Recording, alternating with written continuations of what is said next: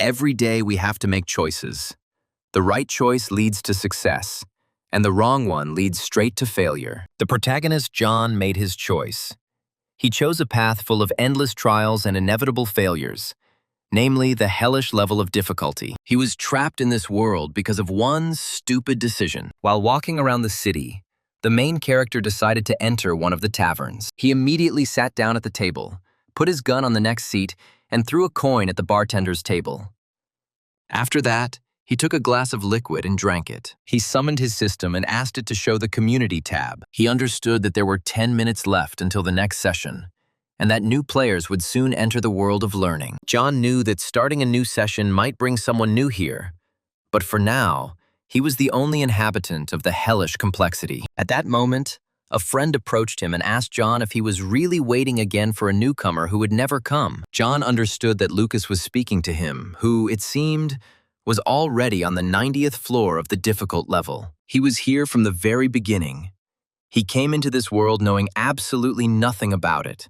Out of all the possible levels, he chose the hellish one, with a player survival rate of 0.01%. Only John was capable of such incredible recklessness.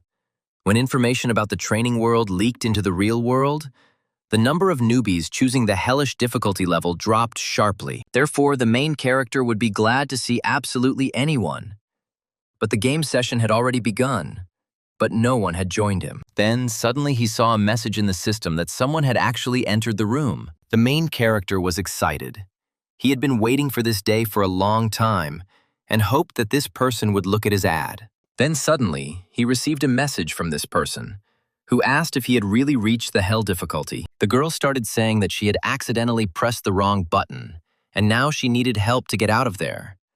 The other players either laughed or tried to cheer her up. She sat in the waiting room, which was an ordinary space with white tall columns, and thought about what she should do. However, at that moment she received a message from John, who told her not to be afraid. The girl looked at the screen in surprise and asked the stranger who he was. The main character said that his name was John, and that he was also on the hellish difficulty level. He told the girl that he would teach her to play, and if she survived, she would listen to him, so she should relax. John thought to himself that he would need this girl to get out of here. She had to get to the 60th floor as quickly as possible, so he asked her what starting weapon she had chosen. The girl said that she chose a bow for shooting. When John heard this, he knew she was finished. She would have to go through her first training alone anyway, and to get through it on hellish difficulty with a bow, you had to be a real pro. The girl noticed his reaction and asked if it was a bad weapon. She said that it was in the National Reserve, so she chose a bow. John said that he didn't say that the bow was bad. In general, archers have the highest survivability among the classes, so the girl shouldn't be afraid. He said she could handle it if she did what he told her and trusted no one but him. The girl hesitated a little and asked him if they were really alone on hellish difficulty. John said that this is both true and false. The thing is that there are a lot of other hellish players on foreign servers. Then the girl asked him if he really thought she would get out of here. John said that there was a residential area on the 30th floor, and she needed to try to get there first. After that, he decided to explain to her how to clear the first floor. And at that moment, memories from his own experience flashed through his head. He decided that he needed to remember the day when his journey into the world of learning began, and go through it again, step by step. John was a 26-year-old guy who was a former pro gamer. However, when he arrived for the test, he immediately suffered a serious leg injury. The arrow pierced his leg completely, and so he fell to the ground and began to scream in pain. He knew he needed to get back to the waiting room immediately, but he could barely stand up because his leg was bleeding. He knew the pain was real, but at the same time, he didn't want to just die here in this hole. So he decided to fight no matter what. He began to think about where exactly everything went wrong. The answer was obvious to him. It happened that day when a panel appeared in front of him, offering to choose the level of difficulty of training. John was confident in himself, so he chose the hellish difficulty level. But now, lying on the ground, he realized that he shouldn't have chosen this option then. While he was trying to come to his senses, the system informed him that he had gained resistance to pain and blood loss. However, he couldn't even get up from the floor and seriously began to think that the end had come for him. He remembered what his life was like before he came here.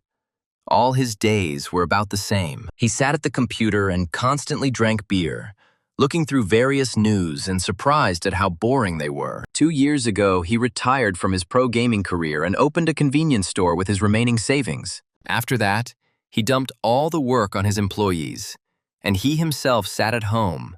At this age, he was already retired in his own right. At the time, he was the greatest among pro players. But their world was too complex, and over time, he was even dethroned. So he decided to give up video games completely, and his life became one big bore. He sat at his desk and kept thinking about how bad he felt. Suddenly, the presenter announced breaking news, and this briefly brought John to his senses. As it turned out, 30 minutes earlier, many craters similar to the one shown on the screen suddenly began to appear all over the world. It was reported that the government was already working to address the consequences of this phenomenon, and experts were recommending against approaching areas where the sinkholes were forming. At this moment, a notification appeared in front of the main character that he had been invited to the world of learning. John was horrified.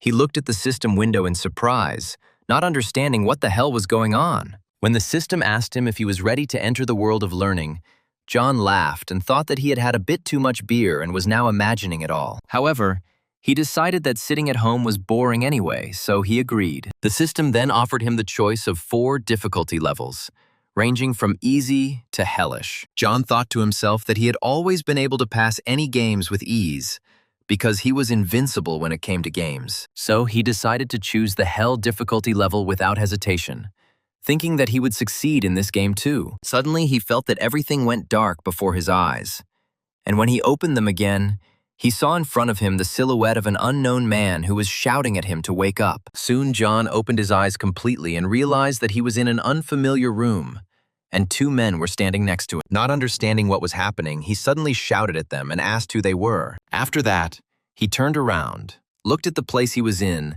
and hesitantly asked them where they were.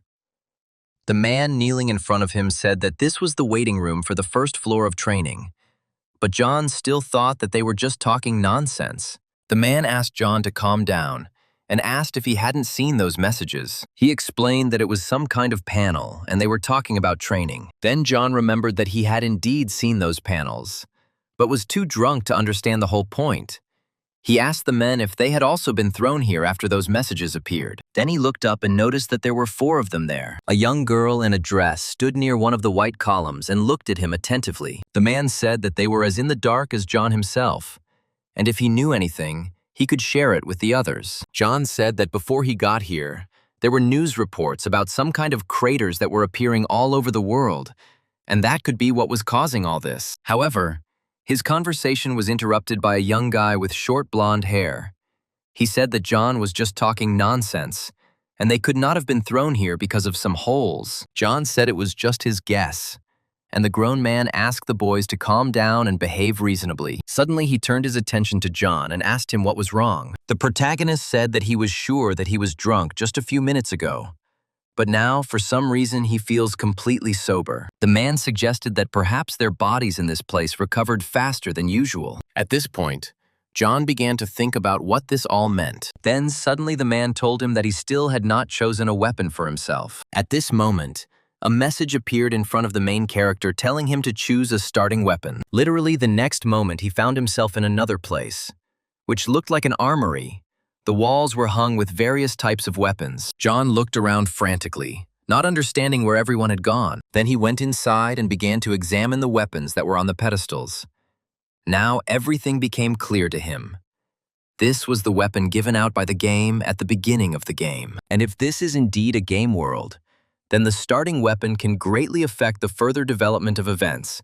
So John had to choose wisely. So the protagonist decided that he first needed to decide what his playstyle would be. In such games, there is usually a division between defense, attack, and support heroes, among which he needs to choose one.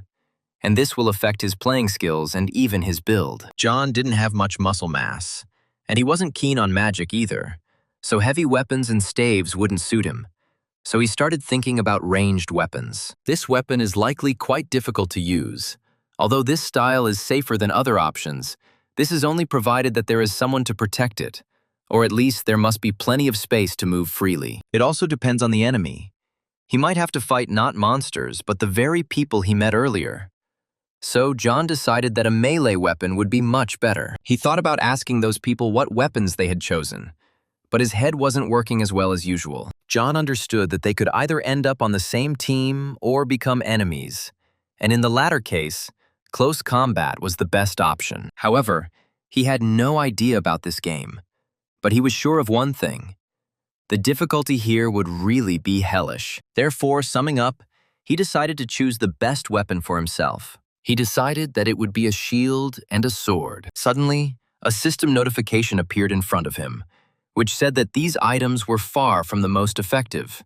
Moreover, they were already worn out. John felt extremely awkward when he realized that he had chosen the worst subjects. However, when he examined the other weapons, he realized that they were no better than the one he had chosen. The system then asked him if he was really ready to choose this weapon. At first, John began to doubt, but decided that he really should choose the shield and sword. After that, he returned to the white room where the rest of the participants were. He looked around in surprise, and the man waved his hand and congratulated him on his return. When he realized that John had already made his choice, he decided to explain to him how everything worked here. However, his conversation was interrupted by the blonde man, who asked the old man to stop this and leave this weakling alone. He said he was about to die of boredom, and they could move forward on their own, ignoring this idiot. John didn't like this attitude towards him.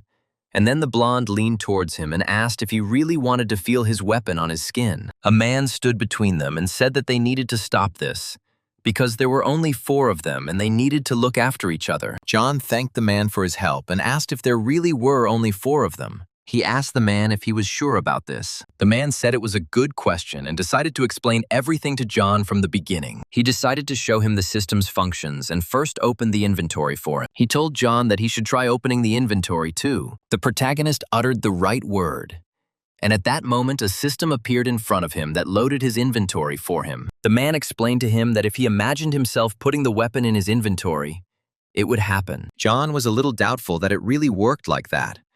But he tried it and realized that everything was really as the man said. Items went into a virtual inventory just like in video games. The man then said that now they should look at their status. John looked at his status and his stats, noting that they were quite weak. The man explained to him that it was all because he was a newbie, but he had a fairly high IQ. However, John thought that now that he had checked his status, he realized that he had chosen the wrong weapon. The man then decided to take things to the next level and show the community tab. He said that this is a special window where you can correspond with people. When the protagonist heard this, he realized that people were divided into difficulty levels, and at each level there were a certain number of people, but in the hellish room there were only 4 of them. When the main character realized this, he was horrified, because there were really very few people. Then the man said that this is why they should look out for each other. The last step he wanted to show the protagonist was the clock, which would appear if he swiped his finger across the screen cursor. John followed the man's advice and swiped his finger across the screen.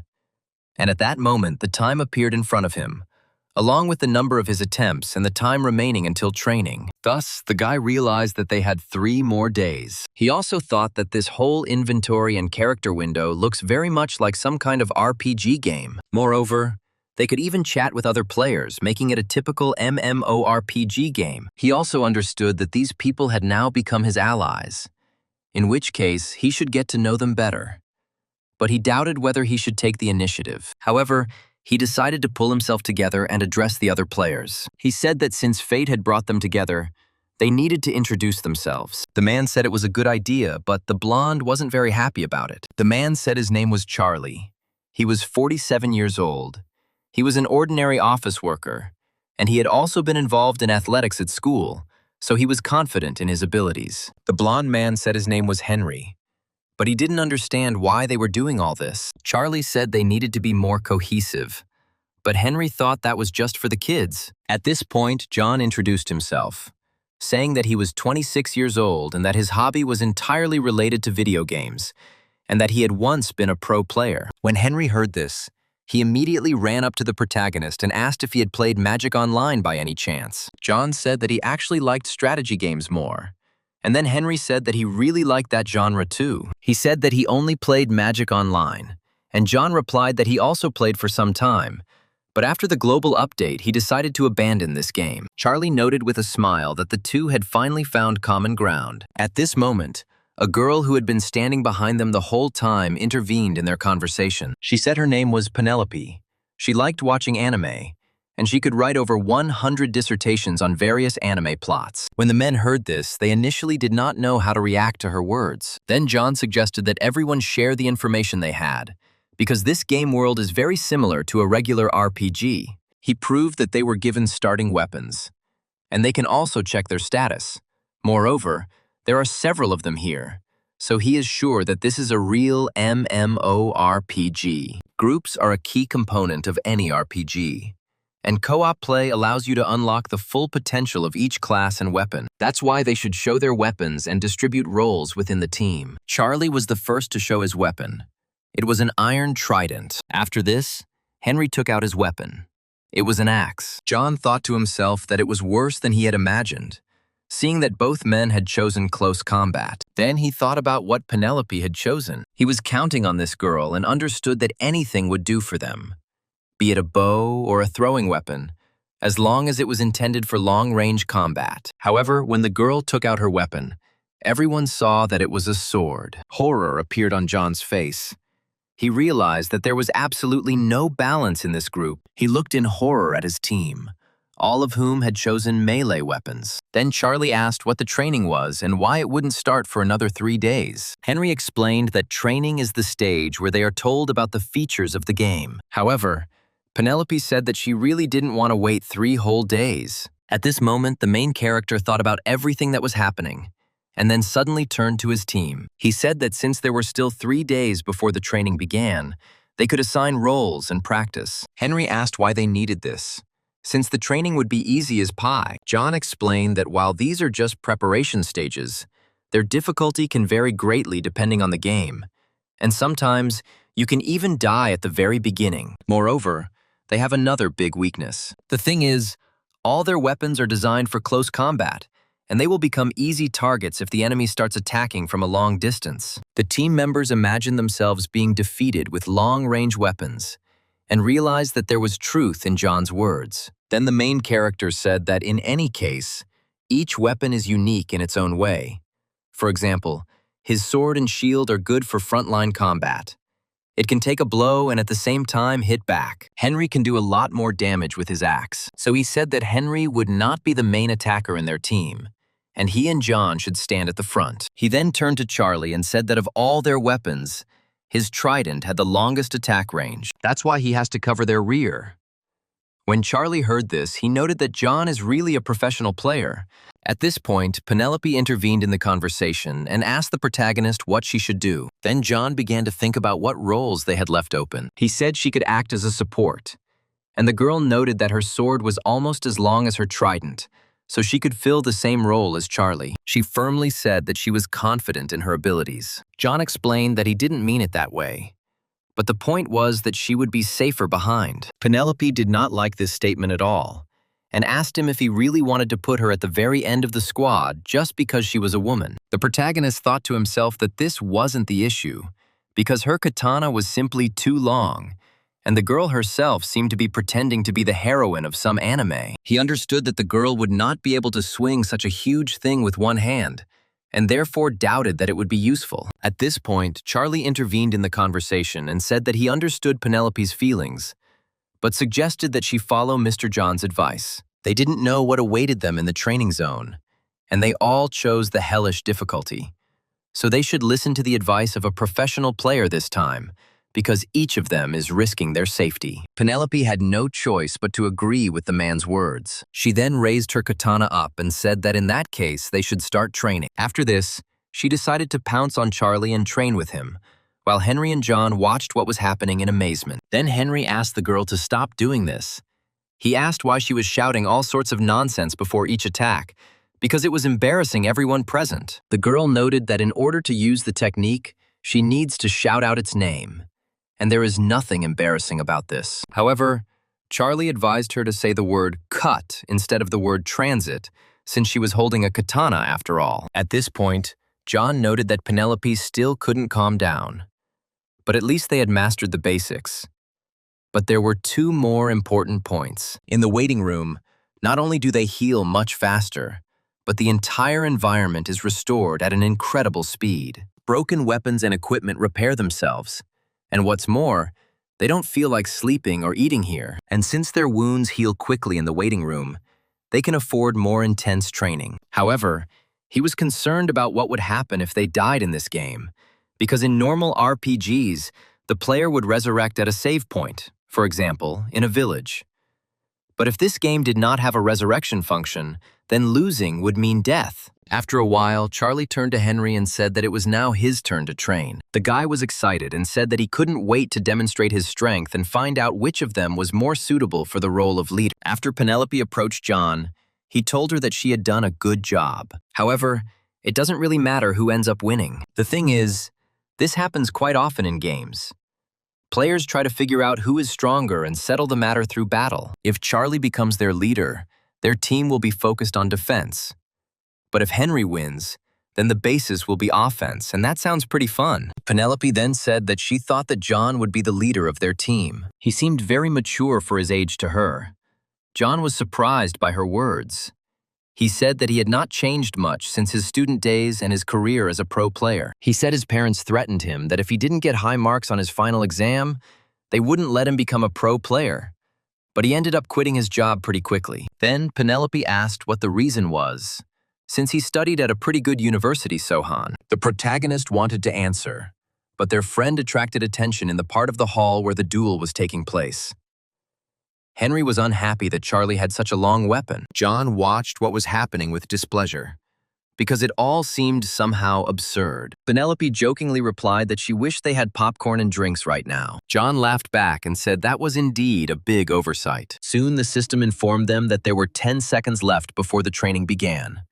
And then the guys picked up their weapons and got ready. Henry was determined because he had never trained so hard in his life. Charlie said he had only gotten this far because his teammates were there for him, and thanked them all. Then John looked at Penelope, who was standing behind him and smiling softly. The protagonist smiled back at her, and then said that now their time had come. The system informed them that a portal leading to the first floor of training would now appear in front of them. And so it happened. A portal appeared in front of each of them. When John looked at it, he realized with horror that this game was designed for single-player play. The boys were horrified. They realized that they had only trained for their roles and now realized that it was all in vain. However, John assured them that the time spent training was not wasted. When the boys heard his words, they felt inspired and decided not to give up so quickly. However, suddenly the protagonist felt as if his hands were beginning to crumble into several thousand particles as he was sucked into the portal. The others also didn't understand what was going on. And then John drew their attention to himself. He said that until now he thought that single-player play was more effective and therefore preferred solo games. However, the last 3 days had been truly interesting, and for the first time in his life he had truly enjoyed a team game. So he smiled before disappearing into the portal and told the boys that they would see each other again. The boys said goodbye to their new friend and promised each other to be as careful as possible. Soon after, John felt his body completely evaporate into the portal. After some time, he found himself in a completely different place, where the portal had transported him. As soon as the protagonist stood up, he saw a system message welcoming him to training. When John saw this, a smile appeared on his face. He was glad that the training had finally begun. However, he had no idea that in the depths of the dark corridor, crossbows were waiting for him, aimed at him. He began to move forward. He peered closely into the dark corridor and felt a pleasant excitement run through him. Goosebumps ran down his spine. However, he decided that he should calm down and then continued walking forward. However, he soon realized that despite the fact that he was moving forward, the portal behind him had not yet closed. When he looked closer, he saw a message box in the very center of the portal, the system asking him if he wanted to be transferred to the waiting room on the first floor. John was surprised.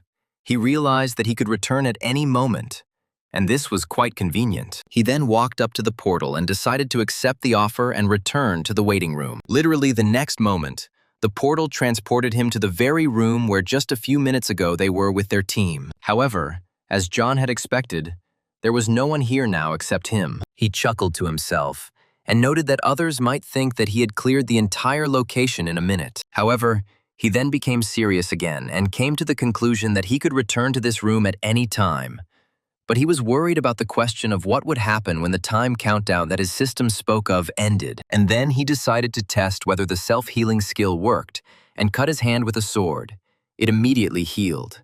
And then the hero realized that the restoration was still working. In that case, even if he was on the brink of death, he could survive simply by returning here. This was great news for John, and he was filled with the desire to complete the game. Suddenly, he heard a portal open behind him, and when he turned around, he saw Penelope flying towards him from it. Before the boys could react, the girl fell on the main character, and he fell to the ground under her weight. The girl remarked that she didn't know that they could return here at any moment.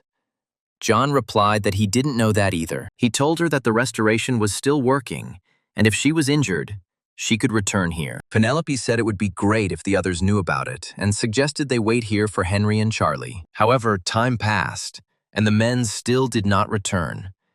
And then the girl began to doubt that they would return here at all. John began to suspect something, and when he looked at the community tab, he saw that the number of people on their floor had not changed, meaning that the men had not lost yet. In that case, Penelope suggested going and continuing with the tests since time was running out. However, before they went into the portal, she said that she had a request for John. She said that when they got back, John would have to teach her how to play video games, and they would definitely have to play together. Before the main character could answer, he noticed that the girl was very close to him. It seemed to him that she was ready to kiss him right at that moment, and he didn't know how to react. However, at the last moment, the girl pulled away from him and kept saying that when they returned, she would like to get to know him better. After that, she said goodbye to him and entered her portal. John didn't hesitate and entered his portal too. When he found himself in training, he was finally able to exhale. Before starting the test, he decided to check his status again. He saw several indicators, including a portal and a time limit, and realized that he still knew very little about this place. It bothered him that there were no health and mana bars here. But as long as he avoided any fatal situations, he thought he would be fine, as he could return to the waiting room. Then he put his shield in front of him and walked forward with enthusiasm. He thought to himself that his status was that he was a human, which meant that there were other races in this world, and he could easily identify them all. John was confident in his abilities, and that he could defeat representatives of absolutely any race. However, after 30 minutes, he realized that absolutely nothing was happening here. He began to doubt that he was doing everything right. After 30 minutes had passed and he had still not encountered a single enemy or anything he could interact with, he began to suspect that something was wrong, but decided to remain vigilant. He gave up on the system and told her not to underestimate him, because his attentiveness as a professional player was on a completely different level. At that moment, a message window appeared in front of him, telling him that he had gained combat focus and willpower. At first, he was scared because he didn't understand what it was. However, when he read, he realized that he had two passive skills. In most RPG games, skills are divided into two categories: active and passive. Active skills must be activated by the player themselves, while passive skills are active from the moment they are acquired. Now the protagonist felt that everything was becoming clearer. By fulfilling certain conditions, he could obtain the corresponding skills, and both of them were related to his current state. If he was not mistaken, then in order to obtain skills, he will need to fulfill various conditions, and the more of them there are, the better. He decided that he should tell others about all this and thought about writing about it in the community. However, before John could do anything, he felt the ground beneath his feet begin to shake. He held up a shield in front of himself, trying to understand what was happening and why the atmosphere in this corridor had changed so abruptly. He looked closely at the dark corridor and realized that this strange atmosphere was coming from there. However, before he could even process anything, he saw a bright flash in the distance down the corridor and didn't have time to get back from it. So, at some critical moment, it flew straight into his leg. The protagonist fell to the floor in intense pain and grabbed his wounded leg, his weapon falling out of his hands. He clenched his jaws in unbearable pain, trying to understand what it was. Quite quickly, John realized that he needed to get back to the waiting room as soon as possible. However, his thoughts were interrupted by an explosion that sounded literally a centimeter away from him. Another arrow flew right into the place where he had been a couple of seconds ago. While he was thinking about being shot at with a bow, another arrow flew from the other side, and John barely managed to dodge it. The hero looked in horror at the arrow, which was stuck literally a centimeter from his head. At that moment, he saw a system message that informed him that he had acquired the skill Pain Resistance, Level 1. John realized that the pain was very real, and now he was worried about what would happen if he died here. As the arrows continued to fly towards him, new system messages appeared in front of his face.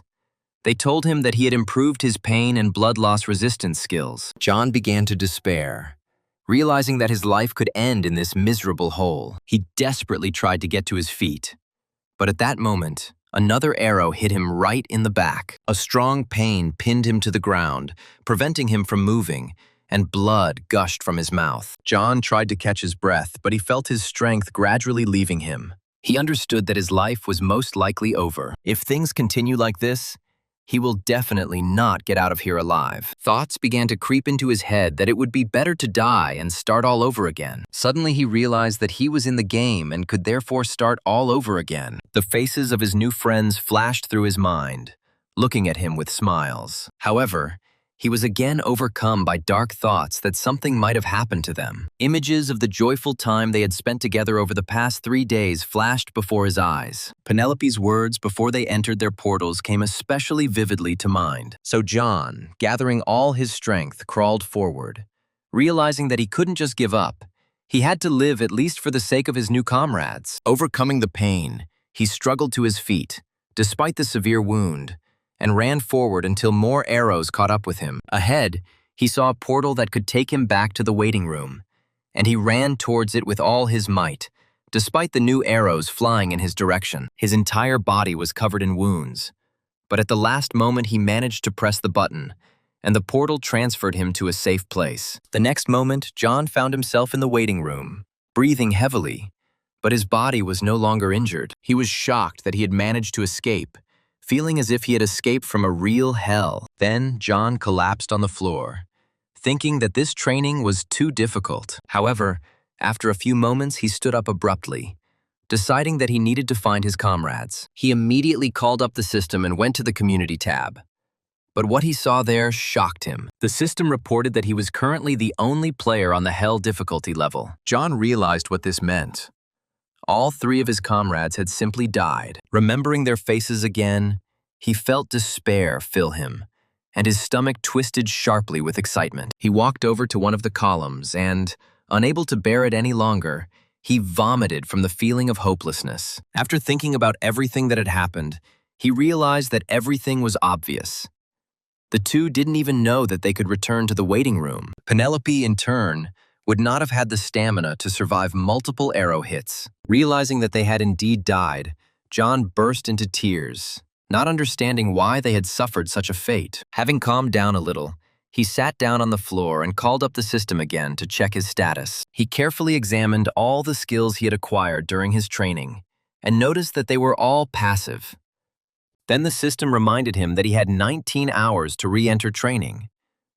John knew this himself, but what worried him most was whether he could survive. Suddenly, he was filled with determination, and he firmly set himself the goal of completing this training. Soon, the portal again transported him to the very place where he had barely survived the last time. John moved forward, aware that the first arrow could appear at any moment. He also noticed that the bloodstains were gone. Apparently, the floor was resetting every time he entered the waiting room like in the game. If so, there had to be a way to clear the level, and he needed to find out. At that moment, an arrow flew towards him again, the one that had critically wounded his leg the last time. This time, John was ready for the first shot and managed to dodge. He remembered that the first arrow was aimed at his right leg, so he quickly pulled it away from its intended trajectory. Realizing that he had escaped injury, John felt a mixture of relief and joy. As he had expected, the trajectory of the first arrow did not change, meaning the attack pattern remained the same. Now he was worried about the question of where the next arrow would appear. Before he could even comprehend anything, another arrow flew towards him, and he barely managed to cover himself with his shield. John remembered that the second arrow had been aimed at the chest. Now there was a third one, which should have been aimed at the head. At the last moment, he managed to dodge, and the arrow flew past. He looked up to see another arrow flying towards him, but he decided to remain calm. He held his shield out in front of him, confident that he could block it. But the arrow was so powerful that it shattered his shield. John realized that without a shield, he would have a hard time. But he had no choice. Suddenly, another arrow hit him right in the thigh, which he was unable to dodge. Then John realized that now he had to return to the portal at any cost before he died from blood loss. As he ran back, another arrow hit him in the shoulder, and John realized that he needed to get some treatment as soon as possible. However, when another arrow pierced his chest, he began to doubt that he would be able to reach the portal in time. His entire body was covered with serious wounds, and the hero felt like he was about to fall to the floor. Suddenly, another arrow hit him right in the neck, leaving a huge hole. At that moment, John felt that he was really dying and fell sharply to the floor. However, the system informed him that his level had been increased, resulting in increased agility, health, and pain resistance. Suddenly, John felt a small surge of strength, was able to stand up and even dodge the next arrow. He held the weapon out in front of him and suddenly noticed that his shield, which had been broken earlier, had been completely restored. When the hero looked down,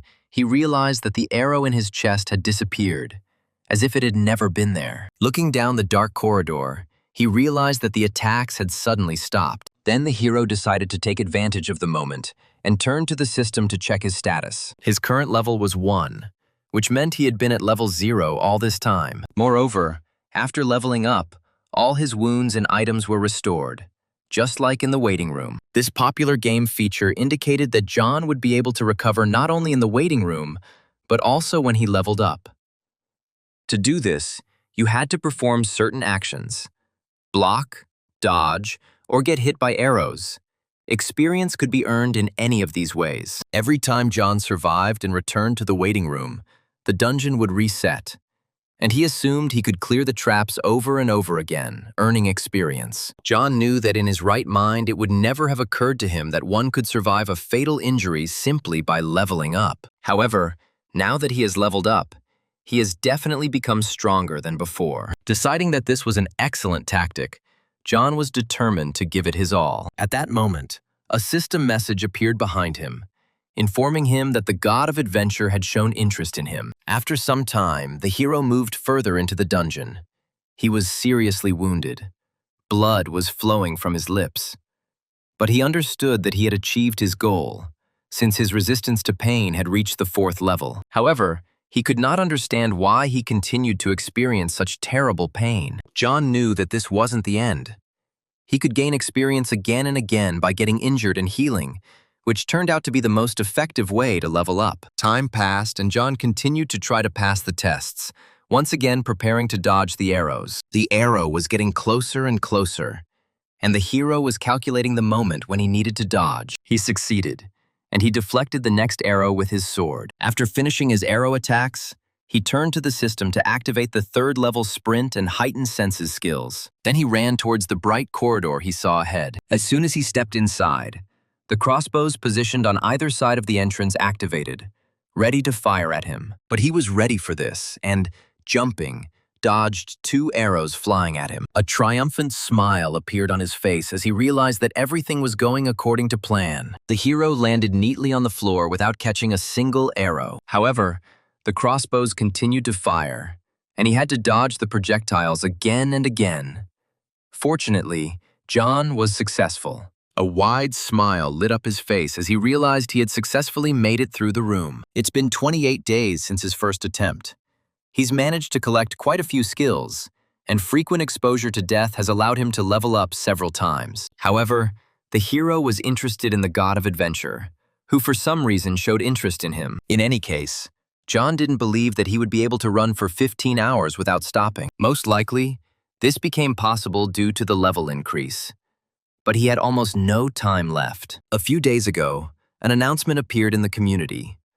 Only 30 days were given to complete each stage, and the penalty for missing a stage remained unknown. John knew that no matter what, he had to clean everything up in the remaining 2 days. The problem was that he had no idea what the next area was, and didn't know the location of the new traps. Moreover, in the future they could be different from the previous ones. John also noticed that his night vision and clear sight skills stopped working. All that was left was to rely on the sword and shield, as well as on one's own abilities. Without thinking twice, the hero ran forward into the still unexplored parts of the dungeon. Suddenly he stopped, hearing a strange sound somewhere to the side of him. At that moment, several arrows were flying at him at once. John held his shield out in front of him and tried to deflect the arrows with his sword with his other hand. But there were too many of them. Despite his efforts, the arrows still hit him in the leg. The hero again felt unbearable pain, because of which he literally could not move. However, he then rose to his feet again, and with a pain resistance of level 8, such wounds no longer posed a serious threat. When he looked ahead, he saw a bright corridor and thought that this could be the exit. He ran forward despite the continuing hail of arrows, only caring that they did not cause him mortal harm. However, before he could enter the corridor, one of the arrows hit him right in the spine. Nevertheless, the hero still ran to the corridor, and upon entering, he found himself in a room with a huge pit in the center, from which a bright light emanated. Approaching it, John tried to see what was inside, but saw nothing. It seemed like there was a bottomless pond in front of him. The crippled John looked at the huge hole in surprise, not understanding what it was. However, before he could even realize what this place was, he felt his strength leaving him, and then fell to the floor. When he came to, he found himself in this pond. However, he still did not understand what kind of place it was. When he examined his body, he realized that all his wounds had healed, and he did not understand why this had happened, because it was a miracle that he had survived at all. John began to suspect that he was in the very healing source that people had described in the general chat. He sank under the water and began to think about how much the information from the guys in the other rooms had helped him. After that, he looked around and realized that it was all true. If that was the case, then the doors behind him led to the boss's room. Having recovered a little, John got to his feet and walked towards the door, happy that he had finally reached the final. Before he walked in the door, the system asked him if he wanted to challenge himself, and John said emphatically that was why he had come so far. Soon the door in front of him opened, and he saw a bright light from there.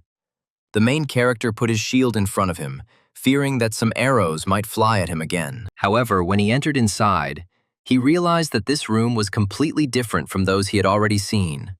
The floor was covered in lava, and instead of the usual flat surface, there were fragments of stones. John looked at this room with horror and realized that it really looked like the boss's room. However, when he looked up, he saw that crossbows were pointed at him again. The next moment, an arrow shot straight at him, but John managed to dodge at the last moment. He immediately realized to himself that this place would be much more difficult for him. He realized that he needed to destroy this crossbow. However, when he looked closely, he realized that another arrow had formed there. He began to wonder what the test was all about, and thought that he needed to get to the other side. So John immediately started jumping on the broken rocks, showing that he was not going to give up so easily. He protected himself with a shield from the arrows flying at him, but he understood that their flight amplitude was very high. He also realized that one of the arrows had come from the ceiling, and that he had only survived thanks to his heightened senses. But he also realized that with his current skills, he could easily get through this floor. However, before he could realize anything, he felt as if his whole body was on fire. He felt incredible pain, from which he could not hold back a scream. At that moment, the system informed him that he had learned a new level of pain resistance, level 9, and burn resistance, level 1. However, John was still aware that the crossbow was still aimed at him. At the last moment, he raised his shield in front of him, but the arrow easily pierced it into pieces. At that moment, new arrows flew at him from behind, this time flaming. They pierced his back, and John felt his body burn with incredible pain. He fell to his knees. When he looked up, he realized that another crossbow arrow was being aimed at him. At this point, the protagonist began to think that it was impossible to get through this floor from the very beginning. He also felt that his comrades, whom he had recently met, were standing next to him. He felt as if he was about to join them. On the verge of death, John reflected on the fact that he had gotten used to spending all his time playing video games. not because he was bored, but because he enjoyed it. It soon became his only hobby. But now, he realized that his skills in games were his assets. However, in the end, he lost everything, including his honor. So, later, sitting at the computer, he realized what a lousy life he had. Ever since then, everything in this world had seemed incredibly boring to him. But now everything was different. It hurt and it was unbearable, but he hated it. And with each new notification, his heart began to pound wildly. So in the past, John gave up everything, realizing that he could not become better, but he would never repeat that mistake again. So he tore off his clothes, which were burning from the arrows that had hit them, and ran forward. Gathering all his strength into a fist, he jumped from one stone to another, avoiding all the arrows. Then he saw his main target and rushed at that ill-fated crossbow, which was preventing him from passing the test normally. As he flew towards it, he realized that this training was too hard. However, he was determined to fix this. So he took out his sword and cut the crossbow and the arrow flying from it in half. Now he could clearly understand that, despite the severity of the test, it had been passed. With the crossbow disabled, John could finally breathe a sigh of relief. He looked at what was left of the crossbow and laughed. When the system congratulated him for passing the first floor of the tutorial on hellish difficulty, he realized that he had finally succeeded. At that moment, tears came to the protagonist's eyes, as he felt sorry that his comrades were not with him now. However, he decided to dedicate this victory to them, and told them that he had succeeded, hoping that they would hear him. Meanwhile, an unknown girl was watching everything that was happening. She had rabbit ears and a red fur coat on top, and she silently watched the test unfold. At this point, the system informed the hero that one of the gods was showing interest in him, and for this he received 500 points, as well as 1,000 points for completing this floor first. He also received the blessing of the wind spirit, but John was worried that his level had not yet increased, at which point the system window asked him to continue training. When John saw another portal, he thought that it could lead directly to the second floor or to the waiting room. However, he knew that he had nothing to fear, as he had fully recovered, and besides, he had no choice but to move on. When the main character entered the portal, he found himself in a completely different place. It was more covered with grass and mountains were visible in the distance. He began to think that this was unlikely to be a waiting room, and so he assumed that he was on the second floor. When the main character looked closely, he saw in front of him that same girl with bunny ears. At first, he thought that she was also a player. But when he looked at her more closely, he realized that she was not a person at all, but a rabbit. As soon as the girl noticed him, she immediately turned to him and smiled, saying that she was glad to meet them, and introduced herself as Kiri Kiri. Then she asked the main character what his name was. But John didn't know how to react to this girl. He thought that she might be his enemy or some kind of NPC, but he still decided to introduce himself and said that his name was John. When Kiri Kiri heard his name, she began to chant it and whispered that it was quite strange. She then turned to the protagonist and said that she was the manager of the hellish difficulty floors. John responded with bewilderment that he didn't know there were such people here, to which Kiri Kiri replied that there was one manager at each difficulty level. She said that John could turn to her every time he passed a floor, and then congratulated him on passing the first floor. The girl said that now he can use the store and auction as a reward. She also explained that only the auction was available in the waiting rooms and residential areas, but John could use the store right now. When the main character opened the store, he realized that he could buy books, bedding, and toys there.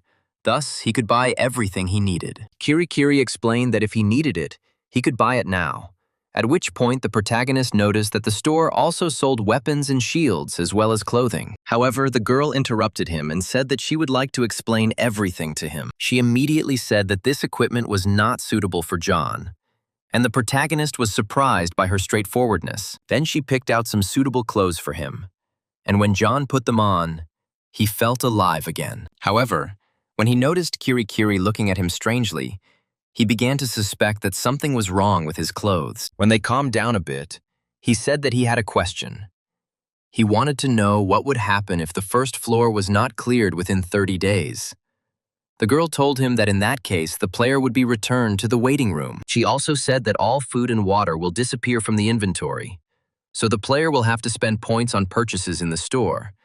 And although players do not feel hungry in the waiting room, after 24 hours they will be kicked out of there. When John asked what would happen if he was kicked out, the girl immediately yelled at him and said that this could not be allowed to happen. She explained that her job was to consult with players who had managed to get this far, but even the answers had limitations. She said that there are those who show high potential and those who have achieved excellent results. There were also those she liked, and only with such people could she tell everything. John noted that despite this, she told him everything about shopping at the store, to which Kirikiri replied that there were no restrictions for such easy advice. These questions were quite simple, and she had more significant, important things in mind. Now she could only tell him one thing and nothing more, so he could not ask any more questions. But there was one thing that he needed to know. The girl asked him to buy a potion with status effects, and the more he bought, the better it would be. At this point, John thought about how the theme of the second floor would likely be status effects and everything related to them. He then said that he would like to ask one more question, but the girl said that he no longer had that opportunity. However, John still asked her what happens to those who die here. At that moment, Kirikiri froze in place, holding her ears with her hands. She thought about how to answer this question, but no thoughts came to her mind. Without waiting for an answer from her, John realized that his guess was apparently correct. Then he rose from his seat and thanked the girl for giving him advice. Finally, he smiled at her and said that it was time for him to go now. Kirikiri smiled back at him and blessed him with good luck. Soon, a portal opened again in front of the protagonist, ready to take him to the right place. Before he left, the girl spoke to him again and told him not to dare die, as they must meet again. John noted to himself that she was a very interesting girl, and promised that they would definitely see each other. Soon, a portal opened in the second-floor lobby. Soon, the main character emerged from the portal and realized that he found himself in the same room in which he had been on the first level. He immediately looked at the system and realized that he had reached the second floor of training. He thought that even if the floor was different, the lobby was still the same. When the system suggested that he move to the next level, John thought that it was the second floor, which meant that he could pass the second floor before the end of the round. He thought that if he completed 2 floors in one round, he might get an extra reward, but he decided for his own good not to rush and realized that he needed to complete the second floor and then ask Kirikiri about it. When the main character turned around, he realized that there was a bed behind him.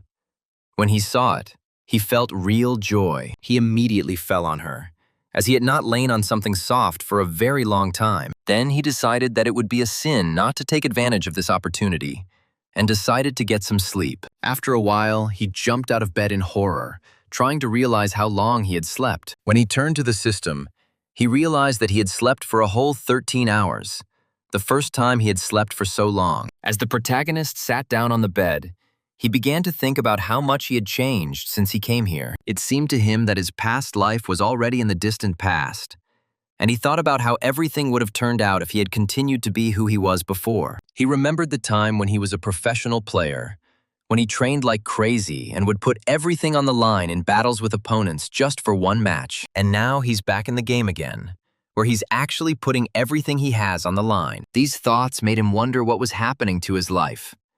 And so, he did not immediately get out of bed. However, he soon decided not to idle for so long, and turned to the system to check his status.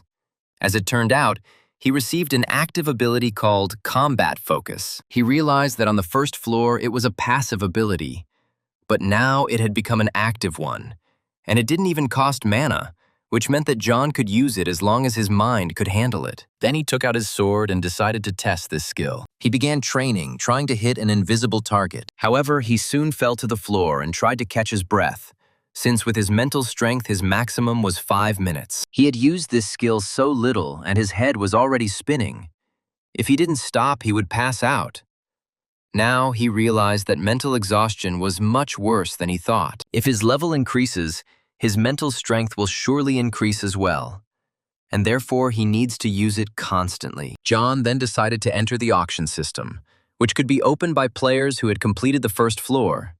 Here you can buy and sell things, regardless of difficulty. When John looked at everything that was offered for purchase, he realized that most of the goods were terrible starting weapons. He guessed that this was because all the players had only completed the first floor. Then he leaned back on the floor and thought that the wind protection was quite a nice reward. John was even able to smile, as he realized that he was, apparently, lucky. Once he had rested, he stood up again and accessed the system, which informed him that the second round was beginning, and the time until the training began was 72 hours. The hero thought that everything here was exactly the same as on the first floor, and he would have to wait in the waiting room for 3 days, and then he would have 30 days to study. Over the next 3 days, John needs to work on improving his resilience abilities, and to do this, he needs to gather information from the community. Then the protagonist decided to go to the community window and notice the number of players on each difficulty, with the most on the easy difficulty. However, when he looked closely, he realized with great surprise that there were now 6 players in Hell difficulty. At first, he couldn't believe his eyes, but now there really were 6 players displayed there. When he looked at the chat, he realized that other players had noticed it too. There were now 5 new players in Hell mode. John assumed that these people were now confused and had no idea what was going on here. He also realized that if he left them, they could all die. So he decided that he needed to share information with them somehow. When he looked at the system again, he realized that 3 Hell difficulty players had entered the chat. He immediately started writing in the chat and asked for a response, as he needed to share important information with them. However, instead of responding, the players simply left the chat, which left the protagonist confused. However, he had no choice but to post an ad so that it could be seen at any time. He hoped with all his heart that these boys would read this announcement, because they could not underestimate the value of training. After that, he took out his sword again and decided to check again how everything worked here. He tried to thrust the sword into his stomach, but nothing happened. He did not feel pain, and no wound appeared on his body. He also noted that his pain tolerance was not increasing, leading John to speculate that he could not gain experience while in the waiting room. When he looked at the chat again, he realized that the players didn't trust him at all, and he even began to wonder why they would help him if they weren't even interested in it. When the system informed him that the tests were about to begin, John wondered what these guys were going to do. However, the protagonist realized that he had done all he could, and now he needed to think about himself. So he mentally prepared himself to begin the tests, and then entered the portal. Once inside, he immediately put his shield in front of him, as he expected arrows to fly at him. He was a little scared because he didn't know what awaited him this time. When the portal transported him to the right place, he realized that it was no different from the first floor. However, this didn't bother him much since this kind of thing happens quite often in games. He was distracted from his thoughts by sounds coming from the corridor, and soon he saw 3 arrows flying at him at once. However, John was prepared for this and fought them off with his sword. It was too predictable for him. However, he soon heard a strange noise ahead, and before he could process anything, he saw something flying towards him again. This thing flew at him so fast that he did not have time to dodge it. It was literally a centimeter away from him and completely smashed his shield. Before John could react, something hit his leg. When he looked down, he realized that it was not an arrow, but a needle. And, apparently, it was poisoned. Then the main character felt a strong dizziness, due to which he could hardly stand on his feet. He realized that he felt pain in his head and stomach. Plus, he had chills, and all this indicated that these needles were clearly poisoned. He then mentally thanked Kirikiri for her advice, and took out the liquid she asked him to buy. However, when he looked at the bottle, he began to wonder if he really should use it now. During that hellish month of clearing the first floor, he eventually gained one unusual ability. As it turned out, this feature consisted of a feeling of approaching death. It wasn't an in-game skill, but a special ability that only John had. His intuition told him how dangerous his wounds were, and whether he could die from them. Every time he was close to death, it saved him because he knew exactly how serious his injuries were. And now, with the help of this, he could determine with certainty whether he was dying or not. So John decided to check how bad it was this time. He concentrated and soon realized that he was still a safe distance from death, and that there was no serious danger for him yet. So he decided he should save the antidote for later and hid it in the system again. He decided that he needed to take care of his leg first. He moved to a safe place and used his cord to apply a tourniquet to his leg. At that moment, the system informed him that he had gained resistance to poisons.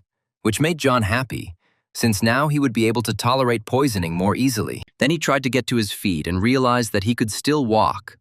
Moreover, his new skill came in very handy. Suddenly, the main character noticed several needles that were lying right in front of him on the floor. He decided to take them with him, as he was sure that he would still need them. However, suddenly he felt his body twist sharply, and he even screamed in pain. John began to think that the effect of the poisoning had suddenly increased due to the fact that the poison had spread throughout his body, and he decided that he needed to return to the portal at all costs. He could hardly walk and was leaning against the wall, but soon he finally reached the portal. However, before he went, John thought that he should increase his stability while he was still on his feet. Using his death detection skill, he tried to calculate exactly how much longer he could hold out. When he felt the clutches of death almost swallow him up, he felt as if he was drowning in a river. When he realized he couldn't test his endurance any longer, he rushed towards the portal. The next moment, he found himself in the waiting room and immediately fell to the floor, trying to catch his breath. This test was too difficult for him, and so it took him some time to recover. The system reported that he had gained resistance to paralysis. And then John realized that his body could be paralyzed, and that was even more dangerous than the other effects of the poison. Soon he felt well again and immediately rose to his feet. The hero thought that since he had acquired the resilience skills, he would now be able to gain more experience, and he decided to try to improve them to level 3 today. However, he also understood that he would have to consciously torture his body in order to level up. Getting wounded in the dungeons and recovering in the waiting room was the only option. And even though John was fully aware of this, he still thought it was incredibly stupid. Usually, you level up after defeating a strong monster. But not only are the floors difficult, but the challenges are also incredibly boring. While the main character was trying to pass the second floor test, he often swore at the game about how incredibly terrible it was. He deftly jumped over the arrows and needles flying at him until he found himself in a safe place. He then pulled out one of the needles from his shield that had hit him. He took it in his hands and then sharply thrust it into his other palm. The pain was quite strong, and since John stoically endured it, when he felt the effects of the poisoning, he realized that this was exactly what he needed. The hero understood that the theme of the second floor was poisons, and he would be cured at the moment when he was already on the threshold of death, thereby increasing his level. The protagonist understood that this was the only way to effectively complete the game. He realized with a smile on his face that this game was quite unusual. However, he then suddenly felt a strong pain in his body and could hardly dodge the attacks. As it turned out, there were devices in the walls that were shooting at him, and due to his poor health, John was unable to dodge their shots. He thought to himself that the pattern of attacks was repeating itself. But now the poison had become more deadly. He also understood that if he lost consciousness, it would be the end for him, and it was simply impossible to increase his stability in this way. However, he had a life-saving bottle containing the antidote. When he saw more needles flying at him, he managed to deflect them with his sword. After that, he grinned and thought that getting to the second floor would be as easy as pie. The hero then moved forward and soon found himself in the next room. Everything was swimming before his eyes, and he tried to comprehend what kind of room he was in. He suddenly felt a heat in his body and realized what was wrong with this room. As he expected, the temperature in the room gradually increased. However, he didn't understand why it was so incredibly hot here. Using the system, he summoned a bottle of water for himself and poured it over his head. Now John understood why the traps on the second floor were so simple. When he looked ahead, he saw bright flashes of light, which signaled that arrows were flying at him again. At the last moment, he managed to put his shield in front of him and protect himself from the arrows. He couldn't believe that he would actually have to dodge gunfire in this brazier. At that moment, the system informed the protagonist that he had gained resistance to heat. The hero had never even thought that such a thing could happen. Now he was thinking about what he should do. He assumed that he should go back and restore his strength. But he decided that he was too far from the portal, and it would be dangerous to return in such heat. Then he decided to continue, despite the terrible heat. John turned to the system again and pulled out a freezing potion. He drank it and felt his body cool down and even start to steam. After that, he moved forward along the corridor. And now it was much easier to move forward. However, He walked only a few meters and again felt an incredible heat that literally did not allow him to move. John realized with horror that the potion had stopped working, and that at this rate he would simply burn alive. He then took out a stamina potion, realizing that he didn't want to waste this 400-point potion when even leather armor was cheaper. When the system informed him that he had gained level 2 burn resistance, John noticed that the temperature no longer burned his skin. However, at that moment he became distracted, and then several arrows flew into his body at once. John realized with horror that he had weakened his defenses and was now being struck by poisonous needles again. He fell to his knees, realizing that if he was poisoned now, he would definitely be dead. Everything was bad before his eyes, and now he felt incredibly terrible.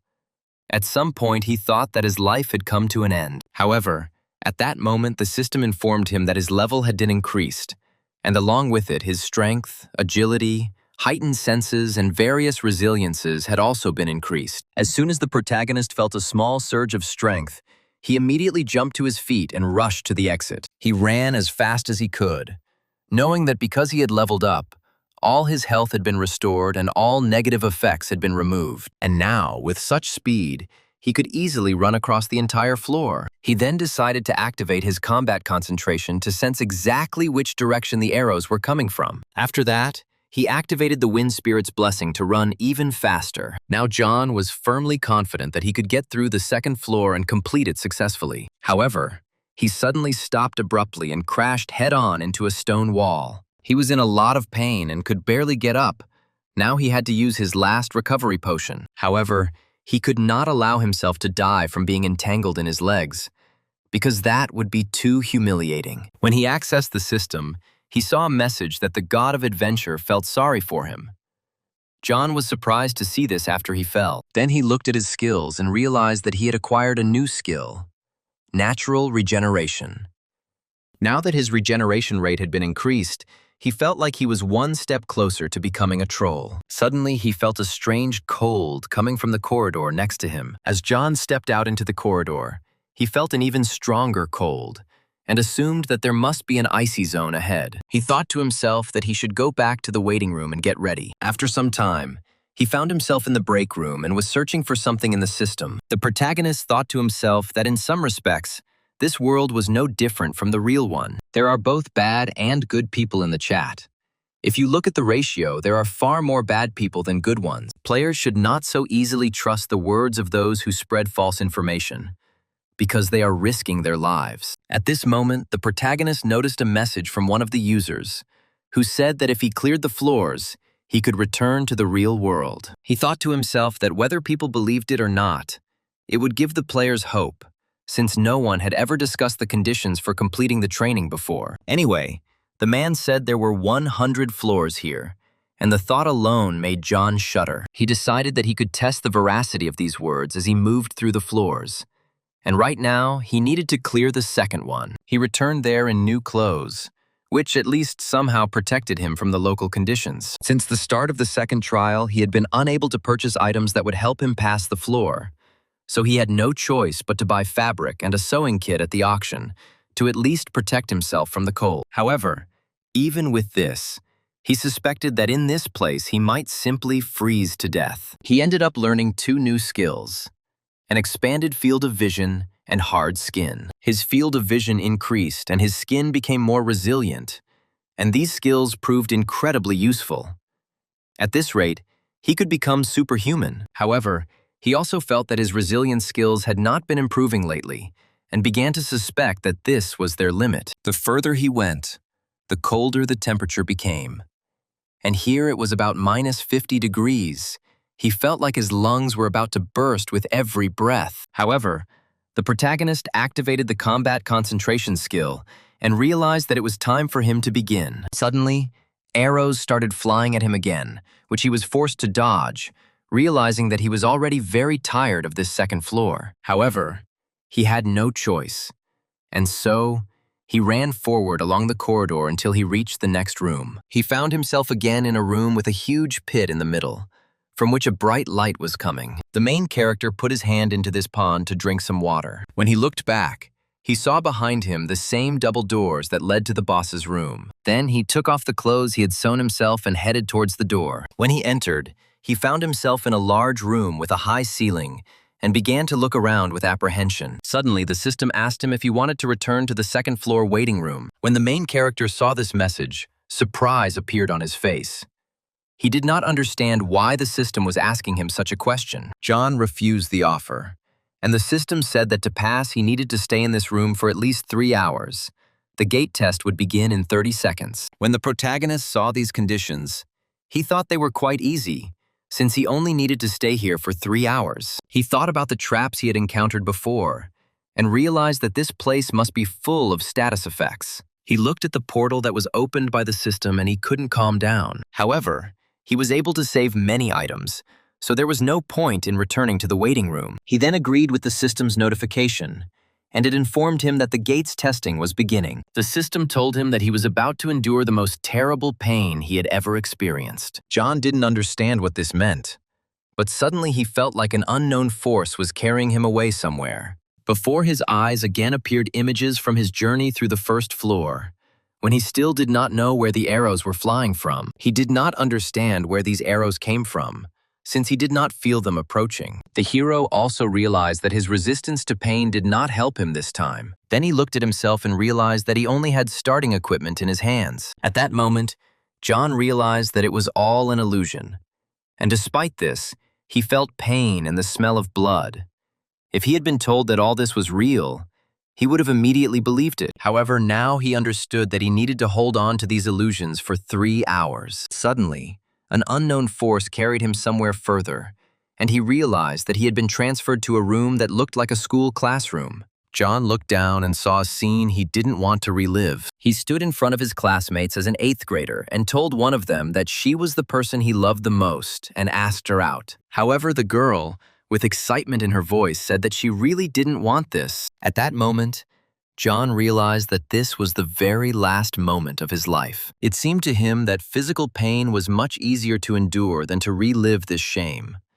And at that moment, the god of adventure also took pity on him. John also realized that he couldn't even comprehend how much time had passed, and now he could only guess how much longer he would have to endure this. Then the force transported him to another place again, and he saw himself sitting at the computer in his room. On the computer screen, he watched an interview with a player who acknowledged that John was a truly great competitor, that his career as a professional player was amazing, and that his skills were top-notch. However, all this was before his debut, and at this tournament, the guy was determined to demonstrate the fruits of all his training and take home the main prize. At that moment, John felt the same sensations as before. When he first realized that they were trying to push him out of his place, he saw again the moment when he lost the tournament to this guy. It was a crushing defeat for him. The former #1 player was defeated in every round, and all the news channels were saying that a new legend was born who would dethrone John from his place as king. While the protagonist was trying to come to terms with the fact that he had actually lost, this guy came up to him and asked if he had ever thought about quitting. When John looked at his contented face, he was filled with completely different emotions. Now that the protagonist was forced to relive all these moments over and over again, he felt incredibly exhausted. He hoped with all his might that all this would end soon. However, less than an hour had passed since the beginning of the illusion, and although the protagonist could not die from it, it was still a real hell for him. Then he suddenly felt as if he was on the street. He was sitting on a bench, and his sister was standing next to him. She told him that it was his fault that their father died. It was one of the most traumatic moments in his life. And so the protagonist tried his best to get out of this illusion. He tore his clothes. It was unbearable.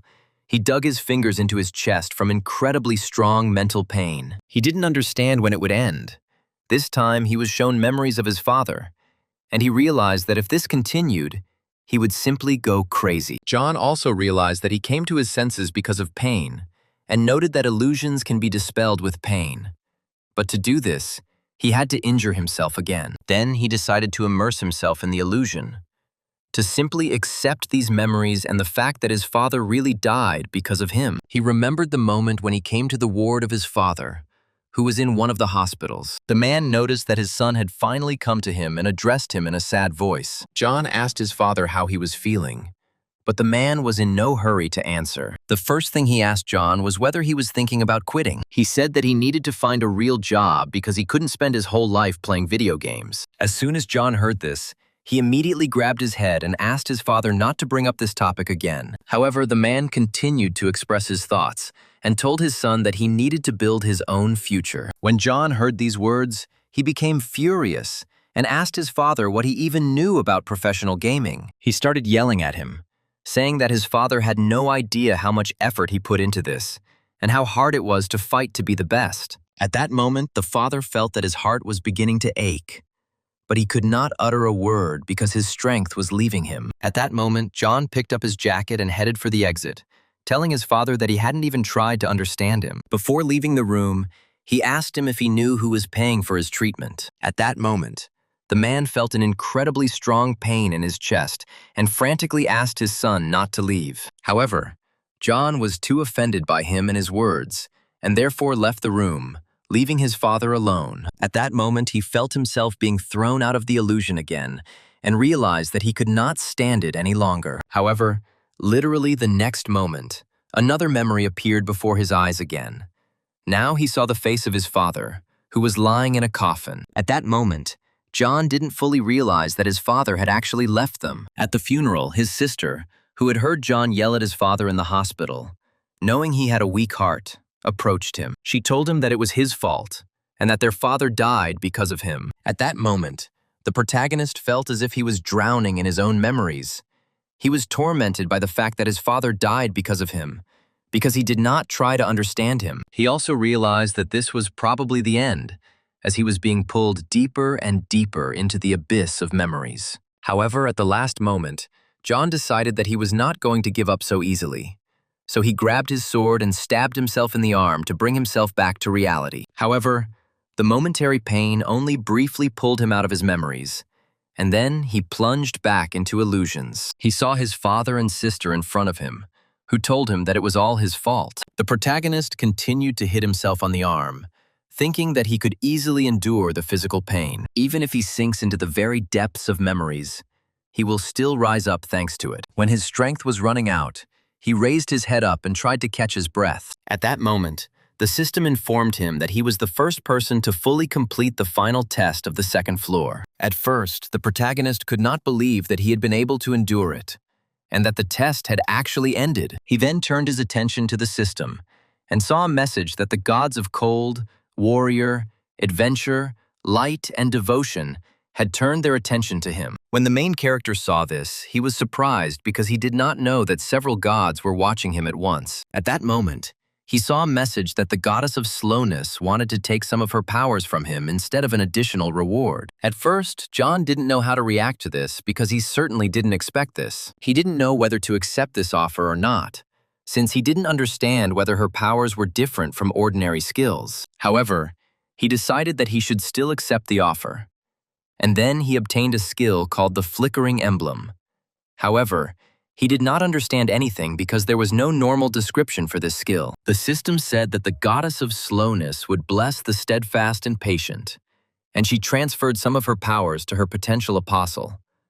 But when John didn't understand which apostle she was talking about, he saw a message saying that the god of adventure was disappointed in him. The main character didn't understand what happened to this weirdo and decided to ask Kirikiri. Soon, a portal opened in the clearing where Kirikiri was located. John emerged from there, having passed the test and now being able to meet the rabbit girl again. He looked around and realized that he had again ended up in the same place as after passing the first floor. However, he was distracted by Kirikiri, who, as soon as she saw him, immediately rushed towards him to hug him. She smiled and said that a lot of time had passed and she was glad to see John again. She was glad that he returned alive and praised him for getting through the second floor. However, the protagonist asked her to wait a little and then opened the system to buy something. As it turned out, he bought a cake for the girl and handed it to her as a gift. When the girl saw the cake, she was incredibly surprised and asked if it was really for her. John replied that she had helped him a lot and thanked her for the advice before the second test. Seeing Kirikiri's embarrassed expression, he asked her not to make that face again. Then she started shouting that John was the best, even though these words embarrassed him greatly. After that, they sat down in the clearing and decided to taste the cake. Then the main character asked the girl if she had any tips for the third floor. However, the girl casually said that she had no advice. The protagonist was surprised. He said that she gave him clues for the second floor, and therefore he was sure that there should be at least something for the third. However, Kirikiri said that she couldn't help him. The problem was that he was growing up too fast, and if he wanted to so much, she could tell him, but it wouldn't do any good. When the protagonist heard her words, he began to understand something. Then he asked her again what happened to the guys who joined during the second test and asked if they were alive. However, Kirikiri stopped him and said that this would use up his entire question limit, and so asked again if he was sure that was the question he wanted to ask. Then he asked her if this meant that if he got an answer to this question, she would no longer be able to answer the others. And Kirikiri confirmed his words. Then John decided he would ask about something else. He asked the girl to tell him about a skill called the shimmer emblem. However, when he looked at the place where Kirikiri had just been, he realized that she was no longer there. She was in a clearing and chasing a butterfly. When John distracted her from such an interesting activity, she said that she would tell him about it since he was so helpless. Kirikiri said that the flickering emblem is one of the skills of the goddess of slowness. Players who demonstrate outstanding performance on all floors can receive rewards from the gods. He assumed that this meant that God liked him, to which the girl replied that each god could only grant part of his powers once. John noted that it sounded good. The goddess of slowness had wasted her only opportunity on him, and he liked it. However, one way or another, he would like to know about the effects of the shimmer emblem, and the more detailed the better. Kirikiri replied that he could look at them when he returned to the waiting room, and he would understand everything later. The protagonist thought to himself that this girl was the manager of the hellish floors, although at first glance she did not seem strong. During the first trial, there was a player who tried to attack the manager, but he ended up being easily crushed and was on the verge of death. Kirikiri must be damn strong despite her appearance. Then the protagonist turned to her and said that he would also like to know who these gods are, what their purpose is, and what they want from the players. However, Kirikiri sternly informed him that he had to find out for himself. Realizing that the girl would not tell him the whole truth, he decided not to insist. However, he wondered why she had suddenly become very serious. He assumed that it was a taboo subject, and apparently he had touched the main point of the game. He assumed that this world was created by the gods and then summoned players into it.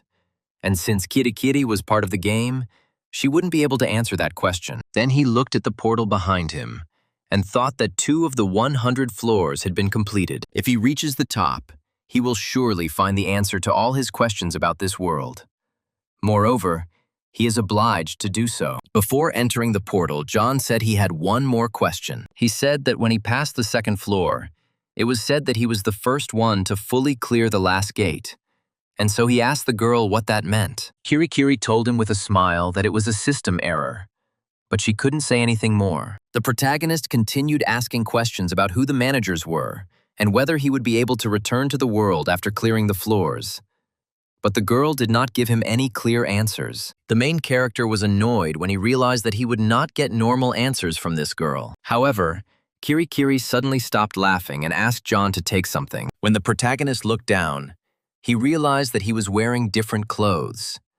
Now he was wearing a long jacket with a yellow collar. The girl said with a smile that this cape was much better than his current one, at which point John thought that, apparently, he really did have terrible taste. He then walked towards the portal and told the girl that she could keep the cake. As soon as Kirikiri heard this, genuine joy appeared on her face. John promised Kirikiri that he would buy her another cake when he returned, and then said goodbye to her. The girl waved goodbye to him, and the portal between them closed. After some time, the main character found himself in the waiting room on the 3rd floor. He decided that before starting a new challenge, he should test his skills.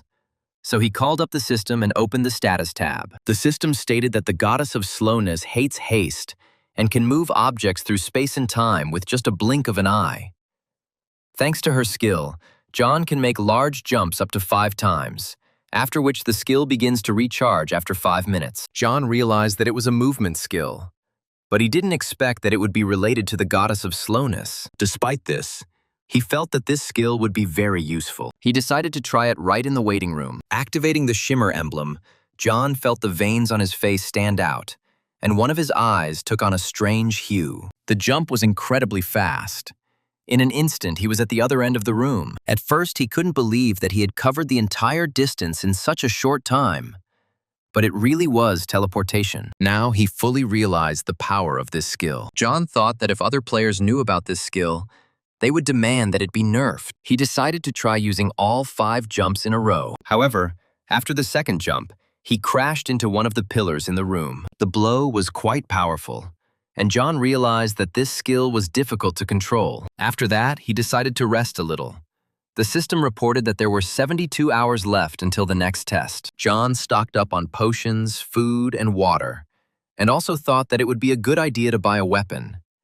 He decided to buy a new sword and a protective suit, and then look at his skills again. When he checked the system, he noticed that new skill information had appeared, and guessed that it was Kirikiri's doing. Now he knew that the skill could be improved to the 3rd stage and become his main one. John stood up and decided that while he had time, he should practice his control over the shimmer emblem. Suddenly, he saw that he had received a private message. When John opened the message, he was extremely excited, thinking that this letter was from the Hell Difficulty players. It turned out that it was an invitation to the Representatives Guild. The letter stated that the person who sent it was impressed by John's achievements on the Hell Difficulty floors and wanted to tell him about his guild and its goals. At the end of the letter, the man introduced himself as Oliver and said that he would wait for a response from John. John thought the community chat had become quite active lately, but he hadn't expected groups like this to form so quickly. He also noticed that Oliver's name was unfamiliar to him, and although he was the only one who had successfully completed the Hell Difficulty floors,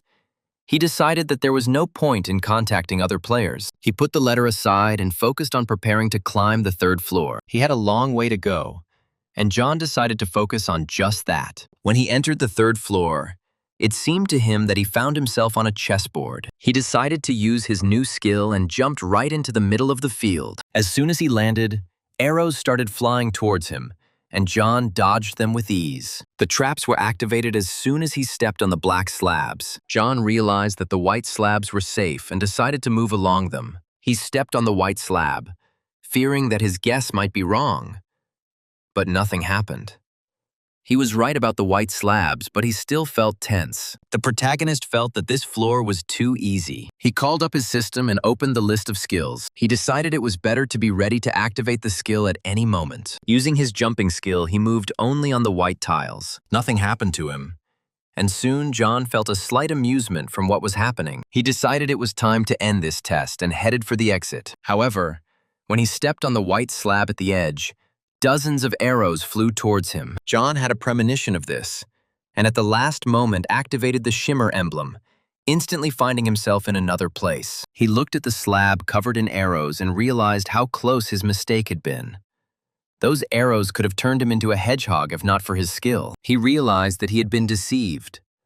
The white slabs were safe, but at the last step a hail of arrows awaited him, and this greatly irritated him. In any case, he reached a room with a glowing pool in the center. He had already been to the boss room, but due to the difficulty of the previous floors, everything here seemed too easy, which disappointed him. Soon he approached the door behind which the boss was supposed to be. Since he hadn't learned any new skills, it was obvious that he wouldn't have to return to the waiting room. John touched the door, deciding to quickly clear the place. When he opened the door, a hall appeared before him that resembled the place where he met Kirikiri. John was determined to get through this floor on the first try and was looking forward to what awaited him. The challenge was to reach the target using floating slabs that would fall after a while, and he had to use them as support. In addition, there were traps along the way, so he had to move very carefully. At that moment, John thought that they seriously wanted to finish him off here, and that hellish difficulty really lived up to its name. As he jumped onto the next slab, he noticed that the one he had been standing on just recently had begun to fall down. He realized that the slabs were gradually falling, and that he was facing traps. And even despite this level could be considered relatively easy. However, these were not all the difficulties he had to face, as crossbows were aimed at him all the time. John had to defend himself from the arrows, and therefore he did not have a second to rest. Moreover, he did not even understand where they were coming from. At some point, John felt that he had lingered on one slab for too long and suddenly began to fall down along with it. As he fell, he realized that he was in a hopeless situation. As it turned out, the slabs beneath him also began to fall, and he fell straight into the abyss. He then decided to activate the wind spirit's blessing to land in a safe place. The slabs on the third floor kept falling one way or another. Players who forgot about this and focused on the traps also fell, and even after falling, they had to avoid new traps to reach the goal. The constant conditions for passing the boss room were the need to move along the slabs. As the protagonist moved further, he realized that all the plates began to rotate in a vortex. However, he had improved his skills on the first 2 floors and received an ability from the god, so he activated the emblem to escape the vortex. He realized that all the slabs at that level had fallen. He also began to fall, but was determined to land in a safe place. He activated the shimmer emblem again to save himself. As he flew to the right place, he realized that he had destroyed the unchanging conditions of this floor. At the last moment, he managed to grab hold of the only plate that remained in working order and was located near the hill. When he climbed onto it, the system reported that he had completed the 3rd floor of training on hellish difficulty. John thought to himself that he almost died on this floor. The boss's room was truly dangerous. The creators of this level apparently hoped to kill all the players, and even he had a hard time getting through it. He then noticed the system message and realized that he had received points for completing the quest, and that the adventure god was going to grant him some of his powers instead of an additional reward. A look of surprise crossed John's face when he saw the message from God again. He thought to himself that this god had been getting on his nerves every day, and only now had he decided to grant him his powers. He also thought that the flicker emblem was a cheat skill that had surpassed all his expectations, and without it, he would never have passed this floor. Therefore, it would be a mistake to refuse the divine gift, and he agreed, thinking about what kind of skill this god would give him. It turns out that the skill was called Talaria's Wings, and its description stated that it was attracting a lot of interest from players, but it was created by accident. John began to fear that this skill would be useless and decided to check it through the status. He realized that, despite its insignificance, this skill was at the maximum level and would be quite useful. He then decided to consult with Kirikiri about this matter. He soon returned to the girl, who was glad to see him and also brought a new cake. She immediately rushed at John, but he stopped her, saying that he didn't have the cake with him. However, he remembered his promises to the girl and decided that he needed to fulfill them. However, he felt very dizzy, and Kirikiri asked if he was okay. Instead of answering, the main character began to fall onto the grass as his head began to spin violently. After a while, he woke up and tried to figure out where he was. The last thing he remembered was his head spinning and he fell. Then he began to realize that he seemed to be very tired. However, when he looked down, he saw Kirikiri lying on top of him, sleeping, which made him a little upset since she had made him into a pillow. The girl was fast asleep and didn't even plan to wake up, apparently. She was dreaming something. Then John noticed her ears and decided to touch them while he had the opportunity.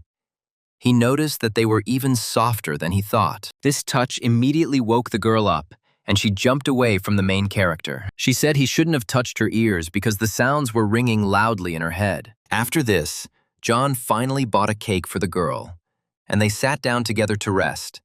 He decided to ask her about the last level of the 3rd floor. He said that he thought for a long time that the difficulty of these floors had increased, and he even thought that he would not be able to get out. Then Kirikiri said with displeasure that it was all because he had completed the level in a very strange way. At first, John didn't understand what she was talking about. And then the girl explained it to him. She said that in the boss's room on the 3rd floor, there was a path downstairs that you had to take. The creators probably didn't expect the player to be able to get through the room without falling, and the gods must have gone crazy. When John heard this, he decided that he would definitely deal with those who created this terrible world. He then decided to turn to the system and noted that he did not see any information in the community that could help him. Most of the discussions were devoted to easy and medium difficulty levels. However, he suddenly noticed a conversation about the guild to which he had been invited. The guys were discussing how this representative guild was suspicious, as its members were sitting in the waiting room and were clearly plotting something. As John read their messages, he tried to understand what they were talking about. Then, he suddenly realized that they were talking about the very guild that had sent him the invitation. These guys didn't look like a normal guild that only wanted to communicate with other players. and now John was trying to figure out what their true goal was. After completing a level, all free food and water disappear, and players must spend points to purchase food. Moreover, after 24 hours in the waiting room, the player is kicked out, and then it becomes even more unclear to John why these people are there for so long. He didn't understand how they could support this guild all this time. John clearly felt that something was wrong with this guild and thought that he should ask Kirikiri about it. However, he suddenly realized that he shouldn't waste his limited questions on this, because he wouldn't be able to help the players with other difficulties anyway. So he simply shouldn't interfere with it. He decided that he needed to focus on his own problems. After this, the hero turned to the girl and asked her what he would need on the 4th floor. The girl thought for a moment and said that for the 4th floor, she could advise him on a rope, hooks, and a telescope. As soon as John heard this, he immediately noticed that there were quite a lot of things this time. He then asked the next question, as he was interested in Talaria's wings. Kirikiri was delighted when she realized that John had received another skill from another god. She revealed that the power given to him by the god of adventure helps him summon Talaria's wings when the skill is activated. With their help, the main character can float in the air. When he decided to test them, he was delighted with the skill. He turned to the god of adventure, hoping that he would hear him, and told him that he was the best. However, Kirikiri said that the wings allowed him to glide, not fly. But for John, that was enough. He said that the main thing is how he uses them. He will be able to fly up using the shimmer emblem and thereby increase the hovering range. However, the coolest thing for him was the feeling of wings behind his back, because having such wings is every guy's dream. Kirikiri watched his reaction with a soft, satisfied smile. Then she quietly said that this would be her gratitude for the cake he bought for her. After that, she waved her hand and opened a portal to a new floor for John. The main character was surprised that this time, the girl was trying to get him out of here as quickly as possible. Suddenly, Kirikiri announced in a calm voice that the day of the Great Assembly would soon arrive. John was surprised to hear this and asked what it was. However, the girl again replied that he would soon understand everything himself. She said that soon he would realize the true nature of this world. But for now, he needed to do everything to survive. Without giving him a chance to answer, the girl walked up to him and pushed him into the portal. John was extremely surprised by her behavior and asked what she was doing. He tried to reach out to her, but he felt the portal sucking him in more and more. The next moment, he found himself back in the waiting room. It took him some time to recover from such an unexpected fall into the portal. He looked ahead and still tried to understand what this day of the Great Assembly meant. Meanwhile, a whole crowd of people had gathered in the waiting room on a different difficulty level. Among them were 2 young girls. They were sisters. In the middle of the room, a young man was tied to one of the pillars. He was tied to the column with ropes and a target was drawn on him. The boy cried and begged to be untied, assuring the man sitting in front of him that this was the last time. However, the man sitting in front of him did not listen to him.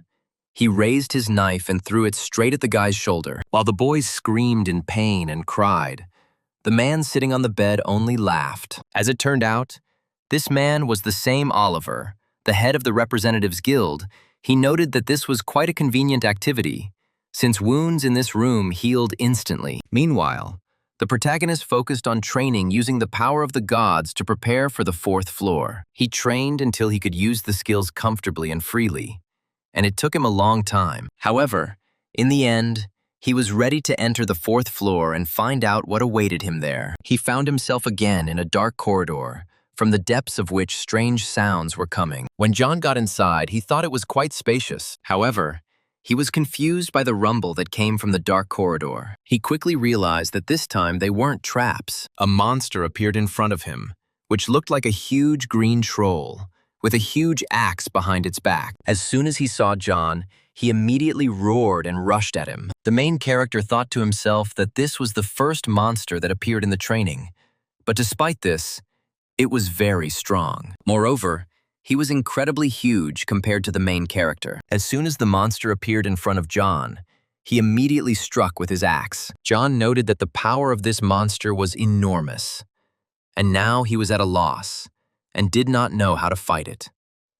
Kirikiri didn't advise him to change weapons, which meant he would be able to defeat him with his sword. Then the protagonist took a stance and activated his combat concentration. Meanwhile, the monster rose to its feet again and rushed at John. However, the main character managed to jump away from the place where his blow landed. He ran away from the monster around him quite quickly and prepared to stab him in the neck with his sword. However, the monster reacted faster than he expected and threw him back with its fist. The blow was so strong that blood gushed from the protagonist's mouth. He thought that this monster was much faster than he expected. When John saw the monster running towards him again, he realized that it was about to kill him. Then he put his shield in front of him, preparing to block the blow of his axe. However, he suddenly realized that the monster had instead fainted and hit him with its shoulder in the place that was not protected. John was thrown back by such a strong blow. He realized that he would not be able to block his attack, and now he did not know what to do. Meanwhile, the monster continued its series of attacks and rushed straight after the hero. At that moment, John noticed that the monster's axe was heading straight for his head. Then, at the last moment, he struck him in the face and then jumped up, avoiding the blow. After that, he landed right behind his opponent. Noticing the surprise on the monster's face, he said that it was the first time he had used this skill. It turned out to be the shimmer emblem, which he used to avoid the attack. Until now, he had only used it to dodge, but now he activated the skill before its attack, moving forward and hitting the monster in the face. Now John realized that this skill would also be useful for attacks. These words enraged the monster, and he rushed at John with a loud roar. At that moment, the protagonist realized that it was time for him to end this battle. He used the wind spirit's blessing and rushed through the monster. He struck him in the shoulder and then, finding himself behind him, decided to take advantage of his confusion. He put all his strength into the blow and rushed at the monster. With one good blow, he cut off his head, which flew up. When John saw this, a smile appeared on his face, as he realized that he had been able to defeat this monster. After that, he continued to move forward. There were 26 more monsters ahead of him, but he was able to kill them all.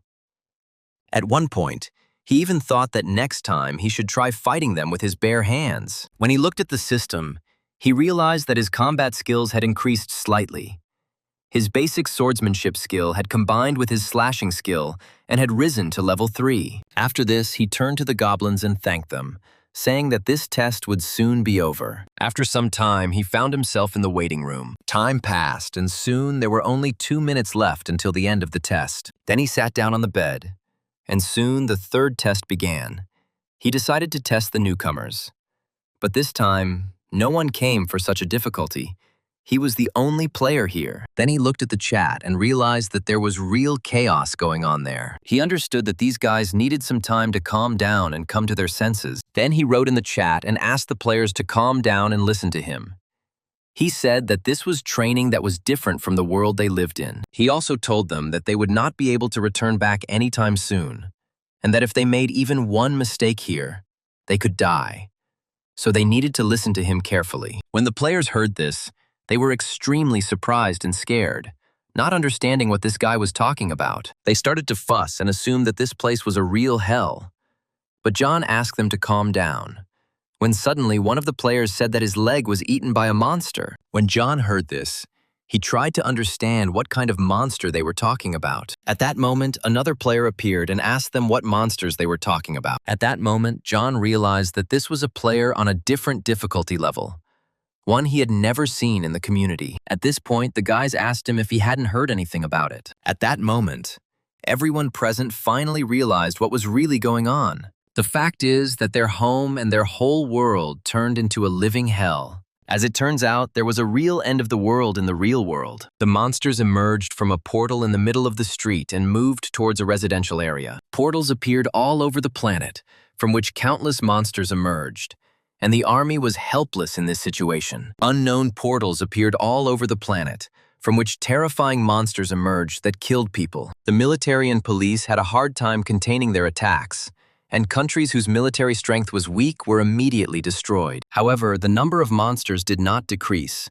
and the military could not stop them. Thus, 2 weeks after the portals appeared, the number of victims was approaching 90 million people. When the protagonist realized this, He couldn't believe that it was actually true. Hearing the number of victims, he felt a wave of hopelessness and horror wash over him. He remembered that his sister and his mother remained in that world. The chat erupted into chaos, and this drove the protagonist even more crazy.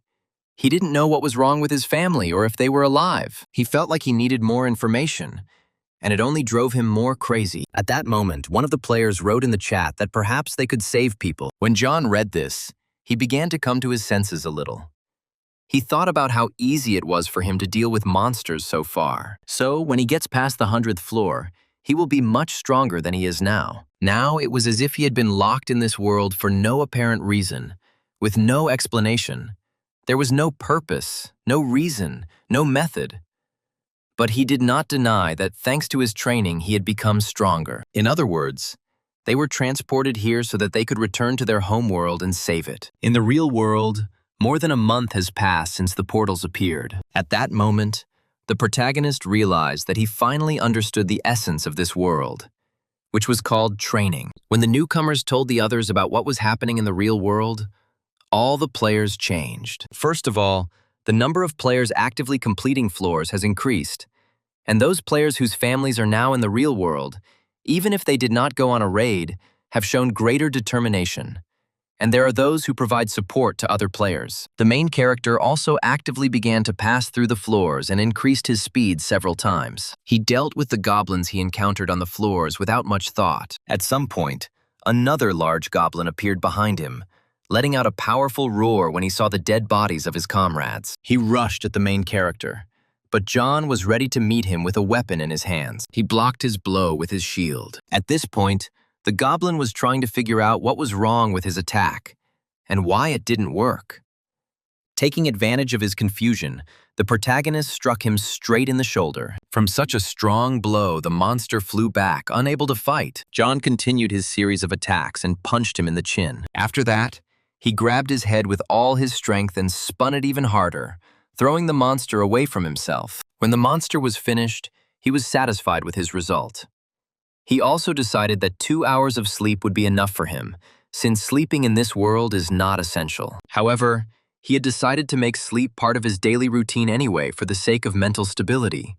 And now he needed to make sure he had time to sleep. He went to the community tab and noted that the volume of information had increased significantly, with everyone making every effort to complete the floors. As the flow of information increased, John gradually began to learn. He learned that the strength indicator increases not only the strength of the arms and legs, but also increases the efficiency of all the muscles of the body, and it is better to pump up this skill as quickly as possible. However, there were those who denied this, but most of the information was true, so he should not ignore it, no matter how complex the information was.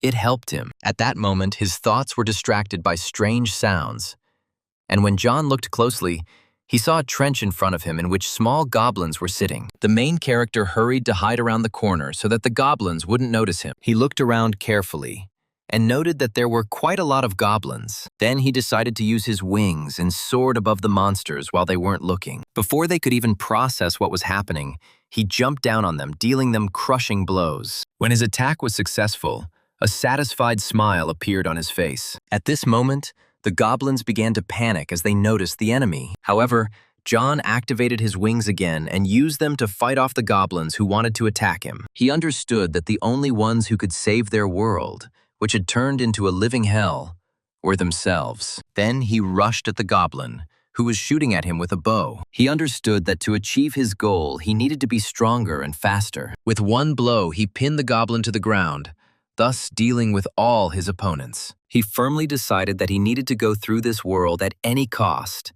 and return to his real world. Meanwhile, there was real chaos in the guild. The guys asked Oliver to have mercy on them and not ask them to take even more food, since this threatened them with problems. However, the man did not want to listen to them, and he brutally beat all the protesters. As he watched the other boys suffer, he felt like he was getting real pleasure from it. He realized that the first floor waiting room, which had an easy difficulty level, was completely under his control. and the second floor was just around the corner. He treated the other players like slaves and asked them how they dared challenge him. He then turned to his minions and ordered them to take care of those who had raided with this scum. His henchmen began to brutally beat the rest of the team, while the unfortunate guy was forced to watch it all. He begged the men to stop and not do this, but no one listened to him. Seeing the suffering of others, Oliver only laughed, saying that this world really is something else. He, like the main character, was sure that very soon this world would become completely his. Meanwhile, John continued to climb new floors, dealing with goblins. However, he still could not get used to the current reality. It had been 10 days since he started hunting goblins. The goblins not only made trenches, but they thought of something new every time. They installed wooden fences and posted someone on guard. They acquired weapons, from magic staffs to crossbows. They posed no threat to John, as he could deflect magic and arrows with Talaria's wings. He could approach them in the air using his wings as cover, and it was easy to fight because he didn't take any damage from these attacks. However, his shield was in poor condition, so John decided to repair it in the waiting room. But he couldn't return there all the time. Moreover, he needed to change his weapon once he passed the 4th floor. He needed to change both his shield and sword, and once he acquired a new one, he must not forget to change it. John relied on the skills he received from the gods. But after several days of fighting, he acquired a lot of different skills. Previously inactive skills quickly leveled up, meaning it was better not to repeat the same actions, but to use your full combat potential. Basically, at this point, the main character was just dodging arrows, and most likely his fighting skills had improved since he had fought a lot. However, at some point, he began to think that the skills from the gods were interfering with leveling up. At that moment, he suddenly heard a terrible roar behind him, which even frightened him. When he turned around, he saw a huge goblin in front of him, who had metal gloves with spikes on his hands. John realized it was the goblin sergeant, but soon realized he looked different. They were very similar, but this complex was smaller. John also realized that this was his first one-on-one fight since the battle with the goblin sergeant. The goblin did not hesitate and immediately rushed at his enemy. At that moment, John realized that this goblin moved exactly like the sergeant. However, he suddenly noticed that one of the goblin's gloves began to glow red, as if it was heating up. He hit the protagonist in the stomach with all his might, causing him to be thrown aside. John could barely stand on his feet, not understanding what had just happened.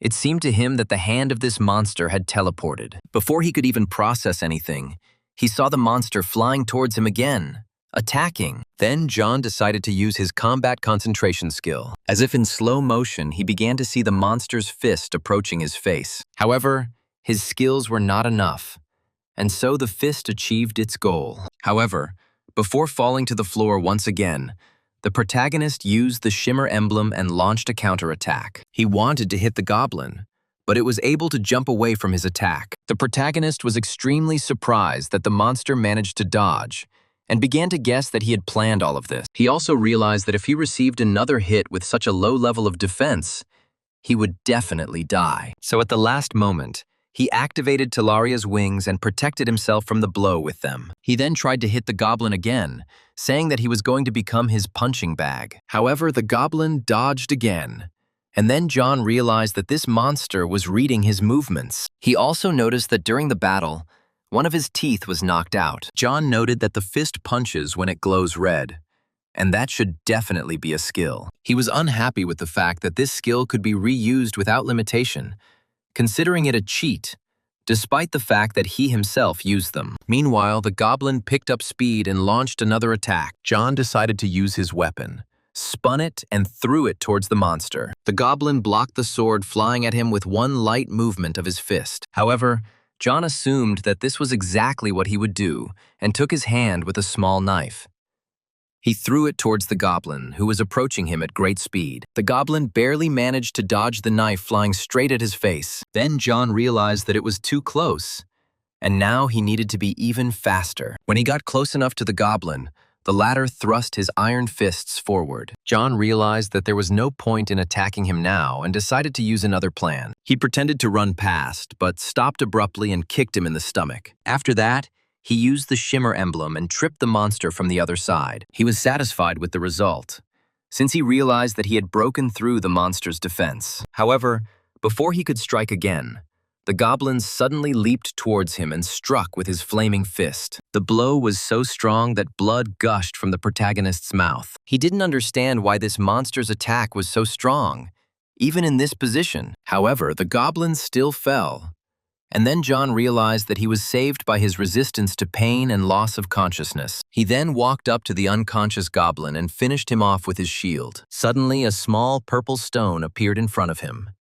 It was the Goroth stone, given to him by the great sorcerer of the Goroth tribe when the sergeant from the red-eyed tribe was born. John knew it was a miracle he had survived, but it was unfair to force him to fight an enemy who could use the skill without restrictions. At that moment, he noticed that his level had increased. Soon, he found himself again in a room with a pond in the center.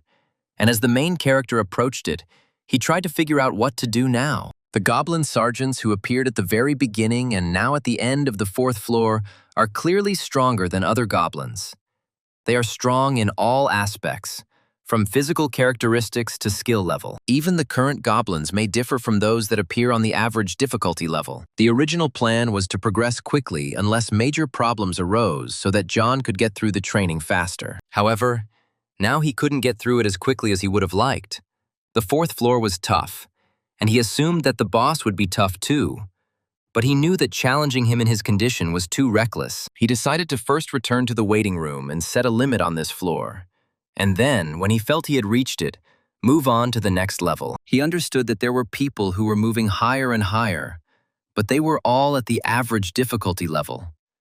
It seemed that someone had recently passed the 3rd floor at the difficulty level. It followed that John was not progressing so slowly, but at some point he decided that his method was wrong and decided not to waste his energy by continuing to do what he had been doing before. Hearing the thoughts about the real world made him feel uneasy. He still had many skills that needed to be improved. And for this, he needed to pull himself together and continue on his way. He decided that if he really cared about the real world, he needed to give it his all. He then returned to the waiting room and spent some time recovering. He noted that his growth rate was rapid. In addition to his basic skills, his resistance to punctures and hard skin were increased. As for the skills from the gods, he uses Teleria's wings naturally, effectively using them for both close combat and defense. However, now he realized that the time had come to move forward. He soon returned to the floor and dealt with the goblin with iron gloves again. Then he again reached the boss's door, in front of which he stopped last time. Returning to the waiting room and then to the 4th floor, he went on a raid twice a day. The raids were easy, but the boss room would be different. But despite this, the main character opened the doors and went inside. As soon as he opened the doors, he immediately felt a strong wind blowing at him from inside. When he looked around, he realized that he was in some place, and apparently it was night there now. However, John still couldn't figure out what this place was. At that moment, a message from the system appeared in front of him, telling him that he needed to destroy the Goblin King. When John saw this message, surprise appeared on his face. He began to examine the area and look for that very goblin. He assumed that he was somewhere in the middle of the mountain, but he did not know whether to go up or down. However, he soon decided that he should go upstairs after all. He moved forward for some time until he reached a fortress, on the walls of which a glow was visible. The main character used binoculars and realized that this was the very fort he was looking for. The walls were about 5 meters high, which was too high for him. There were about 20 guards, and judging by the burning torches, it seemed like the only way in was through the main gate. At some point, he suggested that he should use the wings. He couldn't imagine how other players without god-level skills could clear this boss room.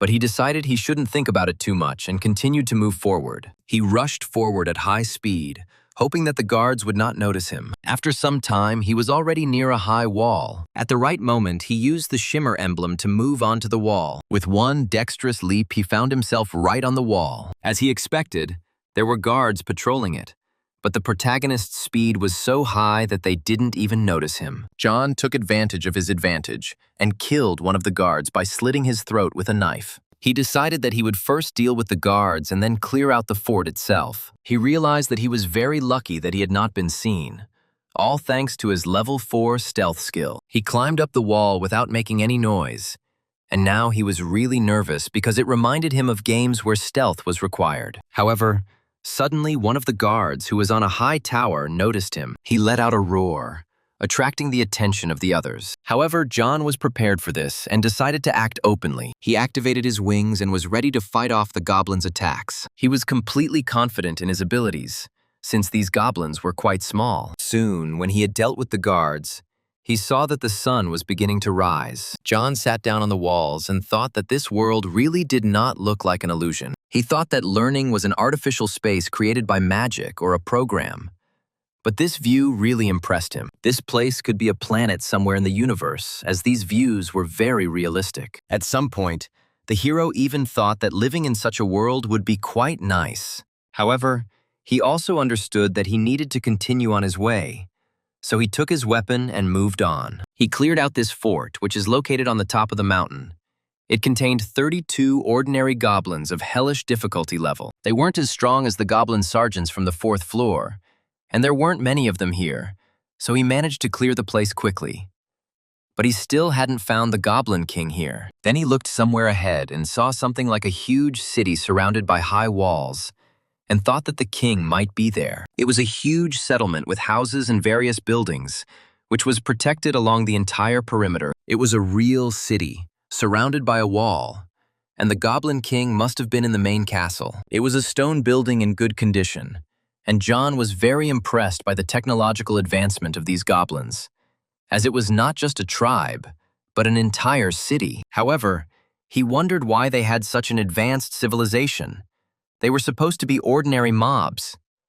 But now he assumed that there were hundreds of thousands of them living in this city. He estimated that he would be able to get there in about a day. He also noted that the city was located in the center, and forts were located on the mountain peaks at the cardinal points. Based on the size of the city, there are probably around 100,000 soldiers there, and if he gets surrounded, he will lose. So he shouldn't fight in the open ground around the city. This left John with only 3 places where he could fight. It was a castle, a city center, and a fort. Suddenly, he heard a strange sound coming from behind him. When he looked through his binoculars, he saw horsemen running towards him from the direction of the city. The hero estimated that there were about 30 horsemen, and they were all heading in his direction. However, for him, it was even for the best, and he decided to meet them face to face. John realized that it would be difficult for them to unlock the gates, and if something went wrong, he would retreat and attack another fort. Thus, by capturing each fort, he will reduce the number of warriors. Once all 4 forts are cleared, he will head to the city. Once there, John planned to wreak havoc and then defeat the goblins before infiltrating the castle and killing their king. When the horsemen reached the place where the main character was, they were defeated. The only surviving riders screamed in pain. The protagonist walked past him and ordered him to shut up because he was yelling too loudly. He noted to himself that during the battle, the goblins had been communicating with each other. When the leading goblin shouted something to the others, some of the riders separated from the main group and headed towards the city. The one who led them held John back until the very end. He did this so that the separated goblins would have time to reach the city and warn that he had come to their lands. So even though this goblin was his enemy, John noted that this was a good strategic decision. When the riders were dealt with, John used his wings and jumped off the wall. His goal was to catch up with the horsemen who were heading to the city to report about him. And he soon caught up with them. He attacked them from the air using his sword. At some point, he realized that for the last 3 days, all he had done was fight goblins. They began sending more and more soldiers to the forts. First, they sent 20 soldiers, then 30. Then 50. When more than 100 of them arrived, the protagonist moved to another fort. It was no trouble for him to clear that one out too. Thanks to his wings, he could move between forts in 3 hours, while the troops sent to recapture the fort would have to spend a whole day pursuing him. Therefore, these guys were not rivals for him because of his mobility. After several such movements, they sent 200 soldiers to each fort. However, the main character was ready for this. He destroyed the guards, and then the horsemen who were sent for his soul. In one of the forts, he also destroyed over 200 soldiers who had arrived. It seemed like these goblins thought they could defeat John with their numbers, especially since this time the reinforcements were armed with spears. However, when it comes to fighting inside the fort, he can easily take down 200 goblins thanks to his level, which has been doubled. The protagonist could hardly believe the speed of his growth.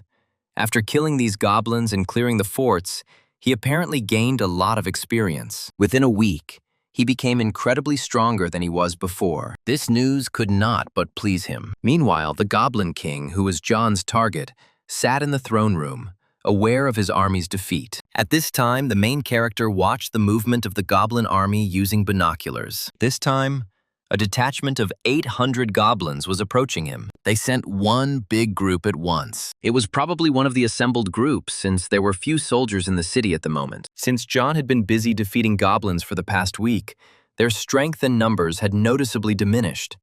The number of riders had been reduced, and the regular foot soldiers seemed like ordinary civilians who had been hastily recruited. Only one of the 5 was an experienced soldier. John realized they were sending every man they could find. Then the protagonist decided it was time to visit the castle and wreak havoc in their empty houses. At that moment, the system informed him that the dual god was disappointed in him because of his methods. However, the main character did not understand what to do in such a situation, because if he resolved the issues directly, he would simply be killed. Then he noticed a message that the god of chaos was pleased with his actions.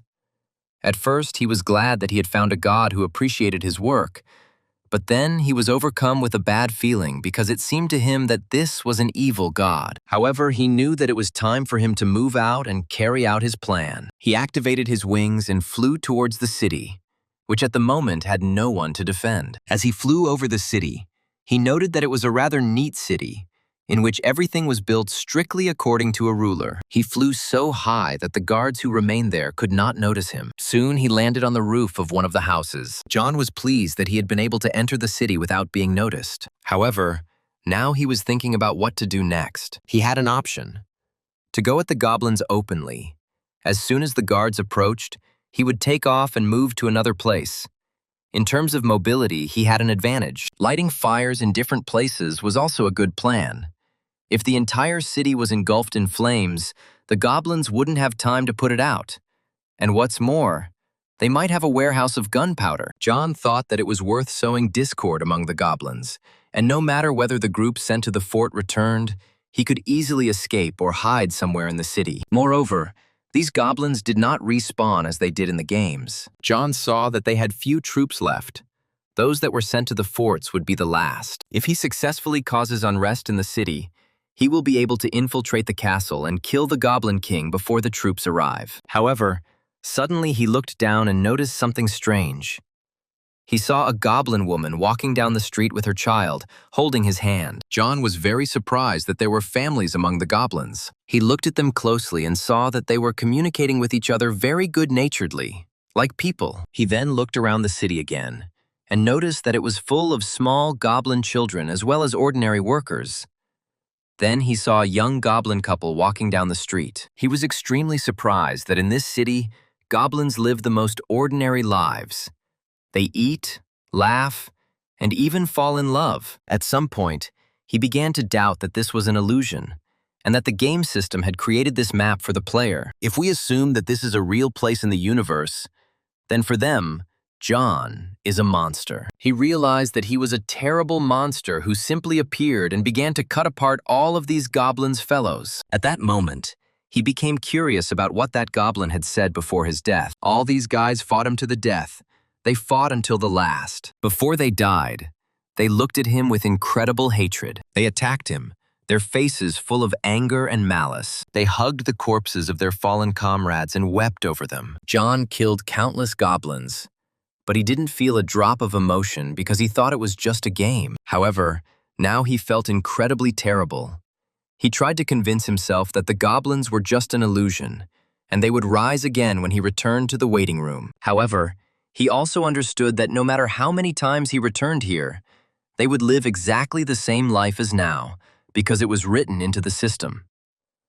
Then he decided that he would give up and not wreak havoc in the city. He decided that he had time before the troops that were sent after him arrived, so he would simply go to the castle and kill the king before they arrived. However, as he flew through the city, he tried to figure out how to find this very king. He tried to figure out where such an influential person could be, given the structure of the fortress. Then he suddenly noticed that a window in one of the towers was boarded up. He decided that the king must be there, and flew into that window, knocking it out along with the boards. He tried to protect himself from the glass shards using his wings. When he looked around, he realized that it was indeed a throne room.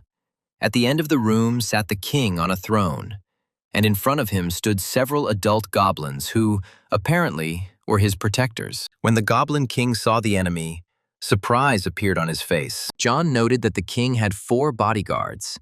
He assumed that they were quite strong, but he would quickly deal with them. He then used his shimmer emblem to deal with 4 goblins at once. After this, he rushed towards the king without delay. As he walked, he drew his sword, using the system to deal him a fatal blow. However, the king continued to sit in place. All he did was stretch out his hand in front of him. At that moment, the main character noticed something strange.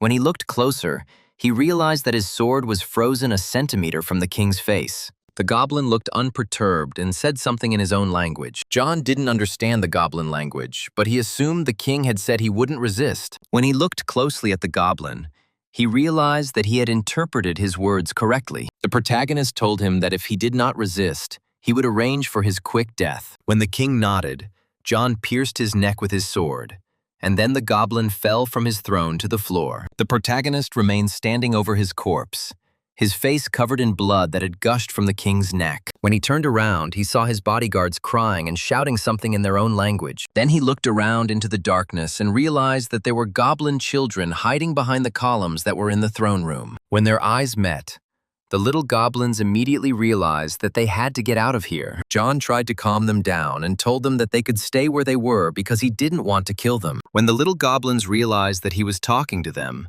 they began to cry loudly and scream in fear. Although John did not understand the goblin language, the meaning of their words was obvious to him. At that moment, the system informed him that he had completed the 4th floor of training on hellish difficulty. For completing the game, he received a huge number of points. Some gods were disappointed in him, and some became interested in him.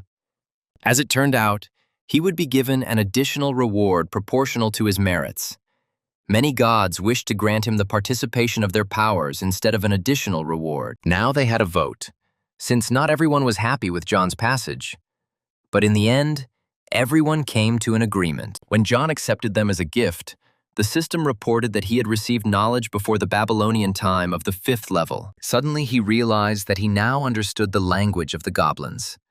The goblin children who stood in front of him were shouting at him and telling him that God would punish him. When he realized that he could now communicate with them in the same language, he decided to tell them how it really was. He told the goblins that it wasn't his fault, as his training had tasked him with killing them, and he was simply forced to do so.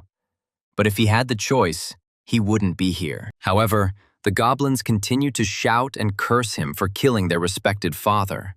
At this point, John began to doubt that everything in this system was really written down from the start. He began to think that all this could be quite real. At that moment, the system informed him that the god of adventure had blinded him. Before the protagonist could react, he felt his vision disappear. The system told him that the goddess of slowness was furious, but there was nothing he could do about it as he was literally falling into the abyss. When he woke up, he found himself in the clearing where he had met Kirikiri. His vision returned to him, and he immediately called out to the girl. As it turned out, the girl was standing not far from him and looking into the distance. When she heard John's voice, she turned to him, but there was no smile on her face this time. John clearly felt that the girl was actively avoiding him. Kirikiri then approached him and quietly asked if he was angry, and then apologized for her actions. But John assured her that he was not angry. However, Kirikiri still couldn't believe him because she thought he was still very angry at her. However, John understood her feelings and said that if he were in her place, he too would avoid someone who was covered in blood. He also warned her that if she didn't stop behaving like this, he would get really angry. John realized that this whole situation was getting out of control, and he didn't know what to do about it. He didn't understand what had happened because after reading the notice, his vision went dark, and he was forcibly thrown here. Then he asked Kirikiri if the gods could really use their powers on him. Previously, he thought it was impossible. He didn't understand why the god of adventure did this, and why the god of slowness was furious. He then turned to Kirikiri and said that he had a lot of questions, And considering that he hadn't asked questions the last time, he could get a lot of information from her now. First, he asked her to tell him about the gods and to do it in detail. At some point, the girl thought about what she should tell. She said that the gods are interested in the player because they want to understand whether he is qualified enough to become their apostle. Attracting the attention of the gods is difficult, and remaining an apostle is even more so, as it requires fulfilling conditions that no one really knows anything about. However, John was an unprecedented case, and one day he would have to make a choice. When the protagonist heard this, he was surprised and did not understand what choice he would have to make. He assumed that he would have to choose whether to become an apostle or not. Then Kirikiri said that she would tell him a little about the god of slowness. She said that the god of slowness's abilities were not limited to slowing down the speed of objects and living beings. She was the one who floated through the endless flow of time without a single hitch. At that moment, John realized that he didn't understand the meaning of the last part, and then asked Kirikiri about the god of adventure. But the girl said that he had already reached the limit of his questions. John was unhappy that he had already used up 2 floors worth of questions, but he understood that information about the gods was expensive. Then he looked up at the sky and tried to make sense of what he had heard. He was interrupted from his thoughts by Kirikiri, who asked him if he understood everything. She warned him not to think too much. These words made John wonder. And then he remembered the goblins' words after he killed their king. Sadness and despair from the actions taken appeared on his face, but he agreed with the girl. After that, she offered him new things and told him which of them would suit him. She helped him choose new weapons, and thanks to her efforts, the protagonist bought more weapons than ever before. He bought Gladius, a sword blessed by a nameless god. Its hilt will not slip from the hand until the player himself wishes it to. He also now had the Wild Warrior's Shamshir, a single-edged blade used by riders that could not be affected by magical enhancements or sorcery. John settled on a normal-sized sword that he used often, and the second blade was twice its size. These weapons are used in different circumstances and fighting styles, and so they will both be useful to him in the near future. He had another weapon called the Punisher's Pistol, a pistol that fired powerful blasts that combined gunpowder and magic, but the weapon would break after 5 shots. Kirikiri told him that the gun was necessary to clear the 5th floor, so he bought it without thinking. And since he had to buy a shield as well, he used up all his points. These items were good, but John decided that next time he would buy a better shield when he earned more points. When the portal opened before him again, he thanked Kirikiri for her help. Then he waved to her and said that they would see each other next time. Kirikiri waved back and wished him luck, and reminded him to remember to bring her cake next time. Hearing this, John smiled, as he was just waiting for the girl to remind him of this. After some time, he found himself in the waiting room on the 5th floor with his new weapon. It took him a while to realize that he was actually already on the 5th floor. Now John could no longer remember the faces of those he met in the waiting room on the 1st floor. He decided he needed to clear his mind before going on stage. It's okay to impulsively challenge, but it's dangerous to fight your enemies without even sorting out your own thoughts. He thought about the question he had asked himself on the 4th floor. He wondered if these were real goblins. These goblins were different from the stinking goblins he had imagined. They had their own society and even their own families. In addition, they had emotions, morals, mastery of basic technologies, and even ranks that they assigned to each other. The only difference between them and humans is their ugly appearance. And if all of this wasn't prescribed by training, then all of John's actions on the 4th floor could be called murder. He killed them of his own free will and could not blame his training for his action. Now he wondered why he killed them. He assumed that he did it because the goblins attacked him. But in reality, he knew that was not the case. The goblins always defended themselves. They only occasionally rushed at him to drive him away. Looking back, it was safe to say that the goblins he encountered were all focused on defense. Even in the boss room, they were only concerned with protecting the city. So, the one who always started and ended the battle was John. He killed the goblins to get through the training because they stood in his way. So he killed them to get through. And even if he meets the goblins again, he will do the same thing.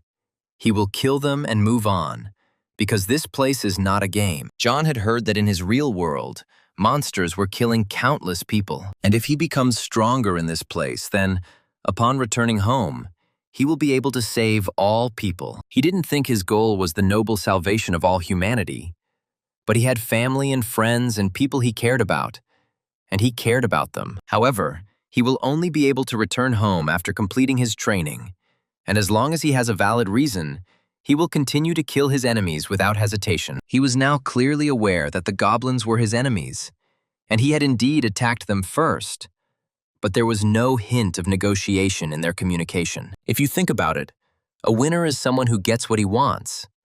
Back in the day when he was a professional gamer, the only difference was that now his life was at stake, and the one who lost would die, him or the goblin.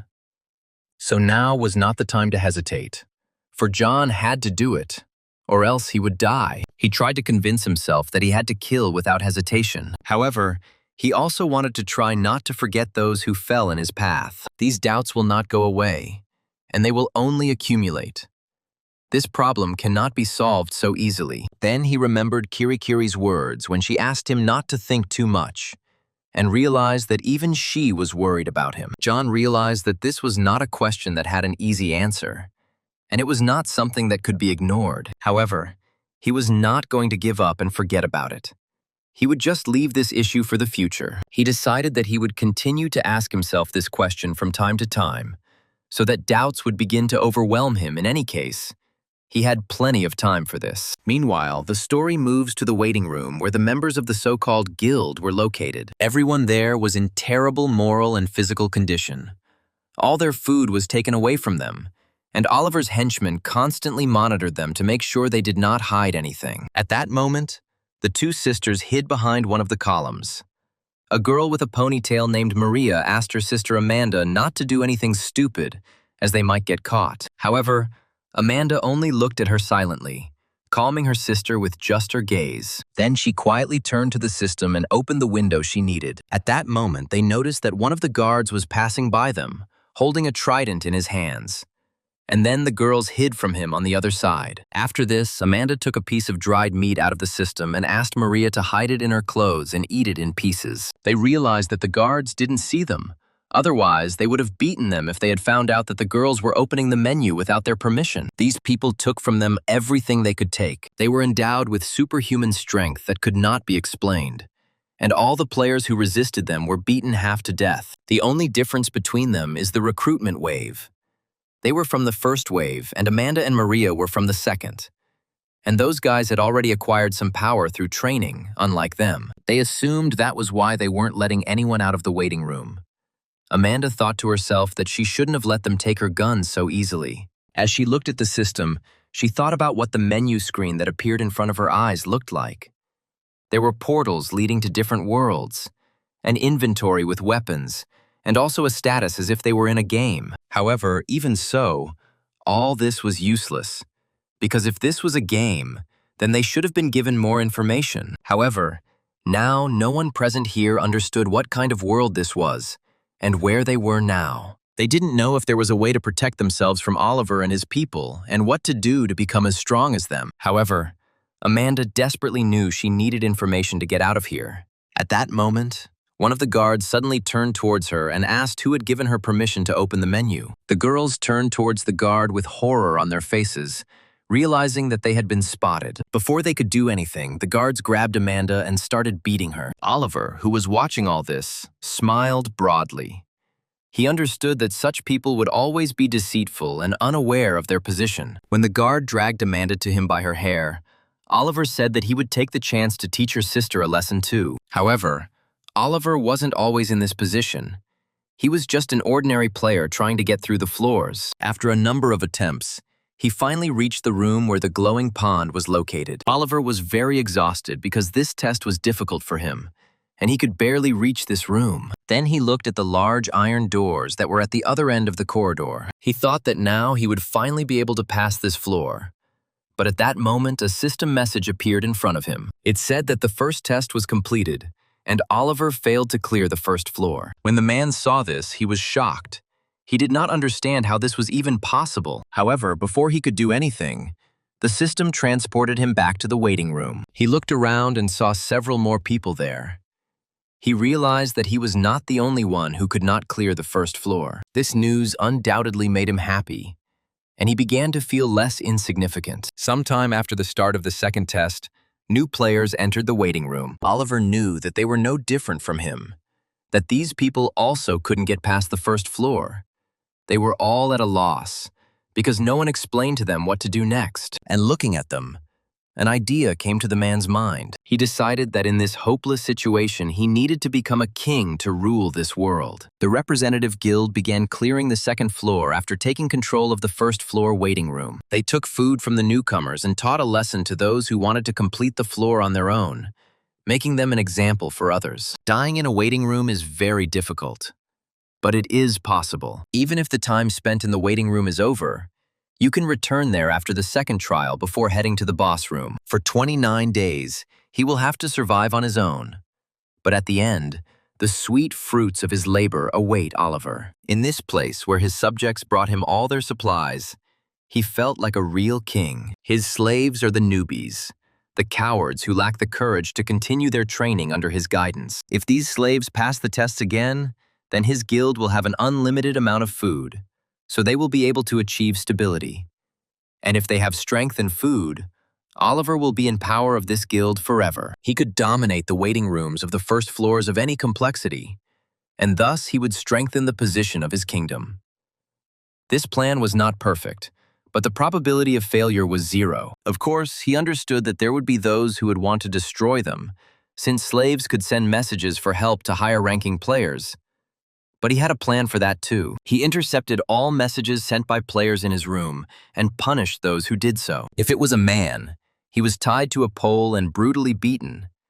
And if it was a woman, she might also be raped. This was the fate that befell Amanda, and Maria was forced to watch what was done to her sister. Nevertheless, Oliver was pleased with himself and thought that this world was the best. Meanwhile, the story moves to the 5th floor waiting room where John was. He noted that on the 4th floor, his level had increased by as much as 2 units, and the rate of his growth was simply incredible. His skills had also improved quite a bit, but he was sorry that his resilience skill had remained unchanged.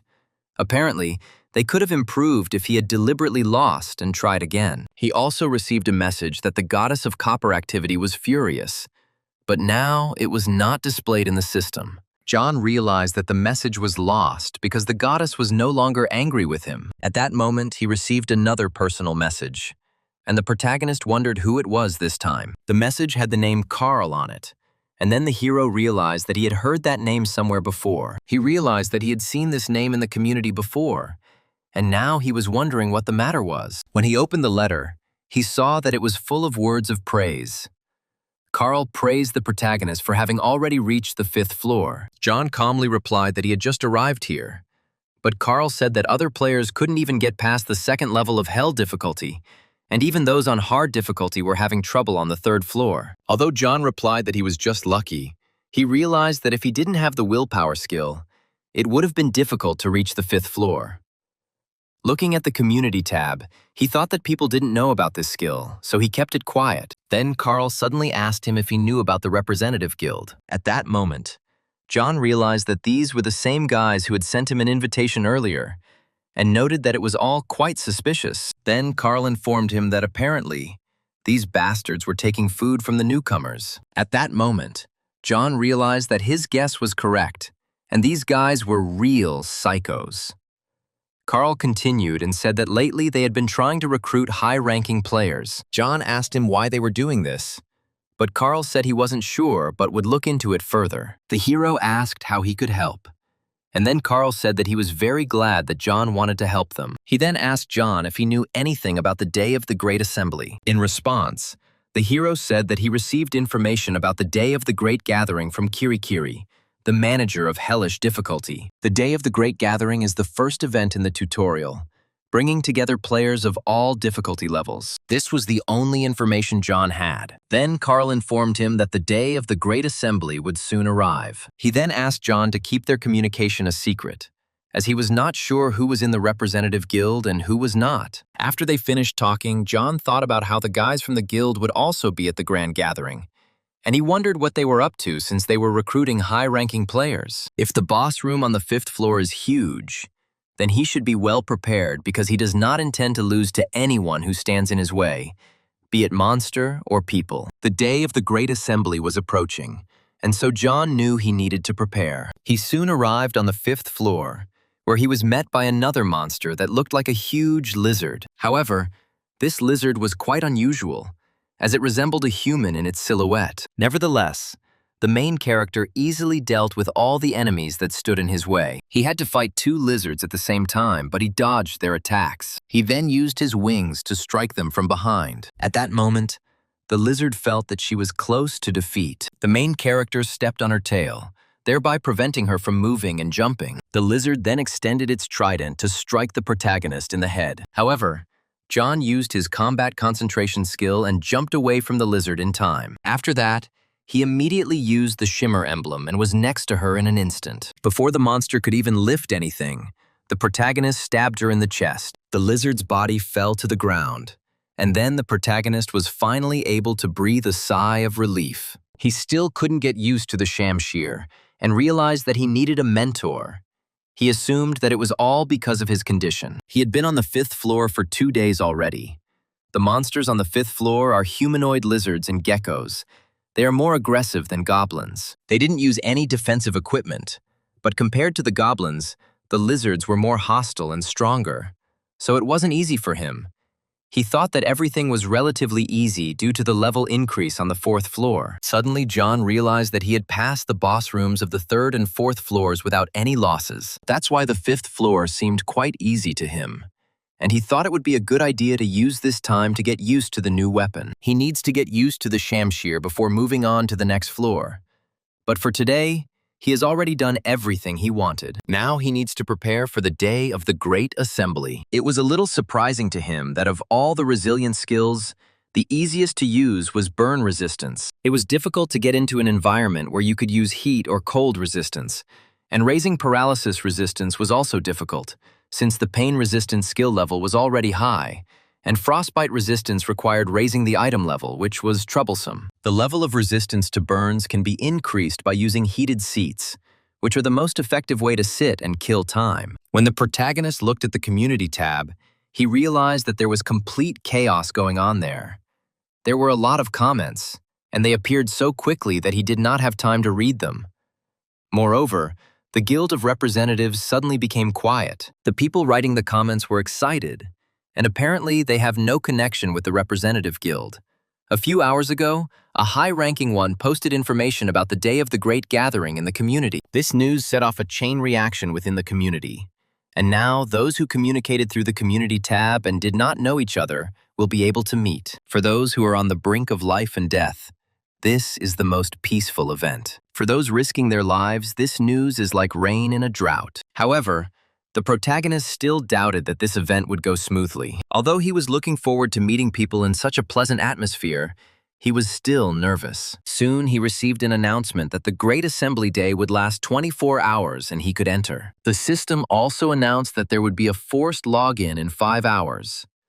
John noted that they thought about those who are currently fighting and did this so that they could not miss this event. He then noticed that time had paused while the event was going on.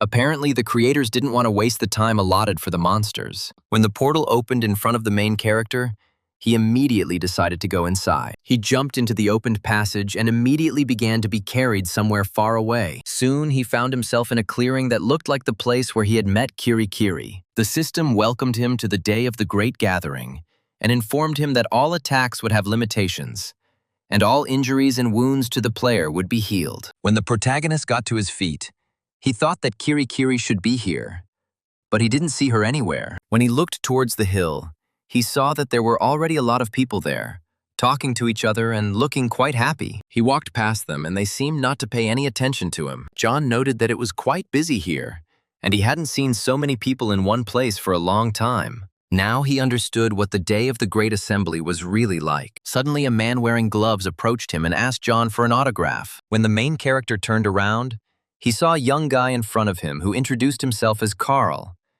He said that he had been a fan of John since the time when he was a professional gamer. At that moment, John realized that this was the same guy he had been communicating with via correspondence. Then John told him with displeasure that he had been in the folder for a long time. But Carl laughed and said that he should have said so earlier. Then the main character asked him what about those bastards from the representatives. Carl replied that they hadn't arrived yet. They were discussing finding new victims with high-ranking players, and he thought they would arrive later. However, John did not understand why everything was happening this way. Because all the players should be free, since the time spent in the waiting room of the third test and the glass of the victim and attackers should be separated. But they are still not there. Carl explained that there were a lot of those guild bastards on the second floor, and when the third trial was over, they would return to the waiting room on the first or second floor. And John then realized that it would be difficult to avoid meeting the guild players. When they turned around, they saw a group of people approaching them. The boys realized that these were the very ones they had been talking about. These were high-ranking guys who gathered in one group. Carl advised John to be careful, as he was sure that the guild had informants among these guys. However, he wanted to know for sure, and asked John how strong he was compared to them. The protagonist thought for a moment, and then confidently said that he was damn strong. Meanwhile, the day of the great gathering continued. This was the first event where all the players gathered in one place. John and Carl were looking for those who were spreading false rumors, namely the Representatives Guild. The protagonist asked his comrade if he thought there were any guild members among those players. However, Carl said that he highly doubted it. However, if there are guild representatives among those passing through the upper floors, this will become a problem. So the protagonist decided to give them time to talk to each other. He also remembered that when he got here, he saw a warning about not attacking other players. At that moment, he wondered if it was possible to hurt himself. He summoned his sword to strike his hand. But as soon as he wanted to do so, the sword seemed to bounce off to the side. John realized that some unknown force was protecting their bodies from harm. Even though he injured himself, the wound healed instantly. So attacking with the sword was useless. Then John decided to hit himself in the palm of his hand with his fist. However, he didn't feel any pain at all. Only the feeling remained that he had hit something. Then he decided to use another method, and decided to strangle himself. He squeezed his neck with all his strength, but suddenly his hand seemed to be thrown back by some unknown force. Something pushed his hand away, and the feeling of suffocation immediately disappeared. And if he had such a reaction now, then it means that during a chokehold there will be something similar. So they had a player's safety threshold, after which the system starts to push the hand away. At that moment, Carl approached him and said that they needed to talk. But John did not seem to recognize him. Carl was a little upset that his new comrade had already forgotten his name. At that moment, the hero thought that Carl really is a good guy. He helps others without any benefit for himself. And despite his responsiveness, he constantly forgot his name, because he had too commonplace an appearance. When they decided on this issue, John suggested simply telling the community what the Representatives Guild was doing. But Carl said that doing so would put the informant in danger. The informant is the player who informed Carl that he was being held in the guild and bullied, that he was imprisoned and became a victim of the guild. Then Carl said that the passage will continue, and he had better find a way to identify these people.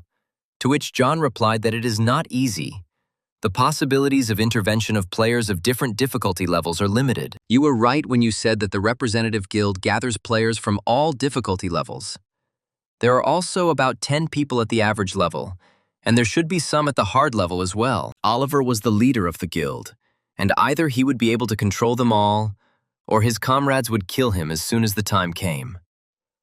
Apparently, many would want to be in power. John thought to himself that he was much stronger than all those gathered here, and this could only be understood by looking at them. While in real life, the powerful can be identified by their designer clothes, here it can be determined by their weapons, equipment, gait, behavior, and social skills also say a lot. Based on the information he received from people at other levels, it was certain that the difference in skills was enormous, and the atmosphere at different levels was also different. As he looked around the clearing, he noticed that people seemed to have relaxed a little. On the easy difficulty level, they give out few points, and the game is easier, so there is less danger there. At the mid-level, you could get enough points to buy food, and there were those who were just trying to survive. There are those like Core who take the initiative and come up with strategies.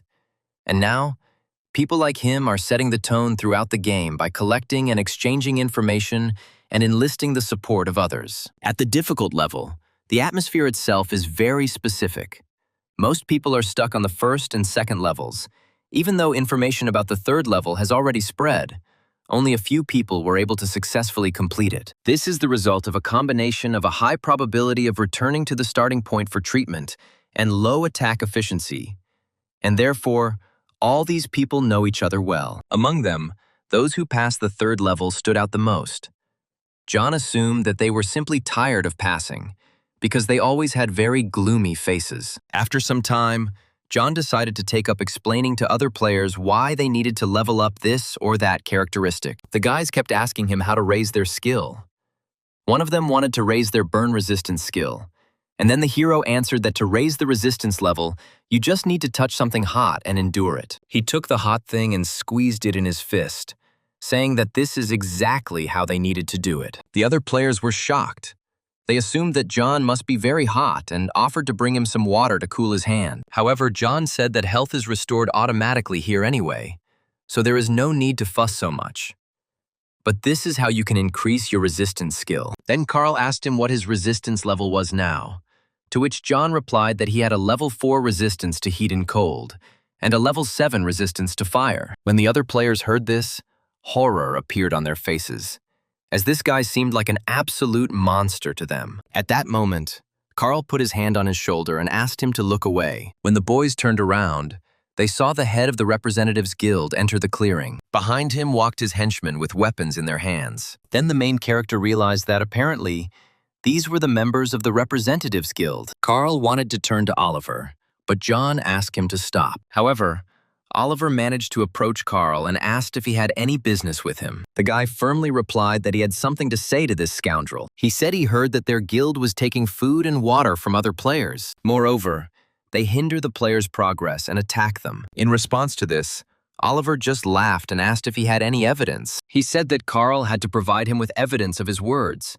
And then the guy realized that he was at a dead end. He said he heard about it in the chat, but Oliver laughed and said he was accusing people based on mere rumors. At that moment, a small group of players approached Oliver and addressed him as their senior. At this point, John noted that the guild had gathered many people with high ratings. They themselves only had a few people with high average rankings, including himself, and they only had a few normal ones. And everyone else was average and hard. The main character also paid attention to the people who were standing behind Oliver. He assumed that these were their victims who were from the normal level. They looked scared.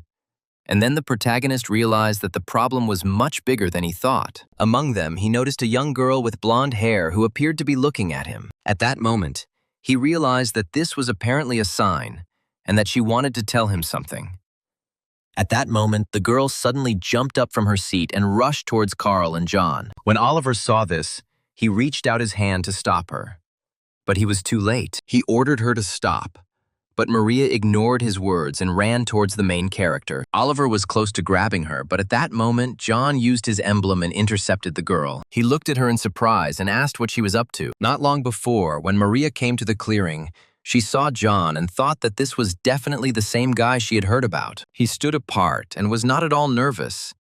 He was different from those around him. His appearance was different from everyone else's because his things were not from the real world. At that moment, she realized that she had no more time, and this event was her last chance. The thing is, Oliver killed her sister, and before she died, she gave her all the information she could get. It was all sorts of information from the world of learning, but it was not information worth dying for. However, Maria remembered this information so clearly, as if the words were engraved in her memory. Related to this data was information about a man named John, who was the only survivor on Hell difficulty. He posted a lot in the community, and many people started to think he was a hypocrite. But he posted a lot of useful information on the traps for newbies. Now that he's teamed up with normal difficulty players, most of the people who treated him like a hypocrite were actually normal difficulty players. Maria didn't know why he had joined forces with them, but it seemed these people had earned his trust. At some point, the girl noticed that John was looking into her eyes. She began to think that he knew she was an informant. But either way, the situation wouldn't be resolved until he took action. To catch these bastards, she needed John's help. However, Maria also understood that she didn't have time to think through a plan. First, she needed to join this guy. Then she suddenly jumped up and ran towards John. Oliver tried to grab her clothes but was unable to reach them. Before the girl could be grabbed, The main character ran up to her and took her in his arms. At some point, Maria was taken aback because she thought that her plan was about to fail. John thought to himself that in the old days, when he had solved problems in public, the situation had become more complicated, and if he had interfered, the problem had worsened and brought inconvenience to others. So, being a professional player, he didn't strive to be the team captain. But in this world, he couldn't stand aside. So when he grabbed the girl, he asked her what she was doing. But at that moment, they heard a loud cough behind them. As it turned out, Oliver fell to his knees and clutched his stomach, his face distorted in pain, and he asked John what he had just done. It turned out that he was hit by the shockwave from using the emblem. And then Oliver started screaming, asking how dare he just hit people in front of everyone. His henchmen, who were standing behind him, supported their leader and said that they needed to teach this guy a lesson. However, at that moment, the protagonist summoned his wings, preparing to defend himself from attacks at any moment. He approached the guild and said that they could try to attack him if they weren't afraid. Oliver and his assistants looked in horror at the guy who had huge wings appearing on his back. However, John asked them not to be surprised, saying that these were ordinary trifles. Then Oliver tried to laugh it off. He said that it was some kind of misunderstanding, and he would now explain everything. He promised to tell him everything he knew if he would give him just 5 minutes. At this point, his people began to become disillusioned with their leader as he weakened. John agreed and soared into the air, saying that they would now sort out this misunderstanding. And Oliver might feel a little pain, but in this place it was impossible to harm another person. He hit him, saying that he could consider it an increase in pain tolerance, and that he should try to endure it. When Oliver realized he had been hit, he yelled at his men to deal with the guy quickly. One of them took his sword in his hands and rushed at John with a loud cry. However, the protagonist grabbed his arm and quickly twisted it, breaking all of the guy's bones. The guy suddenly pulled away from the main character and screamed in pain, as there was practically nothing left of his arm. At that moment, John realized that the system had activated a protective function. In literally an instant, the guy's arm returned to normal, and then John jumped over him, without rushing at the rest of the guild members. One of them, a man with an axe, was ready to fight back against the attacker. John noted to himself that his build was similar to that of the goblin instructor, but his pose was very awkward. Then he kicked him in the stomach with all his might, throwing him aside. He thought to himself that even if the system softened the blows, they still caused damage, and that was enough to catch one ugly pig. Then he slapped him, not giving him time to come to his senses. After this, he threw him on the grass, and he seemed to lose consciousness. His neck was twisted, but thanks to the system, it quickly returned to its place. He looked at his opponent and noted that, as he had suspected, the player's defense system was flawed. The arms, internal organs, and neck are the areas where blows are transmitted. In this case, the system neutralizes and distributes the force of the blow. Due to the system's limitations, bone-only strikes and choke techniques cannot be used frequently. But if you aim for a vital point and strike instantly, the system will not react. At this point, the protagonist noted that Carl had already gathered his people and approached the guild members from behind. And now they had nowhere to run. He realized that no matter how much they ran away from him, he would definitely catch them all. At that moment, one of the high-ranking players suddenly jumped on him, asking what skill he used. John didn't expect to be attacked by someone who was slightly stronger than his previous opponents. He noted that it was a man named Mark. He was on level 6 of normal difficulty. Then Mark laughed and said that John wasn't the only one who had skills. In response to this, John just laughed and said that Mark could try to hit him if he had been trained, and he would give him a head start. The main character began to think to himself about what kind of skill this guy might have. He guessed that it might be a boosted series, and if so, it might have an instant acceleration effect like the goblin instructor. He then asked Mark again to attack if he had finished preening. He didn't understand why Mark was stalling if he claimed to have a unique skill. Then the guy took out his weapon and hit the main character with one hand. John dodged his attack and realized that the guy was accelerating his spear as he struck. Then he took advantage of the moment and struck him in the stomach with his sword. Mark did not expect such a quick attack and felt that he was losing. At that moment, John realized that, as he had suspected, slashing attacks also counted as strikes. He disarmed this guy very easily and therefore couldn't believe that he was in the top 5 of the player rankings. Then he turned around and looked again at the frightened Oliver and his men. He asked them what they thought about him taking over their education. At that moment, Oliver felt fear begin to grip him. After some time, the main character lay down on the grass to rest a little. The cool breeze made his mood not so bad, and he considered this a great place to sleep. He realized that it would be ideal if he couldn't hear the sounds of fighting that were happening in the background. Suddenly, the system informed him that his sword skill had been raised to level 7. John understood that his opponents were weak, so he could experiment a little. His swordsmanship had been developing passively until now for the purpose of avoidance. And now, even against strong enemies, he blocked everything with a shield, choosing the moment, aiming at a vital point and striking it with high speed. However, this time the opponents were too weak, so he was able to try out various sword attacks on them. He noted that he would like to practice a little more. However, these guys who were now fighting among themselves were afraid to even approach him. As soon as he started to deal with them, Carl immediately began to help him. He himself did not fight, but simply stood ready with a rope. He caught and tied up the players who were beaten by John, and like the main character, he was in favor of a forceful solution to the conflict. After they dealt with everyone, they had a question about what to do with them next. And then Maria came forward again. She also suffered from the guild and was the one who provided information to Carl. She proposed a plan to neutralize the guild's activities.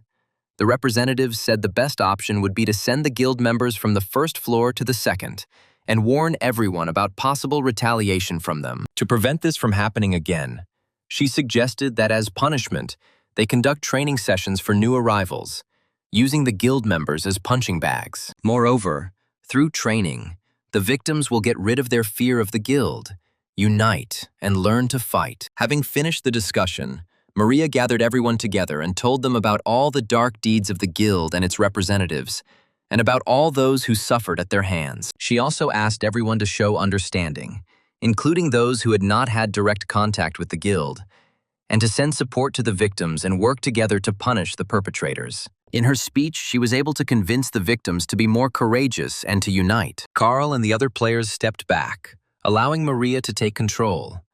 And by doing so, they showed everyone that they supported her, so they decided to go with her plan. So now everyone has scattered and started training, using the guild members as training equipment, and the rankers are helping them with this. Of course, there were some complaints about the ethics of this plan, but no one had a better idea, so that's where it all ended. There was no work for John in this regard, so he did nothing. He just counted the hours remaining until the end of the event and wanted to use this time usefully to sleep. However, at that moment he heard someone approaching him from behind. When he saw Maria behind him, he immediately noticed that she had tried hard. The girl looked at him silently and seemed to want to tell him something. Then she silently sat down on the grass next to him. At that moment, John felt that he was rather awkward being here next to her. Then Maria suddenly spoke up and thanked the protagonist for his support. She expressed gratitude on behalf of her sister and the other victims. When John heard this, he was surprised that she had a sister and wondered if she had friends or at least someone she got along with. Then Maria said that it was a little indecent, but she would like to tell him something else. Then Maria began her story.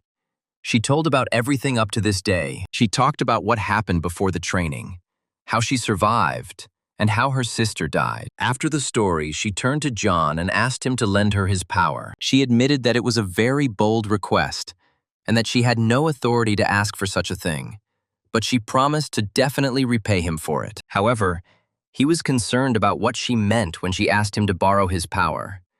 He thought that she wanted him to train her, but Maria explained that if it was possible, she would like to receive the power right now. When the protagonist realized what she needed, he handed her one of his weapons, namely, a pistol.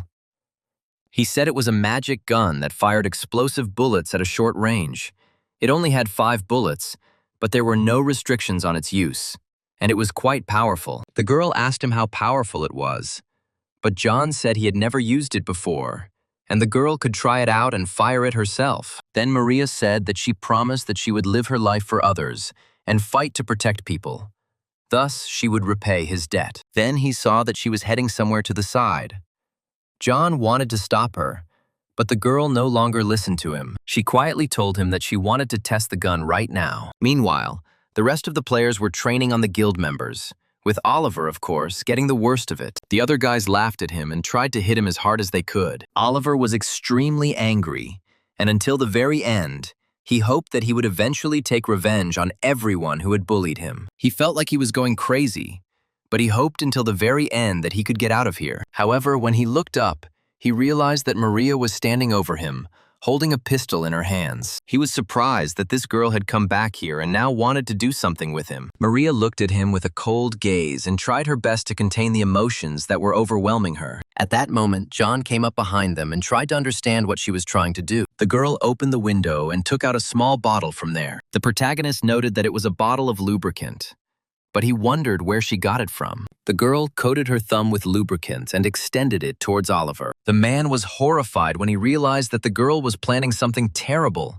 He begged her to stop, but she did not listen. Then she pressed her thumb to his eye and inserted it into his socket. She continued to press with all her might with her finger, and with her other hand she put the gun to his face. Oliver continued to scream in pain, but Maria did not stop. Having opened his eye socket wide enough, she inserted the barrel of the gun into it. After that, she shot him in the head, and, as if nothing had happened, turned around and left. John realized that she had given this guy an instant death.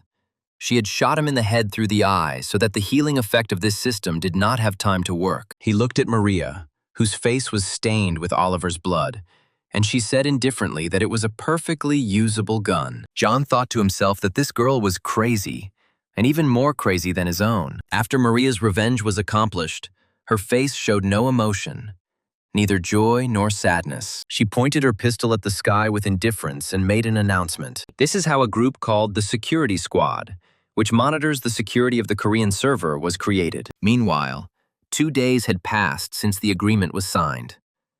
The protagonist had originally planned to resume the attack on the 5th floor after the event ended, but then postponed this plan to help create server guards. Many victims became members of this squad, some of whom decided to join Maria even before the agreement was signed. Of course, not everyone was delighted with the girl's actions, but many players of normal and difficult levels still joined the squad under the influence of her courage. Those who helped deal with the Representatives Guild, including John and Carl, also joined the ranks of the guards. The guards wanted to establish such rules to guarantee minimal protection and ensure the safety of all players. They needed to take care of weak, low-level players, and they focused on aggressive attacking groups. So they compiled a list of basic rules. These included not using violence against other players, not guessing at other players, not stealing, and respecting the will of other players. Some objected to the type of punishment for breaking the rules, but they still continued and drew up an internal regulation for the guards. And that is how this story ended. 3 more central members of the Representative Guild were executed. It was decided to keep an eye on the rest in the future. Executions with firearms and one-sided violence left strong marks on their psychological state. However, John was confident that these people would not think about retribution. He thought about it. But in the end, there were still players who refused to clear and stayed on the 1st floor to prevent something like this from happening in the future. And it finally became clear to everyone that newcomers needed instruction and an explanation of the rules. Carl decided to take care of this. He will post the necessary information and materials in the game community. And so, on the night of the 2nd day, everything ended. The hero thought to himself that everything that was happening was giving him a terrible headache.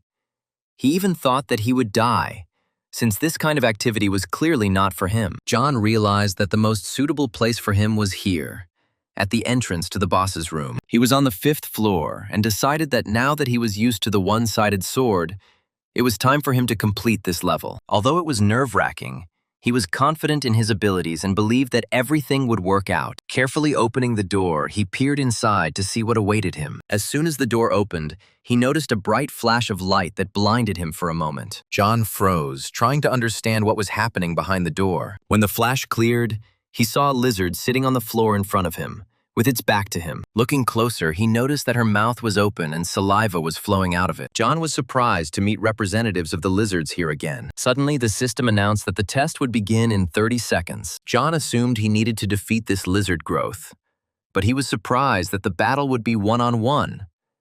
Before this, he had to fight hordes of goblins. The system has clarified the goal. to defeat the gloomy shadow warrior Idaltar. When the battle began, John took out his weapon and shield. The lizard was in no hurry to get up.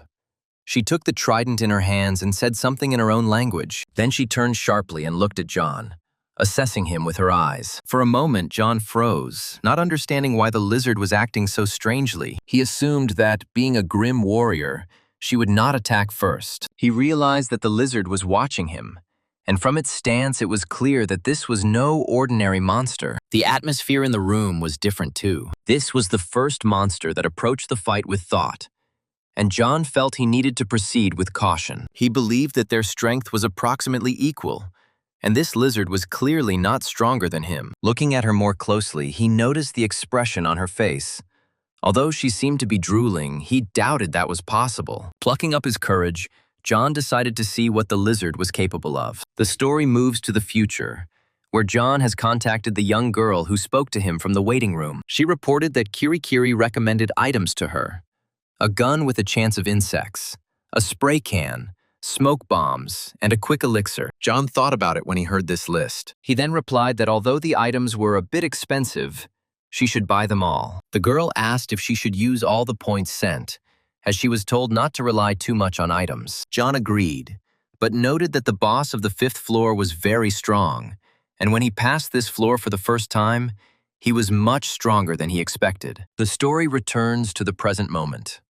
The battle between the lizard and John begins. John noticed an unusual expression on her face. He thought she was nervous, so she took a defensive stance. He knew lizards were proud and warlike, but this one was focused on defense. This was not the same lizard as the lizard man nicknamed the Gloomy. John decided to attack first. At that moment, he spoke to the lizard in its own language, saying that he was strong and had never met such an outstanding opponent. The lizard was so surprised that it began to hesitate. This was the effect of the Tower of Babel knowledge skill. It not only translated the monster's language, but also gave the ability to influence their emotions. The lizard replied that strength was found in calm and fighting spirit, and that it would be an honor for her to fight John, not regretting if she died in battle. John looked at her face again and noticed that she was smiling. He realized that she was pretending not to care, but he could see her emotions thanks to his skill. When the lizard realized that the man understood her, she was a little surprised. She acknowledged his strength and said it was a pity he was born human. She stated that she had not met such strong opponents for a long time, and, to show respect, she offered him to attack her first 3 times. John thought it was a great idea. It would give him a head start. He understood that in a real battle, counterattack and defense were more important, but he still decided to take up the offer. John summoned his wings and prepared to show the lizard the consequences of her choice. He used a deadly combination of Talaria's electro wings. In an instant, the full force of the blow was directed into the lizard's body, cutting it in half. John was surprised by what had happened. The lizard seemed to have exposed itself. He realized that she had seen his electrical attack and dodged it, perhaps possessing the ability to think faster and concentrate in combat. However, it was not a fatal attack. The lizard regrouped and attacked him from above. John noted that the lizard was acting from a long distance, and she had not deceived him about 3 attacks. He had never encountered an enemy that could be affected by wings before, and he thought he would be facing an enemy with great force. But this lizard anticipated his attacks and avoided them. The lizard said that he was truly an unusual person, and she even wanted to make him her husband. John was stunned by these words. He thought he had misheard, as this was the first lizard woman he had ever met. However, when he looked at her face, he noticed a slight blush on her cheeks, which horrified him. He was so terrified that he threw all his weapons at her, trying to dismember her before she reached him. He thought to himself that he had unknowingly dropped the sword, but this lizard simply recovered no matter how hard he hit it. He then decided that he needed to create a hole in her defense and rushed at her again. But the lizard struck back. John was horrified because he had never seen such a blow before. When he turned around, he realized that she was trying to hit him with her powerful tail. At that moment, he saw a chance to counterattack and hit her in the face with his shield. Then it was the lizard's turn, and it tried to hit him with its trident. After that, they jumped away from each other because they needed to catch their breath. The main character thought to himself that this lizard was incredibly strong. Her technique allows her to aim and strike even after serious injuries, and she is also well aware of gaps in defense, so she does not lose the initiative. When the protagonist looked into the lizard's eyes, he saw her cheeks turning red again. And at that moment, he realized that the expression on her face made him even more afraid than the battle with her. And at some point, he even wanted to briefly turn off the knowledge of the Tower of Babel. At that moment, the lizard suddenly raised its hand and seemed to wave at him. She said that she had been longing to meet a strong male for a long time, so she thought that they could overcome the barrier between levels and suggested trying to conceive a child. John was taken aback again, not knowing how to react to such a proposal. He couldn't believe that this lizard was actually offering him such things. However, when he looked at her face, he even began to think that this reptile was mocking him. The lizard suddenly laughed and said that her name was Tara, but the protagonist could just call her Ida. Then she asked his name. At that moment, the protagonist used his combat concentration and asked her why he suddenly had to tell his name to some lizard. He decided that he needed to focus on the fight. He had no choice but to fight and win. He thought that the accelerated reaction of this lizard was the effect of its skill, and now he was thinking about how he could attack it. Then suddenly, Ida grabbed her weapon and asked John why he was rejecting her. The protagonist asked if he had any reason not to do it and called her crazy. At that moment, an awkward silence fell between them. Then suddenly the lizard became furious and started screaming, asking John how dare he reject her. However, the main character continued to stand his ground and called the lizard crazy. Ida said that he was being too rude and that it was wrong to judge someone by their appearance. John thought to himself that he hadn't said anything about her appearance, but apparently she had problems with self-esteem. However, he decided that he should concentrate, since this lizard was different from the others. She had strength, speed, and skill with a spear, and above all, she had an attitude toward combat that was vastly different from that of her kin. Unlike her brethren, she is calmer, and her fighting style is much more effective, clearly seeing her opponent's attack, dodging it, and then pausing and counterattacking. She is able to notice and dispel his electrical attacks thanks to her phenomenally fast reaction time.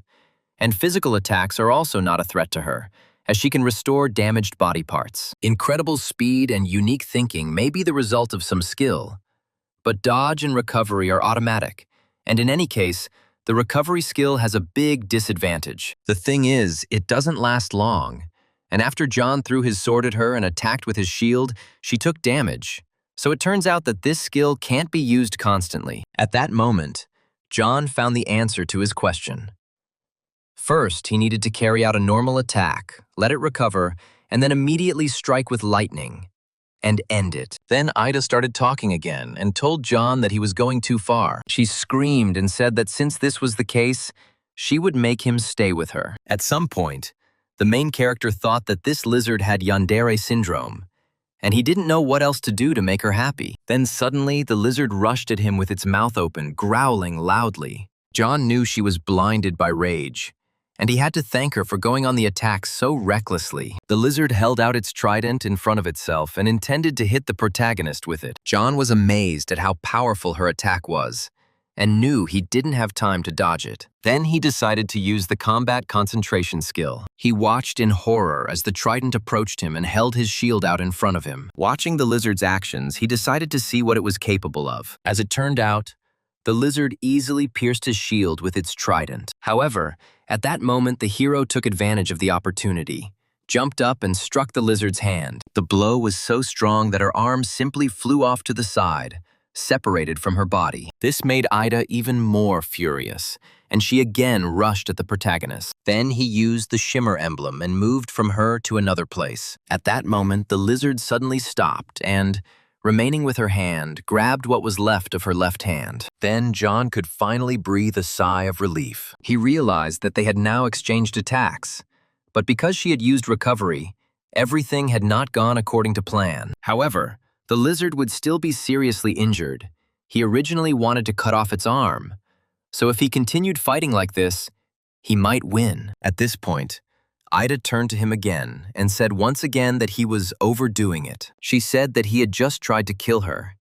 If she had hesitated a little, then not only her hand would have been hurt. John thought to himself that there was no point in denying this fact. Then the lizard continued, saying that if he continued like this, she would stop perceiving him as a guy and would simply kill him. When John looked at her more closely, he realized that the lizard's body seemed to have not grown any larger. In just a few moments, she had become several times larger, and all her clothes no longer fit her. John thought that she was entering the second phase. Once the lizard was ready, she rose to her feet and looked resolutely at her opponent. At that moment, John felt the earth shaking under his feet. Now the lizard became even stronger than before. She kicked the floor with all her might, and it began to crack, causing the main character to fall. He also thought that his shield was close to breaking. Looking at Ida again, he realized that she now definitely looked like a boss monster. At that moment, the lizard rushed to attack again, using its remaining arm. The main character was forced to retreat from such a strong blow, and he felt that he was already hitting a wall. He wasn't sure how long he could last. He had used the shimmer emblem too much, and there were about 2 times left. At that moment, Ida hit the wall with all her might, near which the main character was standing. Her blow was so strong that the wall simply broke into stones. At this moment, the protagonist took the opportunity and summoned his weapon. He then plunged it into the lizard's chest while it was busy striking. After that, he summoned his wings and flew past her, holding a weapon in his hands. However, the lizard continued to attack him from a distance. And then John realized that it really wanted to kill him. However, he had no intention of staying. So he jumped into the air, screamed loudly, and prepared for another attack. However, he soon landed. His wings dispersed, and he told Ida that she was indeed strong. The lizard asked him if he had changed his mind. At that moment, an idea came into the protagonist's head.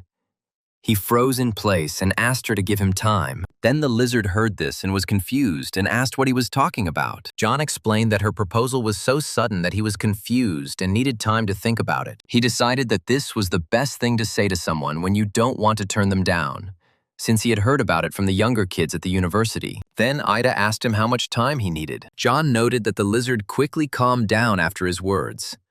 Apparently, in her eyes, he was really handsome. So he answered her that he needed just a little time. Everything was going well for him, because eventually the lizard stopped. He understood that she had gone completely mad, and it was unknown when she would go berserk again. So he turned to the system and decided to first restore his strength with the help of the elixir of healing and restoration of strength. After that, he decided to change his weapon to another. The lizard then asked him if he had thought about it, and John then replied that she needed to wait a little longer because he needed to concentrate. He picked up his shamshir and looked confidently towards Ida. When he practiced this technique in the waiting room, the failure rate was 90%. If he failed, the lizard would immediately start fighting back. The electricity attack was quite a difficult task, and John thought he had no choice but to use it in conjunction with Talaria's wings. However, he had one more backup option. He could use a weapon, but simply using a sword to attack, crossing it with his opponent's sword, was somehow not worthy. In that case, he needs to combine this attack with the use of wings, and perhaps he will succeed. The speed of the swinging ball of electricity is 2 things that need to be combined, and then quickly get to the lizard and cut it down. At that moment, the lizard realized that the main character was preparing for something, but did not have time to react. Then John used a skill called Electromassacre and cut the lizard in half. Her body was blown to pieces and her blood gushed all over the room. The protagonist then turned around, preparing to strike again. He summoned his wings, and before Ida could react, she saw them coming straight towards her face. He struck her with his wings in different parts of her body, not allowing her to recover and counterattack. There was confidence on the protagonist's face, and he didn't even notice that the lizard's tail had moved right up to his leg. She took advantage of the moment and knocked the protagonist down, thereby putting an end to his concentration. John felt a sharp pain, and then he too was struck by electricity, which was transmitted to his body through the lizard's tail. After that, they both fell to the floor, practically lifeless. After a while, John was finally able to sit up and ask the lizard how she was feeling. However, Ida remained silent. When he looked closely at her, he saw that she was completely covered in her own blood. He looked at her face, which now showed no emotion, and thought that he had finally succeeded and was able to survive. He hadn't been in a battle like this for a long time, and now he understood that killing someone like this wasn't easy. He tried to get to his feet, but he couldn't because his body literally wouldn't obey him. At some point, John decided to use the elixir, but decided that he needed to go through the portal here and he would be fine. and decided to use fast travel. However, he didn't succeed. Usually when he walked into the room, everything was automatically restored.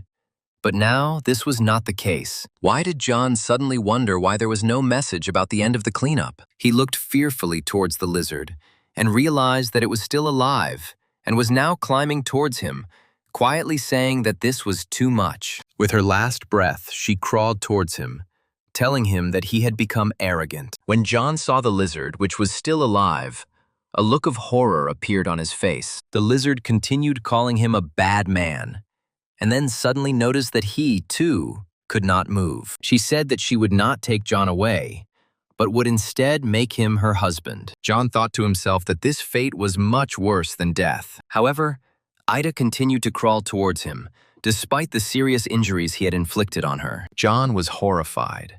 This lizard's libido, or rather her obsession with marriage, had gone too far. However, the pain shock in his body still did not go away.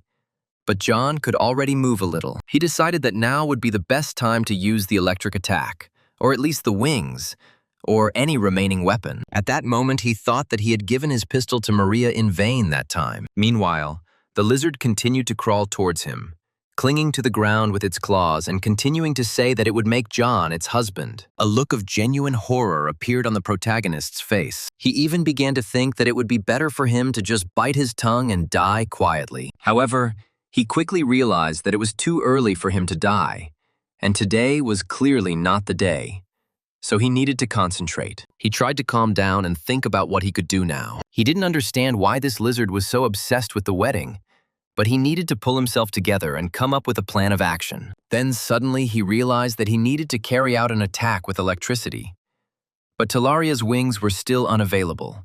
However, his hands had already begun to obey him, but his head was still spinning. When he went into the system, he noticed something there called a warm stone. He thought it might work because lizards are reptiles, meaning they are cold-blooded. He took out this warm stone because he was sure that this lizard was vulnerable to temperature changes. He decided to wait until Ida crawled close enough to him and then shoved the stone down her throat. Meanwhile, the lizard continued to crawl towards him, making menacing roars and saying that her new husband would stay with her forever. In response, John just laughed and asked how she could continue to talk such nonsense, despite the fact that she was already exhausted. Soon, she crawled close enough to him, and the protagonist prepared to attack. He clenched the warm stone in his fist, but the lizard noticed this and raised its powerful hand. At that moment, she opened her mouth, and it seemed like a great chance to shove a stone in there.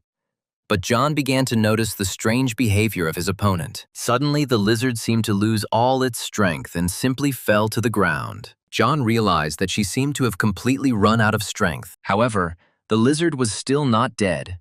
It continued to try with all its might to move towards John. John continued to squeeze the stone in his hand and reminded Ida once again that he really was very strong. Even if he is afraid and even if he is called a coward, he will still not become a servant of the devil. With her last breath, the lizard said that she recognized John as her husband. She said that this low man was cowardly, but strong at the same time. She said that she would definitely marry him, and then collapsed on the floor. John doubted that she had really died this time either, because despite her powerlessness, she still made him nervous. He began to wonder if her comrades might be bullying her. She used different defensive tactics than normal lizards with their abilities, and it was a bit grim. Moreover, she was so happy to hear his compliments that John even felt a little sorry for her. Then he released the warm stone from his hand, thinking that no matter the circumstances, they were destined to kill each other. Then he took the stone in his hand again, apologized to the lizard, and put it in its mouth. At that moment, Ida finally closed her eyes, and life eventually left her. John saw that the system congratulated him on passing the 5th floor and awarded him a large number of points. This time, the gods again offered him to exchange the additional reward for a special skill, and although the protagonist sensed a catch, he decided to agree. It was obvious that the skill the gods wanted to give him was different from the usual ones. Last time he received knowledge in this way before the destruction of the Tower of Babel. It was a good skill, but there were too many unnecessary thoughts when talking to monsters. It seemed like the gods were giving gifts to see his reaction. But in any case, It seemed to him that these gifts should not help him. However, he saw no reason to refuse, because if he refused, more gods would appear who would react negatively to him, and contrary to expectations, the new skill might prove useful. When he agreed, the system informed him that he had received a skill called Summon the Deceased. When John saw this, a look of delight appeared on his face, because summoning someone who is already dead was simply an incredible power. This wasn't just a game skill, but some kind of miracle, and he didn't believe that something so incredible could actually be used here. And then he wondered what this had to do with the 5th floor. Then he suddenly noticed the lizard and realized that some strange, glowing stone had appeared in its body. It turned out to be the soul stone of Idiltara, the most powerful and sinister warrior of the lizardman tribe from the Aden Swamp. And it could be sold. At that moment, he wondered if they really wanted him to bring Ida back to life, because then she would start talking about marriage again. At that moment, the system informed him that several gods at once were disappointed and condemned John, and he decided to simply ignore their opinions. As he looked at the portal that served as the exit from this floor, he thought that intelligent gods simply do not exist. After that, he extended his hand to the portal and finally decided to leave this floor. The next moment, John found himself in the clearing where he usually met with Kirikiri. The girl was already standing behind him, but she didn't sound as happy as usual. She said that this time he had done wrong by trampling on a woman's heart. However, John just chuckled and said that she would not like to see him mate with a lizard. Meanwhile, in the waiting room, a portal to a new floor was already waiting for the protagonist. The system informed him that he needed to assemble a team of 5 people before entering the 6th floor. Then John and Kirikiri sat down to eat some cake. The girl told him that John was perhaps the first person to be courted by the gate guardian of the 5th floor. The reason why the gods suddenly showed interest in him was probably due to the rarity of the event. Then John said that he was interested in something. He had suspicions about it, and after the 5th floor they became stronger. However, Kirikiri immediately covered her ears and warned that she could not tell anything. John was surprised because this girl literally read his thoughts and answered his questions in advance, which he had not even asked yet. However, he went on to say that goblins and lizards had their own cultures and societies. He didn't know if it was another planet or dimension, but their worlds were quite real, or if it was an imitation of the real world. He then asked if there was any teaching outside of Earth, as he had realized from observing everything that was happening. Moreover, all these events were somehow connected with monsters that appeared in reality. When Kirikiri heard this, she froze for a moment and looked at John gloomily, but did not answer him. The protagonist was irritated, but he realized that he should stop asking her questions. When Kirikiri heard this, she suddenly laughed cheerfully. She said that she didn't care because it was just his guess, but if he continued to try to find out the answers by watching her reaction, she would get angry. At that moment, John thought that history was repeating itself again. When Kirikiri gave it all away with her expression, it was most likely out of courtesy to him. The girl always gave him important information and tried to help, so he shouldn't brazenly take advantage of her intentions. So even though he didn't want to, he still changed in front of Kirikiri. After that, he headed towards the portal to get to the waiting room. Before he left, the girl asked him if he wanted to think about Ida's offer some more. She said that the lizard could become a reliable ally, and it all depended on how well he asked her about it. However, John said that he had no desire to persuade her, since this lizard was clearly abnormal. Then he put on his cloak and headed towards the portal. This time, he didn't want to buy anything and wanted to save up points. He thought to himself that he was going to change the shield to something more effective, but he lost too many points, so he decided to go to the 6th floor first and save up more. However, the girl asked him to buy at least elixirs, but John assured her that what he had was enough for him. Kirikiri was surprised, as he had quite a few elixirs in his supply. At that moment, John wondered if so many elixirs would really be needed on the 6th floor. In the end, he still spent all his remaining points on elixirs, because he never regretted buying any things on Kirikiri's advice. After that, he said goodbye to her, and the girl asked him to be careful and come back to her even if he couldn't. In any case, she asked him to do everything as quickly as possible. Before leaving, John asked her, "Is the 6th floor really that difficult?" However, without waiting for an answer, he decided that he had no choice but to check it himself. However, When he arrived at the waiting room and saw the system message, horror appeared on his face. He realized that to enter the 6th floor, he needed to assemble a team of 5 people, the first member being himself. He was extremely surprised that the game so unexpectedly invited him to participate in a team game. Moreover, he needed to assemble a team of as many as 5 people, which was complete madness in the current situation. The fact is that there were simply no players who could team up with him. This means he can't team up with players of a different difficulty level, and his partners must also be on hell difficulty. But no one else chose that difficulty level, so that condition was unbelievable even for this game. Apparently, the creators hoped that there would be more than 5 madmen who could reach the 6th floor. This was a clear oversight by the developers. Then John suggested that the gods must have been the developers. They were perverts who watched others and flirted with players. At that moment, he thought about how he could resurrect Ida and add her to his team. However, he quickly discarded this idea, as he had no desire to revive it. At that moment, the system informed him that the god of adventure was disappointed and extremely unhappy that the gods had been watching him all this time. At one point, he even imagined this god of adventure as a perverted old man who watches everything that happens with an unhealthy desire. And then he suddenly realized that he had been incredibly stupid for choosing the hellish difficulty level without even thinking about the consequences. At that moment, he remembered how party play had appeared on the 6th floor of the normal level, and it had become a topic of discussion in the community. The fact that there was a group game had a big impact. There were those who wanted to go there alone, and those who discussed what weapons to prepare and what skills to develop. All the Hell tier players were wiped out on the 1st floor, not to mention the 6th. So playing in a group here and now is just nonsense. At that moment, the system offered him the option to enter alone, and the protagonist was glad that this option was left in the settings.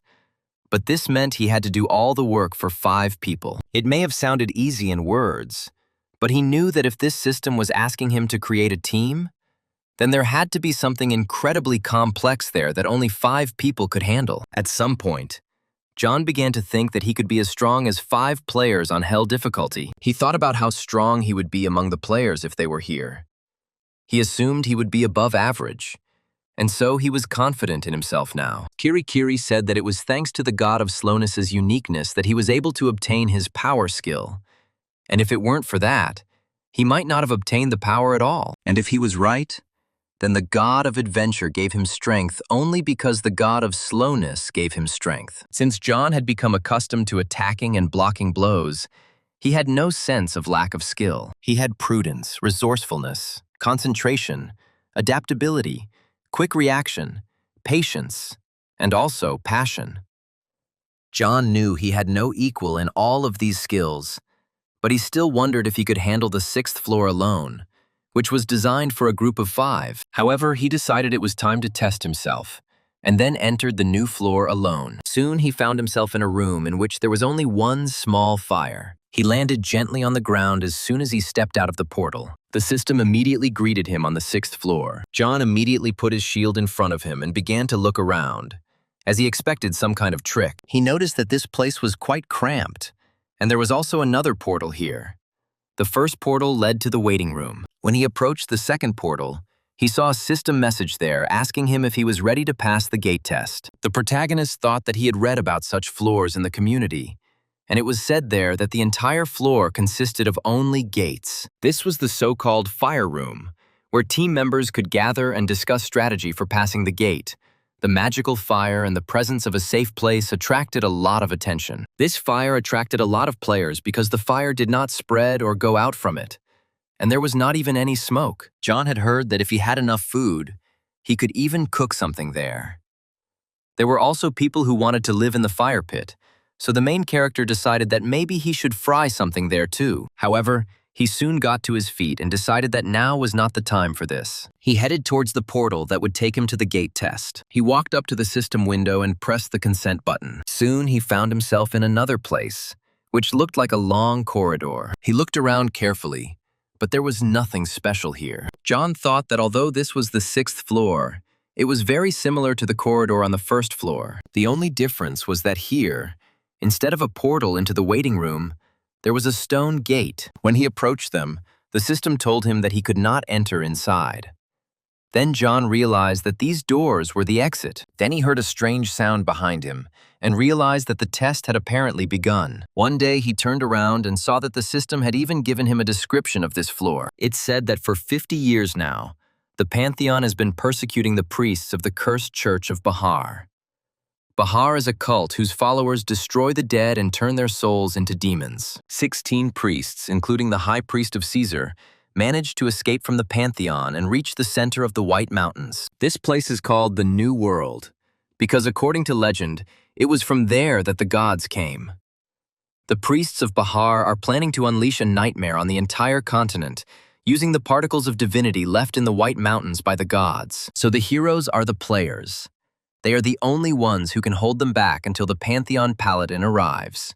When the system told the protagonist the objectives, he realized that he needed to prevent the army of the dead from leaving these gates, or simply destroy the entire army and the priests. He started thinking about the army of the dead, and realized that everything would depend on fighting power and numbers.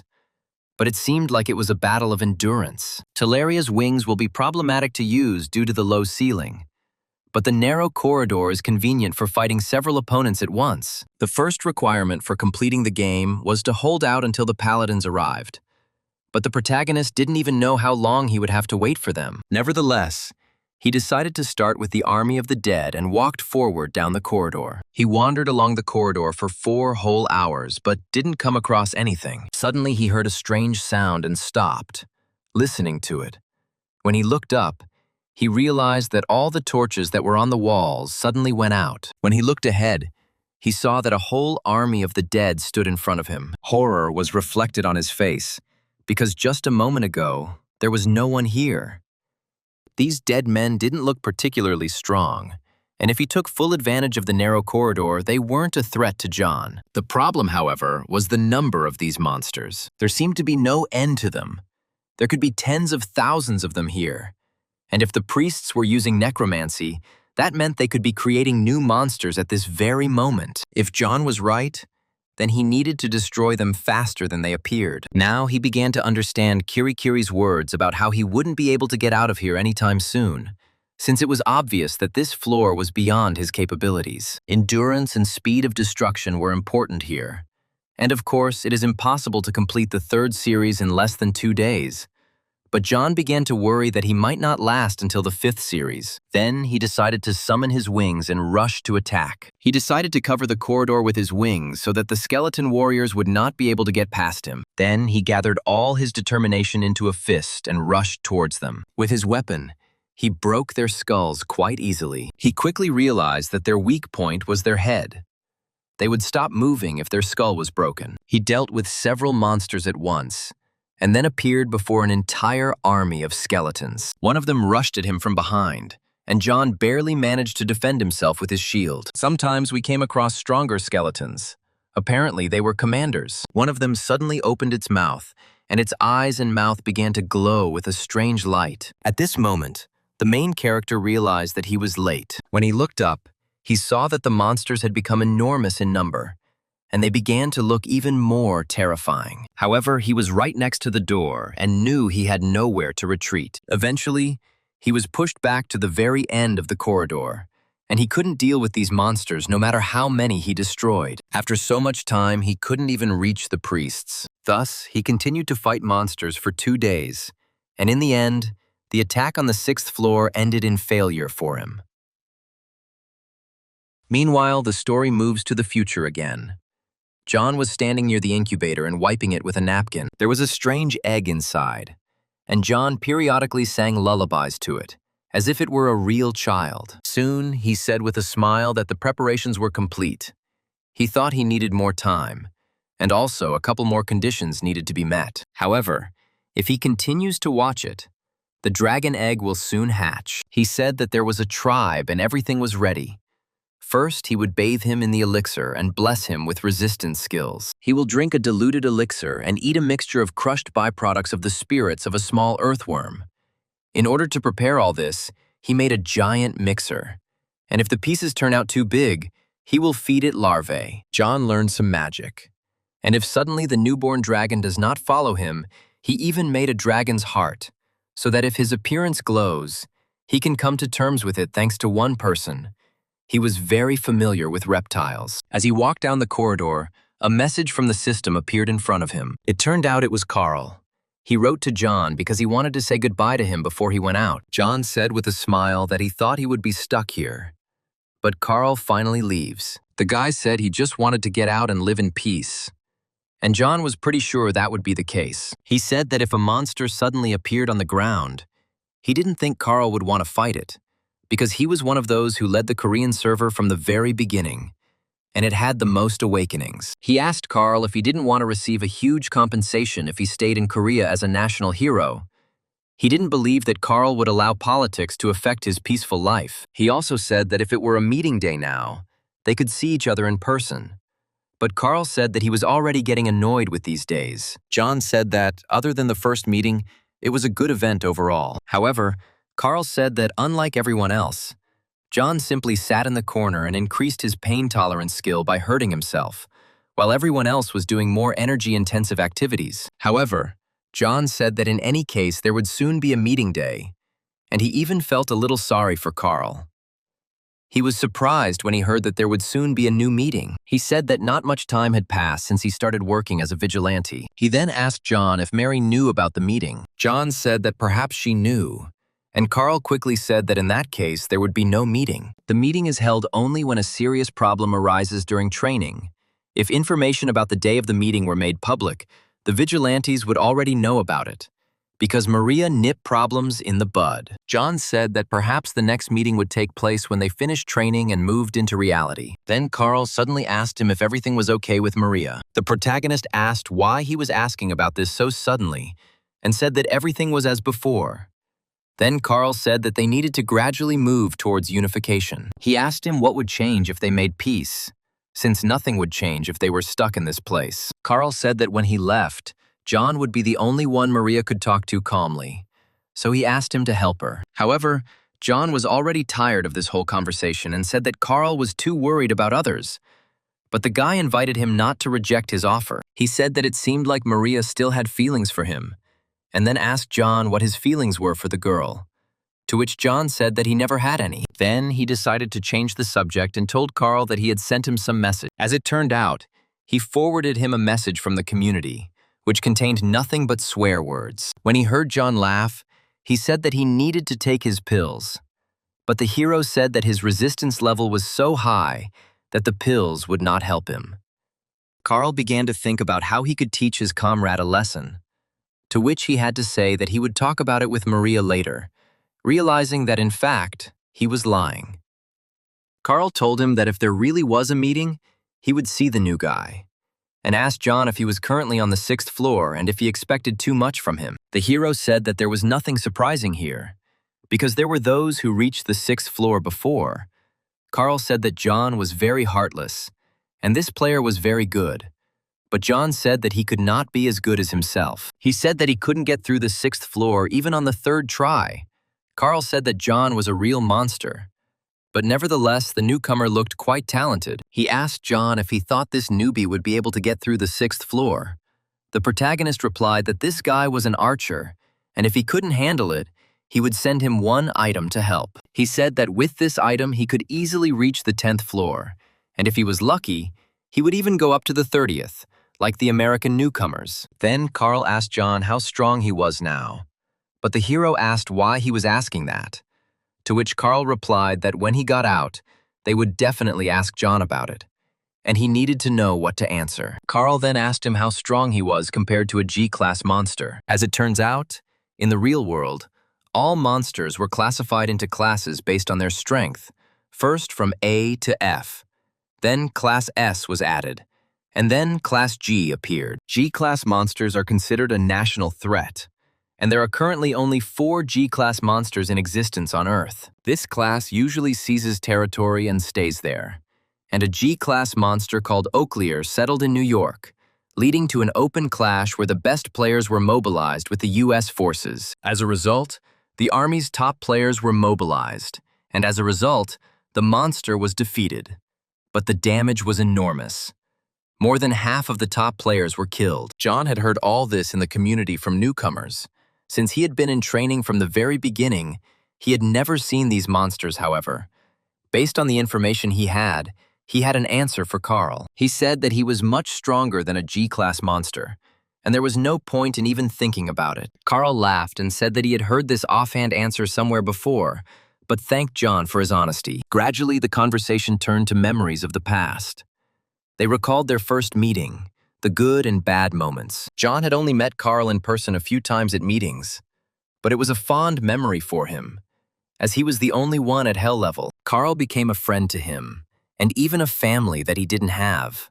When they went out into the real world, they wouldn't be able to meet, and messaging would also be unavailable. Then Carl said goodbye, saying that he would go first and they would see each other outside. John thought it felt like a farewell. He asked Carl to say hello to the people outside. He thought to himself that it was time for him to get out of here too. But for some reason, he continued to doubt it. However, he decided that he should get to the real world as soon as possible and left a note on the table, at the end of which he asked to say hello to Kirikiri. The story returns to the present day.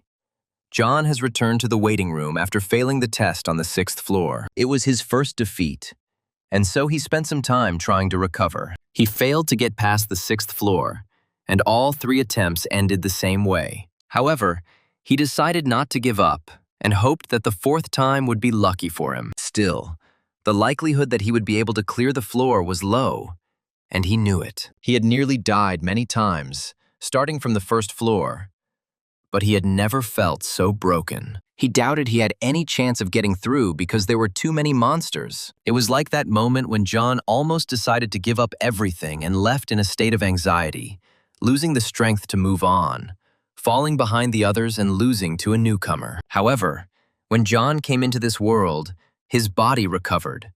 The bent back, sore wrist, and slow reaction returned to their previous state. He trained like crazy, leveling up until he was almost superhuman. However, he still couldn't recover from 3 consecutive defeats. While he was in a despondent mood, the news was announced to all the players in training. The Chungcheong province in Korea was completely destroyed, and this left everyone in shock. All the players were surprised by the news the newcomer told. However, the military strategy in Korea was well thought out, and other areas were safe. Measures were taken to prevent the spread of the monsters. Containment lines were established in the north and south of the province, but this did little to calm the situation. However, the situation in other countries was no better, so the damage done to Korea was not as extensive. There was also unrest in the training as soon as the 4th event began. Maria started a war against the former guild members, using the pretext that they returned to the deeds of the past. John didn't think that the people who suffered during the event that created the Union would have a different opinion. The war ended quickly, and, as far as he knew, at least 8 people were subjected to repression, and Maria decapitated one of the instigators. Now, everyone is wondering whether Maria should continue to lead the Union. Naturally, people are divided into 2 camps, those who were against it and those who were for it. However, John himself did not know what the right decision would be. He did not know whether Maria would become a cruel murderer and live for revenge, or whether she would choose the path of a just judge and devote herself to an honest trial between good and evil. So he decided not to interfere as long as things remained within reasonable limits. And if the problem got out of hand, the Union would hold a meeting. If the meeting did take place, he decided to behave as before and maintain the same position. Meanwhile, Carl was very busy, writing and publishing a training guide to the community to help newcomers get up to speed faster. On the internal trading platform, he launched a trading system based on an auction.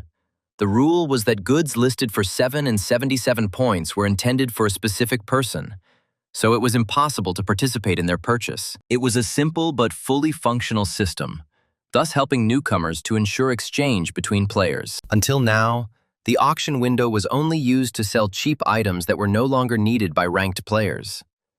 The bidding volume was small, and most bidders lacked points, so there was little choice but to set a low price on the auction. While Maria was raising awareness about crime, Carl was making every effort to create a comfortable communication environment. He said he wanted to create a social and cultural environment within the school and make it a livable place for people. Because instead of the 100th floor, which not everyone can reach, it would be better to focus on the lower floors, where there can be a lot of people. John understood that his words were quite reasonable. In the future, the number of losers would only increase. Creating conditions for a large number of weak players was Carl's main task. John hasn't been idle either. He's had plenty to do over the last few days. As it turned out, newcomers arrived for training, entering the hellish difficulty at the beginning of the 4th round. One of them made a mistake in his choice because he was very drunk. Another took it as a joke and simply chose a difficulty at random. When John saw all this, he thought that these guys were really idiots. And if you think about it, his comrades whom he met in the 1st round chose the hellish difficulty because they wanted to, even if in the end only John survived. In any case, he was kind to newcomers and tried to explain as clearly as possible what they needed to know at the hellish level, including recommendations for protection and rapid growth. He advised them to first deal with the first trap, and, upon returning to the waiting room, to contact him immediately. He thought that these guys would write to him soon. Soon, one of them, in despair, declared that he could not stand it any longer. These arrows were too fast, and he did not have time to dodge them since he did not even see them. When John received this message, he didn't know what to answer at first. The man said he fell by accident and that it saved his life. But he didn't understand how anyone could get through that floor. In the end, everything turned out terribly. One of the players simply did not return, and the second went crazy. John realized that everything had happened as he had expected. He had taught them so painstakingly, but in the end, everything was to no avail. He didn't understand what needed to be done to ensure that those who chose the hellish difficulty level at least survived. Then he told the man to just sit in the waiting room, and as soon as the treatment was over, he should try to hold out at the portal, and he would send him provisions. He told the surviving guy not to try to do anything. He wasn't sure if it was the right decision, but a human is a mentally weak creature. He must survive 30 days in front of the portal, eating only dried meat and water. Then a couple of days in the waiting room, and another 30 days at the portal. John assumed this guy might have to live that long. On other difficulty levels, Carl takes the losers under his wing and helps them rise.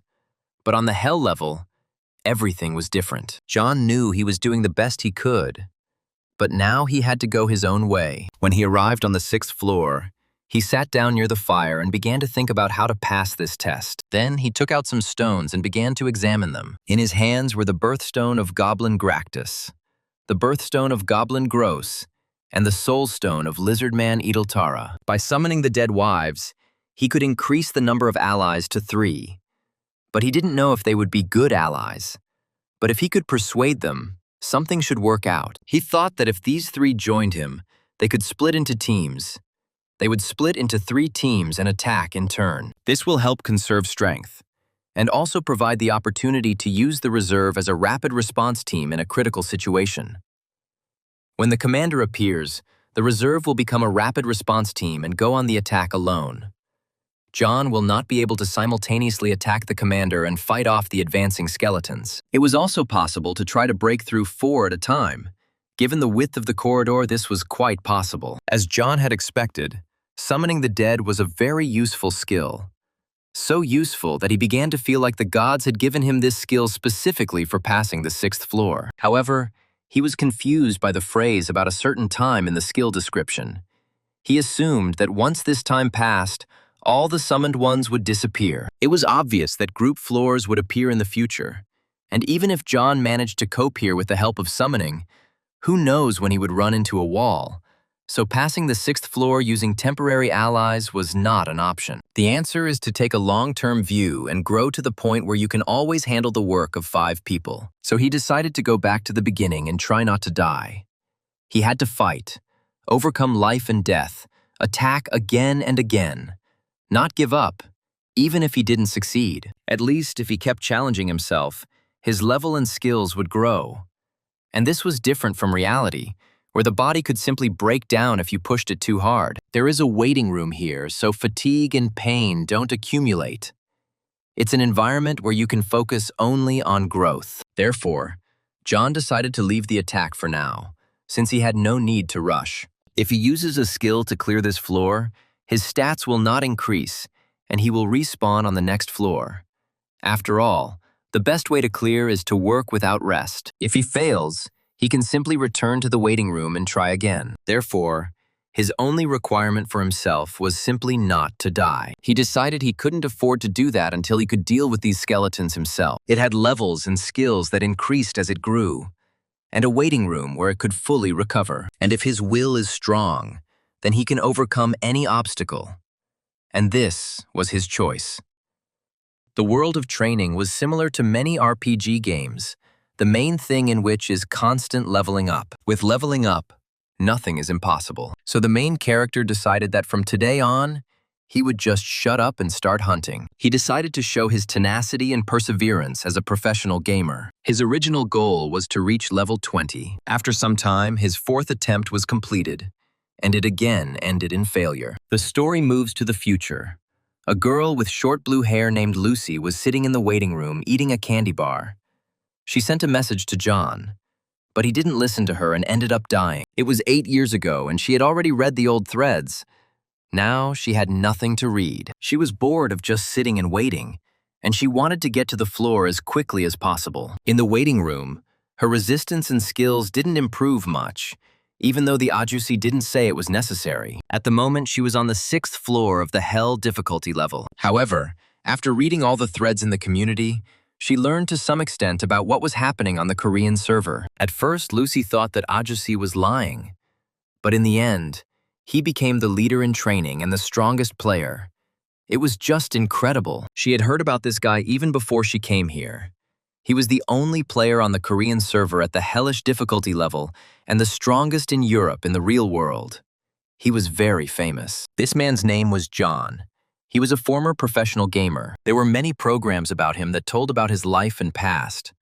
But Lucy knew him long before that. She saw a beautiful face on the screen when her sister was watching TV. Her sister told her that this man was a professional gamer. Lucy then said that instead of being a gamer, he could have become a celebrity with a face like that.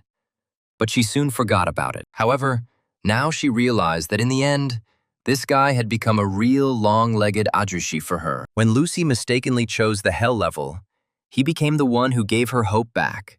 He became her support. If it weren't for John, she would have died long ago, because he even supported her during the attack. Lucy lay on the bed and continued to whisper that John was her support and encouragement. But then she suddenly jumped up, not understanding what she was even thinking about. Then suddenly, she received a message from Maria, who asked if she had finished her preparations. At first, Lucy thought she had sent the message to the wrong place, but she decided not to show her excitement to Maria. She said that everything was ready and asked why Maria was asking her. The girl replied that there was nothing special about it, just that Brother John asked her to take Lucy home. When Lucy heard this, her face turned red. The girl was surprised that Maria called John her brother, since it was the first time she had heard him called that. In the community, everyone communicates informally and even uses foul language. But Lucy herself has never called John her brother. Then she told Maria that John had gone to the 61st floor to collect glasses. And then the girl asked Lucy if she remembered what to tell the curator. Lucy was unhappy that even today Maria was rude, and she constantly felt some kind of hostility from her. But she calmly answered her that she remembered everything. She didn't understand why Maria was pestering her like that, and what she had done to her that she treated her like that. But then she decided she needed to stop thinking about it. She decided so, the portal, and was finally ready to go to the floor. The topic welcomed her to the 6th floor. The thing is that John didn't tell her much about this floor. He gave the basic information that was enough to not die, and told her to look for the rest on her own. Lucy agreed with this decision. She already knew that on the 6th floor there were endless soldiers, skeletons, and priests who created them, so she had to find a way to hold out until the paladins arrived, as she couldn't handle the constant influx of skeletons. Then the girl became determined and decided to try to follow this plan. She used her skill to increase her speed and ran forward down the corridor. The girl knew that at the 6th level, speed is life. So she used a high-ranking magic stone and a concentrated magic potion. After that, she summoned a portal. The outline of the portal she had opened appeared on the floor in front of her. She then jumped into it and used a skill called Sylphria. He allowed her to jump as fast and as high as she wanted. She decided that from now on, it would be better to move using magic, periodically leaving traps. Soon, she reached the place where the corridor split into two. She decided to leave an explosive magic circle at the fork. After this, Lucy used the detection skill and realized that the skeletons were still far away. After that, she used the jumping skill again and headed away from that place. She remembered all the turns and could reproduce the route she needed at any time. Soon, she reached the place where the skeletons were already located. She cast a spell, and at that moment, a large cloth appeared above her head. It was spiritual magic with the ability to fly and become invisible. Then she wrapped herself in this fabric and decided that now she needed to move near the ceiling. She moved forward and soon reached a small cluster of skeletons that emanated dark energy. In the middle, there was a skeleton, surrounded by people who looked more like dead people. They were chanting some kind of spell, and the more they tried, the brighter the color glowed from the skeleton's body. Meanwhile, Lucy hid behind one of the pillars using her fabric and decided to observe everything from the side. She noted that there were 16 priests there in total. If they sensed her, they would attack immediately. So she had to last longer than 6 seconds. That was her limit. But the time was up, and she took out her bow, pointing it towards the priests. She shot one priest straight in the head, causing him to explode. The other priests immediately noticed her and began to whisper something in an unknown language. Then, Lucy used the combat concentration skill. After that, she began to release one arrow after another, giving the priests no respite. In one instant, she struck down 3 priests at once. And overall, everything went well. However, as she moved forward, she noticed something strange. A skeleton in a black cloak stood in the middle of the room, and his warriors crawled out from the seals that were on the floor. The girl was terrified and had no choice but to use the portal. This place was very dangerous, so she decided to escape from there. In an instant, the portal transported her to a safe place where she had left the portal seal shortly before. The portal's magic allowed her to immediately return to her designated location, but she had used too much high magic in a short time. However, Lucy noted that in any case, this time everything turned out pretty well for her. Even though she was very tired, she decided that she would still continue to survive on the hellish difficulty level. Meanwhile, the main character began his 5th attempt to pass the 6th floor. He walked calmly down the corridor, noting that it was about 2 hours to get to the skeleton soldiers, and it was a waste of time on the road. He thought he should work on improving his resistance skills, but he wasn't sure he would have time to recover before the fight, and he couldn't constantly drink the elixir. Then he decided that he should practice. He stood in the middle of the corridor and began to do something like morning exercises. At some point, John realized that it was even more difficult than he had imagined. It seems he has neglected exercise too often because his body has long since surpassed human limits. But doing basic exercises is the most effective for developing resistance skills. Suddenly, he heard a familiar sound coming from the depths of the corridor. When the hero looked into the darkness, he saw an army of monsters approaching him. Then he immediately took out his weapon and realized that he needed to start the battle. He cut their heads with his sword. Soon the system informed him that his level had been increased, and along with this, his characteristics had been increased. However, after some time, the system informed him that he had failed the 6th floor tests. John thought to himself about someone who once asked the top player in a popular role-playing game if he got tired of hunting all day. Then the player decided to ask a question in return and asked the man if he was tired of living. He said that life is an endless repetition, and he does what he loves every day so it doesn't tire him. John didn't become a professional player because he liked a particular game. He liked winning. And that's why he became a professional in one game. That's why he never got tired of playing the same game over and over again. However, now he would like to approach the person who is in first place and ask him to teach him not to get bored when you do the same thing day after day. Because now he felt sick just from looking at these skeletons. These sounds also literally drove him crazy, since he heard them every day. Every day he made the same movements with his sword, and felt the pain of being cut by a rusty knife. At some point, he screamed in despair and was almost ready to give up. However, he quickly came to his senses and decided that although he had no strength, he had to continue fighting. Besides, there was an advantage to this. The movements of swinging the sword became native to his body. He swung the sword with the same method time after time, and he found an attack that suited him, which he used mainly. Thanks to this, John had grown significantly as a swordsman, and his basic swordsmanship was now at level 10. However, the 6th floor was still not conquered by him. He increased his level of combat concentration. So when he fought, his intelligence level increased. Until now, it seemed to John that the targets were moving rather slowly. But now they became so slow, as if they were standing still. Right now, he couldn't use concentration for more than a minute, and he had to pay attention to that in the future. John knew he could grow even bigger, and soon his battle cry reached level 2. War cries are a type of buff, typically found in tank characters in the game, and their effect is a small increase in combat effectiveness. But John didn't know the exact numbers. John got it when he got really angry and started yelling back at the skeletons. And now, thanks to them, his throat is still intact. After several attempts, he finally reached the room where the priests were. One of the priests said that here he would meet his death. Since he was a death knight, Asdius would give him peace. The protagonist has progressed quite far and met a mid-level boss.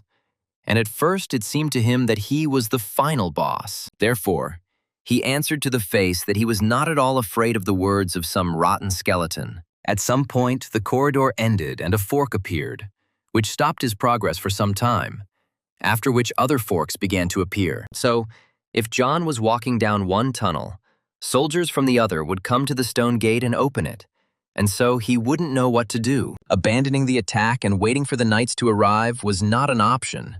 He once managed to hold out for 13 days, but reinforcements never arrived. Eventually, he ran out of potions and couldn't try any further. So John began to think that it was just his stamina limit rather than a lack of strength. Of course, there is a way to clear the road after the breakthrough. Before the soldiers from the fork get here, this is a very attractive way. But it is difficult, and difficulty is no joke. In any case, John needs to level up further to pass this floor. He needs to focus on growth. So he continued to cut up demons, and eventually his resistance to paralysis increased greatly.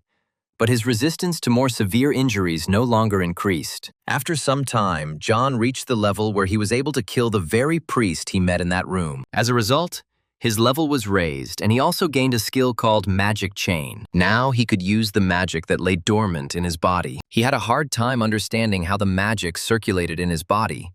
But through hard work, John was able to put magic into his hands. But the flow was quite weak. The magic spread throughout his body, and his physical abilities improved. John assumed that if he channeled the magic into his muscles, they would be able to display explosive power. But he still needed more practice. He was used to using magic and even learned to put magical power into his sword. So he had a laser sword like the hero of the movies. Since he couldn't use magic forever, he had to find ways to extend its use time. At school, he again appeared before the priests, one of whom called John a servant of the false god, and said that he would now see the power of the great abyss. He said that there is only one absolute good in this world, and John is going to save an absurd world. The skeleton said that the hero was a very courageous man, but he had simply lost his way, and Caesar would lead him to his death. John was very scared, as this was his first encounter with Caesar, but he did not give up. He struck him several times at once with his weapon. After this, he found himself back in the waiting room, having failed the test again. Then he decided that perhaps he should try meditation. Unfortunately, meditation has nothing to do with increasing mana. It's just meditation. It may seem useless, but it allowed John to focus on using the magic circuit. He was able to look back on the past, on what he had gone through in his training. And if he thought about it, nothing good had happened during that time. The more he thought about it, the heavier his heart became. However, John could not stop thinking about it. He continued to meditate as if under a spell. Ultimately, negative thoughts led him to depression, and depression led him to decreased motivation. At some point, the system informed him that his immunity to mind distortion had been increased to level 2. John thought he felt stress and pressure, but he couldn't imagine that it was a full-blown mind distortion. He had noticed signs of this lately and realized that this was how one could go crazy. Something similar happened to him on the 2nd floor. Then he was sure that he could handle it. However, now that he met Caesar, he was not so sure. However, at some point, he gained a new skill called Soul Cry. He got it by putting magic into a battle cry. And the soul cry has one additional effect. It consisted of the fact that enemies below John's level could not ignore his call. They would stop and lose the ability to dodge. In other words, this is a provocation for a large territory. With this skill, John was able to stop the skeleton warriors who passed by him and almost reached the gate. Sword and defense skills have improved to intermediate level. Soon, the protagonist again reached the room where the priests were waiting for him, and again appeared before Caesar. The priest showed him his true form, and then John realized that it was not a skeleton at all. But now this creature resembled a huge octopus. He attacked him with his tentacles, and in one blow destroyed all of John's weapons. The protagonist was horrified, and realized that he was still not ready to fight him. When he failed the test again, he went back to the waiting room. Tears came to his eyes as he realized that he had almost died. He had been in danger for too long, and had not paid attention to his heightened senses. This Caesar was what he expected from a final boss, however. John's resistance to curses had increased significantly, and he had made great progress. However, to defeat Caesar, it was first necessary to deal with the Death Knights and skeleton soldiers. Then he had to deal with all the priests, and only after this could he begin the battle with Caesar. The hero thought that this time he almost succeeded. However, he was now convinced that he should not have rushed. After some time, he headed back to the 6th floor and entered the priest's room. He again killed everyone who stood in his way before Caesar. When he approached Caesar, he again began to speak the same speech, which he repeated over and over again. This time, however, John ordered him to shut up. Caesar was surprised, but he actually fell silent. Then the protagonist pointed his sword at him and called him a fucking corpse. At that moment, genuine surprise appeared on Caesar's face. Then John told him to quickly turn into squid before he threw up at the sight of it. He prepared his magic sword and was determined to finish this test this time. As soon as Caesar assumed his true form, he immediately began to chop off his tentacles. However,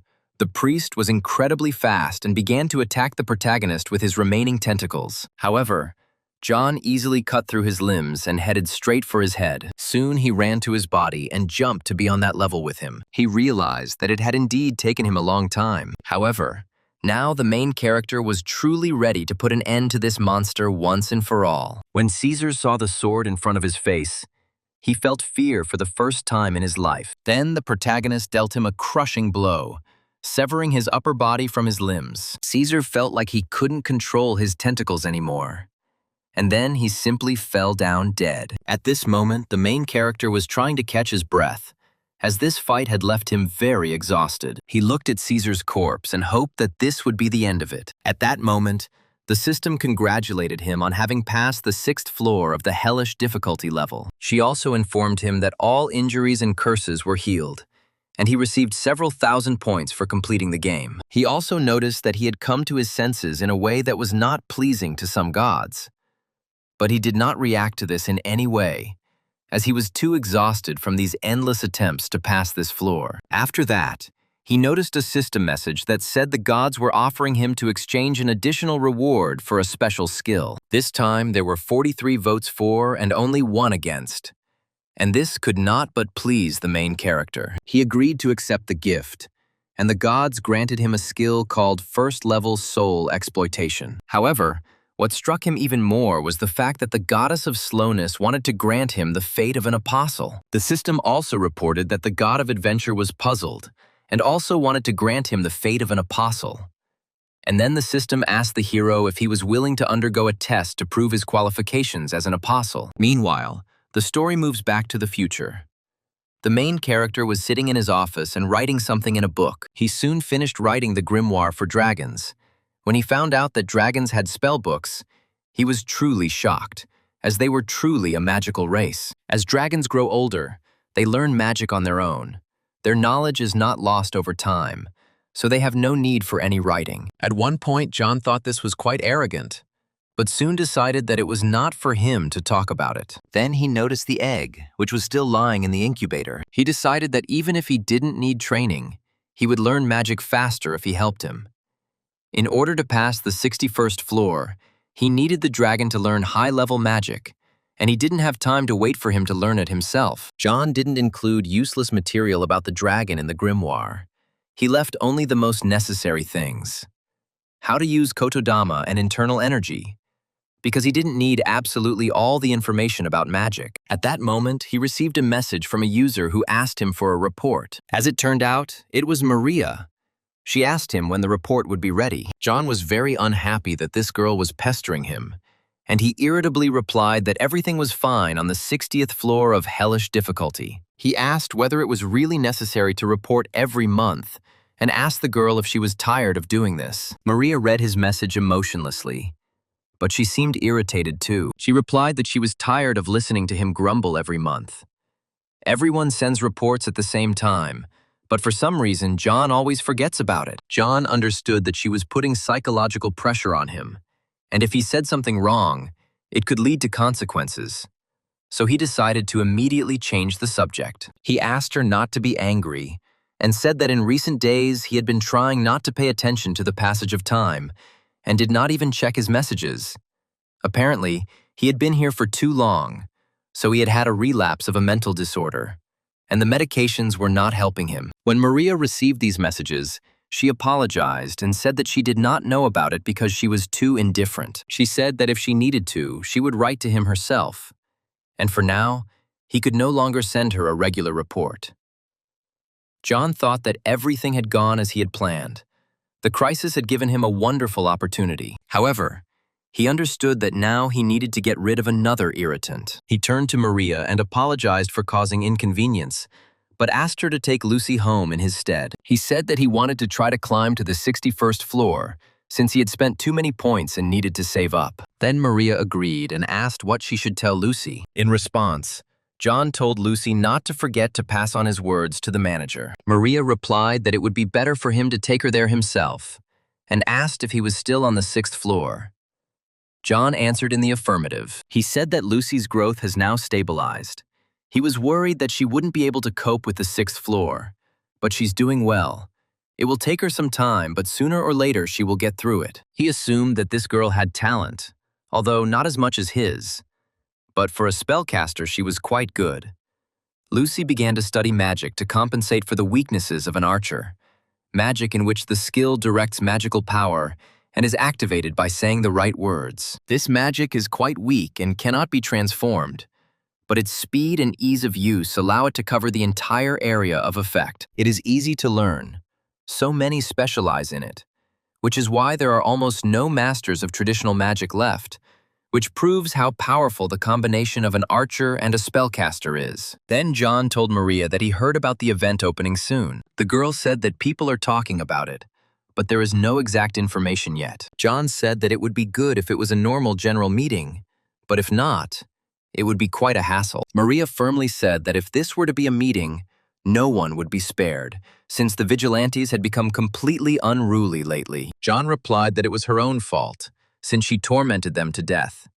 And then they came to complain to him. Then Maria asked him which people exactly he was talking about. John had no choice but to name these people, because he himself wanted to live. Then he said that in any case, Carl was leaving, and now Maria would have to play the role of mother. However, the girl said that she doesn't know how to do this at all. John thought to himself that it would not be possible to immediately find someone who could replace Carl, primarily because Maria did not trust anyone.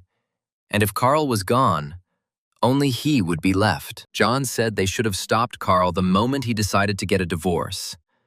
But Maria said she never imagined he would leave right after the divorce. John thought that Carl talked about his dates and adventures every day, and therefore no one knew that he would get divorced and leave like that. Then he once again turned his attention to the book that was lying on his desk. He said that he had finished with the Dragon Grimoire, and was now ready to look at the attribute of the nascent dragon. He said that the dragon could be gold or black, but he personally liked the red one better. After that, he turned to the egg and said that Dad was going to work, and now he himself would have to look after the house. He was worried that there were only himself and Yang on the 60th floor. John understood that he couldn't just leave and that the little dragon needed a nanny. He then used the teleporter, drawing it on the floor. He used the summoning skill, and a silhouette began to appear from the portal opposite. Soon the silhouette took on the outline of a man. Gradually, he began to turn into an exact copy of John. Soon, A man who looked exactly like himself stood in front of John. The copy of John was unhappy because he was shoved back into that idiot's body. John noted with satisfaction that the guy was still as sharp-tongued as ever,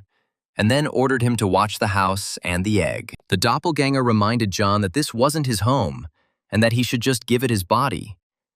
But John said that would never happen because he was an asshole. As it turned out, it was his alter ego, created in the image and likeness of John, but it turned out to be surprisingly weak and amazingly rude.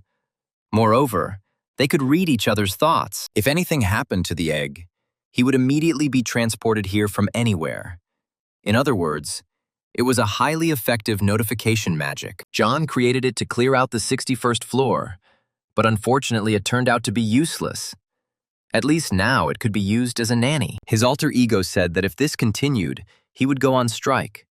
But John said that he couldn't do that, and then said goodbye to him and said that he was going to earn points. He ordered him again to keep a close eye on the house and the egg. After that, he waved his hand at him and entered the portal. At school, he found himself on the 61st floor, which was like an ice cave. The main character was lying on a huge ice bed, which was clearly not his size. Despite the fact that he was lying on the ice, he did not feel any cold at all. At some point, he began to think that no matter how much he looked at this throne, it still seemed incredibly large to him. As it turned out, the former owner did not call this place a throne, and so John decided to call it exactly the same. He decided it would be better for his mental health not to dwell on it or look back on his past actions. Until now, even if it was difficult to find the answer, he thought about it in his own way, but the answer never appeared.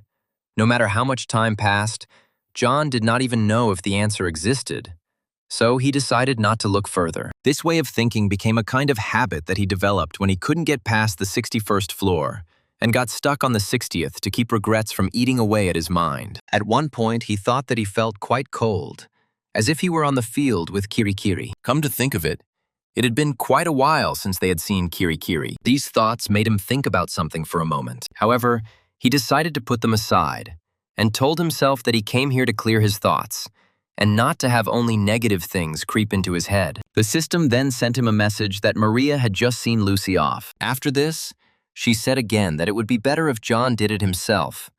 But the hero replied that he was very busy, which is why he noted that Maria was still worried about this. And then the girl told him not to ask her to do this anymore.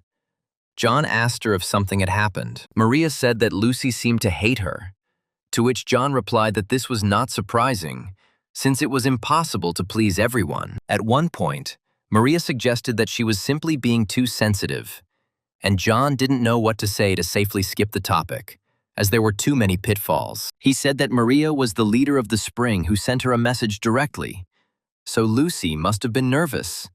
He thought to himself that every person would be afraid to receive a private message from this cold-blooded witch. However, Maria insisted that he not ask her for anything like that again, as being nice was not her style. And at that moment, John realized that this was the whole reason for the problem. According to psychology, when a person displays a previously unfamiliar attitude, the other person perceives it as aggression. Since the player who was a psychiatrist recently came out into the real world, now within the training, the highest authority of psychology has become John, who suffers from mental illness. Others have guesses about this, and therefore he decided not to attract attention to himself. Maria then said that as soon as she had information about the event they had talked about earlier, she would contact him, so he should not ignore her message. John thought he should see if he could send the clone to another difficulty level. Since his clone is considered a summoned soul by the system and not a player, it might be possible to send him to a different difficulty level by handing him over to someone else. If this method works, it will be possible to send the clone not only as a squad member, but also to his outer world. After sending the clone, he will exchange souls with him. He thought it was a perfect plan. And at that moment, the clone read his thoughts, but apparently was not happy about it. He told John that the other level of difficulty was considered another world, and if he sent him there, the connection with it would be broken, and therefore he would no longer be able to live. John's double said that he doesn't want to die because of his stupid experiments. When the protagonist heard this, he was upset because he created a clone to get past the 61st floor, and he couldn't even imagine that it would turn out to be so useless. In the end, He was left with only schizophrenia from his attempt to split his soul. His clone said he felt like a younger son who was born from an unwanted pregnancy. At that moment, the main character thought that he should have gone up to the 61st floor earlier. He had come here before the dragon's birth to clear his mind and earn points, and now he felt truly refreshed. He then said goodbye to his clone and said that it was time for him to hit the road. After some time, he arrived at the second location of the 61st floor, which looked like a desert. Using his skills, the main character easily moved through the air. On this floor, you need to attack 2 locations at the same time. You can only enter the main boss room of level 61 if you attack the boss rooms in both locations. Since the clone is considered a tethered creature, it is not a separate player, which is why John is stuck on the 61st floor. This is why he is trying to raise a dragon, because he is a native born in this world, and perhaps the system will recognize him as a separate person from John. However, he doubted that Yang Yang would be considered an individual player. The likelihood of this was low. However, John decided that he had to at least try, as he always did. Soon, he arrived at a location that resembled a volcanic place. He moved freely through the lava-filled space because he was resistant to fire. Soon, he reached the place where the monster that looked like a devil was.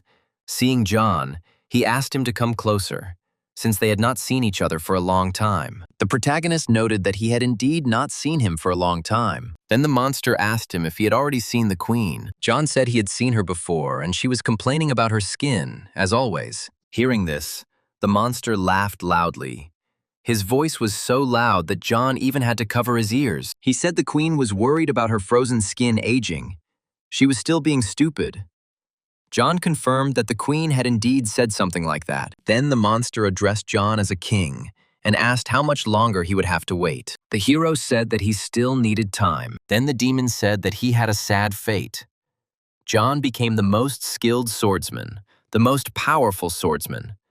But in the end, he cannot use this power and cannot achieve perfection. However, John said that this could just be a stage in his improvement. The monster said with a smile that John spoke like one god, who said that there is no sword without a purpose. He then asked him what he planned to achieve with this power. John said that now he has no need to answer random questions. When this hardening is over, then he will decide how to use this power. The monster found it interesting that he compared the current situation to a mirror, and then asked what about the will and intentions of those who create this sword. The protagonist replied that he had his own will, unlike the sword. Then the monster asked him where his own will would lead him. The protagonist began to get irritated by these questions and said that he had no idea. When the monster suggested ending this conversation and said that he would like to hear his answer when he was older, he said that when the time came, John must make the right decision, since their will was entrusted to him, and he must not make a mistake in his choice. After this, he took his huge sword in his hands and stood up from the throne, saying that in that case they needed to begin. At that moment, John saw that someone's hands began to appear from the lava that was behind the monster. He smiled and told the monster to take care of him. After this, the monster raised his sword and they both were ready to fight. Meanwhile, the story shifts back to the present day.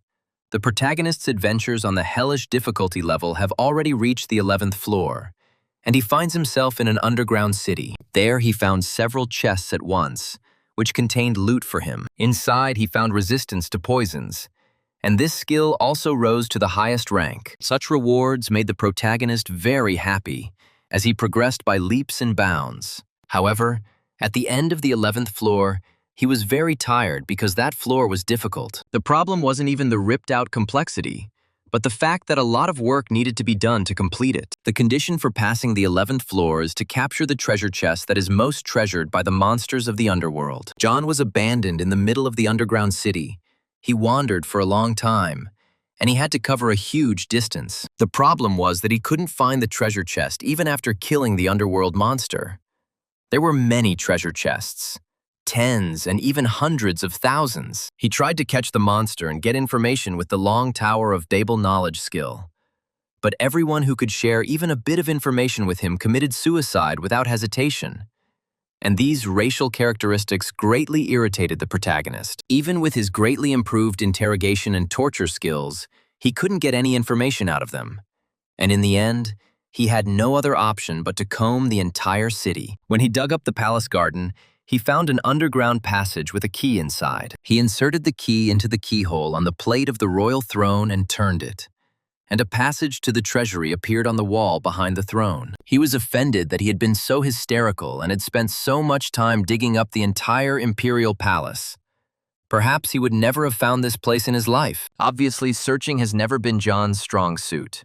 If there are thieves or adventurers as companions in role-playing games, that's what they do. It's very convenient if the main character's squad has an extra who sets or dismantles traps and finds hidden enemies or devices. He thought about summoning Ida as his companion, but realized she was too proud to help him. He decided that this was his destiny, so he needed to stop grumbling and instead get used to it and start reasoning. He soon came to the conclusion that his business at this place was finished. When the portal opened in front of him, he was surprised that he could just up and leave here. He did not hesitate and entered the portal, and soon found himself in a clearing where Kirikiri was already waiting for him. John came up behind her and quietly greeted her, saying that they hadn't seen each other for a long time. When Kirikiri heard his voice, she turned around and a smile appeared on her face. She was glad that he came alone this time. John said that the summoning time was over, so they disappeared. Then he asked the girl if they would still have memories, and Kirikiri answered yes. She asked him how much time it took him this time. John said that he could not imagine that in addition to the tunnels, he would have to dig up the entire palace garden. The girl said that his reaction was very boring. Before, when they met after a long time, John cried, and it was funny. When the protagonist heard this, he became angry and said that Kirikiri would be left without cake today. When the girl realized that John was going to punish her, she immediately began to change in front of him and promised not to say that again. After this, John decided to rest a little. He lay down on the grass and slept there for a while. When he looked down, he saw Kirikiri lying on top of him, sleeping peacefully. This picture brought a soft smile to his face. Then he yawned and tried to get up, wondering how long he had been sleeping. John knew he had been having trouble sleeping in the last few days and didn't need to sleep in the waiting room, so he ignored his discomfort. He was always in danger on any floor, so naturally he slept less. And eventually what he was worried about happened. His rhythm of life was disrupted. Due to the impatience and overconfidence that came with climbing to the 6th floor, he sometimes forgot to eat, rest, and sleep, and simply ran towards battles. Thanks to the restorative effect of the waiting room, he was somehow able to cure his physical ailment. But due to his shattered psyche, he could not sleep, so his health deteriorated. So when John came to Kirikiri, he would fall asleep to compensate for the lack. He always slept well in this place. Then he turned his attention to the sleeping girl and noted that she was very cute. She was just like a little child. In middle school, a classmate of his had a pet rabbit, but he couldn't remember whether she had said they liked having their noses touched or not. John had a lot of questions for Kirikiri, and he would finally be able to ask the questions he had accumulated since the 6th floor. When he remembered this floor, he thought once again that it really was hell. He didn't want to go through that experience again. His attacks blocked due to his lack of ability. He had worked so hard to become stronger and pushed his brain to its limits. If John had cleared the floor later, he would have definitely gone crazy. The message from the deity that he received then also left a mark on his psyche. He remembered the test of the apostle that the god of adventure and slowness sent him. He didn't understand what he should do about it. John was worried that another god might take revenge if he chose someone hastily. Based on past experience, the gods have the ability to take away the player's sight and move them to another location. If the gods have such power, then killing John would be easy, so he must be careful. While the girl was sleeping, he whispered to her that when he had passed the 6th floor, he had returned to her. He remembered how, as soon as he found himself in the clearing, he burst into tears and reached out to the girl to hug him. After this, he asked Kirikiri about the god's offer, but the girl did not answer. The thing is, information about the gods is very valuable.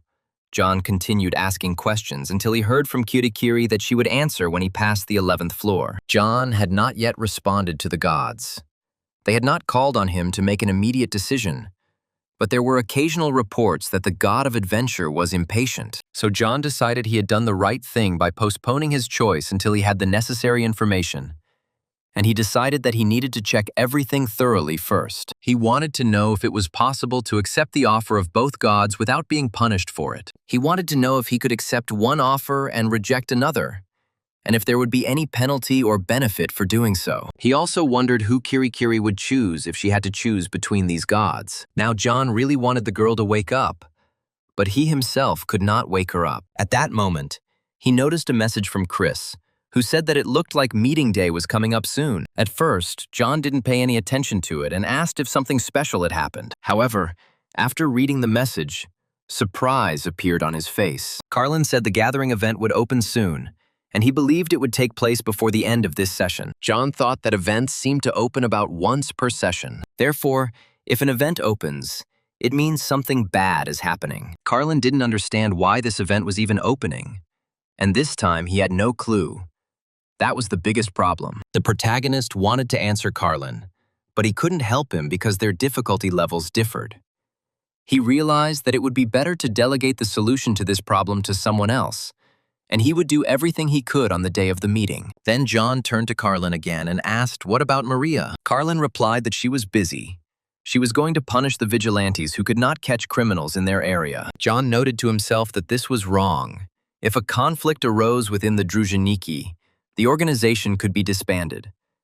In this world, the Druzhniki play the role of law enforcement, but their authority is very shaky. The basis of their strength is the power of the players, demonstrated on the first day of the last meeting, and the charisma of Maria, who punished the guild representatives. Objectively, it can be said that they are keeping people in fear by force. Disagreements cannot be allowed to arise within the ranks of the Druzhniki. If people lose trust in the Druzhniki, they will be nothing more than an armed group monitoring compliance with the rules and will be unable to do anything. Carlin said that Maria knows this herself, but she does it because she is upset and is just doing what she has to do. John still asked Carlin to keep an eye on her so that she wouldn't do anything bad. After that, he closed the system and looked at the sky again. He didn't know whether he should intervene in this situation. Besides, Kirikiri had already slept for too long, and it was time to wake her up. John looked at her sleeping face for a moment, then touched her ears. The girl jumped from the unexpected touch and immediately woke up. Afterwards, they sat down at the table, and John asked her if she really said that it didn't matter which god he chose. The girl who ate the cake confirmed that he could pass any test, be it from the goddess of slowness or the god of adventure. John asked why she was only talking about this now, to which the girl replied that the main character said that he would make a decision only after hearing all the information. After that, John said in a soft voice that she had had enough cake. He decided to start blackmailing her with cake, and asked if he could choose two gods at once. In response, Kirikiri nodded affirmatively. John thought he was worried about the penalties for refusing, but it turned out he was worried for nothing. He then asked the girl if there were any disadvantages to this decision. Kirikiri said the challenge would be influenced by its difficulty level. As a result, one can become an apostle of only one side, but it is possible to pass both tests. The protagonist asked to tell her more about these trials. However, the girl only looked at him silently, and her gaze became more serious. After that, she turned away and began to write something on the grass with a small wooden stick. John asked what kind of language it was, since he did not yet have a high enough level of knowledge skill before Babylonian times. He suggested that these might be writings that were not part of the Tower of Babel's system of knowledge. Kirikiri said that the trials are a test to confirm that a player can become an apostle, and the content of the trials depends on the inclinations of the gods and the character of the candidate. John asked what types of tests there were, but the girl replied that she didn't know. She said it was not because she didn't want to talk, but because each god had his own standards and his own tests for each person. She asked if John hadn't received a bunch of messages that could help him understand the nature of these gods and try to predict their trials. However, John realized he needed more information and asked Kirikiri to tell him what she knew about the god of adventure and the goddess of slowness. He noted that he only needed the most important things to get an idea of them. When the girl said that she had already told about the goddess of slowness, John then warned her that if she got off topic again, he would not buy her any more cake. Kirikiri then explained that the god of adventure is a god who loves to overcome difficulties and hardships, and who also loves to make dreams and wishes come true at the end of adventures. She then reminded him of what the goddess of slowness really is, and that she is the one who forever follows the endless flow of time without hesitation. The girl said that the biggest difference between them is that they overcome adversity. The god of adventure goes through everything with people, and the goddess of slowness likes to follow the path of life alone. Simply put, the god of adventure prefers group play, while the goddess of slowness prefers solo play. Then the hero thought that the god of adventure always reacts when he does not give up. Being in a hopeless situation, the first impression of his name reminded him of the word adventure. Love and friendship blossoming in adventure is the ideal theory of justice in the quest to save the weak. And the god of adventure was the first to take notice of it. Looking at his reaction when he refused to revive Idoltara, his typical behavior became clear. However, these were all hypotheses and assumptions, and if there was a concept that the gods of adventure were pursuing, then he already had some conclusions. Kirikiri added that, ultimately, both sides want the same thing from the apostle, and given the current situation on hell difficulty, it would be better to choose the goddess of slowness. When John asked Kirikiri who she thought he should choose, he thought to himself that Kirikiri always gave him valuable advice. He didn't always follow it, but he was sure that she was a good advisor.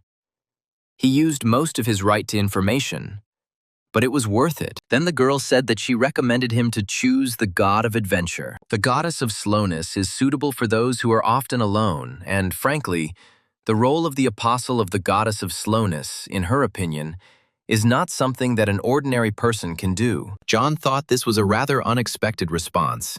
He had reasons to be concerned, but Kirikiri herself said that the goddess of slowness was a good choice. However, the god of adventure also fits his choice. For a few seconds, the main character was immersed in thought, and then told the girl that he had made a decision. At that moment, the system informed him that the god of adventure was worried, and John wondered what was bothering the guy so much. Although it wasn't surprising to him, considering how he had been treating him all this time, so he had reason to be concerned. Then Kirikiri asked him excitedly what he was going to do. Then the main character thought about his decision again. He looked closely at Kirikiri, ready to tell her his choice. He said with a smile that he would choose both of these gods. He explained his decision by saying that someday he would have to become an apostle of one of them. When that moment comes, he will make a final decision, but taking into account that he receives more information. He thought to himself that the severity of the test would not be a problem for him if it helped him become stronger. At that moment,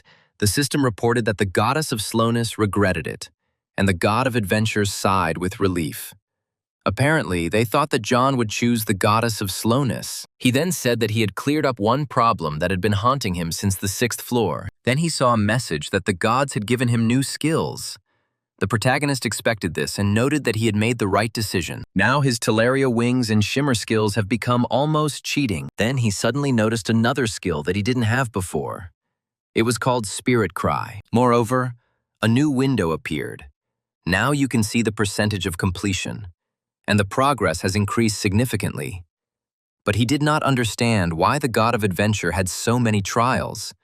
20 times more than the goddess of slowness. John then decided to look at the main reward, which was a skill called Fortitude, which gives him strength when the fight gets tough, and Composition, which shows him ways to solve problems. The explanation for these abilities was equally mysterious, and if he asked Kirikiri, things would only get more confusing. Fortitude and Iron Wall are similar skills. While Iron Wall strengthens the body, Fortitude seems to keep the spirit up, help one fight in battle, or simply increase stats. The Composition seems to increase the level of concentration for a long time. It is similar to the very famous double experience promotion in games. When the last session ends, John will have to wait in the waiting room for about 3 days, during which time it would be better to level up some skill. He decided that it was possible to improve not only the fighting skill, since both seemed useful. He thought to himself that it would have been better if he had gotten the Composition earlier.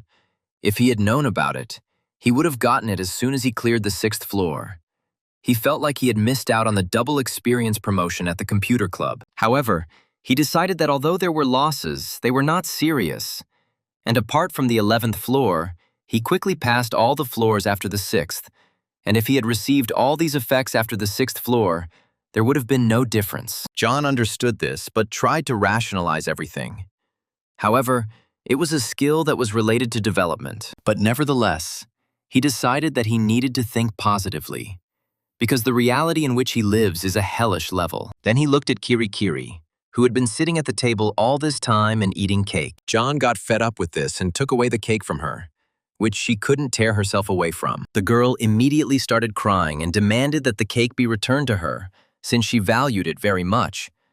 Then the main character thought that he had gone a little too far. They found themselves at the table again, and Kiri said that John was very kind. The main character thought to himself that this girl was ready to sell her soul for sweets. Then he asked her to follow all the guys who offer her lollipops, since she would not get any lollipops in the end. However, as soon as Kiri heard about the lollipops, she immediately said that she would go after those guys. After some time, a portal opened in the clearing, ready to take the protagonist back to the waiting room. Before leaving, he asked the girl to tell him how to add skills in the waiting room. He regretted that composition and durability were only level 1, while Shimmer and Talaria's wings were at max level when he got them. He thought that he should expect his skills to improve, but at this stage it was better not to expect great skill effectiveness. Then he looked at the portal and realized there was something else. He asked Kiri how much more information he could get, and the girl replied that he could get a little more. Then he asked her to give him advice for the 12th floor. However, the girl said that she had no advice.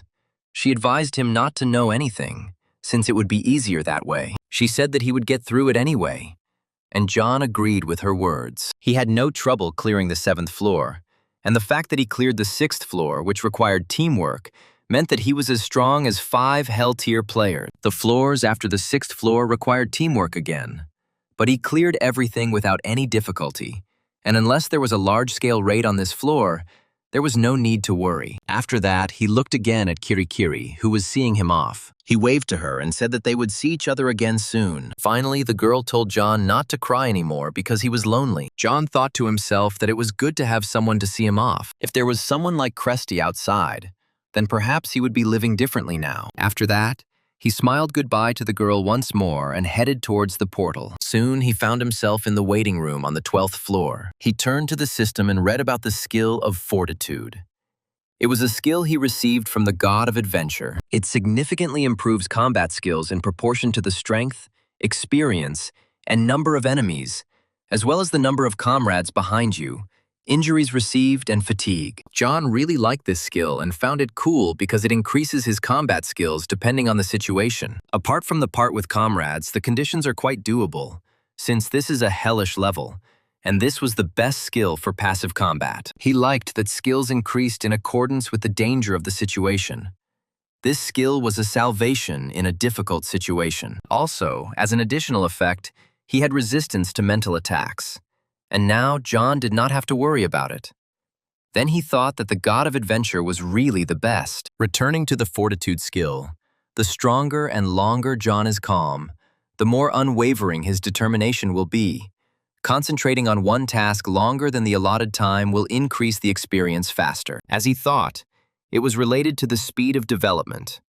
The key was in maintaining concentration for a long time. He then wondered if this was a single action, and whether it would be possible to train magical power at the same time as improving his fencing, and noted that this skill still had many secrets. He decided that he would learn about it little by little as he used it, and if anything happened, he would ask Kiri. Then he decided he had read enough about these skills and headed to the floor. However, this time he found himself in a completely unfamiliar place, which looked like a jungle. The main character didn't even suspect that somewhere in the depths of this tropical forest, a huge dragon was waiting for him. As soon as the protagonist got here, he immediately cursed at Kiri, who said that he wouldn't need advice.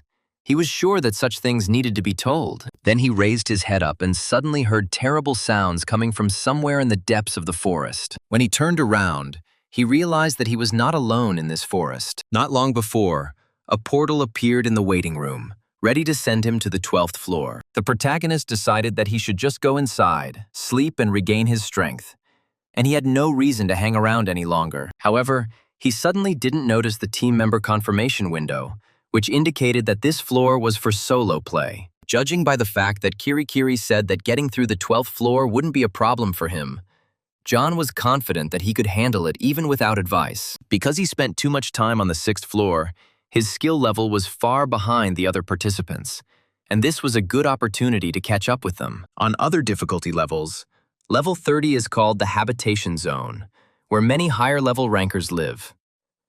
Comparing the hell level with others is a useless thing, and he doesn't like it. So he decided that he needed to speed up and prepared to enter the 12th floor as he really wanted to see the living area. Soon, the portal transferred him to the desired location. However, instead of the usual room in which he spent all his floors, he found himself in a tropical forest. John immediately noted that he had not yet been in the jungle, but it was better than the desert or the snow-capped mountains. Thanks to his resistance to heat, he could endure it as long as he wanted, and then decided to see what the conditions were for completing this floor. The system welcomed him to the continent of Yihawe, known as the homeland of the Yihawe subspecies, a place so dangerous that even the natives left their homeland. It is a wild place with no culture or civilization, but it is known for its predators and harsh conditions. The survival rate here is very low. Many have tried to brave the jungle, but only a few have survived. The system said that John was a young fighter who decided to show his strength.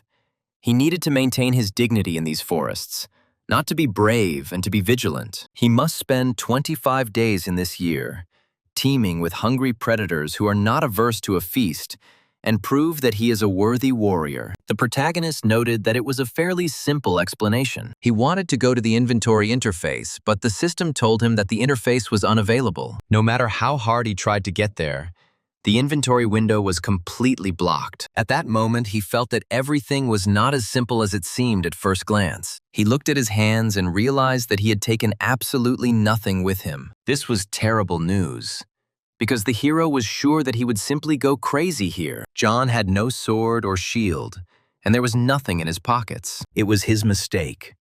It was his own fault he had not taken a weapon with him.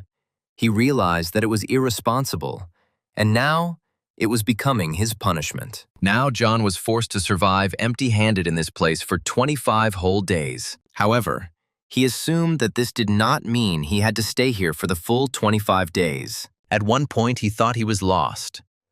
There were no losing conditions here, and the portal back did not open. In other words, if he doesn't die, he will have to spend 25 days here. Today was the 6th day of 14 trials, and he had to stay in this grove for another 24 days. If he survives, on day 24, he will be taken to the waiting room, and in the next challenge, he will again need to spend 25 days to pass the stage. He was very unhappy, as he had only passed the 11th floor in a day.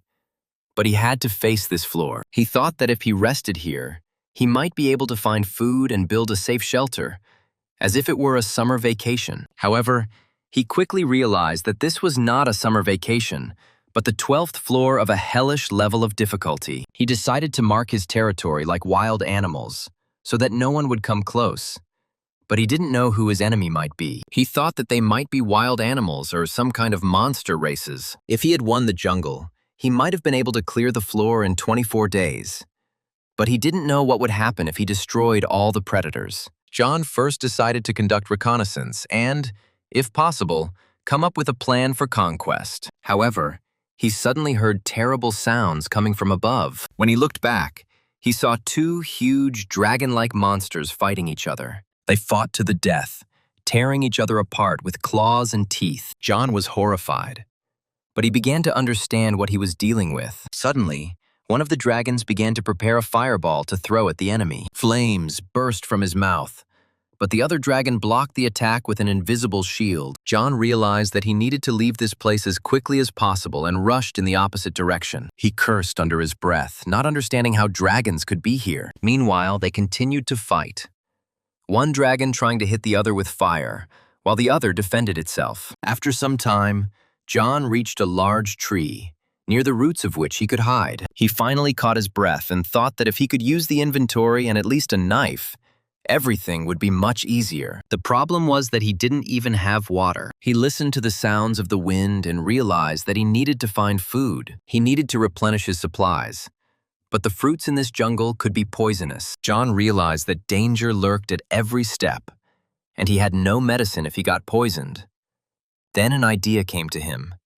He needed to get the meat of one of the dragons. However, he realized that if one dragon was dead, the other was definitely alive, and it would be dangerous to go out into the open. Besides, it was possible that someone would start hunting him, so he needed to leave quickly. He walked out of the jungle into more open ground, deciding to stop fooling around. As he moved forward through the foliage and vines, he found it difficult to move quickly. Suddenly, the system informed him that he had received a message from Mr. Harris. John thought this was fortunate, as he needed at least a little rest. He sat down by the tree and opened the system to contact him. Harris asked if he was busy.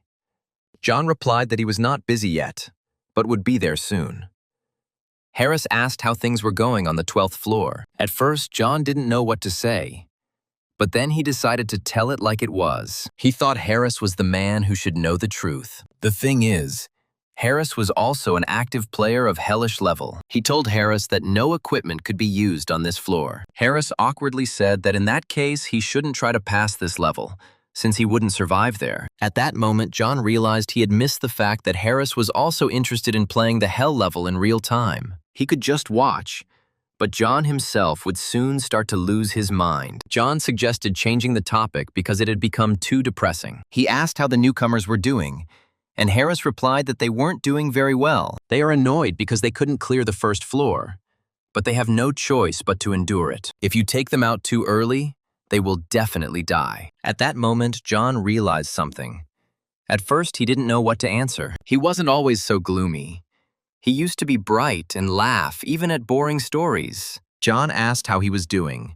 Harris replied that he was in front of the boss's room on the 3rd floor and was about to get to the door. He wasn't sure he could cross the stone bridge as John had, but he didn't want to go without information about the valley floor. John realized that Harris was upset because he had refused the challenge. The guy said he would focus on self-improvement until he was sure he could pass. John replied that it would be safer that way and wished him luck, after which they said goodbye. John thought Harris was very careful and cautious.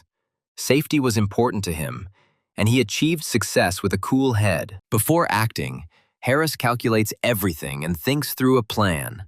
It's more like a hitman or a thief. Harris was the second to rise above the 1st floor on the hell level, and his skills were good. John was curious as to why such a sensible guy would choose the hell level, and when he asked him, as expected, alcohol was to blame. Yet, Harris gets along well with people and is always smiling. Possessing a reasonable and caring character, he advises newcomers on their level. Harris is a better communicator than John, and that's why this job suits him much better. Because unlike him, he explains things in a way that suits the person he's talking to. Harris was a better psychological consultant than John. And yes, he had a lot to learn from him, so he respected him. But his gloominess worried John. Harris said there would be a meeting at the end of this session.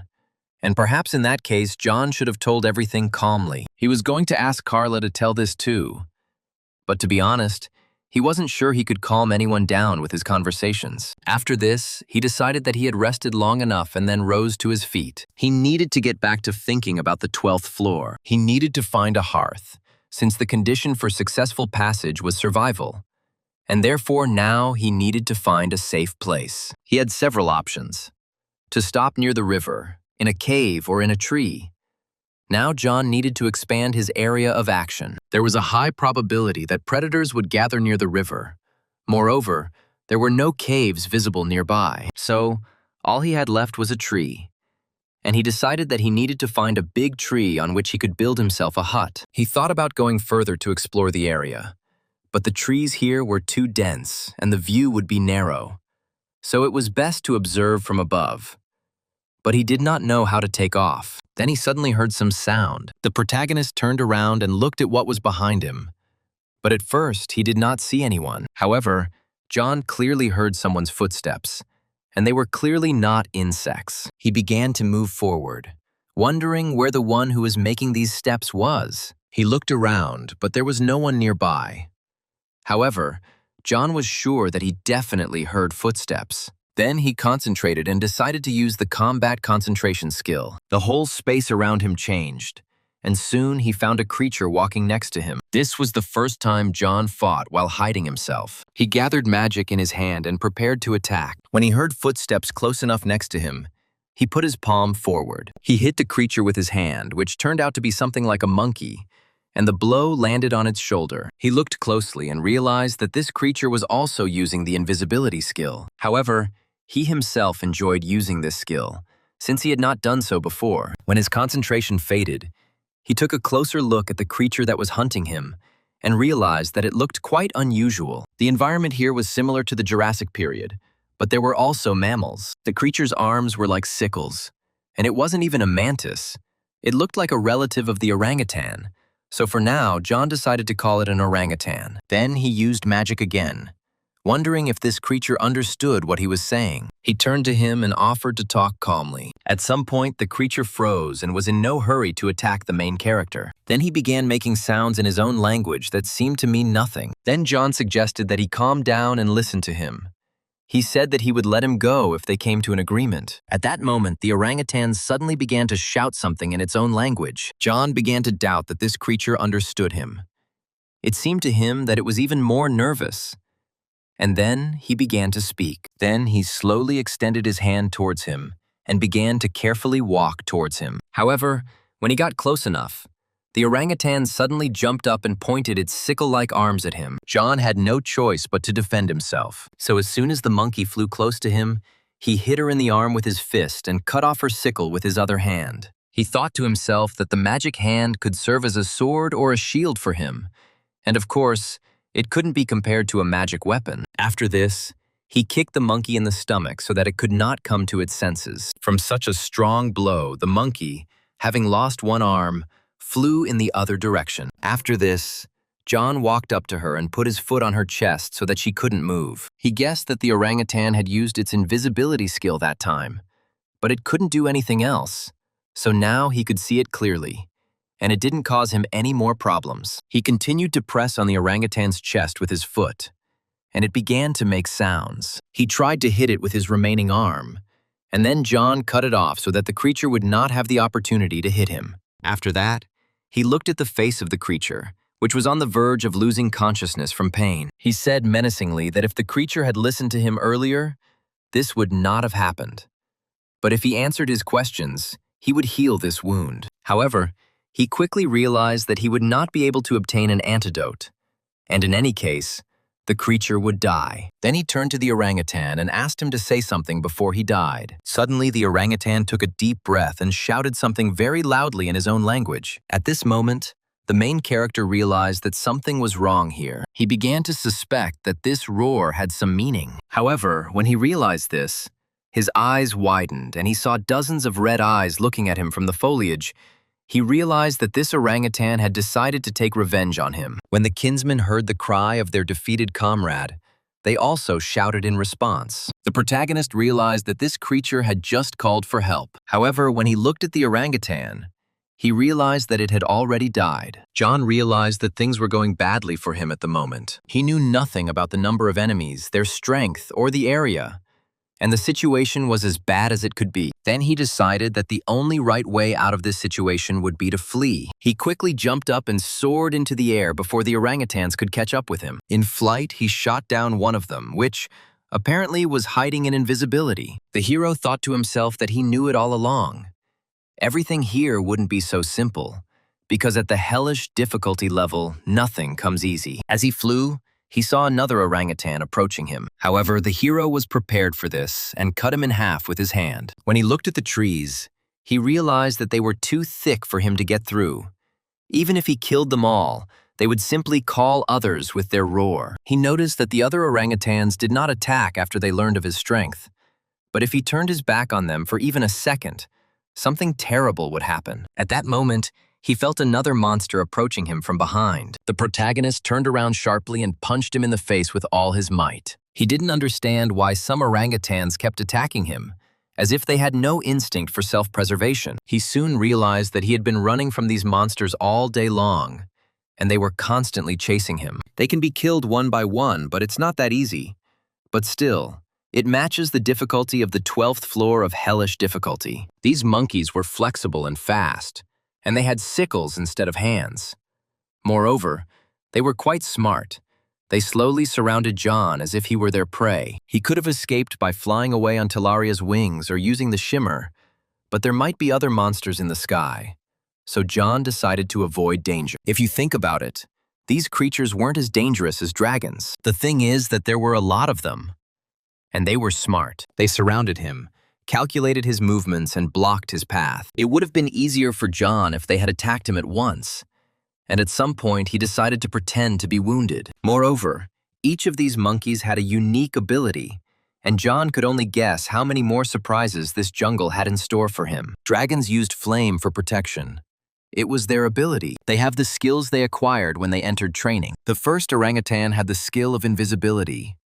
The other had the skill of regeneration and the blessing of the wind spirit. John didn't know how the next one would attack, so it was even more difficult for him. At that moment, he saw two monkeys flying towards him at once. He realized that he was in their sight, and now he was easy prey. Then, he immediately punched one of the monkeys in the stomach, throwing it away from him. He kicked the second monkey in the face. It seemed to him that he had escaped death.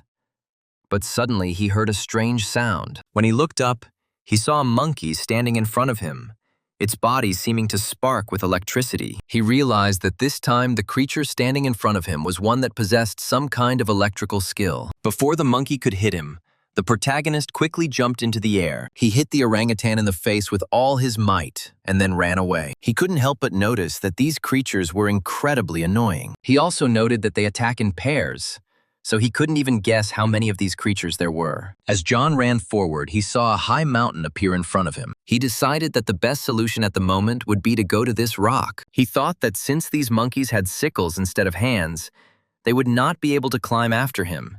He decided to confuse his track so that he could escape from them even if they climbed to the very top. While he was trying to reach the rock, he had to fight off the monkeys every now and then. At some point, John began to think that even for a hellish difficulty, this was an incredibly grueling test. These monsters were incredibly fast, and he didn't even have time to rest. The war with the orangutans lasted about 2 days. John was not able to get even close to the rock, which seemed to be 2 steps away. He couldn't eat or drink these days. This whole situation was driving him crazy, because he didn't know how he would be able to find even 1 free minute. He used Soul Cry, but this time it didn't work. Last time he used this skill, he caused aggression and destroyed everything that was outside the skill's range. He could only guess how intelligent these monkeys were, since they even used their surroundings to attack him. They used traps, timing of attacks, and provoking aggression. Moreover, they have now set traps around him in several rows. He noticed at least 4 rows of traps, and he couldn't even imagine how it could be done in such a dense forest. He couldn't imagine how they could control such a huge army. Given his location, their movements, and the terrain, it was impossible to take so many factors into account and formulate a plan without a leader. At that moment, it occurred to him that these orangutans might have walkie-talkies. However, a more likely answer was that they had some skill. They had surveillance of all this from above or something like telepathy.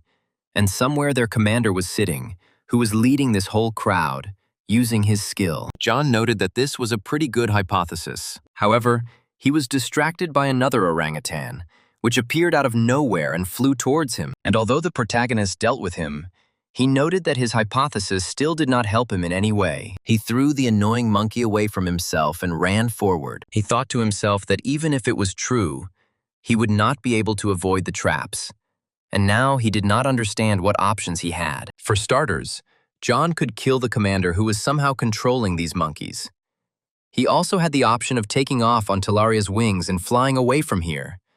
And the third option was to climb the cliff. John understood that the first option was difficult to implement, and if he followed the second, he would have to fly for a very long time. He could run into dragons, and then it would be terrible. So, the only option left for him is to climb the cliff. At that moment, he realized that it was Carl who was writing to him, asking John if he was busy. Along the way, the main character fought off the monkeys and asked his comrade what he wanted. The dwarf said that he had been told something strange, but it was not urgent and they could talk later. After some time, the main character finally reached the rock to which he had been running for a couple of days. He looked up and noted that it was quite high, but most of the problem was solved. He had very little left to do, but just climb up and stop there for a while. However, as he was climbing through the grass, he noticed several monkeys flying towards him at once. John had no choice but to use the flicker skill and reach the top of the cliff in one jump. As he flew, He used his wings to land smoothly on the top of the cliff. The monkeys that remained below watched with great surprise as their opponent flew through the air like a bird. John couldn't help but smile as he finally got rid of those pesky monkeys. Soon, he approached the edge of the cliff and flew there quite quickly. When he landed on the rock surface, he retracted his wings and was finally able to exhale. However, he already saw what was in front of him and understood that it was too much. As it turned out, there was a whole crowd of monkeys standing in front of him who were already waiting for him at the top. He didn't understand why they had gotten here, and in his eyes, it all looked more like some kind of joke. He thought that he could just ignore them and go back down to the bottom. However, at that moment, the system informed him that the wings were locked indefinitely. And then John realized that he hadn't thought of that. These macaques calculated his path, positioned his army, and also blocked his skill, which showed that these guys were really smart. He looked at the monkeys who were standing in front of him and shouting something loudly in their language. John noted that he knew this cry. It was revenge and mockery of the enemy. He began to think about the situation he was in, and the first thing he noticed was that his flight skill was blocked. Right now, there were more than 3,000 monsters in front of him. Moreover, John was confident that these guys were not going to lose. Then he put his hand forward again and activated the magic in it. Soon after, he rushed towards them using the soul exploitation skill. This skill, bestowed upon him by God for his remarkable achievements in battle, brands the souls of enemies within his reach, gradually weakening them. If John defeats an enemy, he will absorb the enemy's soul, restoring his body. Roughly speaking, it was a long-range debuff and a post-victory recovery effect. Moreover, if it is maintained, it increases in proportion to the enemy resistance. So John was just glad that there were so many of these guys and they were going to attack him. The monkeys immediately began to approach him, intending to hit him with their sickles. The protagonist then activated the fortitude skill, which gives him strength when he faces a crisis. For John, this was a great opportunity to test his fortitude. When he saw that the frightened monkeys began to run away from him, he used a war cry to provoke them to attack him. When the creatures ran towards him again, he began to beat them one by one to death. They began to surround him from all sides, but John was strong enough to deal with them. Soon, the entire surface of the rock was strewn with the corpses of monkeys. John noted that there was a strong smell of blood in the area, so it was a good thing it was raining. He decided that it was time for him to leave here, but before he left, he took the hand of one of the macaques with him. He then activated his wings, which were already available. At first, he was even surprised, because he was not sure that he could fly again. Then he flew into the air and began to think about what to do next. John decided to go back to the beginning, find some shelter, food, and sleep. After some time, he arrived back in the jungle, where he tried to hide from the downpour. First, the orangutans bothered him, and now the rain bothered him, making it impossible for him to see anything. While he was walking here, he sat on the orangutan's leg.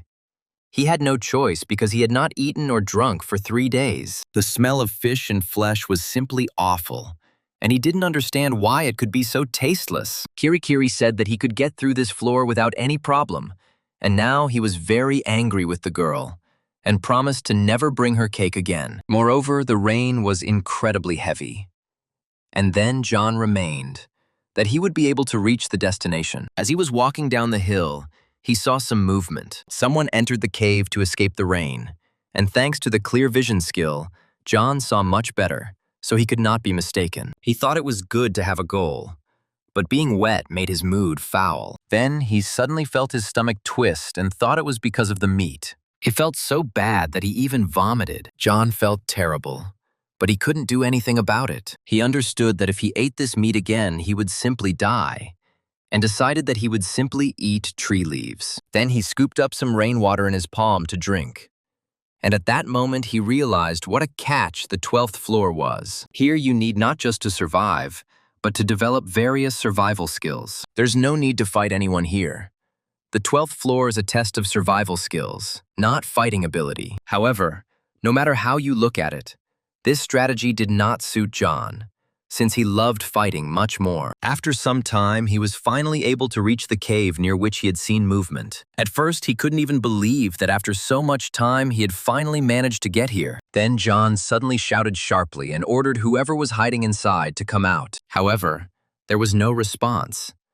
No one came out of the cave or even made a sound. Then John picked up a small stone from the ground and threw it into the cave. At first, there was no answer, and the protagonist simply silently looked into the depths of the dark cave. Then he shouted again, telling the creature that this was his home now. When the creature heard this, it looked out of the cave, its eyes glowing with a bright red light. He met the protagonist's gaze, and for a moment they looked at each other in silence. Soon the creature slowly emerged from the cave, and the protagonist saw that it looked like a huge ferret. John noted that the creature's paws also shimmered with electricity. He also realized that there was water everywhere here, and wherever he went, he could get an electric shock. He then immediately activated the soul exploitation and directed it at the ferret. The creature didn't have time to dodge the attack, and John was glad that he had succeeded. Then the ferret suddenly growled and rushed straight at the main character. John was surprised that this ferret decided to attack him directly. But in that case, he also had a plan. As the ferret flew towards him, John used his wings, which hit him in the face. The blow was so strong that it sent the ferret flying to the side. John knew that the wings had high magic resistance, and they also did not touch his body directly, so he would not be electrocuted. He looked at his opponent again and noted that he had started with electricity right away, so he had to hit him while he was close. John didn't want to know how powerful his punch was, but he knew that if he started testing it now, he would simply die. Then he rushed through his opponent at great speed. After that, he dealt him a crushing blow to the face. It was so strong that the ferret flew a huge distance and fell somewhere deep in the jungle. John noted that the combo of shimmer and wings works on the 12th floor too. After the victory, his stamina was restored. Apparently, the soul exploitation effect was activated. However, he was unhappy that just now some bastard appeared who had electrical abilities. He decided that next time he needed to get the skill of resistance to electricity. After the cave was clear, he entered it. John looked closely and realized that it was quite empty and spacious here, and also warm. However, then he suddenly heard some strange sounds again. Without thinking twice, John activated his combat concentration skill. He realized that his enemy was somewhere nearby, but he understood that he could not be either in front or above. At some point, he began to think that someone was using the invisibility skill again. John realized that he could not determine where his opponent was now. He then decided to use his heightened senses to determine its location. It took him a few seconds, and he felt that the enemy had just passed by him. He felt a crunching sound coming from above behind him. Before the creature could attack him, the protagonist turned around and grabbed it by the tail. However, as it turned out, it was someone very small and did not pose a threat to him. He looked at the carcass of the little ferret, which was cut into pieces by his skill. This creature looked like that big ferret, however. It was still young, but nevertheless, it could still be very dangerous for him. John noted that he was already very tired of the local fauna, despite the fact that his wounds were healing instantly. Such wounds can be healed with medicinal herbs in less than a minute, and it's good that he has other recovery methods besides potions. They increase his chances of survival and speed it up quite a bit. At that moment, John realized that he was having difficulty keeping his head up. The thing is that too much energy is spent on recovery, which is why he starts to feel bad. However, he decided that for now there was no need to worry about this, because he had become physically stronger, moreover. The potion had not gone anywhere, but it was difficult for him to recover when his strength was at 0. So he lay down on the ground, thinking that he still had a lot of things to do. But first, he wanted to rest. After some time, he woke up and realized that his cloak was not on him, and some of his equipment was lying next to him. John opened his eyes and realized that he was not alone in the cave. He sat up and saw that Ida was sitting near the entrance to the cave, as if she was guarding his peace. When she saw that John was awake, she smiled and said that she had prepared food for them, and then called the guy her husband. When he heard this, surprise appeared on his face. He immediately picked up a stone that was lying next to him and threw it towards the lizard, but it dodged it. Then John turned to her and said that he had already asked her not to call him that. He calmed down pretty quickly, then stretched and asked the lizard how long he had slept. Ida replied that he slept for 3 hours, which was very little for a general. John was surprised because he felt like he had slept much more, and if he hadn't called Ida, he wouldn't have been able to close his eyes for even 10 minutes. He thought to himself that he was actually very grateful to her for existing. He also noted that summoning the deceased is a pretty cool skill. It can be used no more than 5 times per entity, and an item that contains the spirit is also required. Even with the limitations, summoning the deceased is a good skill. It would have been even more effective to summon a more powerful creature once he had leveled up. But for now, he didn't regret summoning the lizard at all. With her, he felt completely safe. In situations where he had to remain at one stage for a long time, the knowledge that he had an ally gave him strength. John was more aware of the situation when he could share his thoughts, and the feeling of loneliness disappeared. He first summoned Ida at level 7, doing so only to distract the enemy. But he realized that she had much greater potential. She proved to be not only strong in battle, but also cold-blooded and attentive to detail, which is not typical of lizards. However, on the 5th level, she became obsessed with the idea of making him her husband, and he couldn't get it out of his mind. It is customary for lizards to choose a mate from the strongest. She began to court him fiercely so that he would choose her. But John, being very tired after that battle, decided not to dwell on this. In accordance with the characteristics of her species, she resigned herself to his refusal. In return, he taught her to understand human actions. And now they got along quite well. After some time, the lizard brought him some food on a large leaf. She said it was lambura meat. It was raw. But the protagonist had resistance to poison, so he wasn't poisoned. He could imagine it as sashimi. The hero thought to himself that the ferret was apparently called a lambur, and it tasted much better than an orangutan. Then he asked the lizard what she knew about this area, since the protagonist only knew that this area was called Ihai. But Ida also knew nothing. John thought about how he had a lot of questions for the lizard when they started working together. He was curious about what role she played in the training, how she got there, and what she did before that. She didn't know the answer to most of his questions. She said that her head went blank and nothing came to mind when he asked her about something. It seemed like she had a black memory and was upset when she couldn't remember anything. So he didn't try to dig into her past. However, what Ida could tell him was about her skills. But she remembered nothing about her training. Although she knew the name of this animal, she had no idea of its purpose. Then the lizard asked John what they would do now, and what the conditions were for completing the level. John explained to her that they had to stay in the forest for 25 days and were forbidden from using equipment. The lizard then suggested that it was possible to live quietly in this jungle for 25 days, and she certainly enjoyed this stage. The hero asked her what exactly she liked here. Since he wouldn't be able to get through this floor just like that, the game session would end early, and he wouldn't be able to last here for 25 days. In response to this, the lizard only laughed and said that he was unlucky. Then she said that if you concentrate on development, then the time will not be wasted. And John thought that these were the right words, and decided to try to develop new skills. However, Ida said that first they needed to make sure that they would definitely survive. John agreed with her words more than ever. He suggested that they would use this cave as a base for now, and then expand a little.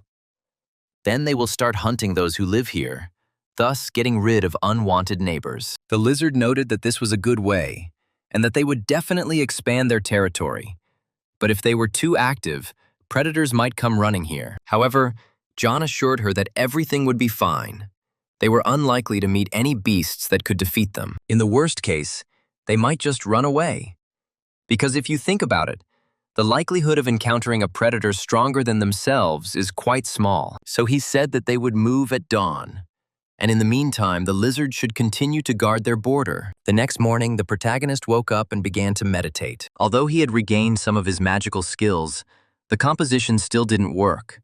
So he doubted that he would achieve any effect if he concentrated harder. At some point, a lizard came into the cave and addressed him. She happily announced that she was ready to run. After this, the main characters put on their clothes and walked away from the cave. He looked at the spikes that were visible in the deep hole. As it turned out, Ida had made a trap. But that was not all. She said they were called kikimu and scattered them around the cave. The jungle animals don't like them. Then John asked her how she was able to grind without any tool. But the lizard said that she could do everything. John admitted to himself that he hadn't expected anything like that from her. It was enough for him that she helped when they were resting from the battle. He then thanked his partner and said that he really appreciated what she was doing. In response to this, the lizard growled contentedly, and then suggested that they go hunting. After some time, they were able to catch the boar. John immediately noted that the lizard hunter was also quite good. Ida explained that she was exiled from the tribe, so she often hunted alone, so she had a lot of experience.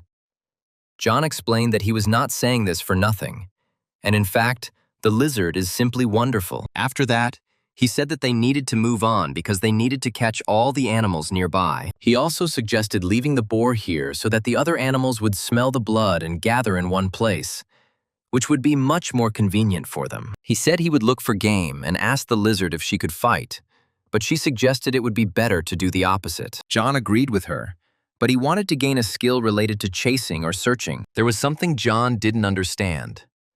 When the orangutans chased him, they found him like ghosts, even if he crossed rivers or mountains. So he thought they had bloodhound skills. If that was the case, then it was a very useful skill, and he wanted one for himself too. And if he now met an enemy with an invisibility skill, he would not react at all and would die. Perhaps the composition would return to him while he was learning this skill. So he headed into the jungle and told the lizard that he was leaving the battlefield to her. After some time, he arrived at a place where an animal similar to an antelope stood. The animal was leaning over the watering hole when it heard something strange. As it turned out, at that moment there was a lizard standing behind her. Taking advantage of the moment, she cut off the animal's head. John was delighted when he saw her cut the animal in two with one blow, and noted that her skills were excellent. After this, the lizard looked at him with a smile and said that she would like to teach him how to hunt. During their time on the 12th floor, Ida taught John how to hide, explaining the best hunting locations, how to track prey, and how to sneak up on his prey. She showed that magic could also be useful in hunting, and John learned to hide the slightest signs of his presence, moving without making unnecessary noise. He also learned how to distribute mana throughout the surrounding area, creating a thin web and monitor everything that was happening around him. Something John didn't know was possible, and it took him some time to learn. For the next 2 weeks, he hunted stray monsters near the cave, improving his skills. Sometimes Ida would hunt because it was her element. With one blow, she could cut the body of any animal in half. She soon stated that it seemed like there were no more monsters left in the area, and they had no one to chase. John was glad that he finally learned how to detect enemies. He pumped up the magic circuit and several other skills, and all this thanks to Ida. They quickly exterminated the creatures, and only harmless species remained around the cave since they were not hunting. Then Ida asked what they would do now, and suggested going back home. John agreed because he wanted to spend time training in the cave. Ida decided to call the cave their home, and in her free time she began making furniture, as if this lair had become a real home for her. It seemed to John that she was feeling contented. The hunt had clearly invigorated her. Suddenly, he asked her to teach him how to use a spear. He said he thought it was a very valuable skill. He didn't use martial arts much within the system, preferring to do everything alone. But he thought he could learn a lot from Ida, including weapon handling. Ida was one of the most amazing creatures he had met here, and he wanted to not only learn how to wield a spear, but also develop his strategic thinking. So he decided to train in combat in general. He said that given the current situation, it would be better for them to stay here until the end of the session. Of course, they could find new places to hunt, but that was not as important as the skill of wielding a spear. Seeing the uncertainty on Ida's face, John suggested that he might be asking too much of her. At that moment, Ida looked up somewhere and began to actively think about something. She then headed into the jungle and asked John to wait for her here. John doubted that he should just sit and wait, because he knew that asking a huge lizard to teach him how to fight was a strange idea. He went back into the cave, wondering if he really had gone crazy, and decided to focus on practicing composition. In recent days, he has been doing this at any convenient moment. Earlier, he tried to increase his stamina in this way. Even if John does everything correctly, it is still not enough to maintain the composition, as he found out that he needs at least 8 hours to activate this skill. At 8 a.m. is the minimum. After spending exactly this amount of time in meditation, he can activate the ability. After activation, he feels an increase in strength. Composition is the main reason why he was able to improve his skills so quickly. This skill turned out to be much more useful than he expected, and without Ida and this skill, he would not have managed it. Since scanning the area also consumed mana, John could train the magic circuit and danger detection at the same time, which was quite convenient. He saw the situation in the cave as if it were in the palm of his hand. He then activated his skill and continued meditating. After that, he activated the combat concentration skill, realizing that he needed to imagine the spider in such detail. Suddenly, he felt an incredibly severe headache and was forced to interrupt his meditation. He was exhausted, but he knew that this was probably his limit. At that moment, Ida returned to the cave and asked John to come to her. John was extremely surprised when he saw his companion at the threshold of the cave. He followed her and asked where she went. Since Ida did not answer his questions, he asked again if she would teach him how to use a spear. Instead of answering, she handed him a small spear that she had made herself. John was extremely surprised to see what she was handing him. He asked if she had made it herself, to which Ida replied that it was now his training spear. She said with a smile that he could try it. John clutched the spear in his hands and thanked Ida for the gift, calling her a true craftswoman. After that, they began training, and John practiced his spear strikes. Ida was delighted. She knew that he would succeed, because everything about him was perfect, except for his dexterity. John himself did not even understand why it was so easy for him to hit. However, John said that without dexterity, he could not do anything, because it is the most important trait for any professional. Ida said that he was learning surprisingly quickly, especially considering that he was using composition. This could not be explained by anything other than innate talent. John himself knew this, and understood that without talent he would be just a walking piece of meat. Ida said that sometimes his words make her lose her appetite. John thought to himself that while he was learning to fight with a spear, his swordsmanship and hand-to-hand combat were also improving. He knew that Ida was the ideal mentor. Her physical abilities are many times greater than those of humans, so she was an excellent trainer. After some time, he continued practicing with the new weapon. Soon he emerged from the cave, ready for new adventures. The system informed him that the meeting day had begun and would last 24 hours. Then he turned to his mentor and asked if she would like to go with him, but immediately warned that there would be nothing fun there. Ida said that of course she wanted to go with him. After some time, the two of them arrived at the right place. When they arrived at the clearing, there was no one there. Then the main character turned to the system and opened his inventory. When the system opened, he said he was very happy to see it because he had not been able to use it all this time. Then he pressed something and summoned the thing he needed. He picked up a huge piece of fabric and began to straighten it out. After that, he ordered him to get ready and threw him somewhere to the side. In just a couple of seconds, the huge sheet of fabric transformed into a large tent. When they went inside, the tent was already completely assembled, and there was even furniture inside. He told the lizard that he got this tent on the 9th floor and needed to take it to the 12th floor too. After a while, Carl entered the tent. He immediately smiled and said that he did not expect anything less from John. John was surprised when he saw his friend on the doorstep. When Carl saw Ida, he greeted her too, as he had heard about her but had never seen her in person. He noted that the inside of the tent was very spacious and that things like glasses were incredibly useful. But John said he did not buy the tent. When Carl decided to change the subject and asked why he was sitting there, John replied that Maria and the guards were making a fuss outside. But John felt he would be out of place there, so he left. And then he asked Carl, "I think she thinks Maria is going too far." Carl replied that now more than ever they needed her strictness. She watched not only others but also herself, and no one seemed to complain, but John thought that she was going too far. He thought to himself that she seemed to be developing a mental disorder. This girl was prone to anxiety because of a past full of regrets and a future frightening with its uncertainty. She took on too much. Therefore, she set excessively high standards not only for herself, but also for those around her. The problem was that people were inherently imperfect, and it was bound to dawn on her someday that not everyone could live up to her standards, let alone herself. Any normal person would have long since given up on this and moved on. But Maria was not like that. She would burn because of her shortcomings and fight with herself. And this would be her eternal torment. A person breaks like a straw when something like this happens to him, and then he can no longer be fixed. Then John asked Carl to look after her anyway, since there was no one else to do it. Carl grinned and said that he always gives him the most difficult tasks. Then they heard sounds coming from outside, and John asked his comrade if he had called someone. Carl said he found a player with the lightning skill, which John didn't want. At that moment, A young man with dark hair entered the tent and introduced himself as Lucas. John noted that he was very young, and he would not be surprised if this guy said that he did not even finish school.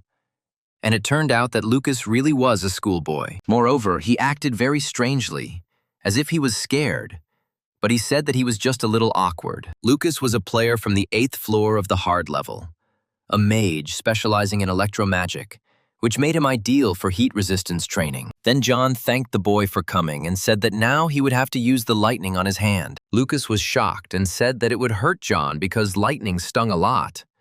But Carl explained to him that the guy had increased his heat resistance with a hot stone, so Lucas didn't have to worry. Then the guy timidly approached the main character and was about to fulfill his request. He used his skill on John's hand, which he had prepared in advance. The protagonist asked him not to be shy, as he would be cured immediately, and therefore the boy could use all his power. After this, John once again wondered why they had arranged a meeting day.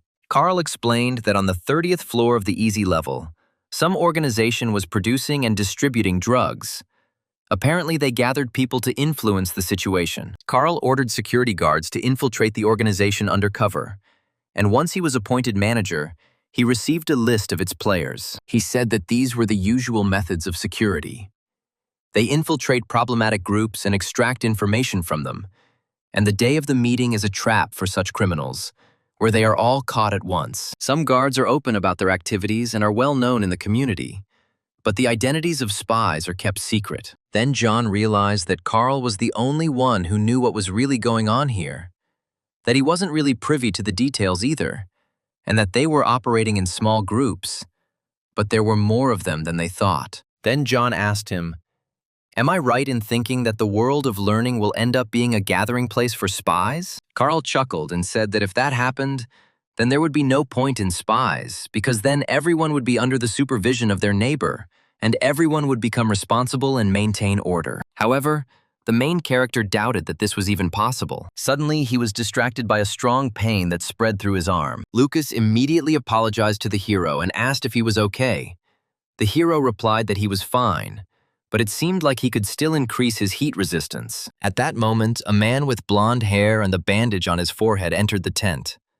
When he saw his comrades, he smiled. Seeing the main character, he asked if he had come here too. The boys recognized the man as a player named James. James sat down in the chair and said that they had finished their business, so everyone would come here soon. Meanwhile, the rest of the players were already heading towards the tent. James grinned and said it was time to start the meeting. At that moment, the tent opened and Maria appeared on the threshold, with several players standing behind her. The girl carefully examined everyone present before entering. Their eyes met, and for a few seconds there was silence between the boys. Then Maria firmly stated that they should start the meeting. The first thing they discussed was the incident with the drug dealers. They discussed ways to curb drug trafficking, and then listened to reports from representatives of each level of complexity. John thought that so far no one had said anything that couldn't be discussed in the community chat. Then Carl said that there were 2 important details that they needed to discuss. He said that there was a man named Chester. As it turned out, he cleared the 89th floor on easy difficulty. When the boys heard this,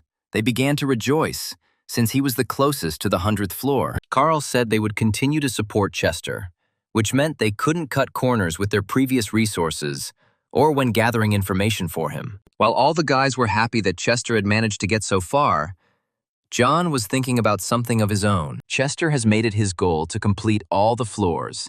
Ever since they learned that the real world was in danger, his motivation became the opportunity to return to his family. Maria said that the first person to clear the 100th floor of the training world and return to reality would become an important symbol for both worlds. He will be able to tell that those who disappeared in the world of learning are not actually dead. He will let the world know that they just need to wait, and they will all return. Then, an awkward silence fell between the boys. Everyone seemed happy, except for the main character. Carl said that before Chester cleared the 100th floor and returned to the real world, they needed to decide what information they would send with him. James said that people in the real world don't know what's happening to them.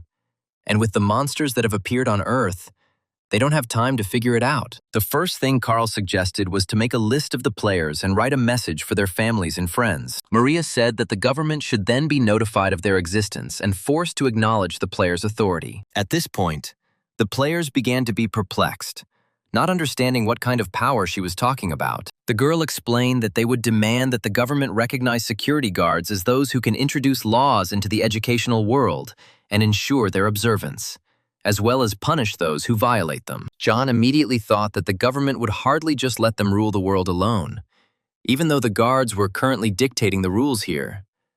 But he wasn't sure that the government would officially recognize their authority just because they were in charge here. Carl noted that this was easier said than done. John continued to think that the government would most likely try to make them into some kind of state organization, if they even acknowledged their existence. Maria said that absolutely anyone in the real world can get into education, whether they are a preschooler or an elderly person, a politician or a president. When a person comes here, he is obliged to obey the laws they establish. If they are violated, they will punish the president like any other person. At this point, an awkward pause fell between the players. John thought about how the guards had their own rules.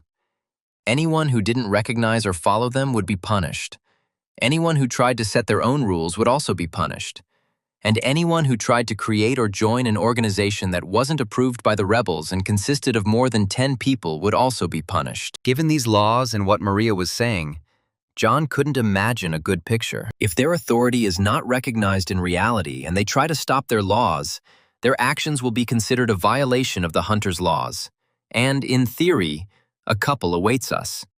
And the punishment here is most often execution. Thus, if a representative of the authorities from reality were to enter the world of learning, he would be immediately executed. John began to think that if something like this happened, it would be dangerous. Maria's ideas were too radical, and the people at the top certainly wouldn't like them. He then suggested postponing this topic until the next meeting. Then James suggested that they talk about choosing a starting weapon. John noted that this was a great topic, since the survival of players directly depends on the starting weapon, and it is important not to miscalculate here. Carl said that they also need healers, at least one person per floor, as they are in dire need. John found this surprising, considering the number of people who choose a wand as their starting weapon.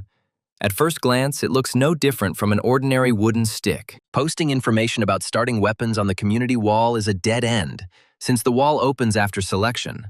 But it's crucial to let the real world know that healers are worth their weight in gold here. James also said that it's important to point out that choosing a spectator on hard and hell difficulty levels is not a good idea, and that newbies should be warned against choosing hell difficulty in general. After the warning, only suicidal people would choose such a difficulty, since John and that guy Harris were the only survivors, and even they didn't make it to the 14th floor. John agreed with him and said that he didn't need healers either. He considered the idea of completing the training as a team, but came to the conclusion that other people on hellish difficulty would only be a hindrance for him. As confident as he was that this was a good decision in the long run, no one knew what challenges awaited them in the future. The protagonist countered by saying that he was a living witness to the fact that it was very difficult to get through it and stay alive, even if you developed a flawless strategy, and that newcomers would simply die in vain. Then Carl said that it was worth discussing this topic later. 2 hours later, the meeting finally concluded. Carl told the other players that they seemed to have already discussed everything. However, at this moment, James asked to listen to him, and said that information had reached him that another event awaited them. The players assumed it was another meeting, but they didn't understand why it was happening so soon. However, the man said that it was not the day of assembly. With these words, he even attracted John's attention. James then said that the details are still unknown, so players need to keep gathering information and eventually they will figure something out. John thought it was another misfortune to plague his aching head, and he thanked the gods that he was not involved in all this information gathering. After this, Maria finally concluded the meeting and thanked everyone who attended. After this, the guys headed towards the exit and soon left the tent. Maria wanted to say goodbye to her comrades, but James asked her to stay a little longer. The girl didn't understand what he wanted from her, but John guessed what he wanted to say. He understood that there was still one important point left. Unfortunately, he would have to stay and take part in the conversation. James wanted to start, but he hesitated and asked Carl to do it instead. John felt a familiar sensation, for no one had a command of words like Carl. Then Carl said that there was really nothing wrong with that. It turned out it was something about Maria and John. The men suddenly stood in a group and looked at the girl, who did not understand what was happening. Then Carl said that they just wanted to talk about her relationships with her subordinates. John thought that Maria often treated people coldly, though not cruelly. She reprimanded her subordinates, but without malice, and most of the rebels approved of her style. There was one problem, though. She treated General John as if he were her superior in status. When Maria heard this, surprise appeared on her face. Carl explained that they understood her gratitude for saving John at the first meeting, but they had agreed to treat each other equally, so they asked her to see John as an equal. Maria firmly stated that she already treats everyone as equal, and does not hide it. In the world of education, age and status do not matter.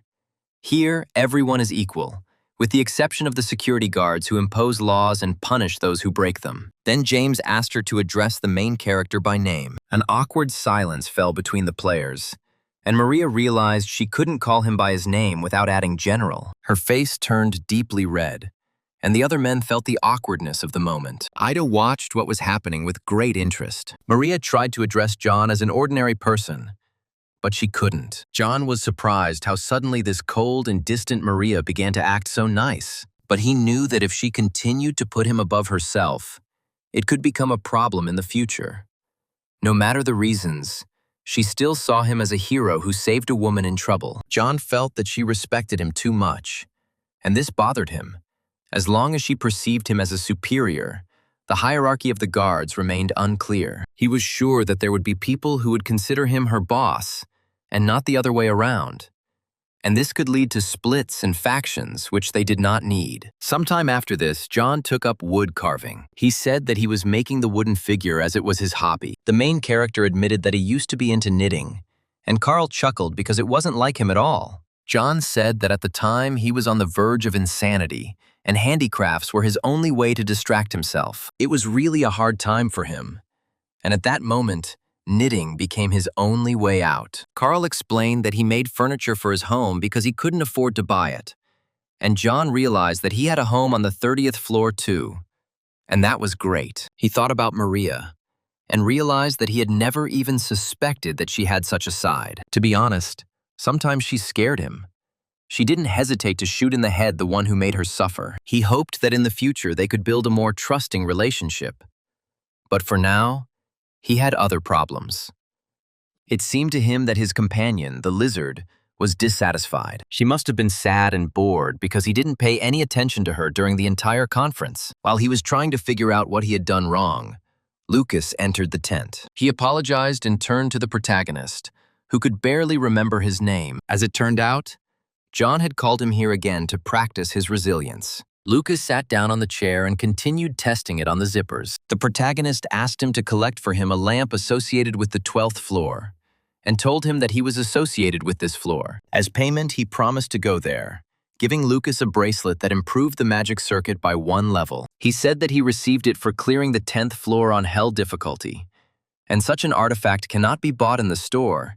He could use magic above the normal level just by wearing this bracelet. He also told Lucas that he was actually a very promising guy, and gave him this item because he believed in his potential. Then he suddenly remembered that he needed to meet Harris. Carl reminded that Harris is currently on the 3rd floor of Hell difficulty. John said that the guy was very discouraged, thinking that his failure on the 3rd floor had undermined his confidence. Carl noted that consolation would not solve this problem. Perhaps leaving him alone was the best help. John decided to take this advice into account. He then turned to Lucas and asked if he had any more powerful skill. Soon, the day of the meeting came to an end. The 14th session also concluded. The protagonist told Ida that they would need to return to their cave, as it had become a real home for him. The lizard smiled and said that this cave had become a home for her too. For a moment, she stood silently, looking into the cave. She said that she had never lived with her fellow humans, was homeless and alone, and slept in a new place every night. The 5th floor was not a home for her, but rather a dungeon. But this cave became the first place she could call home, and she thanked John for bringing her here. At this moment, the main character began to think about his companion. He once asked Kirikiri what would happen when another player encountered Ida in the boss room on the 5th floor. He asked if it would be the same Ida. Kirikiri replied that it would be a different being, but with a different essence. The Ida that someone meets on the 5th floor will be summoned by someone else and will not know John, as they have never met. The main character felt confused, wanted to say something important to Ida, but nothing came to mind. Suddenly, the system reported that he had failed to clear the 12th floor, And then he realized that the session had come to an end. The lizard asked if he would defend this floor again, but John replied that he didn't want to. He said that there was no better floor for training, and so he decided to train there a couple more times. He still had a lot of time, and this floor was full of monsters. And in any case, he needed to survive for a certain amount of time. Besides, before leaving this place, he was going to kill that pseudo-dragon. The story moves into the future, to the 60th floor in the residential zone. By that time, the dragon egg had already hatched. When the main character watched the creature emerge from the egg, he was surprised. He didn't understand why this little dragon named Yang only ate cutlets. Now John was locked on the 60th floor because the little dragon was terribly picky. He even said that magic worms were better for a growing organism, and promised to coat them with honey if he liked it better. This dragon copied his behavior down to the smallest detail. He ate what John ate, and slept when he slept, even laughed and yawned like his master. At that moment, Maria sent him a message asking how he was doing. The protagonist replied that he had nothing new, and was still sitting with Yun. When Maria heard this, the first thing she said was that it was a rather strange name, and she could not believe that he actually named the little dragon that. She said that if even one dragon heard that name, they would immediately try to kill John for disrespecting their kind. But John assured her that everything would be fine because he was stronger. Then he told the girl that her temper was hotter than ever. She was very cruel, and perhaps people liked that about her. And then she asked if the little dragon had time to hate his name. But the dragon only shook his head. Maria said that she would give him a better name and asked what his scream sounded like. The protagonist replied that he had not screamed yet. The girl said that a good name couldn't come to mind and promised to consult with others. She even decided to start a competition for the right to give the dragon a normal name, with a prize in the form of 1 elixir. However, the little dragon did not like all the suggested names at all. However, he liked 2 names.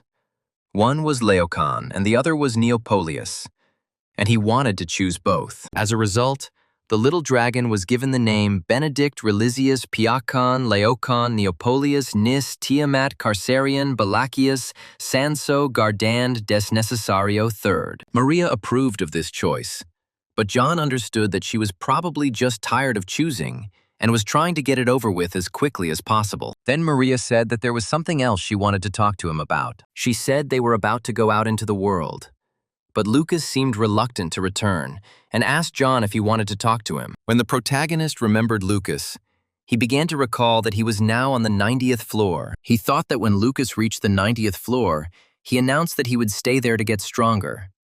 But 2 years had passed since then. In general, John understood him since he, too, would like to return to the real world in the best possible shape. However, Lucas is already strong.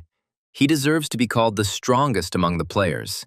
He is the pearl of the Korean server. Nevertheless, he decided to voluntarily stay on the 90th floor in order to become stronger. Unlike John, he had a choice. If Lucas is looking to outdo anyone, it's probably John, since in the world of learning, only John is his superior. Not only does Lucas hold a leadership position in the security force, but he also has a contract with the government. So they probably expected him to return to the real world a couple of years earlier, and they're probably eagerly awaiting his arrival. So even though he promised Maria to talk to him, he couldn't help but think that everyone was already in the real world and not with them. And this saddened him more than ever. He didn't even know what to say to Lucas. At this point, he focused on several topics at once, including the real world, power, growth, purpose, and government. He felt waves of energy pierce his entire body. John realized that he had gotten carried away again and needed to calm down. The energy around him was so strong that it destroyed all the walls and ceilings in the building. Meanwhile, the dragon silently watched everything that was happening, not understanding what was happening. John held his hands out in front of him, trying to control his strength. Soon, everything calmed down, but their room looked terrible. All the walls and ceilings were destroyed. When he looked into the corner, he saw a little dragon standing there and asked if everything was okay with him. He looked at him guiltily and apologized for what he had just seen. John was stuck on the 60th floor and desperately wanted to get out of there.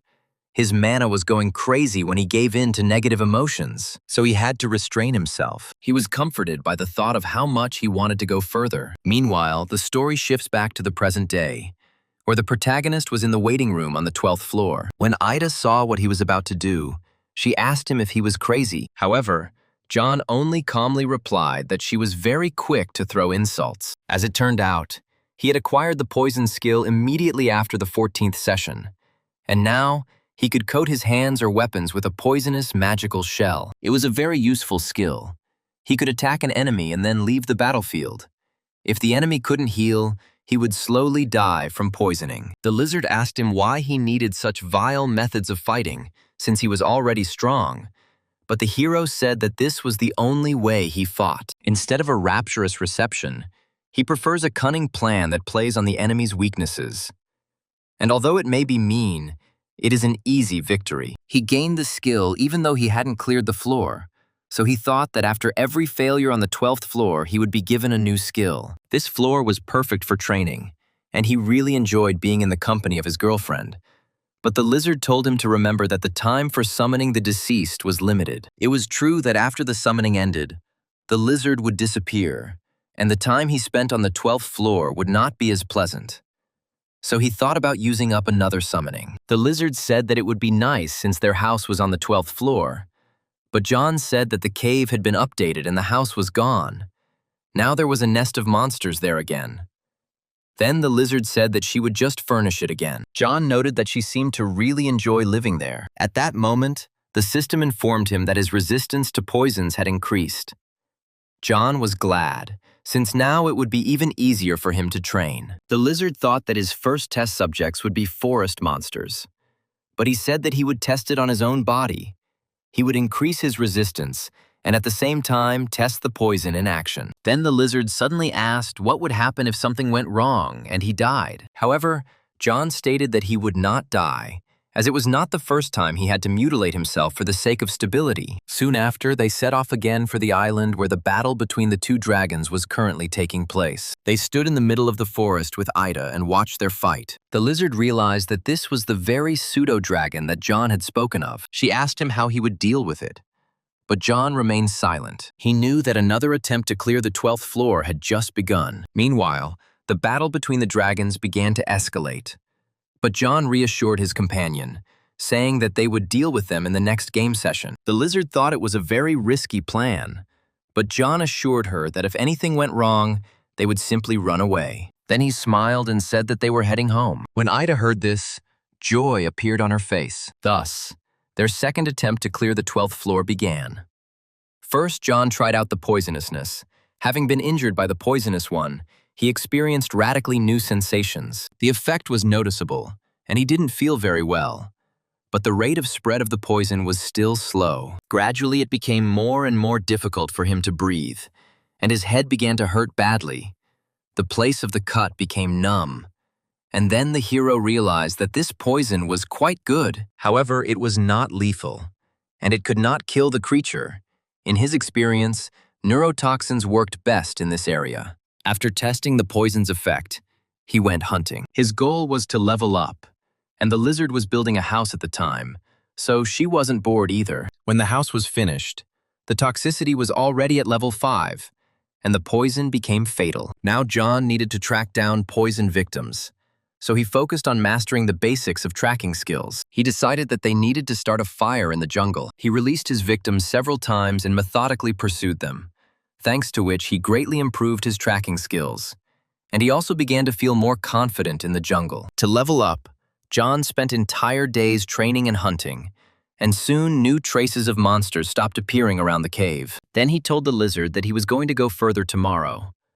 The lizard asked him if he was going to go deeper into the jungle. Then John pointed his fingers somewhere on the map and said that he expected to get this far. The lizard was surprised. In her opinion, it was too far, and the journey to this point would take at least 4 days. However, John said that he still needed to go there.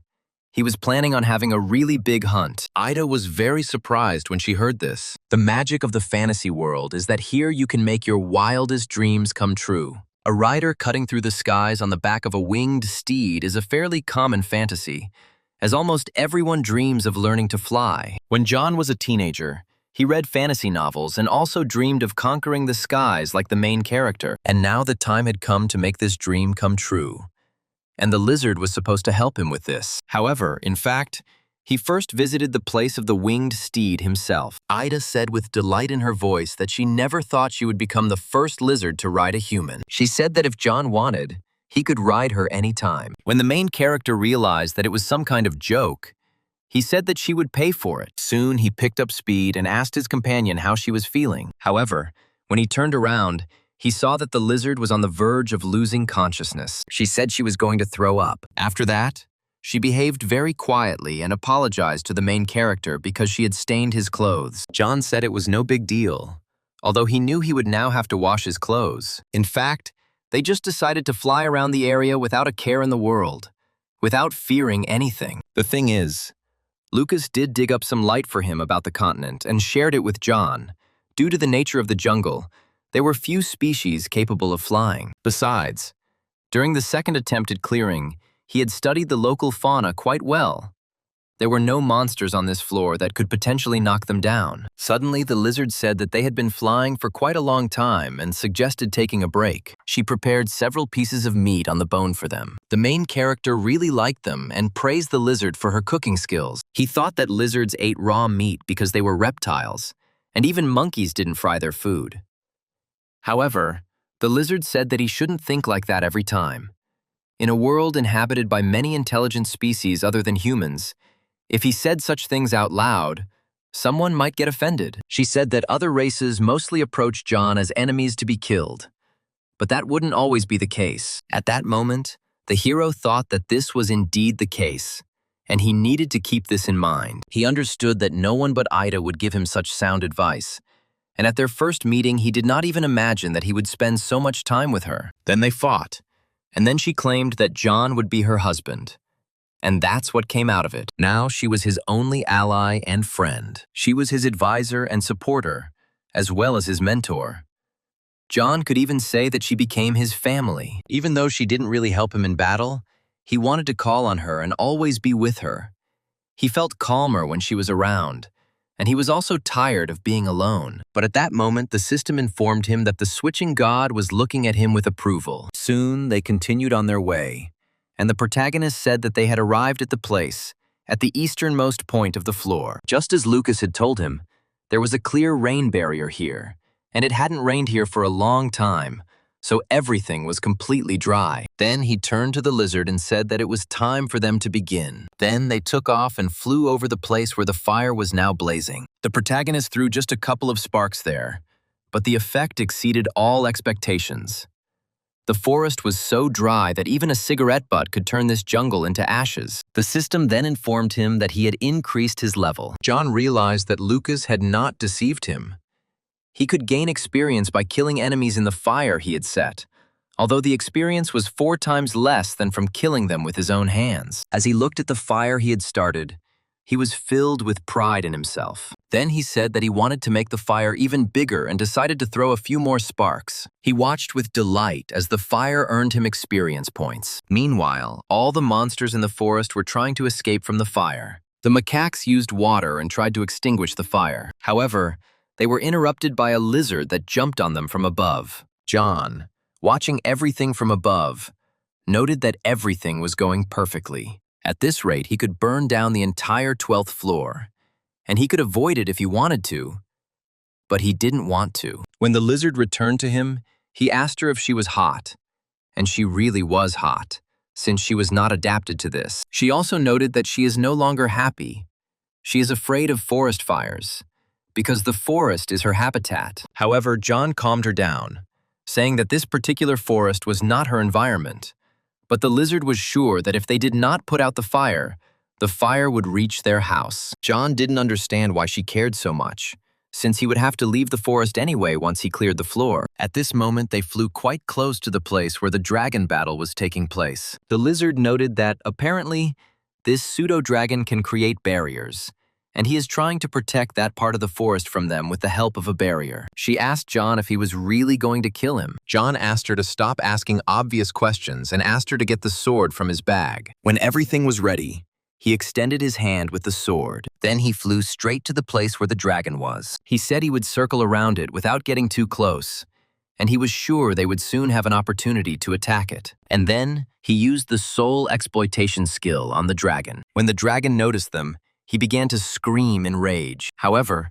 the boys were sure that shouting wouldn't help him, and he would never catch them. Suddenly, the main character drew his companion's attention to the dragon. He said the dragon was distracted by the approaching fire. Then he asked her to get ready because they were starting an attack. The main character flew very close to the dragon so that Ida could reach him. After that, they struck him. But the dragon was protected by a barrier. John didn't like this because he had hoped that the blow would be more successful. This time, the dragon repelled their attack with a barrier, but they had no intention of giving up. They flew away to a safe distance and decided to think through new plans. The lizard asked the main character what they should do now. John said that they didn't have to give up, and then he headed straight for the dragon's head again. If he wants to save his forest from fire, he needs to either get rid of the enemies or ignore them.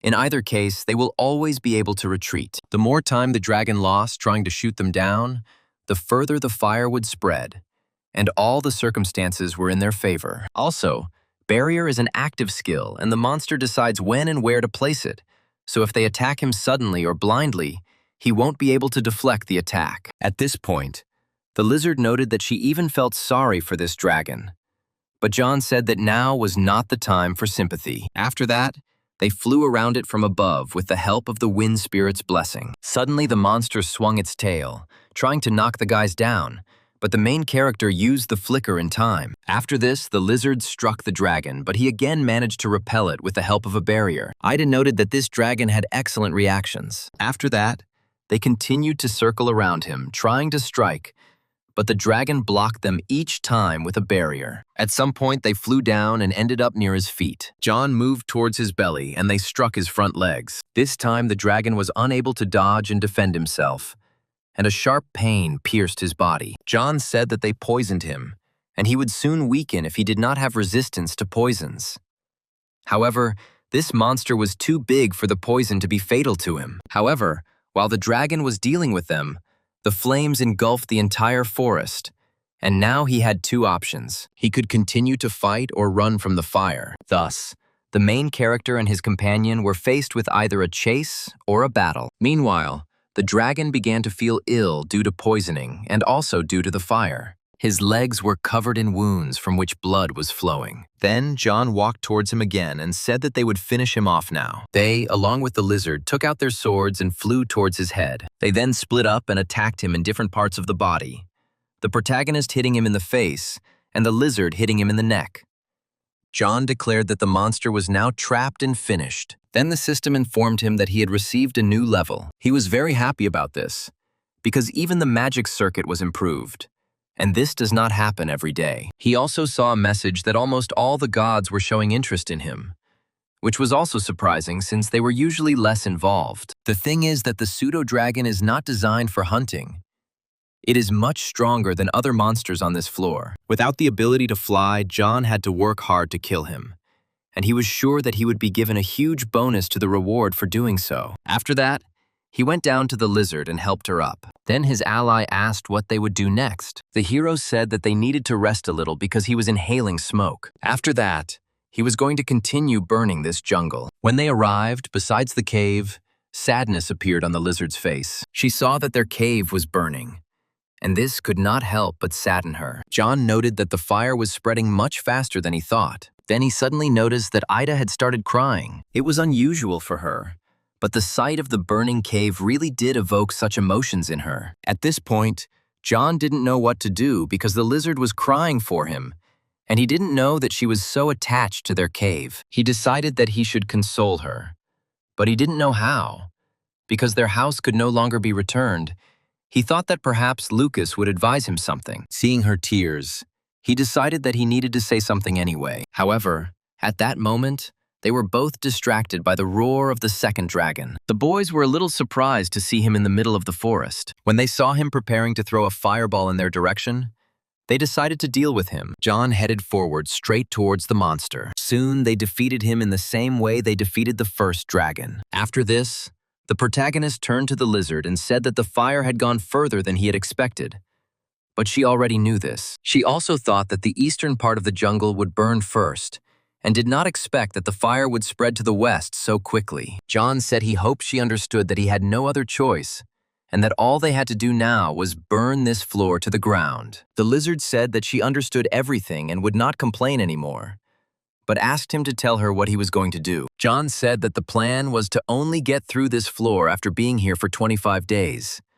But if they burned the forest and cleared everything out, they could get out right away. Meanwhile, they flew to the west of the jungle. The monsters tried to escape the fire, but they were unsuccessful. John noted that it was a real hell. They could not escape from the fire because of the barrier at the edge of the floor. They tried to stop the fire with all their might. These monsters were very smart. They even cooperated with other species. However, there was another side to the coin. John saw the monsters trampling over each other as they all panicked. He thought that this place really was hell. The lizard then offered him a heat resistance potion for the protagonist to drink. He thanked his companion and then asked if she was ready. When the lizard nodded, the two of them landed on the burning ground. And then the main character said that it was time for them to start. They began to cut down all the monsters that were in their way. The monsters tried to escape, but they were unable to do so because of the barrier. So John and the lizard simply pinned them down near the barrier and then killed them. At that moment, they realized that the monsters had noticed them. But John said that it didn't matter anymore. At this moment, he used the soul exploitation skill. He said that the fire was catching up with them, and there was an impenetrable barrier ahead. So the panicking monsters had no time for them now. He decided that now was the perfect time to attack. Then John attacked them with a sword in his hands. Realizing that they could no longer escape from here, he began to cut the monsters in half. Soon his companion joined him, and they began working together. It seemed like they had killed all the monsters, but the lizard noticed that the floor was not yet completed. However, John didn't understand why they hadn't been released from here yet. The lizard said that she was already at her limit.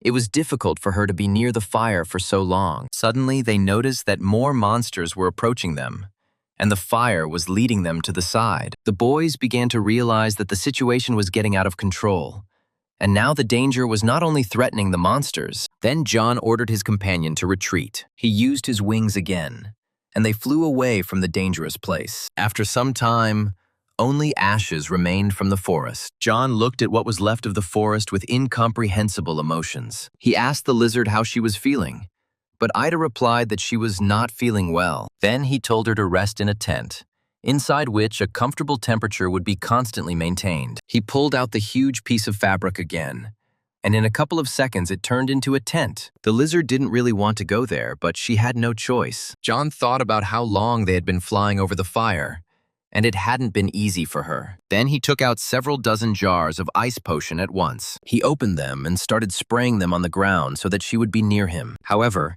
even the freezing potion did not help against the high air temperature. He felt as if they were in a bathhouse. John didn't understand what to do and why the floor didn't disappear after the cleanup. He didn't want to believe that they would still have to wait until the end of the session. After the forest and its inhabitants burned down, they and the lizard flew above the ground for a long time. They hunted the monsters they came across, and the lizard generally liked flying, so she didn't mind. But to tell the truth, she had no choice, because walking wasn't a very good idea. John learned that this would be bad for both her and himself. Around them were kilometers of ash and charred remains of the jungle. It was a depressing environment. He thought to himself that people say that a killer will never find peace, unlike the victim. Soon, the lizard informed him that they had run out of water. The problem, however, was that they had nowhere else to get water. Then he asked the lizard to be patient as long as it could. The heroes thought to themselves that this was a hopeless situation. He had received a lot of experience points, but had also lost quite a lot. There was no place to spend the night. They needed to take food, water, and wood. They had some dried meat left, and they did not think to stock up on food because the lizard got fresh meat every day. There were many corpses on the ground, but too much time had passed since their death. There were still seemingly surviving monsters on the ground, but too few of them to feed John and the lizard. There was water in the lake to the southwest, but it was undrinkable due to the slain monsters that had fallen into it. At some point, John realized that they should have just sat in the cave and dug. But the lizard said that it was too late to regret, since there was nothing that could be done. However, at some point, The most terrible event of all happened. At one point, Ida just up and disappeared. John realized that the summoning period had expired, and he couldn't even say goodbye to her properly.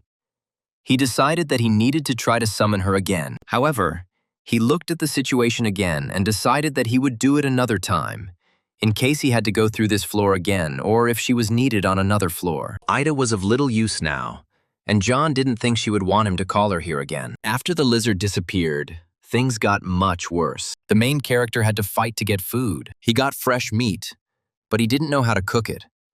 He just held it over the fire until it turned black. He missed the lizard's cooking very much and understood what her secret was, but he could not cook as well as she did. Then another problem arose. While he was walking through the forest, he got an upset stomach, but he didn't have the necessary things to go to the toilet. All the leaves were burned in the fire, so he decided to see what he had in his bag. However, when John opened the bag, he realized that there was a garong in there. It was a scarf he had knitted for himself in the second-floor waiting room. It had saved him from a nervous breakdown, and for him, it was a memento. At some point, he thought about using it as toilet paper since he had no other choice. He looked at the fabric for a while and then asked Carl if he had to choose between preserving his memories and his self-esteem, which would he choose? But the guy said that he was busy. At that moment, John realized that he couldn't hold out for long, and he had to make a decision. He didn't want to ruin something so important to him, but it was as if he had no other choice. In the end, he ended up using the scarf as toilet paper and then gave it a real funeral. At that moment, the system informed him that John was the first to clear the 12th floor on Hell difficulty. The protagonist was extremely angry and said that if the notification had appeared 10 minutes earlier, he would not have had to bury his creation. However, this news was good in any case, so he had no reason to be upset. Now he could firmly say that he was the only player who had passed the 12th floor. Despite the forest being completely burned down, some monsters still survived.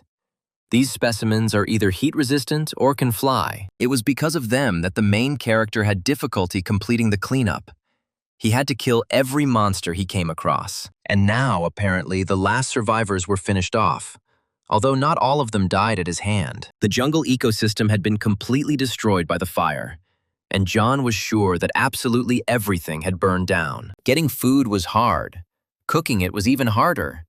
And if it hadn't been for the final alert, he would have definitely starved to death. He remembered his scarf again and felt embarrassed about its fate. Soon, the system informed him about the rewards. And apparently this time, he was only given points. Last time John got the skill, even though he couldn't even clear the floor, and he was still happy.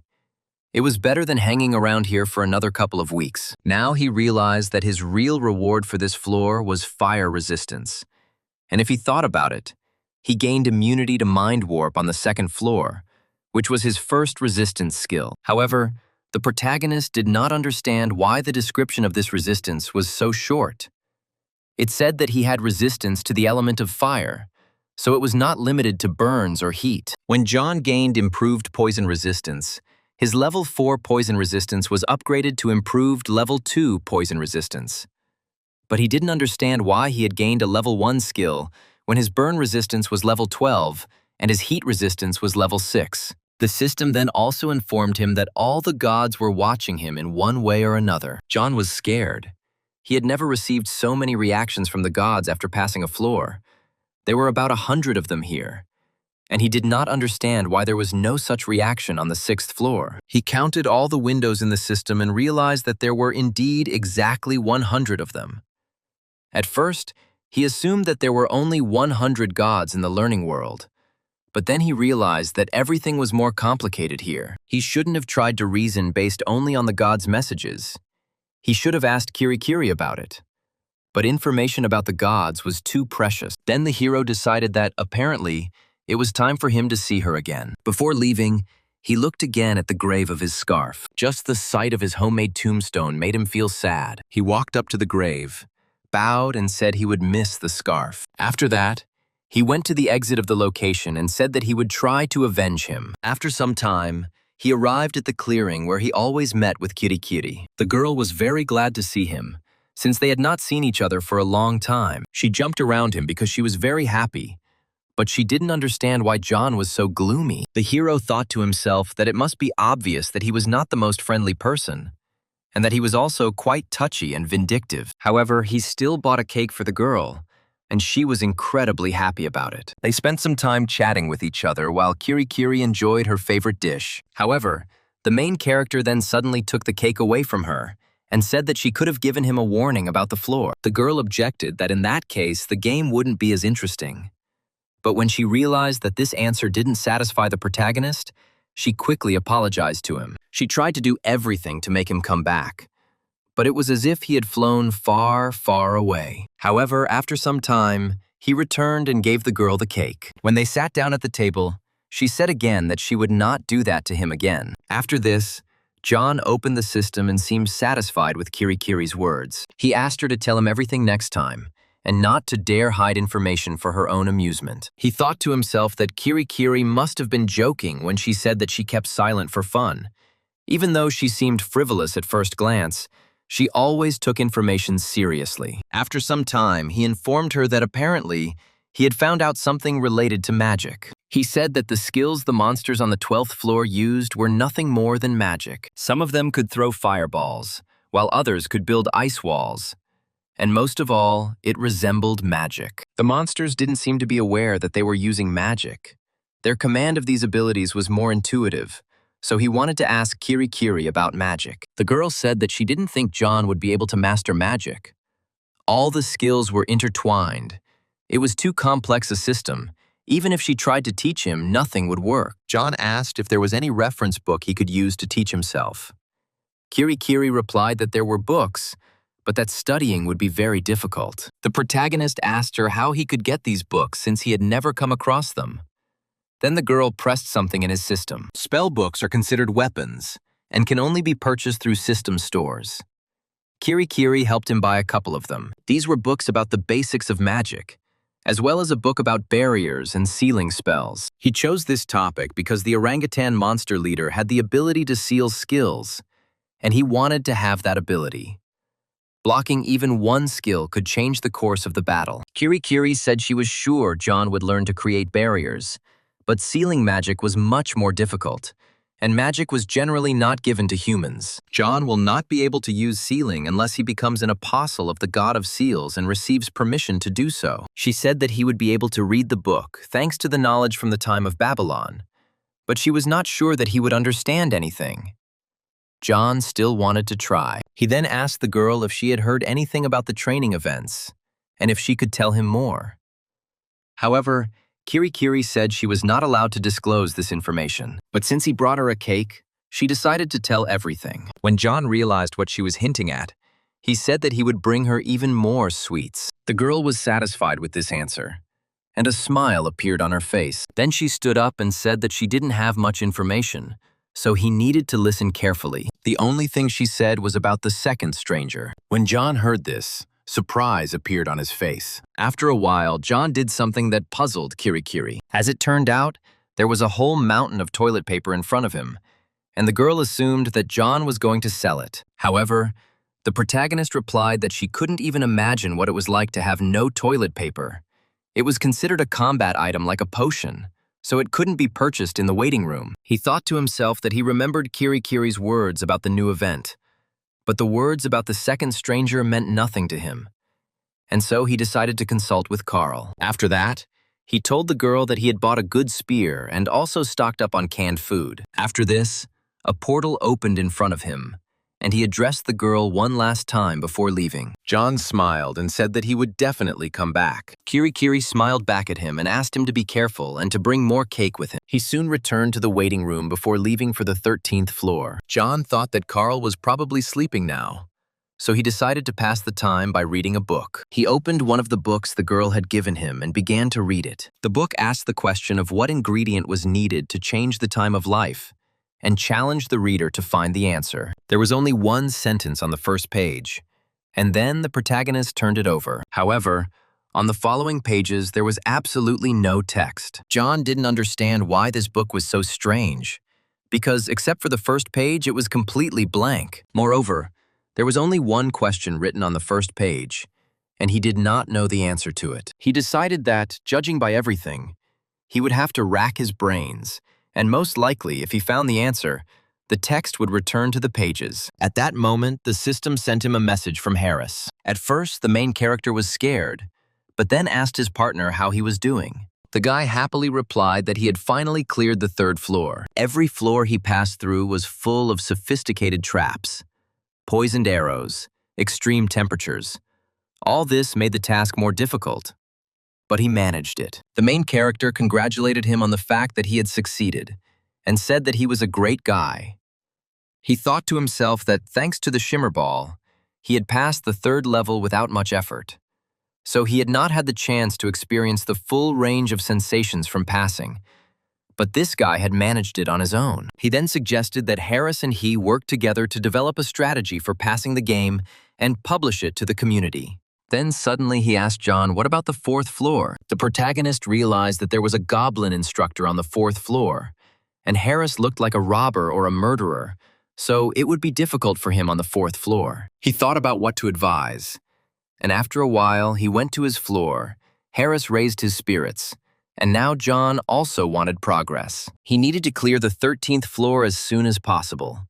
Even though he had just finished the 12th, it was a real hell on the 12th floor, so he needed to be well prepared. After that, he confidently stepped into the portal towards the new floor. Soon, a dark hall appeared in front of him, and he immediately noticed that it was quite dark here. The system told him that to the east of the continent of Ahan, deep in the ocean, under a volcanic island, there was a temple of monks worshipping the god of warrior. This place is well hidden and serves as a training ground for monks to practice their fighting skills. However, someone ridiculed the monks' aspirations and abilities, and the rebel vowed that he alone would reach the pinnacle of martial arts. Now the player had to prove his case by fighting the enraged orcs. So the condition for the clear was that John had to win at least 15 rooms. John began to think that he was here because the god of war hated him, and his pets would probably be welcome here. He also noted that this was the 1st floor, which was associated with God, and perhaps here he would be able to find out at least something about the deities. John had to win 15 rooms to pass the floor. But the room he was in now was empty. There wasn't a single draft here, and even he, a man with incredibly acute hearing, couldn't detect anything. So John assumed there was soundproofing. There was absolutely nothing remarkable about the room.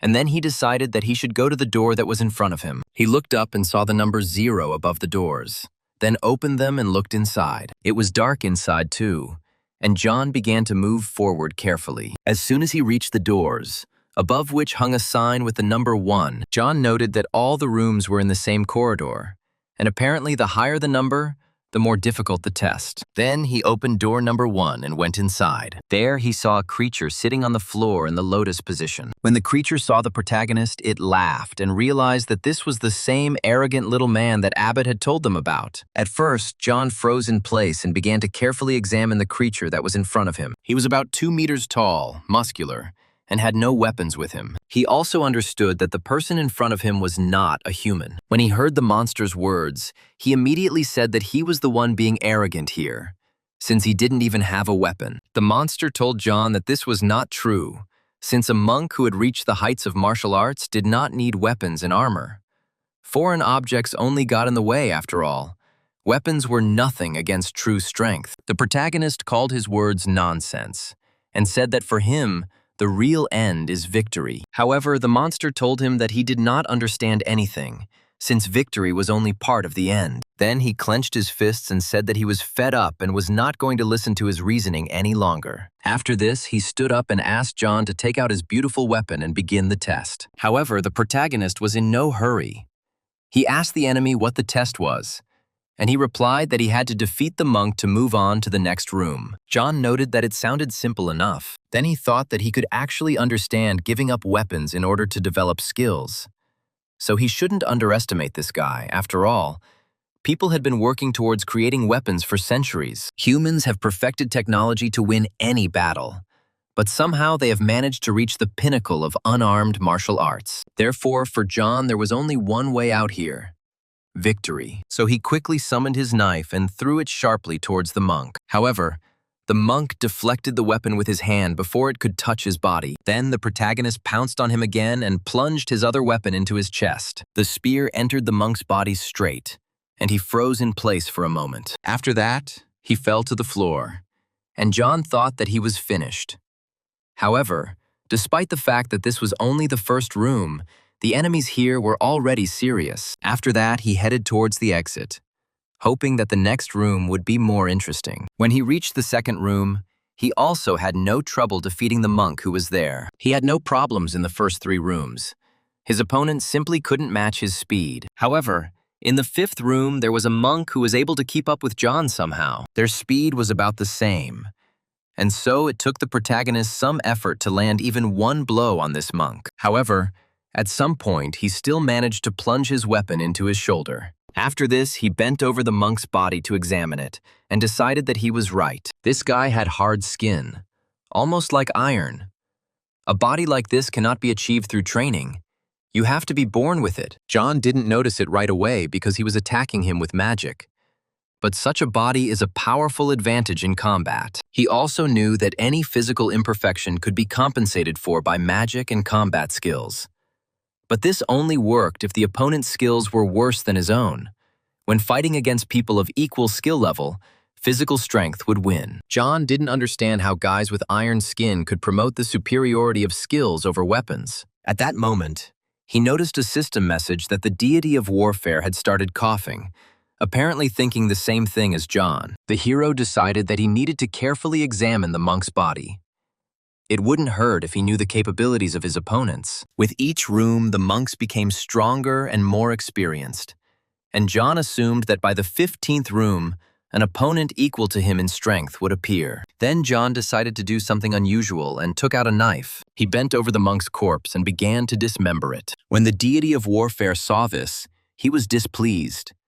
The deity of slowness was also angry, but John only said that they were simply interfering with his work. At that moment, Carl messaged him and asked if he was busy. He said that he learned something about the upcoming event. Then John decided to share what he had learned. He told him about the second stranger, and Carl was surprised that this was all the information he brought. He began to suspect that John had apparently already known everything for a long time, and simply wanted him to fill in the gaps in his knowledge. The events had already been posted on the community bulletin board, so Carl asked John to take a look when he had time. Then the main character said that he would read it during his snack. After this, he arranged a small picnic for himself and prepared milk, which he heated using a stone. He also added cocoa powder to it, and the drink turned out incredibly delicious. After cooking the food, he could no longer enjoy just jerky. This is a problem with his cooking skills. The next time he calls the lizard, John decided to ask it to teach him how to cook. Then he opened the system and decided to read what Carl was talking about. As it turns out, the next event will be called the competition. It will begin before the end of the 15th game session. Everyone who goes through the training becomes a participant. You can refuse to participate or give up. John thought that it looked like the winner would get a skill as a reward, and the guards had done a good job of gathering information. However, they apparently failed to find out anything about the rules of the competition. But they will definitely know about it until the end of the session. Meanwhile, the community was already actively discussing the new event. These guys seemed to be excited by the news because they thought the guards wouldn't allow cheating. The atmosphere was the same as on the day of the meeting. These guys were like a bunch of kids going on a camping trip. Then John learned more details about how there would be teams and points to be collected. And then someone asked who they thought would win. John carefully read their argument, in which some people believed that he would win, while others doubted it. But he did not understand why they were arguing about this topic. Then he decided not to devote so much time to it and closed the system. The fact is that he was confident that victory would remain his in any case. He then moved forward and killed several more monks in the following rooms. Soon he fulfilled the conditions of the clearing, having gone through the first 15 rooms, and now the system asked him if he wanted to go through other rooms. The protagonist agreed. He didn't know how many rooms there were in total, but he decided to go as far as possible, and if possible, he wanted to get to the end. While he was trying to get past the 13th floor, Carl sent him new information about the competition. It looked like the event would span multiple floors. They combined all the information they knew and realized that they would be able to meet strangers on the second floor. They already knew that the training participants were from different countries and continents, so this was entirely possible. The answer to the most important question was finally found. John had always wondered why he never met foreigners, Everyone on their server spoke Korean, and if the world of learning exists in other countries, then there should be foreign players too. Moreover, they will definitely not obey the guards' laws. They will try to impose their will, and in the event of a conflict, it will be he who suppresses the protesters. Moreover, Carl decided that giving the guys with normal difficulty to his command was not a bad idea.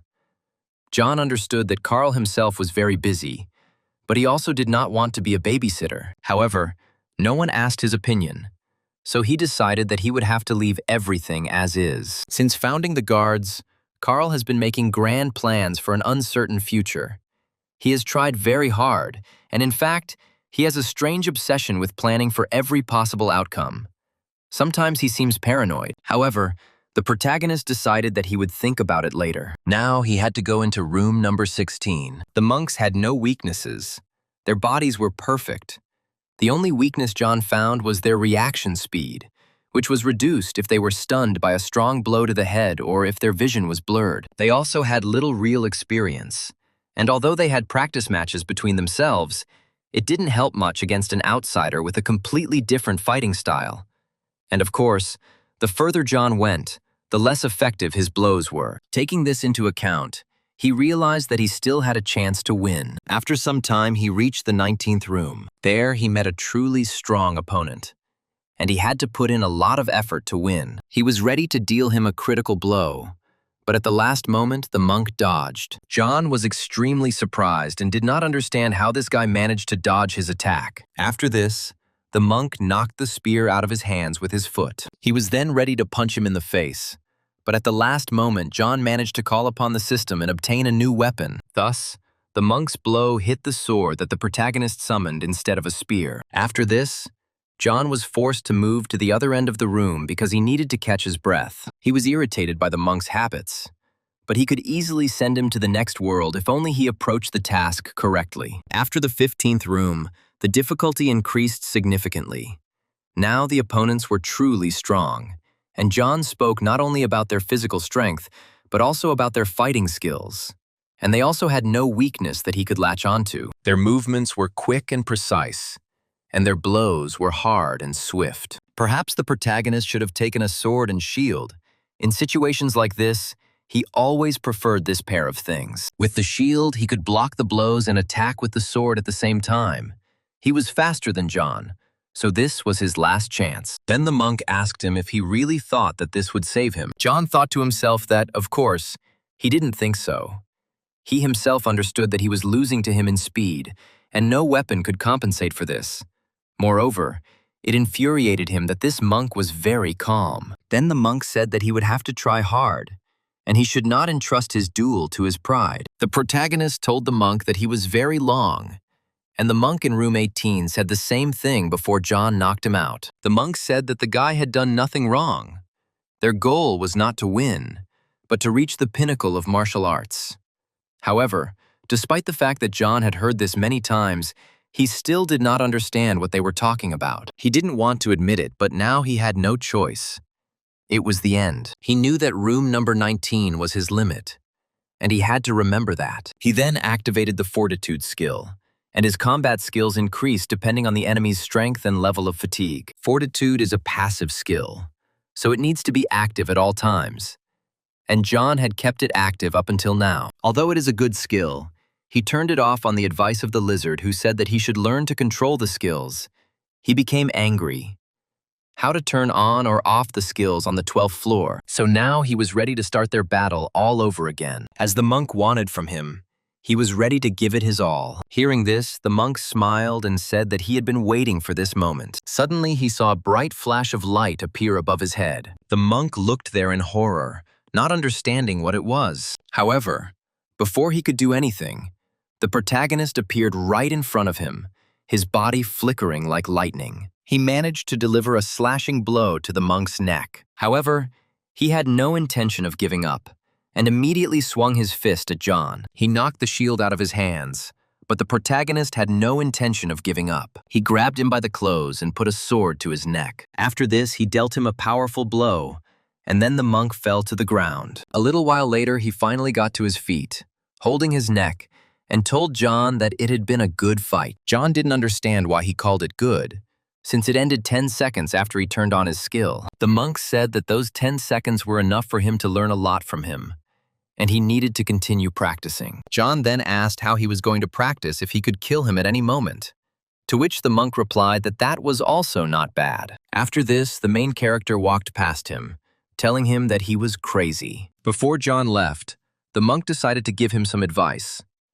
He asked him to be careful when he entered the next room. He told John to fight with his eyes closed. The main character did not understand why he was giving such strange advice. However, he felt that something had changed, and he began to make decisions differently. Usually, John was ready to do anything to become stronger, and it was definitely not about the humanity of the monks. He didn't care how human they were, and their lives meant nothing to him. So he didn't think that was the issue. John hadn't killed any monks yet, so he didn't understand what was wrong. At some point, he began to suspect that he was going crazy, and that perhaps someone was mentally trying to attack him. But he did not feel any magic. It was just a training floor, and as soon as he left it would reset. The dead monks would come back to life, and all their memories of John would be erased. Moreover, the main character has already promised himself not to enjoy killing at any cost. He decided that the dead should come back to life, no matter if they were monsters or people, and he should value their lives. Until now, John had strictly followed this rule while traveling through the world of learning. But he never felt any pity or regret when taking another life, and therefore did not understand why he could not kill that monk. He thought that it was a moment of weakness, and he did not understand himself. So he decided that when he had a free minute, he would find out if there was a psychologist among the players. Soon he reached the 20th floor, where he was met by another monk. He said that John had come a long way and asked him to sit down. He needed John's eyes to adjust. The protagonist noted that it was dark inside the room, and apparently someone was blocking his view with magic. However, the protagonist didn't feel anything. Apparently, it was a skill that didn't require magic, and it was the first time he felt something like that. At the moment, not only did he not see the monk, he could not even see his own hand. Now he understood what the previous monk had meant when he had given him advice. Then the main character decided that he should activate a skill called Danger Search. This way, he can determine where the monk is, but fighting in such conditions is problematic. Then the monk smiled and asked him not to suffer so much since they were in the same conditions. However, John said that the monk had spent more time in this room so he could see better, so it was unfair. But the monk said that this was the fate of a rebel. John thought that if he concentrated, he could see this monk clearly. But the problem was that he could not do this continuously during the battle. So the monk turned to him again, saying that he hoped that John would have time to get used to the darkness before the fight began. However, the protagonist apologized and said that they could not chat further as he needed to focus. He thought to himself that this battle would be difficult. Magic greatly interfered with the skill's support, and he would have to do without it. After that, he closed his eyes and concentrated on the battle. He then used a skill called Soul Exploitation and aimed it at the monk. However, the monk continued to stand in place and did not move. The next moment, the protagonist was next to him, but the monk was still standing in place. Then John struck him with his eyes closed, confident that he had hit the target. However, the monk easily dodged his attack by simply crouching. John didn't understand how he had managed to sense the flash in the dark room, but he decided that it didn't matter anyway, and he needed to concentrate. Meanwhile, the monk was preparing to strike back. John assumed that it would hit him in the forehead and he would not be able to dodge it. The monk's blow was so powerful that it pierced the protagonist's shield and sent him flying into the opposite wall. After the protagonist was finally able to stand on his feet, the monk addressed him again. However, the protagonist was determined to continue the fight and summoned Talaria's wings and a flash. They collided with the monk, and this time they both flew in different directions. For a while, they both lay motionless on the floor, as the force of the blow was incredible. Then the main character finally got up and,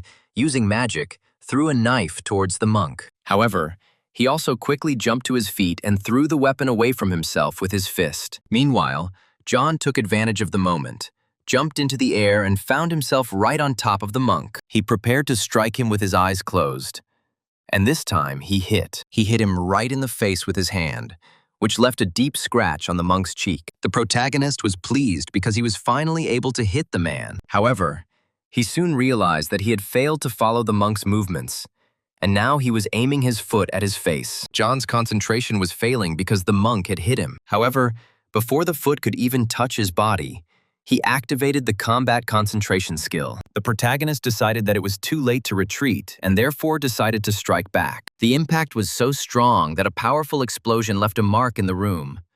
John was badly hurt and coughed up blood for a long time. He realized that he had several broken ribs, but other than that, he was unharmed. This monk managed to batter him so badly despite his invulnerability. After this, the monk rose to his feet again and was dissatisfied that he still could not defeat this guy. Then John raised his hand with a smile on his face, showing him that his recovery was working at full capacity. Seeing this, the monk rushed at him again. John realized to himself that he had already practically won, and he only needed to stall for time. Meanwhile, the monk's fist was approaching his face. However, the main character stood still and covered himself with his weapon. Suddenly, with his eyes closed, he felt the monk's fist stop just a centimeter from his face. Then the old man lowered his hand and began to cough. He fell to his knees and saw blood pouring from his mouth. After this, John finally rose to his feet and stood over the monk, asking him if he was stronger than he expected. The monk could not give him a clear answer,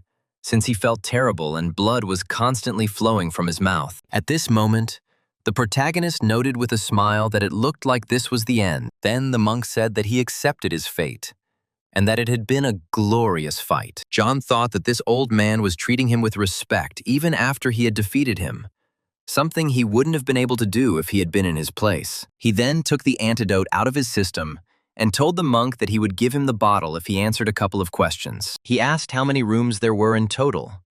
The monk replied that there were 33 in total, and the abbot was in the last room. Then John asked him to explain how to get used to the darkness, but the monk thought that he had already adapted to it.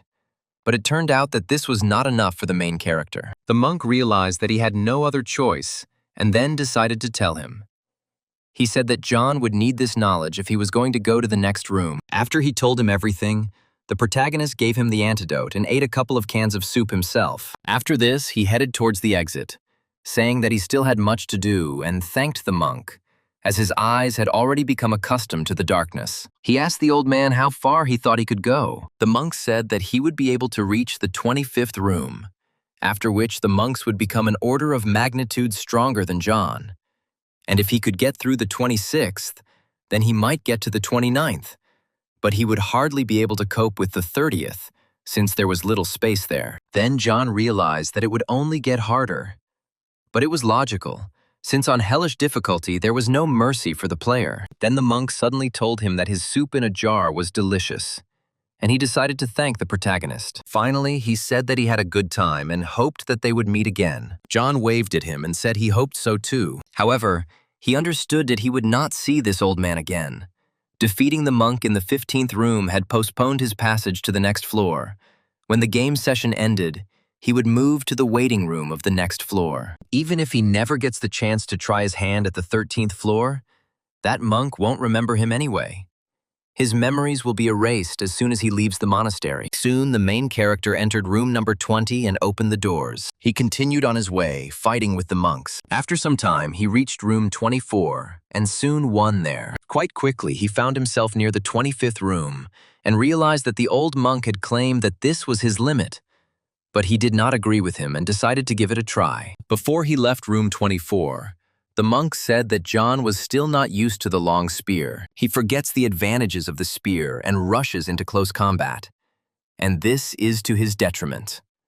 And he also noticed that John has a habit of putting his left foot out before he attacks. And although John had nothing to say in response to this, he thanked the monk for his advice. There were too many questions in his head. But now he needed to focus on the upcoming fight with the monk from room 25. He planned to defeat the abbot. Soon he entered room 25 and was mentally prepared for it. There, a rather large monk was waiting for him, who immediately greeted his opponent. When John saw him, he didn't understand what was so special about this monk, and said that they should get straight to business. Then the monk replied that John's eyes seemed to have already become accustomed to the darkness. John replied that that was true, The light had disappeared back in the 20th room, and anyone would have had time to get used to it. The monks said that it was usually difficult for outsiders to adapt to the conditions of their monastery, and upon entering this room they immediately leave, having to start all over again in order to at least get used to the absence of light. When he heard about the other strangers, he thought that this monk was apparently talking about the time when he served the deity of warfare in a real temple, and not on the floor of study. He was interested in what history the walls of this monastery held, how its inhabitants lived, what they dreamed of, and why strangers came here and challenged them. At some point, he began to wonder why he was even thinking about this and decided to focus on the battle. At this point, the monk noticed that John was acting strangely. At that moment, he realized why he felt awkward about what he was doing. Now John realized that it was all because he was lonely. He realized that the problem was in him. He didn't think that his mind would fail him, but he enjoyed communicating with others because it helped him get rid of loneliness. That's why, when he saw Kirikiri, Carl, or James, he would be happy and smile while talking to them. However, his loneliness made him take an interest in his opponents and try to make friends with them. He did not even think that this was possible, and considered such an attempt very stupid. However, if the monks had not been friendly to strangers from the very beginning, he would already be dead, and more than once. Then he decided that he would first finish the fight, and then they could have a proper talk. Seeing this, the monk laughed and noted that John seemed confident of his victory. However, he warned him that it would not be so easy. At this moment, the system informed the protagonist that the deity of adventure and slowness was watching him. He noted that these two always follow him during all his fights. He was curious about what they wanted from him, but he knew he wouldn't be able to find out. Immediately after that, he used the soul exploitation skill on his opponent. The monk stood motionless as magical thorns flew at him. Then he suddenly prepared his fist to repel the attack. He punched the air in front of him, thereby repelling the attack. After this, the exploitation of souls returned back to the protagonist. The protagonist watched in horror as his skill failed to achieve its goal. It flew right over his head and hit the wall behind him. When John turned around, he saw a gust of wind and a shockwave. He remembered that the monks had warned him about the 25th room, and now he understood why they had done so. He looked at the monk and realized that he would die if he hit him. Explosions began to echo throughout the room, and the main character had to dodge them. Then he noticed that the monk was already next to him and was preparing to hit him. At the last moment, the main character managed to dodge, and his blow hit the wall next to him. John decided that he needed to try acting without the flash.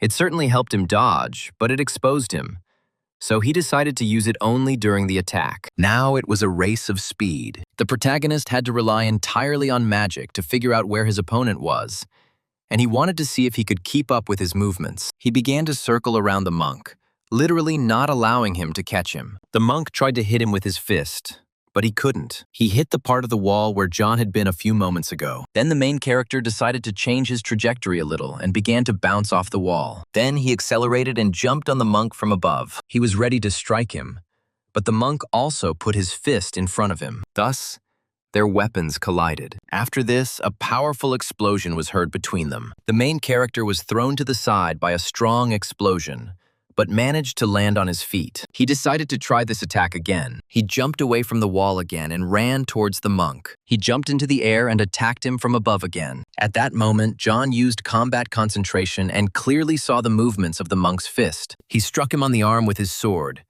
but it felt like it was made of steel. The monk managed to block the blow with his fist. The protagonist then took advantage of the opportunity and used the flash skill, appearing behind the monk. He dealt him a crushing blow on the back, and the monk was unable to defend himself from it. The monk quickly turned around and tried to regroup, but John was no longer with him. John jumped to the side and now watched the monk from a safe distance. He noted that the monk reflexively turned sideways to him to minimize the damage from the attack.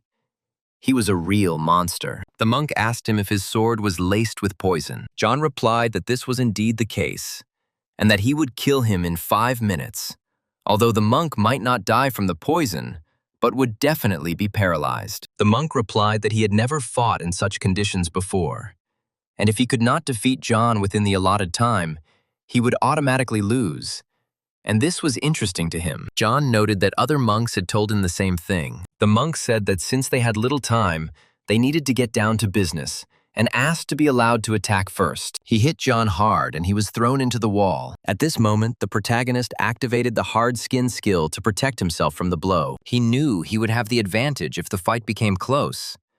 But if he allowed the monk to move away, he would start attacking him from afar, and then he would most likely expose himself before the poison took effect. At that moment, his weapon slipped from his hands and flew into the air. John realized that now he would have to fight with his hands. He understood that the monk had 3 factors on his side: physical strength, a wide attack radius, and better adaptation to the environment. On the other hand, the poison was already spreading through his body.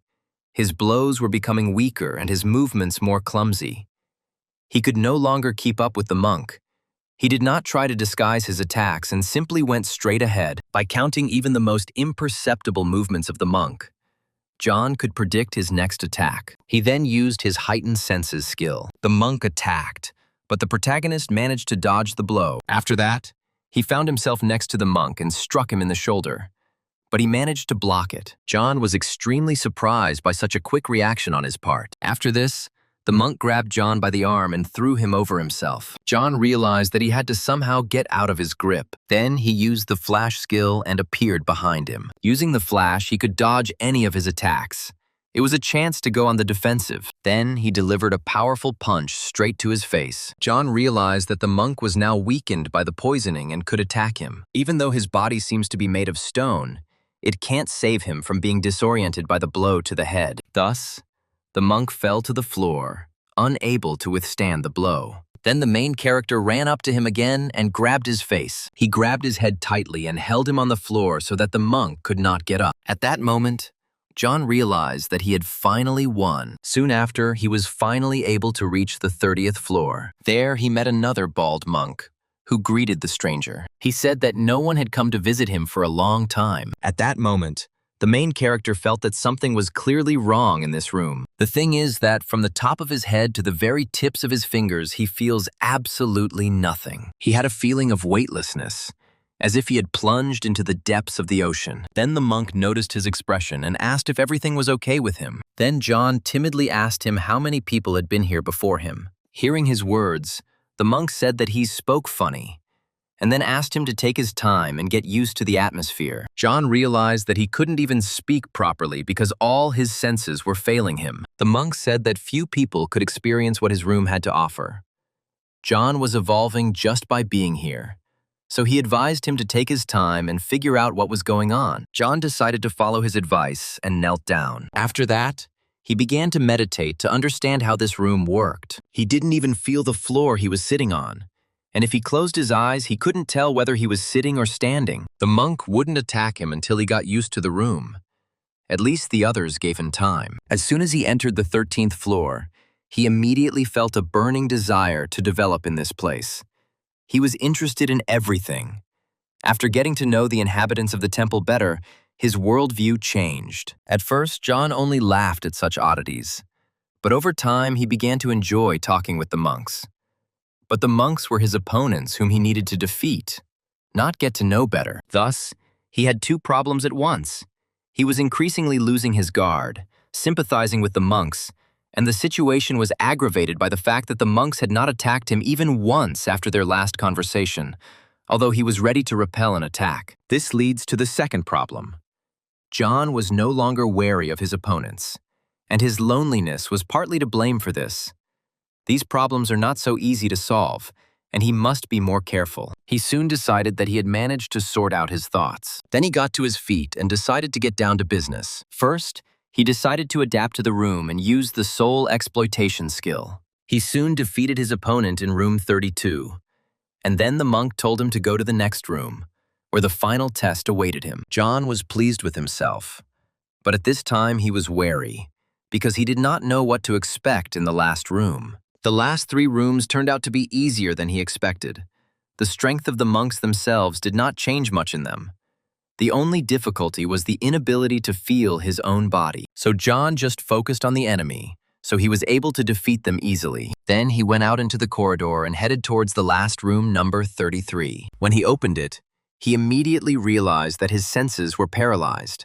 He had no hearing, no touch, no sight, no smell, no taste.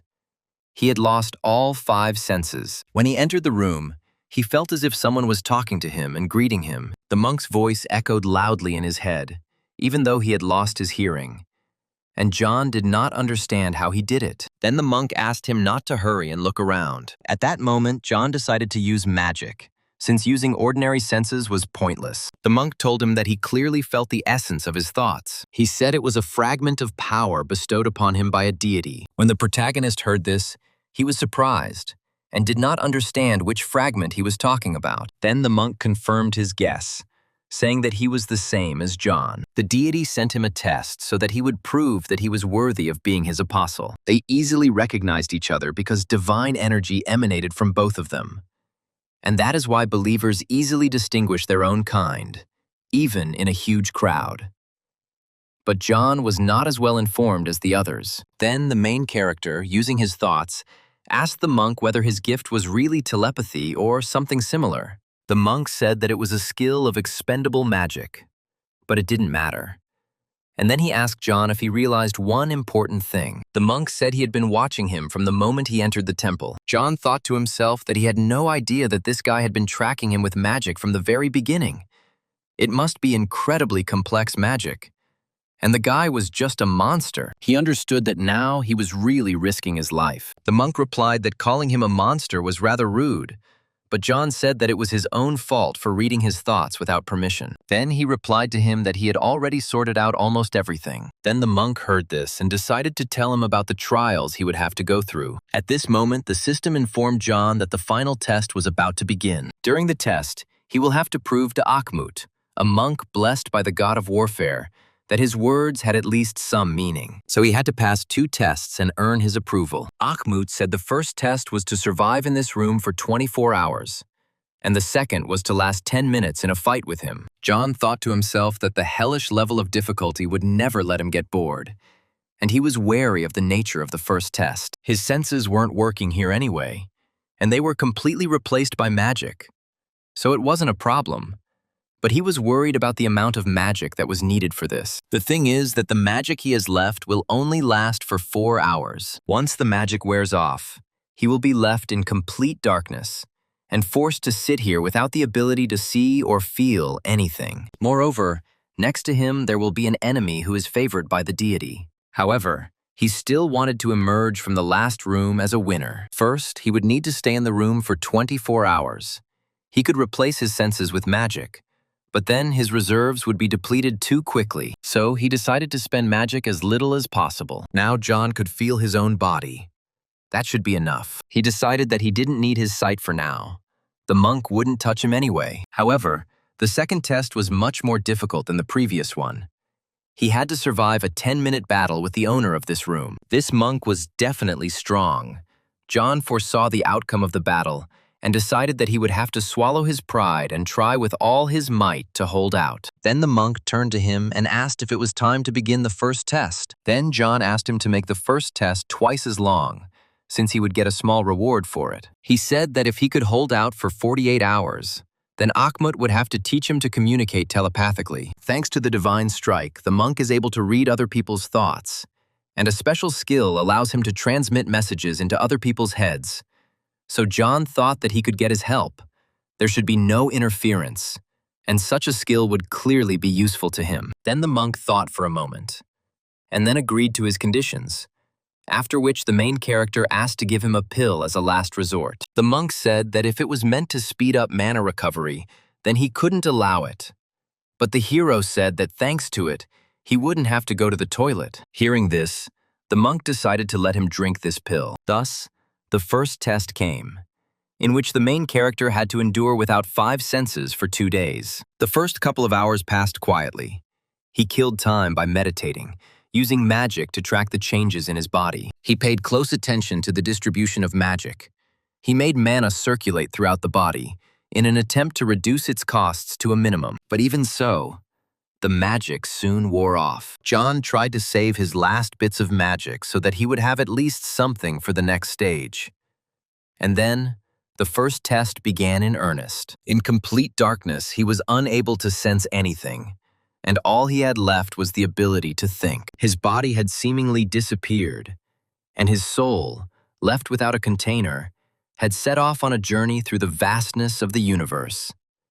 He had the feeling that he didn't exist at all. John understood that this way he would soon go crazy. He began to think that he was already dead, but soon realized that he was still alive because he thought and, therefore, existed. At this point, the monk asked him how he was coping. He noticed that John seemed to have finally woken up. He said most subjects react the same way, but his job is to monitor his progress and address him when he's about to reach the point of no return. John asked if there had ever been anyone who never returned, to which the monk noted that many before him had failed to return. John asked why he didn't just move them outside the room door in that case.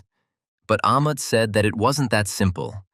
It was practically impossible to restore consciousness to someone whose spirit had almost completely left the body. If you are unable to return on your own, then someone else can try to return it. But only entities close to the deities can cope with such a task. Then the main character changed his tone and said that their conversation was over. He had realized something and needed to return to meditation. The monk was interested in his words. He said that in such cases, his own voice seemed to him like a breath of wind rushing somewhere in the distance. So he asked to be allowed to tell John something. He started telling him about the feeling of insignificance. After some time, the protagonist felt that 48 hours had already passed. But the monk said that this was not so. John was a little irritated because he thought he was better at counting time. But now it seemed to him that in this room, his sense of time was becoming dulled. When Ahmad heard his words, he said that John was very smart. John also suggested that thinking here is sped up, as if a 3-hour movie is playing in the head in 5 seconds. This was the worst part. He didn't realize how much time had passed. At first, the test might have lasted an hour, or maybe just 1 minute. Then the monk told him that his mind was very sharp and he was close to one of the many answers. He reflected that the test that deprives a person of feelings also erases the sense of time. It was quite possible that during these 48 hours he would be able to feel what eternity was, since there was an infinitely long sensation of the passage of time. He did not remember the wanderer and the seeker in this endless stream of time.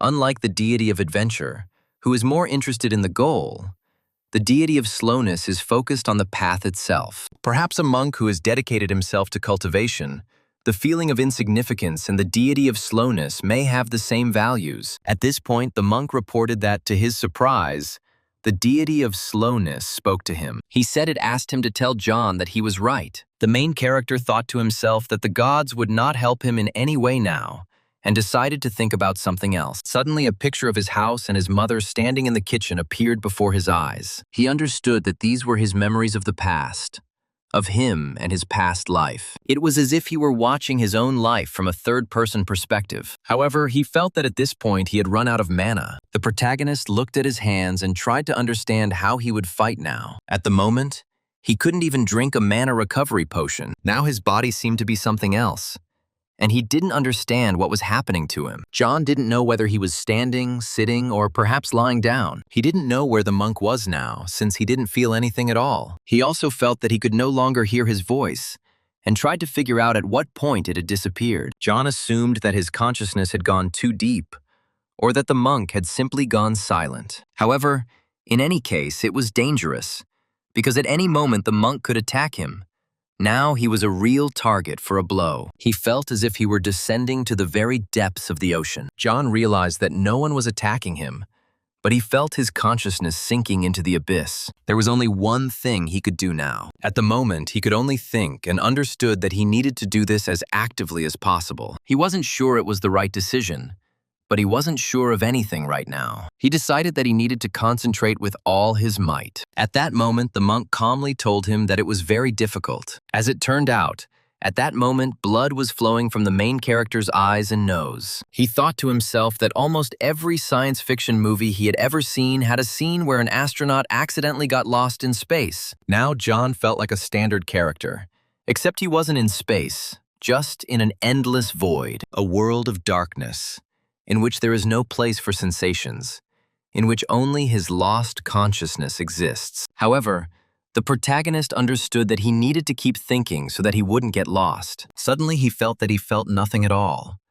And without a body, his mind had nothing to cling to. He decided to focus on his inner self by creating an imaginary body to focus on. Suddenly, he felt his hands appearing again. He felt as if he had regained a body that was different from the one he had originally. He finally managed to concentrate enough, but he didn't believe that this was his real body, as it felt quite real. However, he quickly realized that it was more like an avatar in a game, representing him as a virtual character. He began to guess that it was just his imagination, but he did not understand where his real body had disappeared to.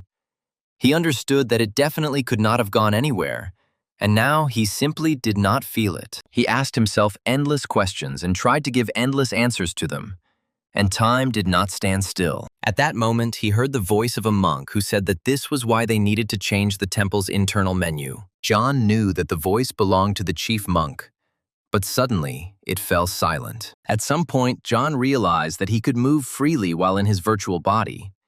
It was as if he had regained his sense of body.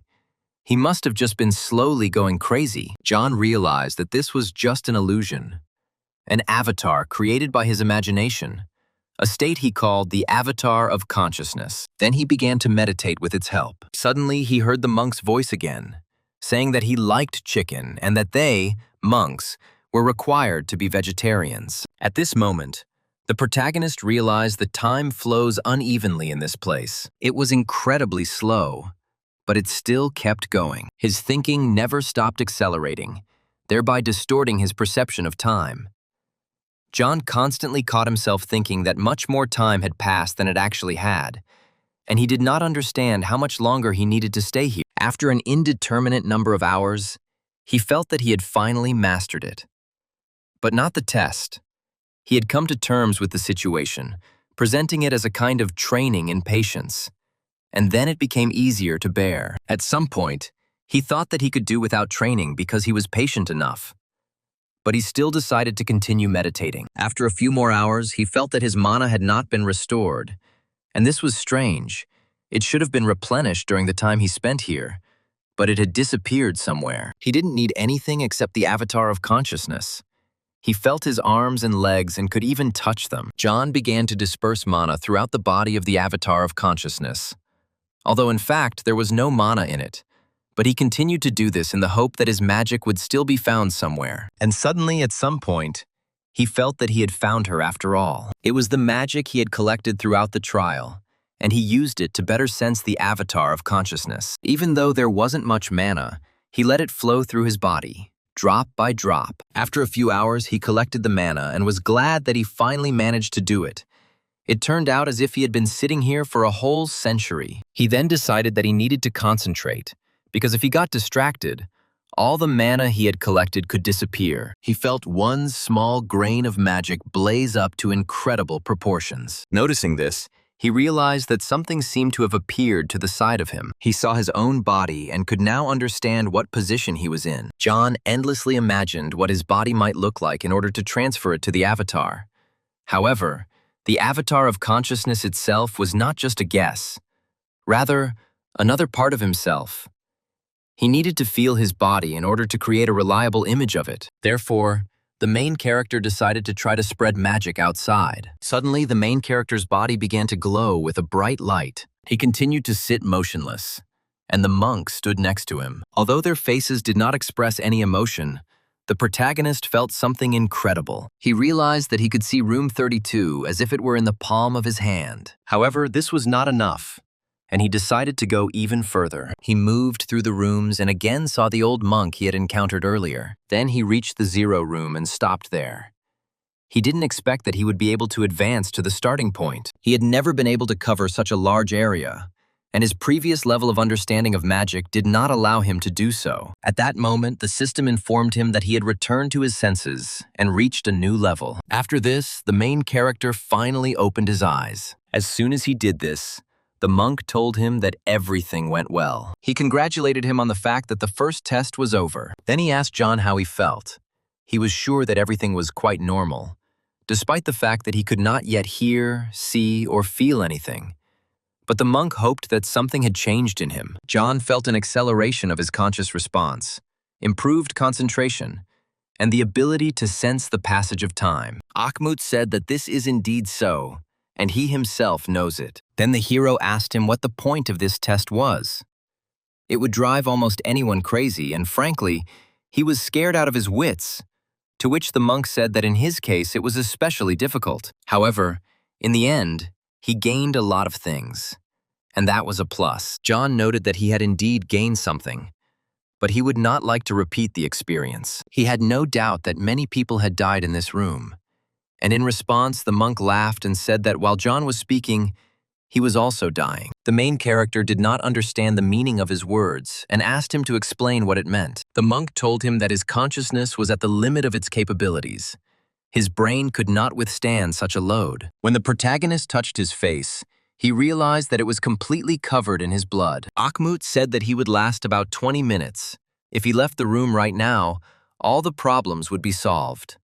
But this would mean that he had failed the second test. At this moment, the hero remained silent, and then smiled weakly. He said that in that case, he had only one option. He quickly rose to his feet and used his skill, saying that in that case, they needed to end this test quickly. The second test was to stand against a monk for 10 minutes. The monk warned John that his mind had been severely damaged by the strain of the first trial, and said that it would be easier to refuse the second trial. However, John said that he was talking too much and asked him to begin. Then the monk said that they would begin when John counted to 6. So they took their positions and John began to count from 1 to 6. He knew he needed to think more actively, but he didn't have time for it. He still couldn't feel anything. And with almost no mana left, he began to wonder if there was any point in trying to fight the head monk. He had no time or mana, but he couldn't just sit and feel sorry for himself, as he had one chance, and he had to finish the monk in one turn. However, John doubted that this was even possible. This monk was much stronger than himself. The last monks were just monsters, and this one is probably superior to them. But he only needs to hold out for 10 minutes, and it is not necessary to defeat him. Although in the first test, he was able to see all the previous rooms, and if he had such an opportunity again, perhaps he would see something useful. Then he decided to analyze the situation and realized that he was driven into a corner. He was trying to find himself on the brink of despair. However, he continued counting and soon reached 5. He then used his combat concentration skill and touched the floor with his hands. After that, John used his heightened senses. When he counted to 6, he immediately directed the exploitation of souls towards the monk. The monk continued to stand motionless, as if he didn't care at all about his skills. John understood that if he tried to replace his sight and hearing with magic, his mana would quickly run out. So he decided to distribute it around himself. But he didn't succeed in this either. He then decided to send as much mana as possible into his brain to speed up his thinking process, which would allow his concentration and attentiveness to reach unimaginable heights. The protagonist decided to calm down so as not to lose his concentration. While he was unconscious, his consciousness was at its peak. To achieve the same result, he needs to recreate the conditions of the first test. He just needs to concentrate a little harder. John was literally killing himself, torturing his overtired brain. But his heightened senses should have helped with concentration and reaction speed. At some point, he felt that everything was going just perfectly. He was able to sense the magic that was supposed to harm him. He continued to stand in one position, trying not to lose his concentration. At that moment, the monk rushed at him, but the main character did not react in any way. The monk swung his fist at him, but John didn't care. At the very last moment, he still jumped away from the place where the monk's fist was supposed to land. The protagonist realized that he had seen a direct hit from the monk, so his plan had worked. However, he could not say this for sure, since he still could not see anything, and he did not even have the opportunity to check the state of his own body. Then he clearly saw the monk's fist flying towards him and dodged it. John felt that the last drops of mana that remained in him allowed him to detect his attacks even in a completely dark room. However, without his senses, he could not be sure that he was successfully evading them. He also thought that the head monk was much weaker than he thought, or more precisely, he was not as strong as he expected, so he had every chance of surviving. He felt not the chief monk's magic, but his intention. The magic in his blows and the magic that lay in his intentions was what John responded to. He realized that this might be the key to victory. During the first test, he had achieved such a high level of concentration through sheer desperation. Now the conditions were the same, and he did not understand what was so damaging to his chances of survival and what the difference was between the past experience and the present. And then he realized that the level of magic was different. John felt the head monk's intention through his magic, the first and second existing inseparably. Intention is necessary to use magic. At this moment, the system informed the protagonist that he had reached the 6th level of sensitivity to the aura. Then he suddenly opened his eyes wide and realized that he was in another reality. His movements were weightless, and he felt completely different. His eyes seemed to see differently, and he looked closely at his opponent. The monk approached him again to hit him with his fist. However, the main character clearly saw the trajectory along which he was going to strike him. Although the monk was already quite close to him, the protagonist continued to stand in place. At some point, his eyes lit up with a bright light, and he looked closely at his opponent. Then he realized that he could see not with his sight, but through his sensitivity to the aura. Due to the extreme concentration, everything happened very slowly. The monk seemed to have no doubt that he would not counterattack him, and thus let his guard down. Then the main character decided that he would teach him a lesson. He used his wings and crouched at the last moment to dodge his attack. He then said that the monk was about to die and prepared to attack him. He rushed forward, and then, for the first time, surprise appeared on the monk's face. The protagonist used his ultimate wing and flash combo. The blow was so strong that it easily knocked the monk off his feet. After this, the main character landed nearby and looked with satisfaction at the result of his labors. At the place where the monk fell, there was now a huge cloud of dust and smoke. And then he suddenly felt that the light around him was fading, and someone was trying to penetrate his mind. It was a monk, and he asked John if he thought his words were rather cruel. Then the main character chuckled and apologized to him for wishing him death. However, the monk said that he really did almost die. He explained that his organs were destroyed, and the bone in his forearm was cracked. John realized that using this combo was not the best decision. The monk suffered significant damage, but John himself suffered no less. His body was not ready for such a shock. Then the monk clapped his hands and said that time was up. This meant that the test was over, and now he felt real relief. At that moment, the protagonist tightly squeezed his eyelids, realizing that all his feelings would now return to him. At that moment, the system informed him that he was the first to clear the 13th floor. Soon after, he opened his eyes and realized that all his senses had returned to him. Now he felt much better than during the ordeal. Then he decided to check the surroundings using magic. He looked at himself and realized that his face was covered in blood and he needed to wash himself immediately. However, he wondered why he couldn't see like he used to. Everything was different from last time. Apparently, he couldn't activate this skill whenever he wanted. Most likely, it only turned on in moments of extreme concentration. However, it didn't matter now.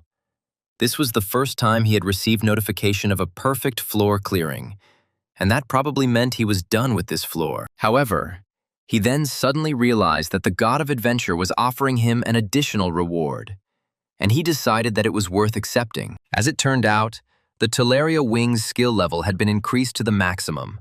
The protagonist was surprised because he didn't know that this skill had an improved version and decided to ask Kirikiri about it. After this, he turned to the monk and asked if he would keep his promise. The monk said that he would teach him how to establish a mental connection using magic. After that, he spent about 15 minutes teaching him the new skill. It was not an easy skill, so it would take time before John could use it fully. In addition, as a reward for successfully passing the tests, he gave him an elixir. The monk said that after taking this elixir, his body would be permanently strengthened and his mana reserves would increase. If John agrees to donate the pills he took before the first trial to the temple, the monk will give him an even more powerful elixir. The protagonist said he didn't mind, but asked why the monk needed these pills. The man then explained to him that every year the monks from their temple try to pass the first test, and someone soils their pants every year. Then the protagonist handed him a box of pills, saying that it was a small price to pay for a unique elixir that he would not buy for any money. At that moment, the monk suddenly turned away and thought about something. After that, he began to take something out of his sleeve, saying that this was the first time that the deity of warfare ordered him to give John the most effective elixir. He handed him a small cube, inside of which was a glowing ball. John then explained that he actually didn't get along very well with this deity, and suggested that this was the deity's way of trying to make the first step towards their reconciliation. The monk only smiled in response and wished him luck. Then the protagonist smiled back and said goodbye to him as a comrade. He then headed towards the portal that was ready to take him out of the floor. He opened his eyes and could now see as before. In a few moments, he found himself in the clearing where he ended up after each test. He could feel his body and hear sounds again. And at first, it even seemed unusual to him. Then he suddenly saw Kiri running towards him and asking if he had brought the cake. However, the main character asked the girl to wait a little. He realized that he couldn't shake the feeling that something was wrong. After leaving room 33, he should have regained all 5 senses. But now he felt somehow strange. Then he sat down on the grass and decided to start meditating. After a while, he realized what was going on. It turned out that he had made great progress in using magic to analyze his surroundings. In addition to his 5 senses, he gained the ability to gather information from outside using mana. However, he could not rely entirely on magic.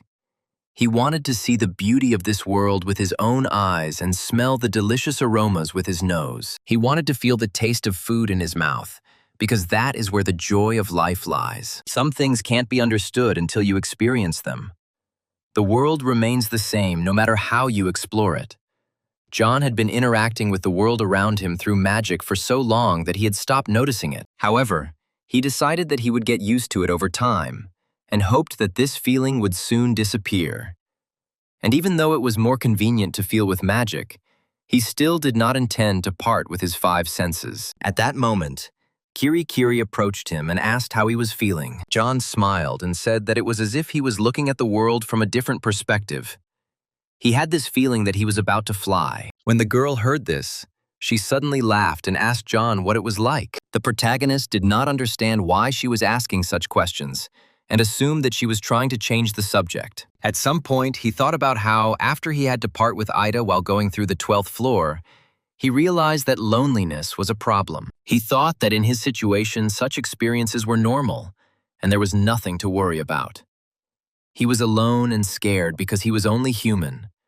That's what he learned from talking to the monks. He learned a lot from them, including the fact that the monsters that inhabited the training world were not only there to gain experience, but that there was a different order of things in that place. Then he told the girl that during the first test, he had a lot of time for reflection.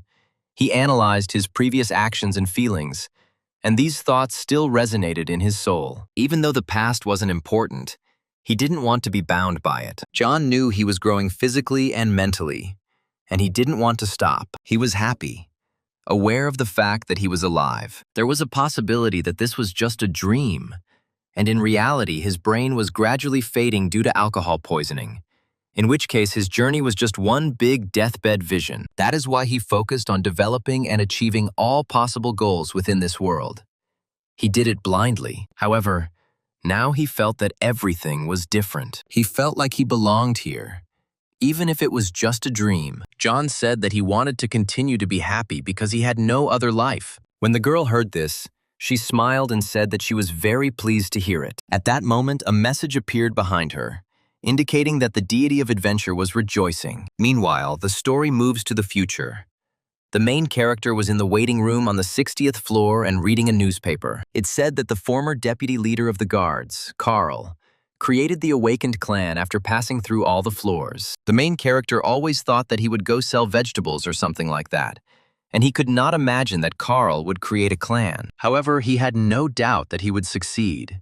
He was aware of John's plans, so he would act in accordance with his plans. He also read about a new competition between players of the hellish difficulty level, namely between Brian from the USA and Lucy from Korea. John recognized this guy who had cleared the 31st floor of hell difficulty the other day, and it impressed him. It seemed like Lucy was starting to attract interest from the outside, and he had no doubt that would happen, considering the kind of teacher she had, and although she had a long way to go, her speed of development and potential were greater than Brian's. John firmly declared that Lucy was his heir, and that she had earned the right to be called so. At that moment, he received a private message. It turned out it was Lucas. He said that they hadn't talked for a long time and he was supposed to visit John, but he was passing the 91st floor and didn't see his message. He asked the protagonist if he thought he should return to the outside world. John said that he should definitely walk to the end of the floor and get out. and asked him if he wasn't tired of being there himself. Then Lucas replied that he always felt like the main character here. He never stopped developing and hoped that one day he could surpass John. But as time went on, it seemed like the gap between their strength levels was only growing. So he didn't think he could get any stronger. So he told John that he would wait for him outside, wished him luck in getting through the rest of the floors, and hoped that they would see each other soon. John also said goodbye to him and wished him luck outside. Then he turned his attention to the little dragon, who called him as his father. John turned his attention to his so-called son and asked what the little hot dog wanted. He then asked if he had read the other books John had prepared for him and asked him to copy them out for him. The story moves again to the present day. Kiri walked through the meadow and enjoyed the sunset. Meanwhile, the main character lay on the grass and watched her carefully. At that moment, the system sent him a message from Carl, who asked him if he was ready. The main character didn't understand what he was talking about, and Carl was very surprised by this. He asked if he was ready for the competition, and at that moment, John realized that he had completely forgotten about it. Carl said that it was about to start and was surprised that John had not seen the announcement. But the protagonist said that he had not had a chance to look at the board. However, he thought that there was nothing to prepare for, since victory was already in his pocket. Then Carl reminded him that it wasn't that. It was that he had asked John to oversee normal difficulty. John wanted to refuse, but Carl said that it was too late to do that. Since there is little information about the competition yet, the role of the leader was very important. And if any problems occur, the guards from normal difficulty will help him. Then John said that he would try not to forget anything and said goodbye to Carl. After that, they had dinner together with Kiri. The girl asked if he was leaving already, but John said that he would stay a little longer. He said that he had obtained a skill called Divinity Resistance and asked the girl if it could affect his divine skills. However, Kiri said that the resistance only works if the element deals damage to the user. Then the main character realized that he would have to experience all of this himself. He then said that he had received improved Telaria's wings and asked the girl to describe what exactly had changed. Kiri agreed to do this, but at first she asked to try them out. John thought that this should only be done in the waiting room, but the girl said that this was not a new skill, but an improved version of the old one.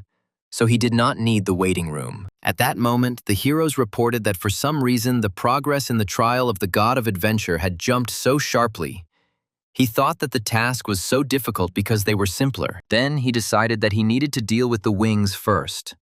He summoned them and then became an adventurer, transforming part of an existing skill into something new. This fixed a few details and added one feature to this skill, concentrating a lot of different divine skills into it. In the process of creating a new skill, the adventure deity received a new title, not the original one.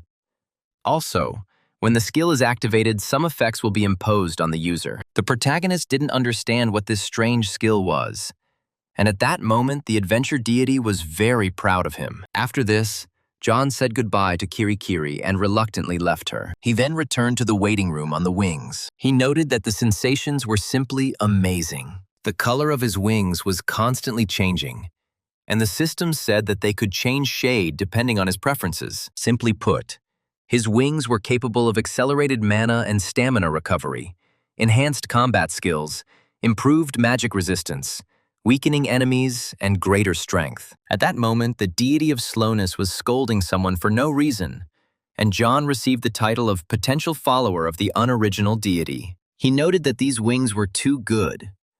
There were no restrictions and no costs.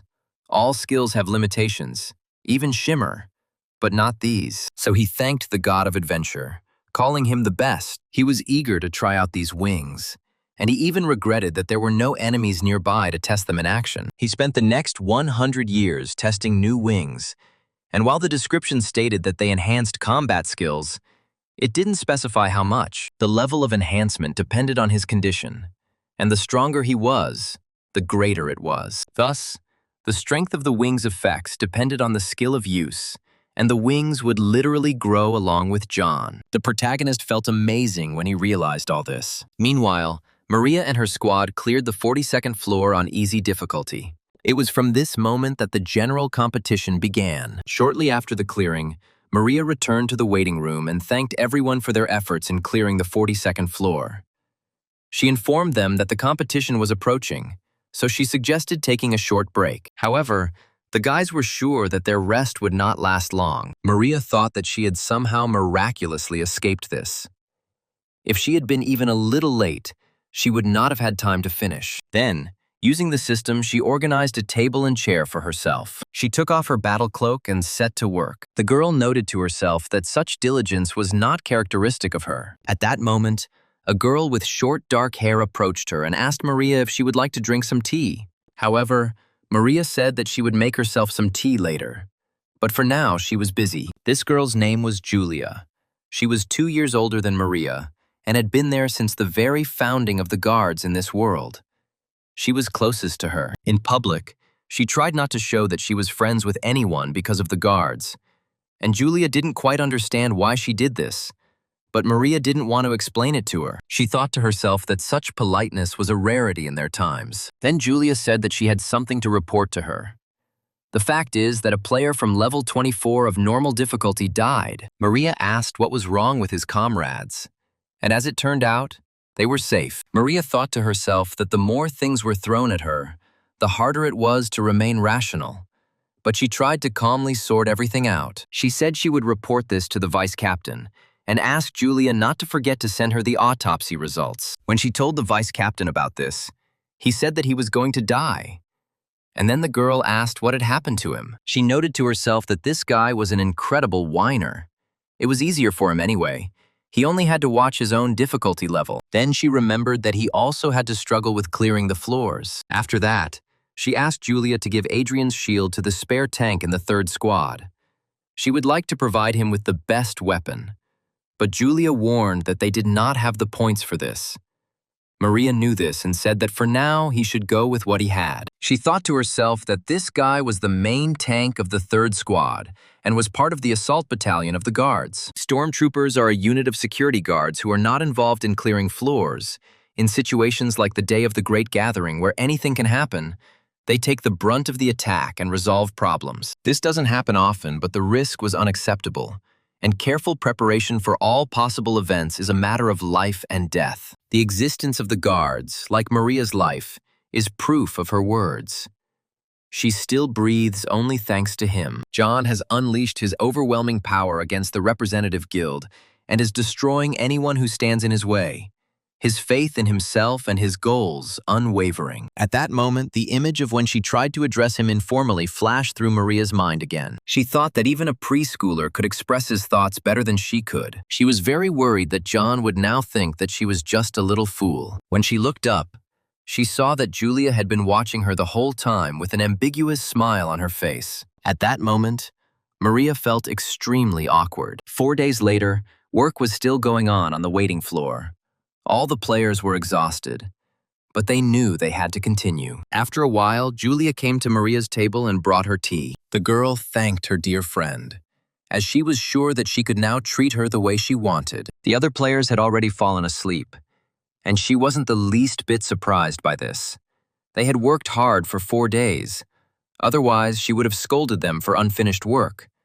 But now they deserved to rest. Although health is restored automatically upon entering the waiting room, fatigue still accumulates, and rumors circulate that a drowsiness spell has been cast on the waiting room. However, Maria understood that there was no point in waking anyone up and decided to simply continue working. At that moment, a report on a threatening individual fell into her hands. She noted that it was a rather strange title for a document. The author of this document was John. And when Maria began to leaf through it, she realized that the pages were blank. Security guards compile lists of potentially dangerous users to monitor their behavior and note any misconduct. Those whose personal characteristics exceed one violation are punished or recognized as criminals. That's why they often change authors and update lists whenever possible. Maria knew that this wasn't entirely correct, because they often follow people who haven't done anything yet. However, they only keep an eye on things and nothing more. The guards do not interfere in the personal lives of their charges, so she reassured herself. But deep down, she knew that this was wrong. They maintained order and punished crimes. Maria then became interested in what countermeasures John proposed. The document instructed them to follow Charles's orders. The girl thought to herself that perhaps John had his reasons. but she would have to ask why he wrote that. She decided to rest a little while and stretched while sitting at the chair. Then she picked up a large blue folder. This folder contained information about crimes recorded in the world of learning. Even though it was all in the past, it was important to preserve the records. The girl noted that the book was quite worn and decided that she would need to make a duplicate of it. Maria knew that it was important to remember the past so that terrible things would never happen again. So it was necessary to keep track of all past events. This book indicated the cause of the incident, the characteristics of the offender, his motives, the outcome and consequences. When the girl turned the page, she saw a photograph of Oliver there. At that moment, her face became gloomy, as if she saw him again in person and remembered what he did to her sister. After some time, the system informed the protagonist that creation had begun, and there were 5 minutes left before forced entry. John noted that he would like to stay in this place longer, as there were too many untried possibilities for new wings. And, moreover, he still had a lot of paperwork to do. However, he honestly admitted to himself that he had been waiting for this competition for a very long time. His rivals might try their best, but they couldn't defeat him. The winner's crown would be on his head, no matter what. And yet the protagonist hoped that there would be something to see and learn there. It would have been even better if he didn't have the work Carl had assigned to him on his shoulders. However, he decided that he should just go there without any further thoughts. He entered the portal and found himself in a completely different place. It was a city. Soon the rest of the players arrived there, and in a huge group they headed to the right place. Ahead of them lay the Colosseum, where the competition was to take place. As evening approached, the players moved into their houses, and the lights were on in some of them. The main character watched everything that was happening from a short distance. Soon the system informed him that he had been given a rule book and asked him to read it before starting the tests. John replied that there were a lot of people gathered at the recruiting site, and he had better get away from there before it got any bigger. However, at that moment, one person from the stage noticed the main character and asked him not to leave. He called him a newcomer and then looked closely at his face. The protagonist turned to look back at the guy. When the guy realized that it was that same John standing in front of him, he apologized and said that he had not noticed him and that he could go wherever he was going. At this moment, the main character noticed a man standing not far from him. It was Carl. They decided to talk separately, and John noted that the place looked a lot like a residential area. Carl said that the ad said that this competition place would be like the 30th floor. However, he decided that it didn't matter, and asked John why it had taken him so long to walk. The main character asked him not to be so strict because he was only 2 minutes late. After that, Carl said that he had urgent business now, and asked John to be on duty for half an hour. He said that he would not have to strain himself, and everything was much better than they expected. Then John asked him something about the competition, but the guy said that he would explain it to him later. The protagonist realized that he shouldn't have agreed to help this guy, and now he was in trouble. But the good thing was that it was only for half an hour. He didn't even notice how he found himself on stage. He looked at the other players, and they looked at him with some distrust. They seemed confused about what this strange guy was doing on stage. John then used a magically enhanced voice to address the other players. The boys were shocked at how loud his voice was. John said he was sure many of them were wondering why they had to hang around here, and he had wondered that too. At the moment, the guards are finding out the details of the competition, so that they don't just die. So he suggested that they calm down and wait for them. And in half an hour, if nothing happens, he will personally present them with claims. He said the players could have a snack while they waited and asked if they had any questions. After that, he turned his attention to one female player who, having caught John's gaze, began to shake with fear. She hid under the stage, hoping John would stop looking at her. When the protagonist looked at the other players, they also froze in fear. And then he said that they could just rest. There were 17 minutes left before the first day of the competition. John was sitting at the table and thinking about what to do. There was no sound from the crowd. None of them were communicating.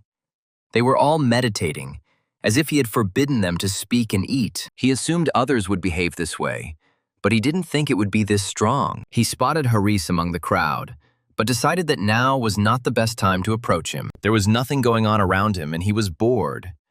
And he also knew that if he started entertaining himself by trying to develop stability, Others would think he was crazy. Then he took out a book of magic and decided to read it while nothing was happening. He bought this book after passing the 12th floor and decided to see what had changed in it since then. On the page of the book, there was a question about what is used to change time in the vastness between death and short-term life. John knew that on the 13th floor he had witnessed different flows of time, and now he wondered what he needed most. He suggested that it could be a concentration of magic, thoughts, divine powers, intelligence, life, or death.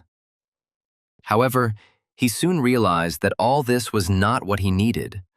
All this was really important, but he had a feeling that the answer was wrong. He suggested that it takes time to change the flow of time, since life and death were mentioned, meaning that it was a living being. He thought the answer might be himself, or people who experience the passage of time after death, but they were not alive. The protagonist began to think that the answer might be the essence of time. Suddenly, something started to glow in his hands. A multitude of inscriptions appeared on it, intertwined with each other. The protagonist couldn't believe that this was actually the correct answer. The other players were horrified when they saw that the book in his hands was glowing. The next day, the protagonist returned to his friend Carl and asked him to tell the players honestly what he had said about him. Carl said he hadn't said anything like that.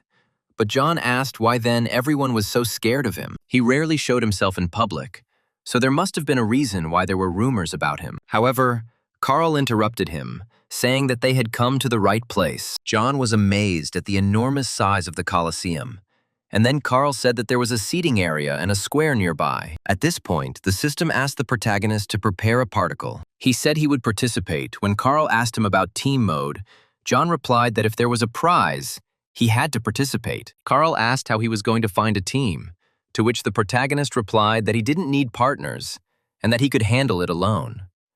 However, Carl insisted that it would be awkward if a solo player won in team mode. That's why he suggested that Maria and he join him, because if John was on their team, it would be too much. And that's why he was looking for other people. Such events happen extremely rarely, so he chose to be on the side of the strongest. The protagonist, although he didn't really want to, agreed.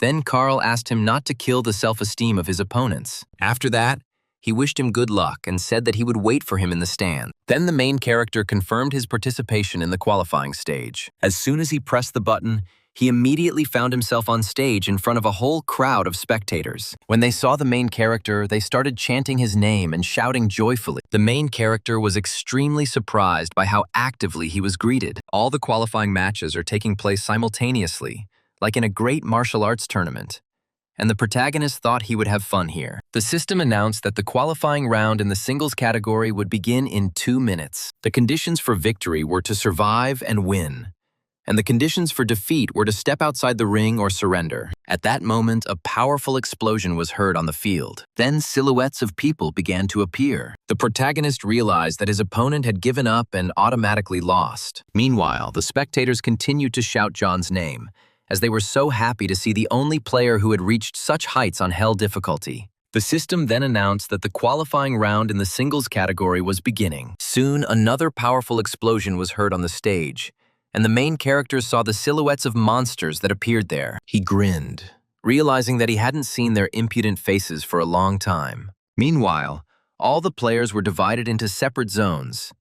They thought they would fight each other, but as it turned out, they would fight after the qualifiers. During the qualifying stage, the player fought against a monster. The players immediately prepared their weapons and began to fight off the monsters that were advancing on them. However, they had shields with which they could defend themselves against ranged weapons. One of the players noticed that these monsters have too much armor. While he was thinking, a huge orc ran up to him and knocked him down with his hand. The guy was thrown to the edge of the stage, and with tears in his eyes, he decided to give up. John thought that if a player realized that he couldn't take it anymore, then it would be logical to give up immediately. Yes, for some, the qualifying stage can be a serious challenge.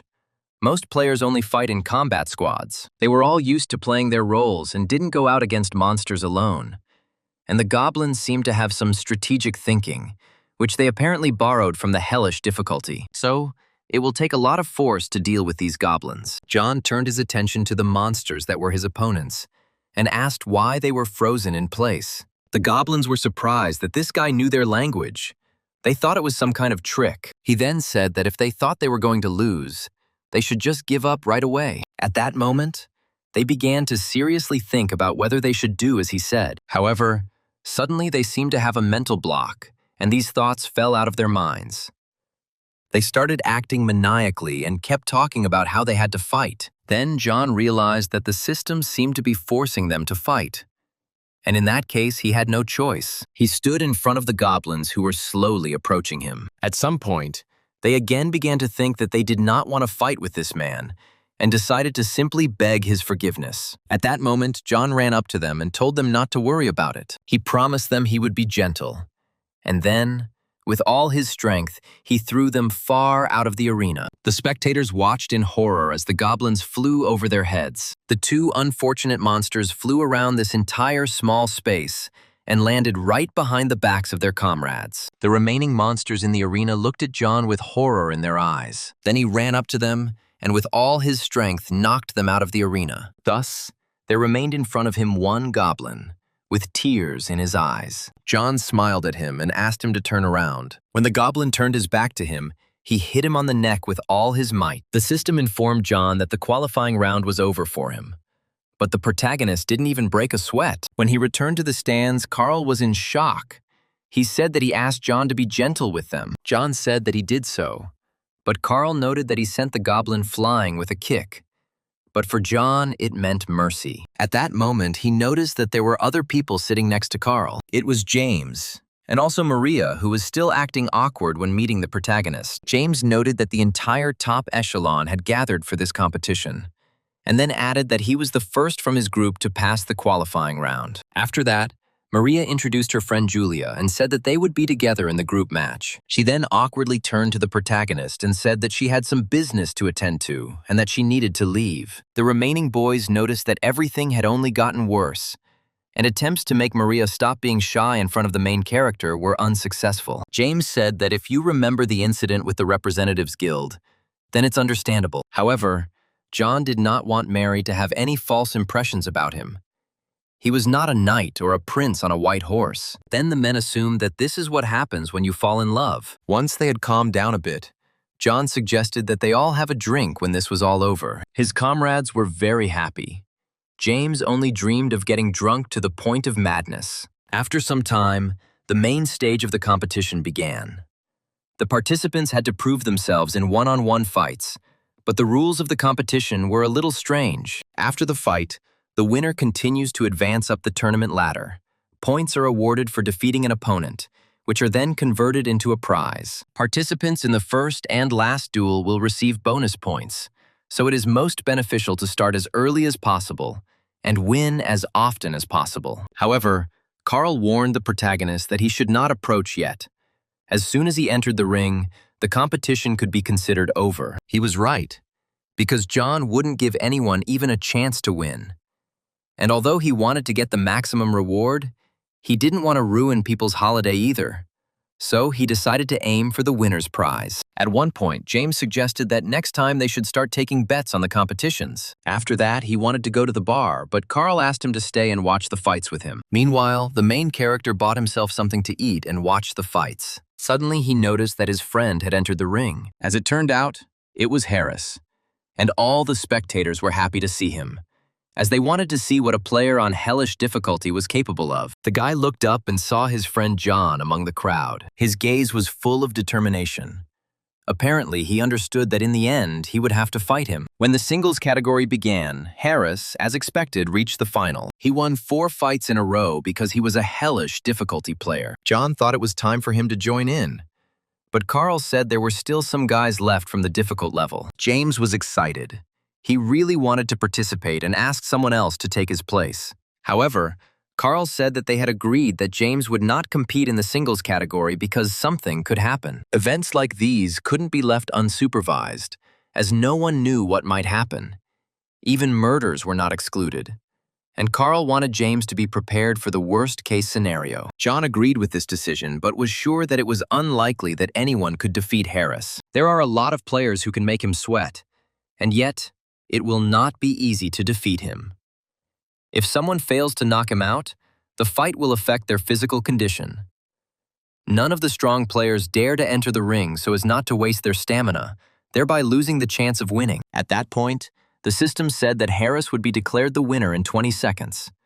So John said that when there were 10 seconds left, he would go to the ring. Meanwhile, Harris was trying to catch his breath after the fight, and soon he was 10 seconds away from victory. When he realized that his last opponent had appeared in the ring, he asked him why he was so early. As expected, John appeared in the ring. All the spectators were excited and wanted to watch their fight. John noted that no one seemed to want to fight Harris, so he decided to take him on himself.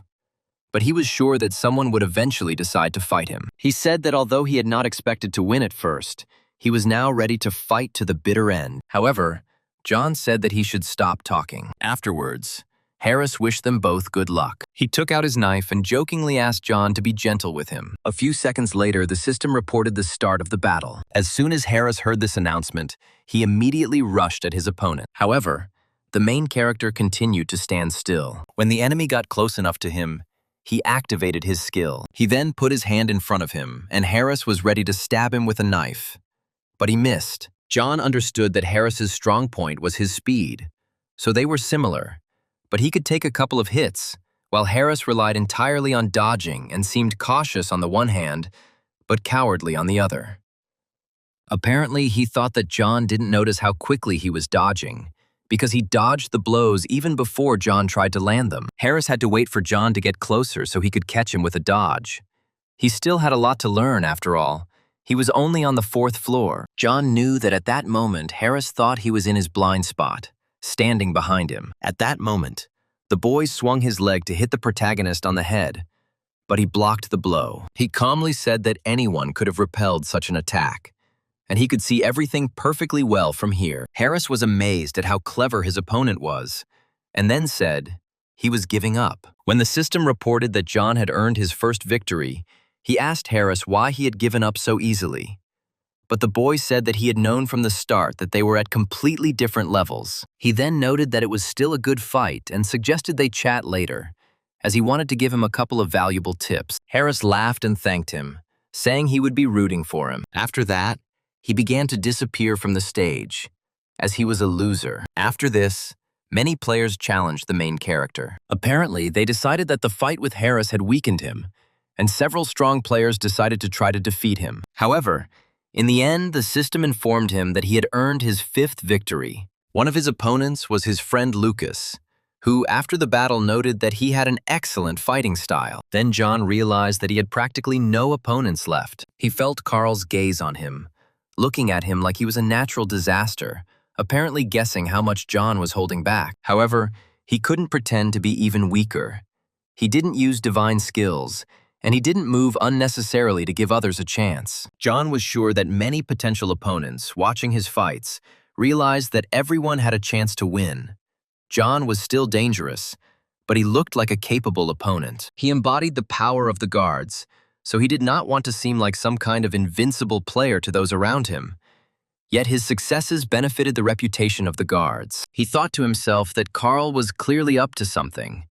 John was sure that everything would come to light during the battles with the foreigners. At that moment, another bright flash of light appeared on the stage. The spectators began to shout with joy, anticipating another battle. At that moment, a human silhouette appeared from the flash. When the main character saw who was in front of him, surprise appeared on his face. He turned to his opponent and said that he had not thought that he was interested in games, and therefore his appearance here was a surprise to him. As it turned out, a middle-aged man stood in front of him. It was the player who had reached the highest floor so far.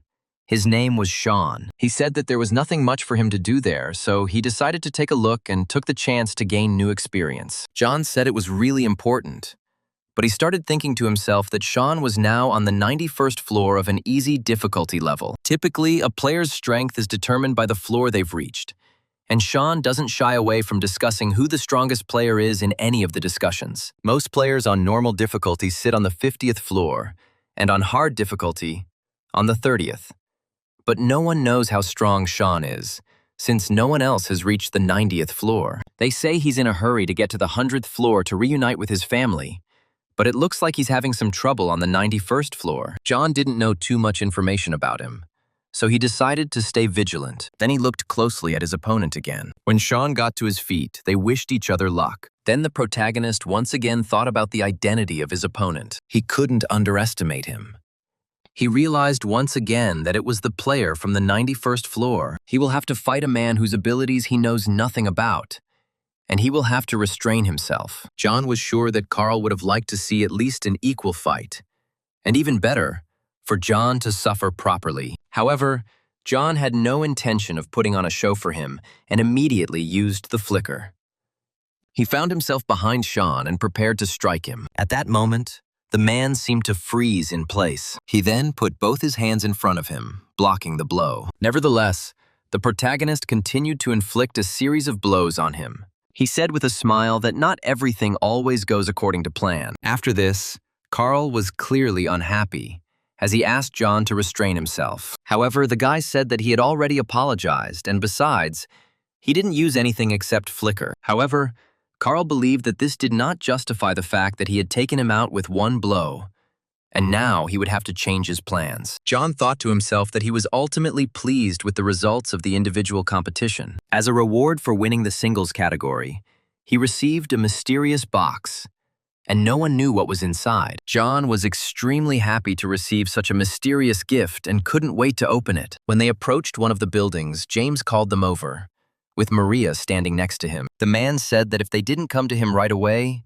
he would drink all the alcohol alone. At some point, the guys froze in one place, wondering where this man got so many bottles of alcohol. Soon they entered the building and decided to drink to love. When they reached the inn, they collapsed into James's room and started drinking. Although the alcohol had no effect on John due to his resistance to poisons, he was intoxicated by the atmosphere. He was happy to sit with his friends in a relaxed atmosphere. What attracted his attention most was Maria, who behaved like an ordinary girl. The main character thought to himself that he hadn't had this much fun in a long time. He hoped that in the future they would also gather, and that there would be even more of them. When night fell, the protagonist went to his room to rest after a hard day. He didn't sleep, but simply looked at the ceiling.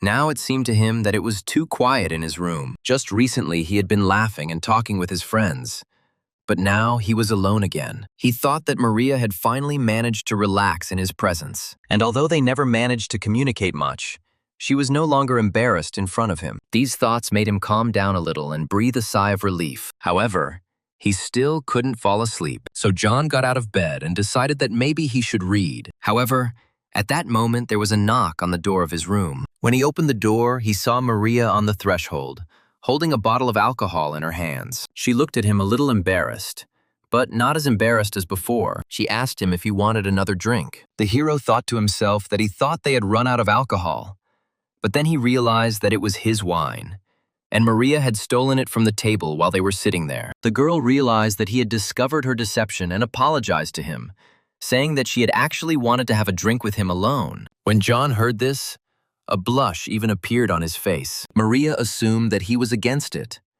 and all because she still seemed to him like an exemplary schoolgirl. After that, she smiled timidly and said that in fact she was already a grown-up girl. After that, she asked him again if he wanted to have a drink with her. Then John opened the door to his room for her and invited her to chat over a drink. When morning came, John seemed very exhausted. Seeing the light coming from the window, he sat up and yawned widely. After this, he looked around his room and was surprised when he did not find Maria there. Then he remembered that she had gotten up earlier than him because she said she had things to do. He began to remember the events of the previous evening and first remembered that she offered him a drink. However, when he realized that he had been naked the whole time, he realized what had really happened that night. Now he hoped that everything was okay with the girl.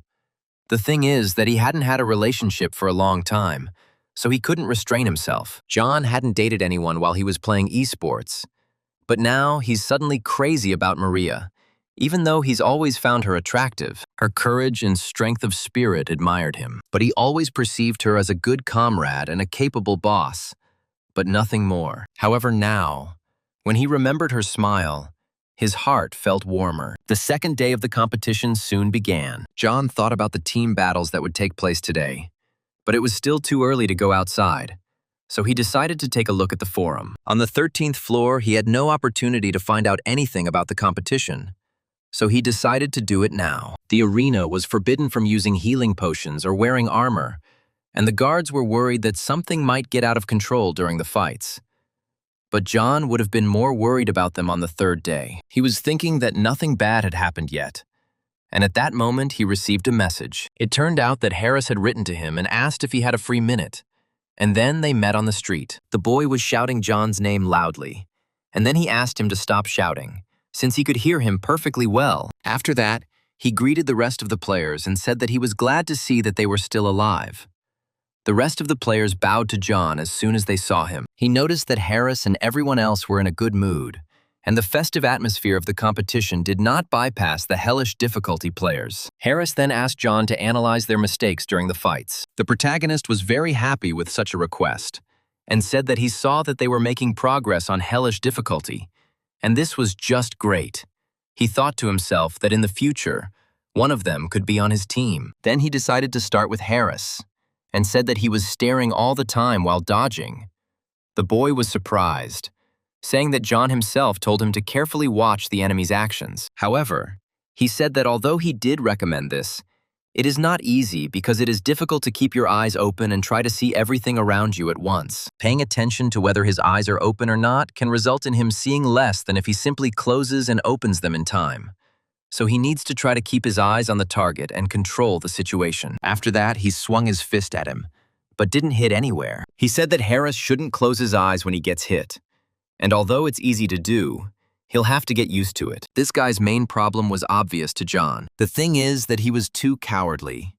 He took his opponents with speed and reaction, so he was not used to taking a blow. Because of this, his body would involuntarily tense up at any threat, thus causing him to become afraid before anything had even happened. He said that it wouldn't hurt for him to practice fighting, and then asked if he was really on the 4th floor right now. He then told Harris to let the goblins beat him up. Once he got a beating, he wouldn't be so afraid of it in the future, and would instead get used to keeping his eyes open. After this, he continued to give advice to other participants. When he approached a girl who was behaving extremely strangely, he asked her what she was doing there. Not including him and Harris, there were 6 people on hell difficulty, but none of them even passed the first test. Or rather, they couldn't clear it. Since they received food and water at the beginning, they preferred to just survive the floor. John explained to them that the arrows on the 1st floor fly along the same trajectories, so the players simply don't need to make any unnecessary movements, and then they will definitely miss. They need to stay in position to be ready for the next attack. He said that they always need to be vigilant. There are places on the ground floor where it is impossible to predict the enemy's actions. They need to be prepared for an unexpected turn of events at any moment. While teaching others, John himself realized something. Everyone sees the process of passing floors differently. He tried to become stronger to cope with all the challenges. However, many were simply trying to survive, which is why the gap between their skills was so wide. Not everyone is ready to devote themselves entirely to improving their fighting skills. If a person only dodges the arrow, then sooner or later it will still catch up with him. John didn't judge them, on the contrary.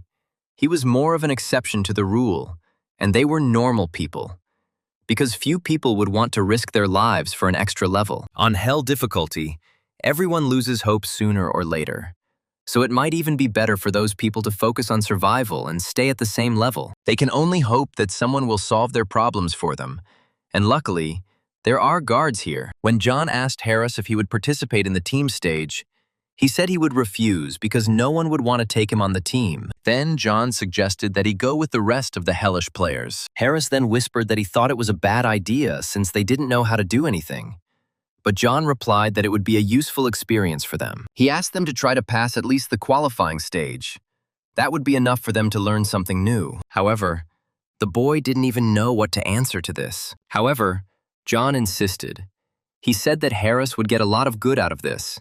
Besides, these guys would be useful on the 6th floor. The protagonist explained that after the 6th floor, everything would become much more difficult, but so difficult that he would lose all hope. He admitted that he himself had practically fallen into despair. This is why Harris needs to pull others along with him, so that they can do the same as a team. He can't stay and hang around on the ground floor forever. Then Harris looked at him and promised to try to do it. John was pleased with this answer, and then they moved on. He soon came to the arena and apologized for being late. Meanwhile, the second day of the competition began. John was one of the team members. Also on his team were Carl and Maria. Besides them, there was Julia. Also another guy named Chris. John heard about Chris, that he had been holding an important position in the organization for a long time, and that he was now on the 30th floor with Carl. After this, the main character turned his attention to Maria, who was standing not far from him. When the girl noticed him, she smiled softly at him. John smiled back too, as he was very happy to see the girl. At that moment, Carl asked him why they looked at each other so strangely. It seemed to him as if something had changed between the two. Soon the battle began, and all the spectators were impatient. A bright flash of light appeared on the stage again, from which an enemy appeared. It was a huge goblin with a huge head and many sharp teeth. John turned to Carl and asked what he should do with this monster. He said that he could deal with it. However, Carl told him to rest for now.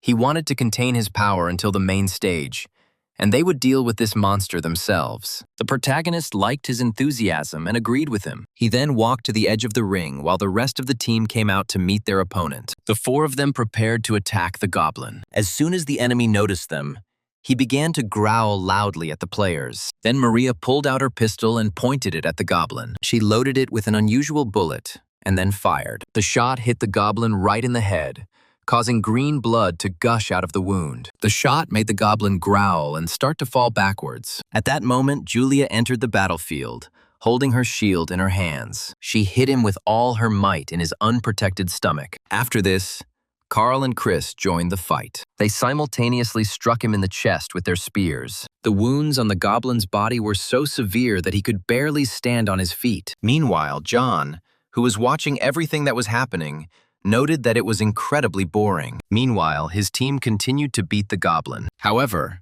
suddenly the wounds on his body healed, and the blood seemed to evaporate. John understood that this was taking a long time because of the brute's accelerated regeneration, and he himself would like to recover that quickly. Then the monster suddenly swung in the direction where Carl was standing, and even though the guy managed to dodge, he felt as if he couldn't move. At that moment, the main character entered the battle and threw his weapon towards the monster. It tore a huge hole in the goblin's chest. After this, he fell to the ground, since the wound could not heal. John smiled and said he was glad he had arrived in time, even though he still had to intervene. The rest of the team looked at him in surprise. However, Carl was a little dissatisfied because John once again did not listen to him. The main character did not understand why his friend was behaving this way, because he had already apologized to him. He thought they were in danger, so he went into battle.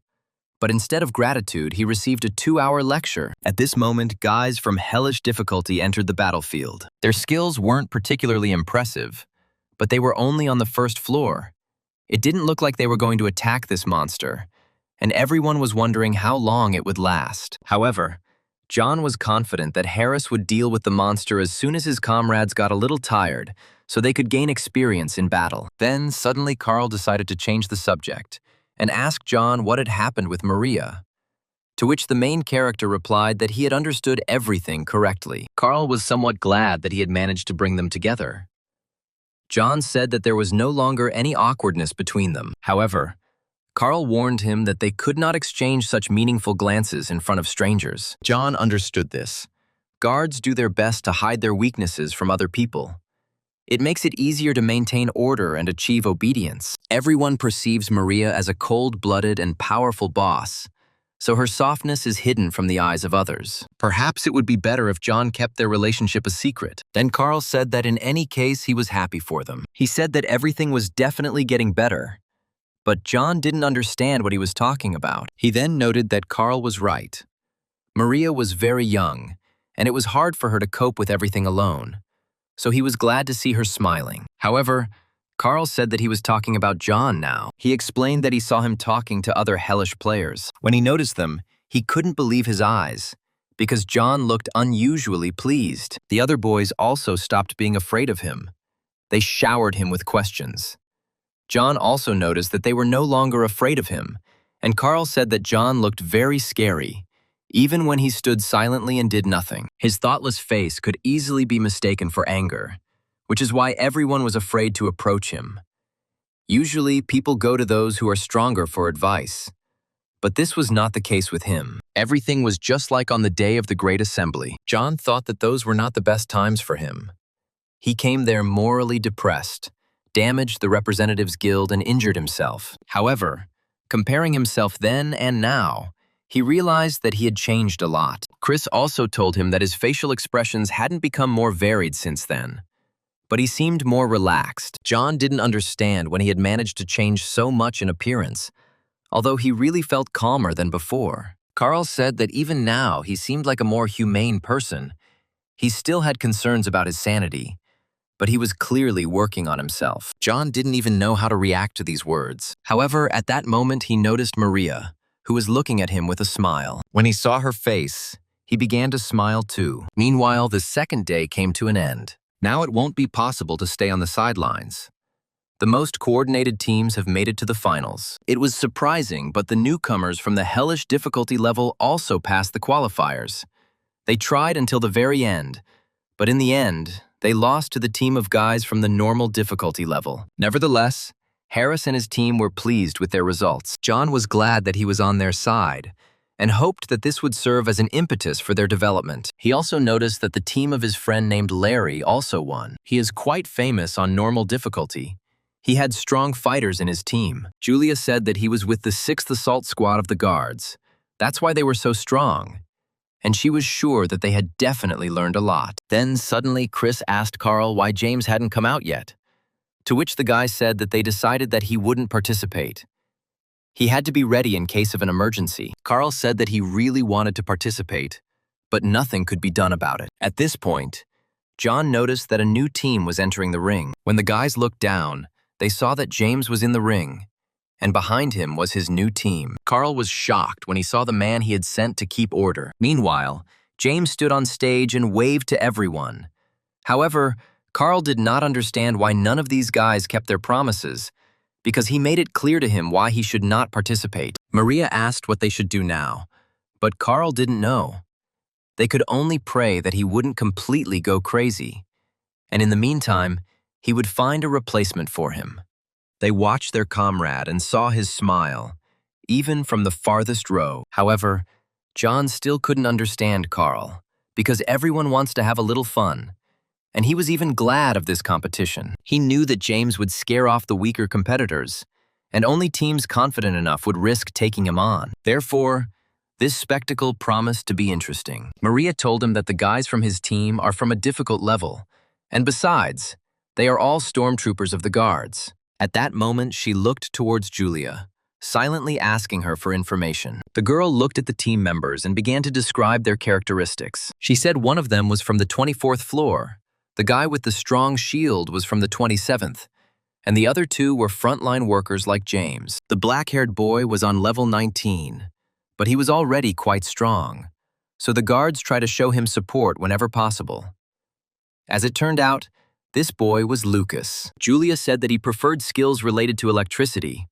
John was surprised that this girl remembered everything about all the guards and personalities associated with them. He realized that the more he listened, the more he understood why Carl was angry. They have assembled the strongest team in the world of training. The system soon announced that James's team had won for the 11th time in a row. All the spectators were delighted with this guy and his team. Then John told Carl that at least he could be sure that James was afraid of him.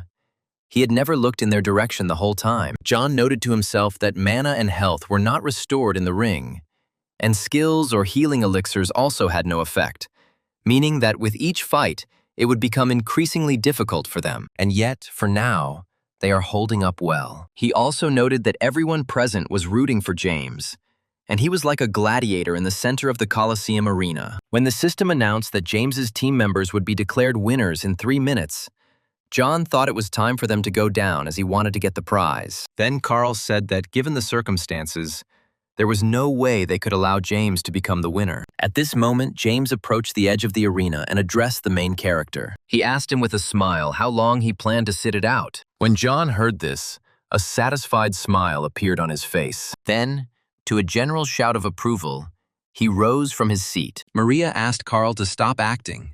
She said that it would be an incredible disappointment if the competition ended on such a dismal note. John supported her, saying that these were very wise words. After that, He pressed the button so that their team could enter the arena. Meanwhile, James and his team were already waiting for them. When the main character looked at the stands, he realized that all this brought back memories of his days as a pro player.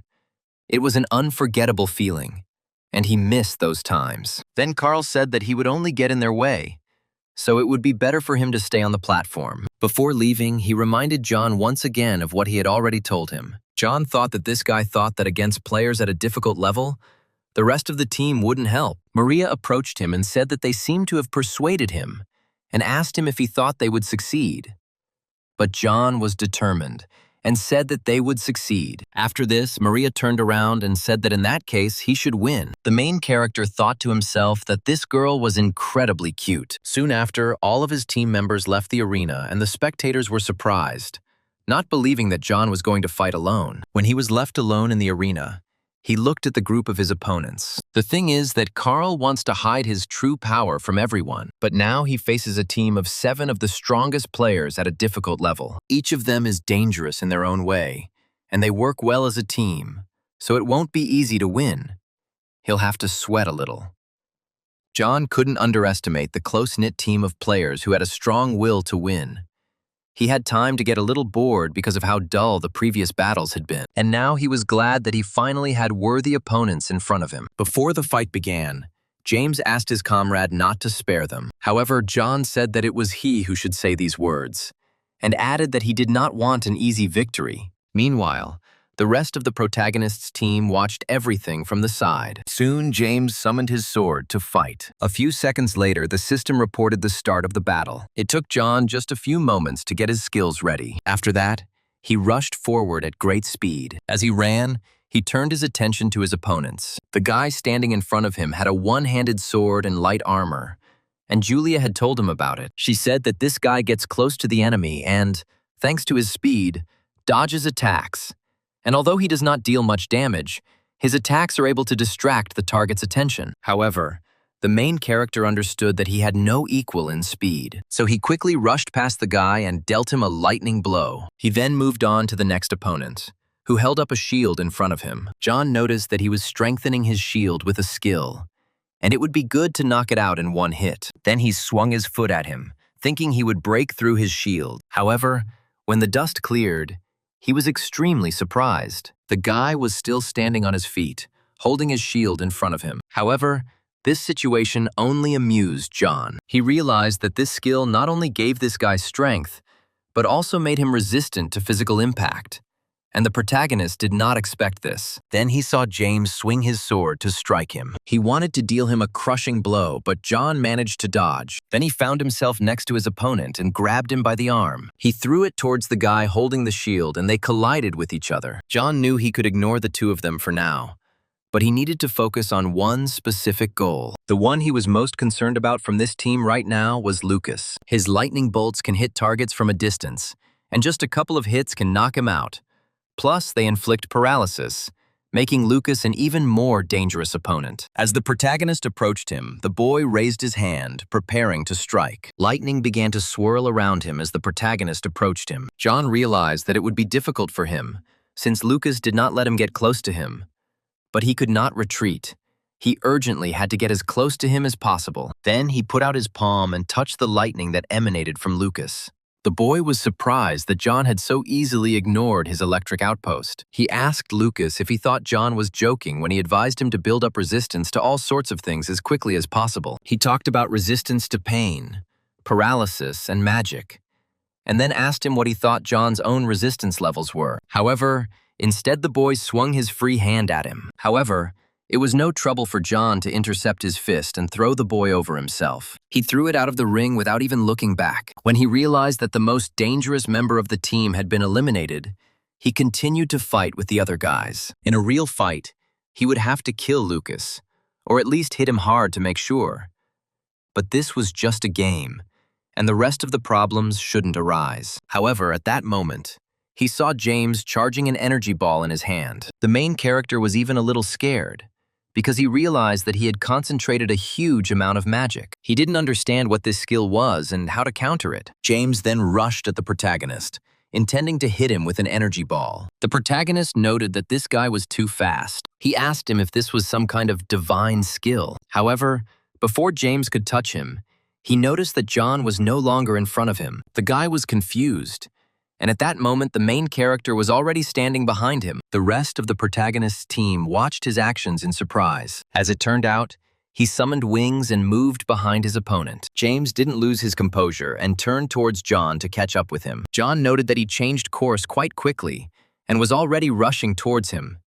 He really was very fast, and besides, he knew John's fighting habits well. Then John decided he had no choice but to play his trump cards. He soared above the arena while the others watched him with excitement. The two fighters were soon to face each other. When this happened, everyone present froze in place. After that, John went to his room to rest. The competition ended yesterday evening, but after the fights themselves, there were still 3 free days to rest. After the team battles ended, Chris and Maria immediately went to their rooms.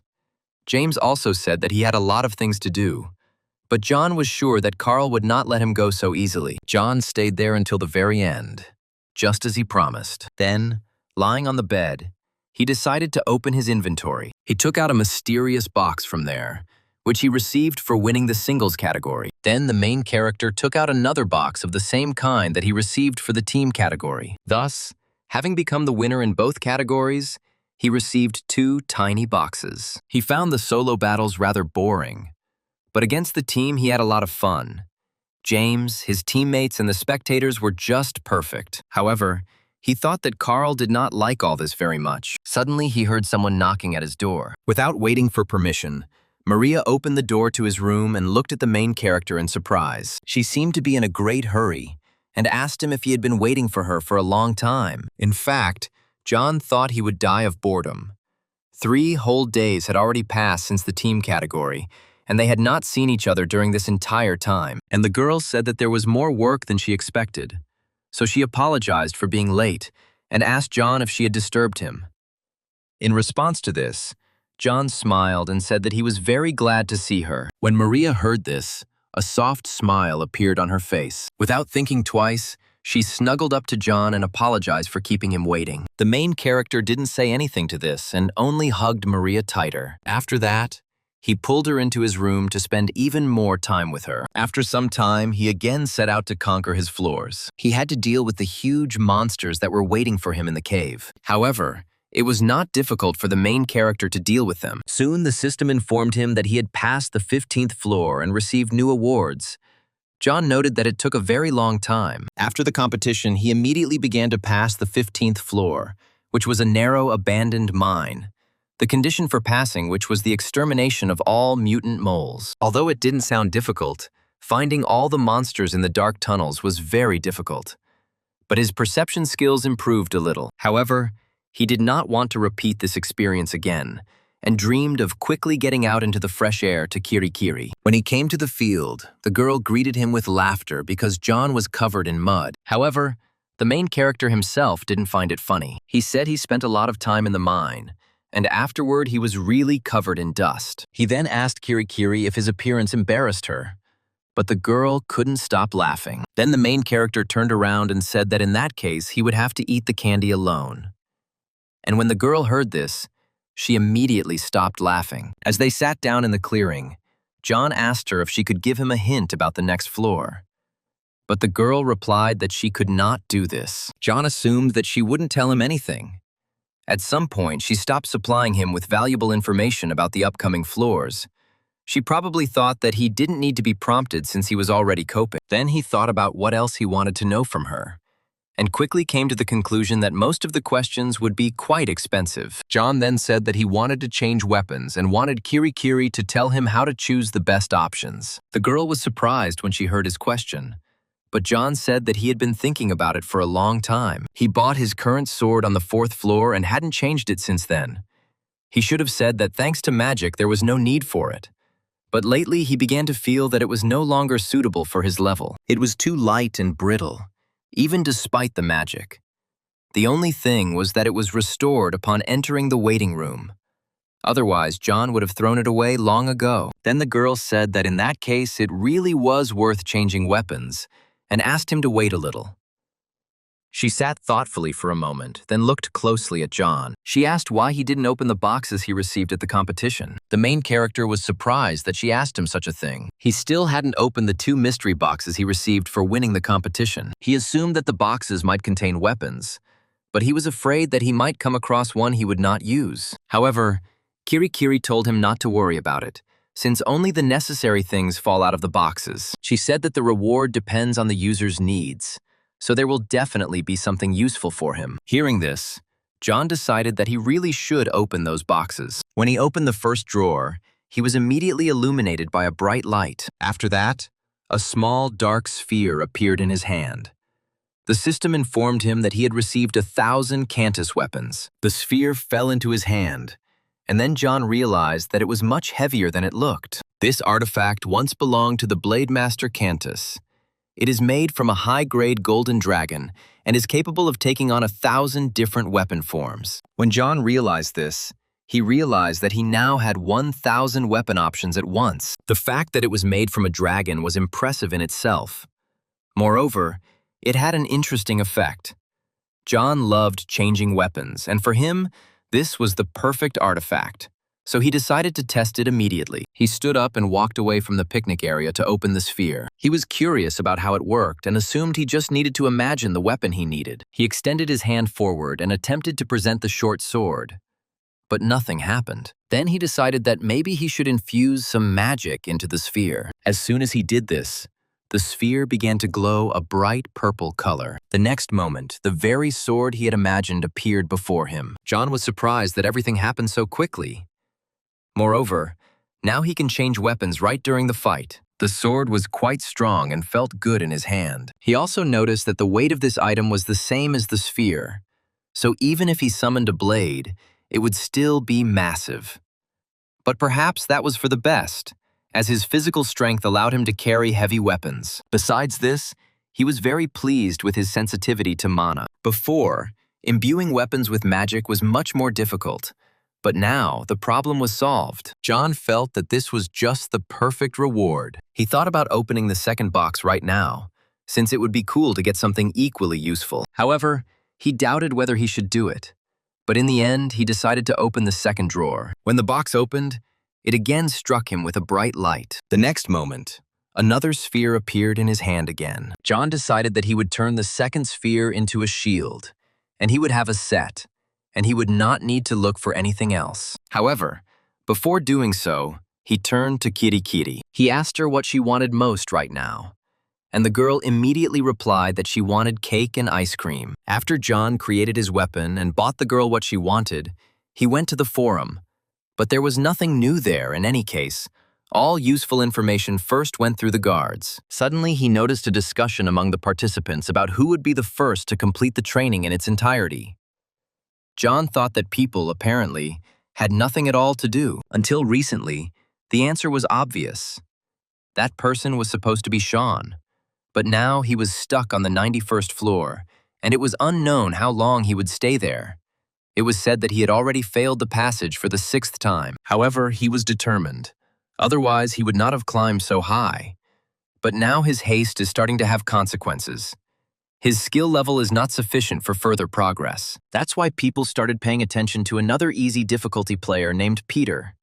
He managed to reach the 83rd floor without any outside help, which made him the strongest solo player, and people were already saying that Peter would soon become the new favorite of the guards. At this point, John was tired and wondered what Carl thought about this and decided to ask him. However, then he thought that it would be better for him to turn to Maria with such questions. At that moment, he received a message that the deity of adventure was watching him with visible satisfaction. He thought that every time he thought about Maria, that little bastard would appear, as if he was somehow preoccupied.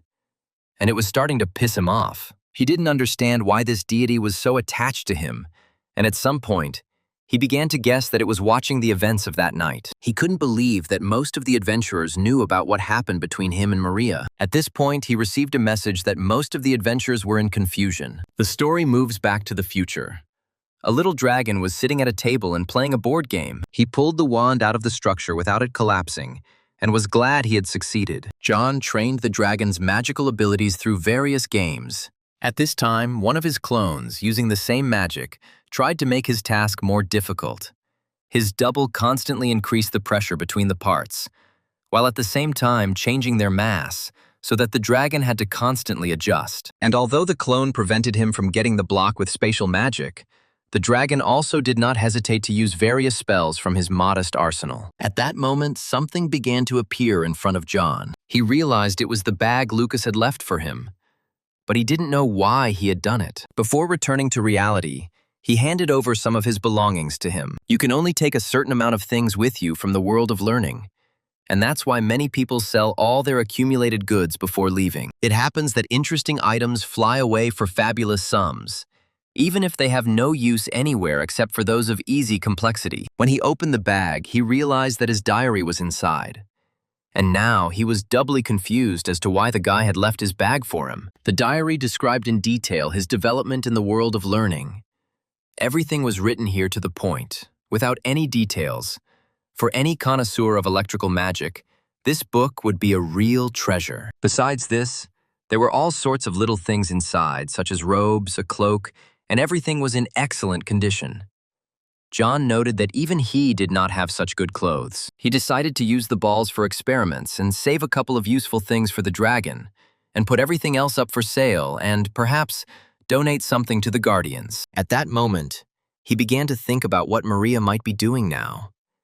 And when he wrote to her, she was ready to buy Lucas's things. However, she did not understand why he let him go so easily, to which John noted that he himself had persuaded him to leave here quickly. The deciding factor was his level.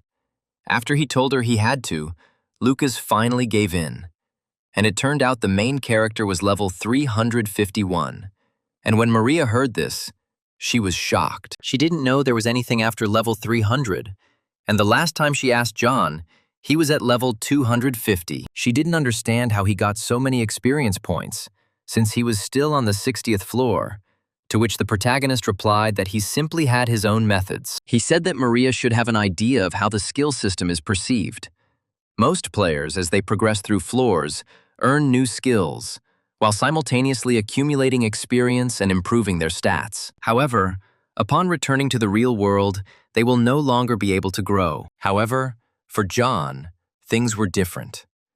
Unlike all those who perceive skills as some kind of superpower, he looks at the very concept of them a little differently. It was during a time when he was unsuccessfully trying to get past the 61st floor that he had the epiphany, and he hoped to find a fundamentally new skill that would allow him to make a breakthrough. In the end, he failed.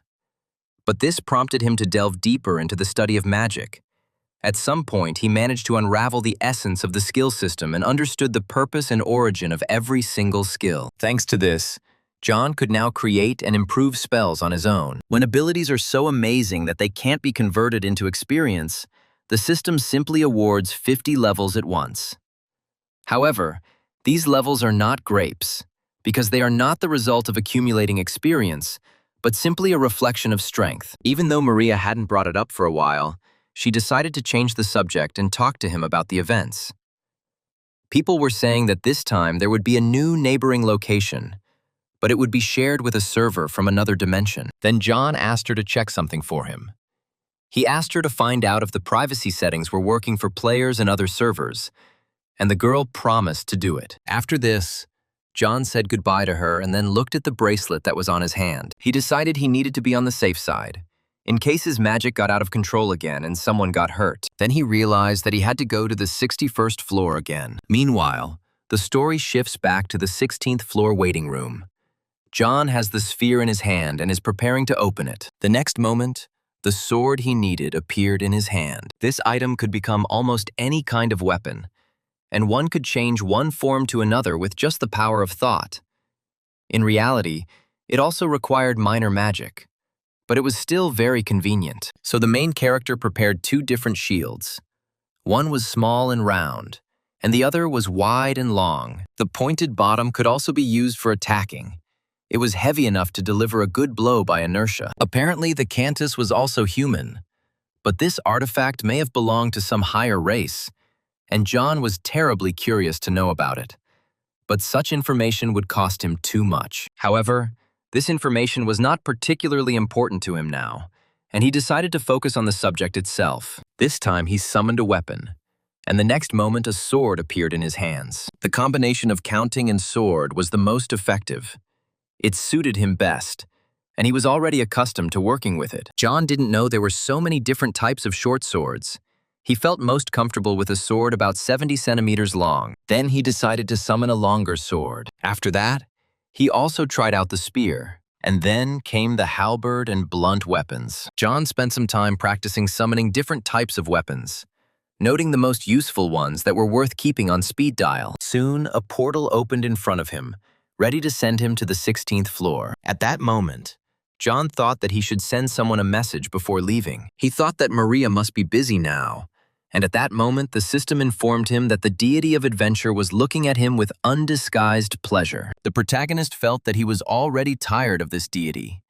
It was as if it was looking straight into his thoughts. He then decided that the ideal option would be to send a letter to Harris. Then he decided that now it was definitely time for him to go to the new floor. When he walked in, the first thing he noticed was that it was incredibly dark. Suddenly, John felt the ground beneath his feet begin to shake. Then he suddenly rushed forward, and miraculously, he had enough speed to avoid the avalanche of rocks. When he turned around, he realized that the exit from the dungeon was blocked by stones. However, this was not the main thing now, because there was someone in front of him.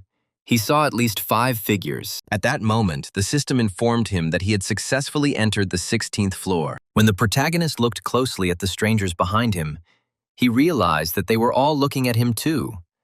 And then the system informed him that he must defeat the double to open the exit from the dungeon. 10 years ago, an unexplored dungeon was discovered in the west of Arpan. Soon, treasure hunters from all over the continent were drawn to it, and 6 months later, every temple received some kind of divine message. It was a force that in the depths of that very mine, a treasure was hidden. Temple paladins, adventurers, merchants, knights, and even mages left the solitude of their towers to try their luck in the depths of the earth. And so, after a year of intensive searching, a secret passage leading to the heart of the dungeon was found. Of course, after this, all temporary alliances immediately fell apart. A war of all against all began in an attempt to seize the initiative. And in the end, it was decided to send the best of the best from each country into the depths of the dungeon. Unfortunately, during the frantic search for the yet-to-be-found treasure, no one bothered to explore the deeper levels. And as a result, the hapless seekers awakened the king of the dungeons, the double. One of the squad members managed to temporarily drive the spawn into a trap, and after escaping, the double reappeared in the shadows of the underground passages. The monster is so dangerous that its release would threaten the existence of humanity. And now the main character was faced with the task of defeating the double and preventing him from escaping. Suddenly the cave was illuminated by a bright light, which was the result of a spell cast by a magician who stood in front of him. When it became light in the cave, John saw 5 men standing in front of him, each of whom seemed to belong to a different class. John immediately realized that these people were not the same seekers. One of them, an old man, seemed glad that a newcomer had arrived. Then, a relatively young man in armor said that they were walled in here. At that moment, the man with the skin on his shoulders shouted that the double had disappeared and they had lost him. However, the old man said that he was still inside. The artifact showed that the demon was still nearby. The knight assumed that he was under an invisibility spell, and since the double was of a demonic nature, then he could well possess magic. After this, the magician raised his staff up and used a spell called Detect Invisibility. The entire cave was suddenly illuminated by a bright light, and then the magician lowered his staff again. He said that there was no one here. There were only them. John watched all this in surprise, as he didn't know that there was an invisibility spell. Then the old man said that the artifact still showed that the demon was here. The knight said that the record said that the double was able to copy the physical shell of the chosen victim, and it seemed that he had managed to finish off one of them and take his place. John noted that this was useful information, and that only a few details remained to be clarified. It turned out that the double was pretending to be one of the seekers, but John was not part of this circle. The player's task on the 16th floor is to destroy the double before a rescue team arrives, meaning he has a week. John noted that it was quite an interesting problem. The conditions say nothing about the other seekers, meaning that after killing every single one of them, he can easily complete the floor. However, for now, he did not want to resort to such measures. For the first time, he met people from the world of learning. However, John was not sure that they belonged to the human race, but it seemed that way. He decided to ask the seekers about the culture, technology, and magical knowledge of their civilizations, and try to pass the floor through cooperation. At that moment, he noticed that the magician was looking at him strangely. But when John looked at him, he immediately looked away. At that moment, the system again informed him that the deity of adventure was watching him with curiosity. Apparently, it had somehow interpreted his exchange of glances with this magician differently. The man with the skin on his shoulders said that it would clearly be difficult for them, but decided to try to hold out until the rescuers arrived. The old man said that the main thing was not to let the double out. They needed to have time to solve this problem before they arrived. However, the knight did not understand how they would find out if one of them was a double, since he copies not only the appearance, but also the memory and character of the victim. John noted that this knight, apparently, was the most talkative here. The man replied that in that case they would have to come up with something. Then there was an awkward silence between them, and everyone looked at John intently. The protagonist said that maybe they should try to hurt the double. He said that if they pinned him down, the monster would surely take on its true form. The knight said that it might actually work. He would turn into a demon to escape the threat of death. His real body is stronger than his human shell, so it sounds quite logical.